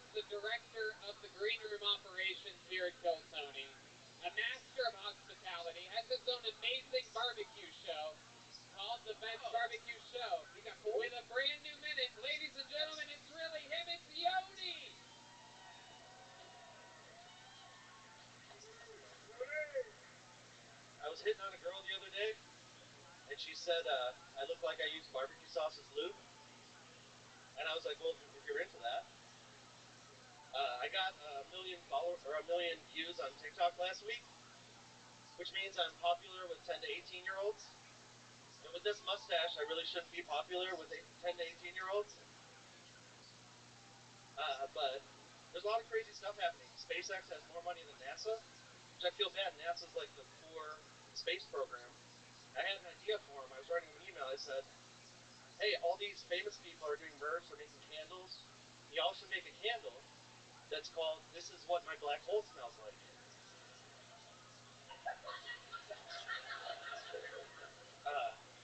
The pandemic just gives me too much time to think. I've been real disappointed in myself. I'm almost 40, and I'm not married. I don't have kids. I drive the same truck I've driven since 2005. And I keep going to take a dump, and I just end up peeing sitting down. Thank you. More to that? Is that it? No, I just end up peeing sitting down. I love it. I love it. Feels like there's space for more. How about one more time for Yoni? One more time for Yoni. There's space for more. Your second time ever on Kill Tony. You've been doing open mics for a few months now, right? Yeah, got a couple dozen under my belt. I love it. It's awesome. You're going a little bit, you're going a little bit fast. That'll probably naturally, you're nervous. You're trying to squeeze the classic mistake, trying to squeeze a minute 15 into a minute. You know what I mean? There's some fat to be trimmed on the setup for the peeing sitting down thing for sure. The pandemic's happening. I've been really disappointed in myself. I'm 40. I don't have kids. Like, the reason why I didn't get it is because there's so much setup. And then in the end, you're like, I pee sitting down. You know what I mean? Accidentally. Right. So, Yoni's one of the few comedians that look like both Mario and Luigi. Oh my God. And Wario. Ooh, John Dees has that shit on lockdown. The hard left hand. Yoni, have you ever done any plumbing? A little bit, not much. Wait, is that what happened? Wait, jump again. Wait a second. Wait, what else can you do? Do something else.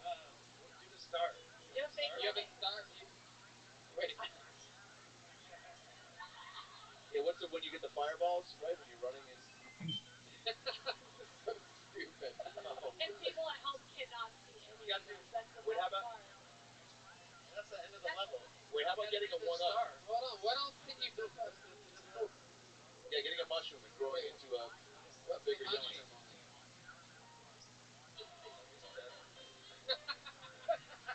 That was good. That was worth it.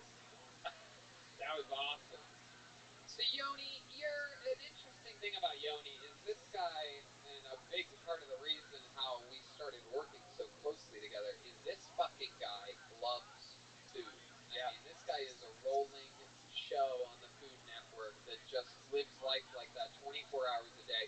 Who's the lady that you cook with in the morning sometimes? You go to her? Oh, I go to Snow's. Right. Snow's Barbecue, Lexington, Texas. Saturdays only.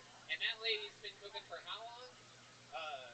Decades. I mean, her whole life. Wild, yeah. She's real, like, Mitzi Comedy Store. She's 85 years old, and she wakes up at midnight every Saturday morning to cook barbecue.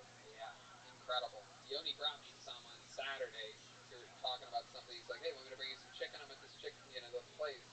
Yeah, but anytime we've been playing in Texas for like the last, 2 years, 3 years? Yeah. He's been bringing us barbecue from different places in Texas. Yeah, you probably heard through every episode of the show since we moved here to Austin. He took over for Vito's Pizza, and in Los Angeles, we've switched from Italian to barbecue. We eating good, Tony. We eating good. Yeah. That's what I'm talking about. Absolutely. What's your nationality? I'm half Lithuanian, half Israeli. Oh, wow. Very funny to play with. My goodness. Or you just look Italian, but it goes well with your plan. Well, I look Italian in New York. I look Mexican in Texas. Oh, that's great. That's a great joke. The first week I moved here, people just walked up to me and started speaking Spanish. So I love started how much learning. more comfortable you are now. It's just flowing out. Look at that. Do you know any Spanish? Can you fire back? See, un poquito. Oh. What the fuck does that mean? Okay, bye. I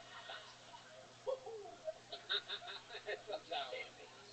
I love it. Yoni, tell us something else interesting about your life right now. just got sponsored by a local edible company. Okay. Wow. I love it. It's called Early Bird CBD. They're the first edibles to have like actual THC and then legally sold in Texas. Wow, I'm not sure how legal that actually is, but I got samples. Come find me. I love it, man. That's so cool. You eat edibles a lot? Yeah, I like these because they're light. You know, you can take one and just chill. You have any crazy edible stories that Wow, you just saw something right there. Please elaborate. I went to the creek in the cave. We were hanging out there before it's open. Some of the guys were nice enough to let us party there. Here in Austin, Here in Austin, new club coming, and yep. And there was a big bag of Sour Patch Kids on the table. Oh. And I was like, I love fucking Sour Patch Kids. Of course you do. And so I was eating a bunch of them, and then someone was like, whoa, how many of those did you eat? And I was like, I don't know, like a couple of handfuls. They're like, oh, those are all dosed. Oh, shit. Oh, shit. What happened next? They had like a microphone set up. I think I did some stand-up. Whoa. There was like this girl that gave me a spot, and I was so thankful that she probably won't give me another spot because I talked her ear off for like 20 minutes. Right. Come to find it wasn't a girl, it was just a lamp. Well, you know, Tony, that's one thing. We've known him for a while, but have you ever had a female in your life? And when was the last girl that you? Yeah, you ever pick up a little fucking piggy at one of those barbecue pits? All right, everyone groaned at piggy. I didn't get to finish the barbecue joke. It made me seem like a real asshole up here. It's a joke about how much barbecue we get. I'm not calling women pigs. Again. Right. I only do that in my stand-up, not on my podcast that has sponsors. Go ahead, Yoni. You ever pick up a real slob? Yeah.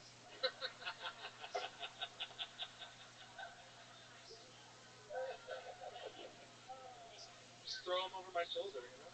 Walk them home. Come on, Yoni. Tell us the truth. What's your love life like? I was dating some single moms. I had some that was oh, last. Hell yeah. You seem like the single mom fucking dragon slayer, right? Oh, yeah. As soon as the kids with the stepdad, it's party time. Oh, shit. All right. I feel like that's your get or done. Yeah, basically, it's party time. I know. And we eating good. What did you say about the stepdad? As soon as the kids want a stepdad? No, as soon as the kids with the stepdad, yeah, it's party time.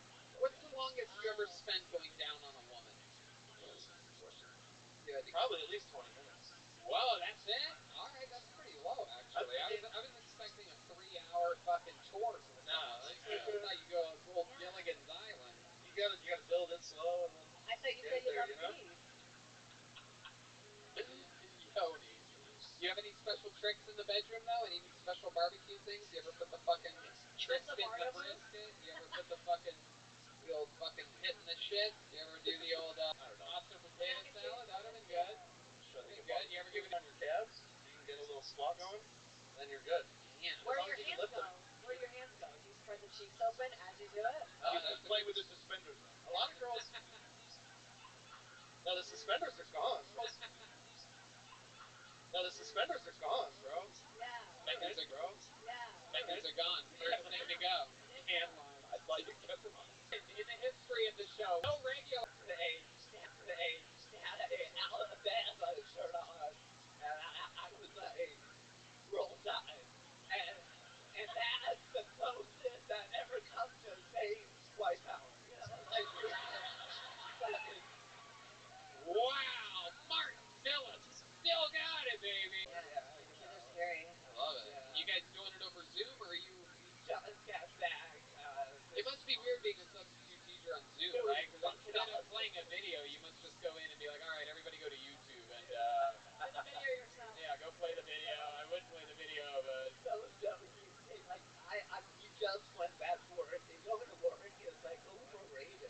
Like, you know, there's going for that. Like I could just be in my bed and they have all of their work. So I just turn off my camera. And It makes more sense, I think. I think we're learning that shit with meetings. Like a lot of people have meetings. It's so much better to have meetings like from your house and be comfortable and. now they say like not to forget, but fuck you. yeah, exactly. Yeah, they need to fucking grow up. Yeah, before I worked at a middle school, I used to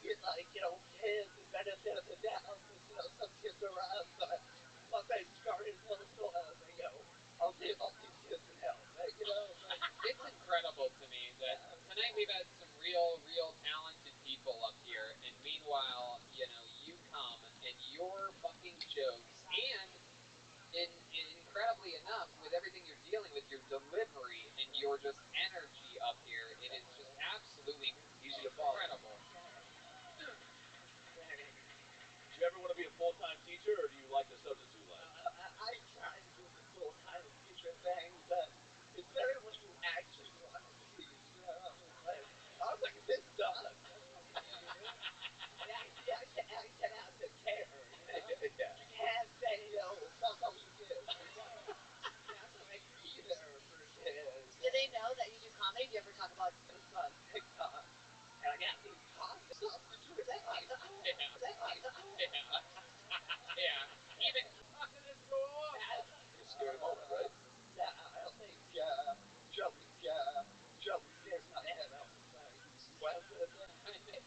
Fly was two Y's and then Marty was two Y's. Yeah. All one word. All one word. So when you were deciding your screen name, was it the cerebral palsy that did that, or were you like, oh, I fucked up? I really wanted my party, and I really wanted my party, and I had to. Fly, Marty, fly. Flew in today, came up and destroyed on the show. Martin Phillips, everybody. Batting 1,000%. Yeah, let's do that. We haven't had a lady up here tonight. Should I pull in the bucket till we find a lady, huh? Hell yeah. Thank you, Kaylee. Absolutely. Alright, let's see what happens. Wow, there we go. Bucket is so funny. First one pulled is the lady. Bucket is so funny. First one pulled is the lady. Ladies and gentlemen. have sex? Who wants to be a firefighter? The honest answer you just gave. Are we talking about like jolty and jittery? Is that right? I live in Los Angeles. Okay, what brings you up? Huh? Oh. Slower! I love it. I'm a professional.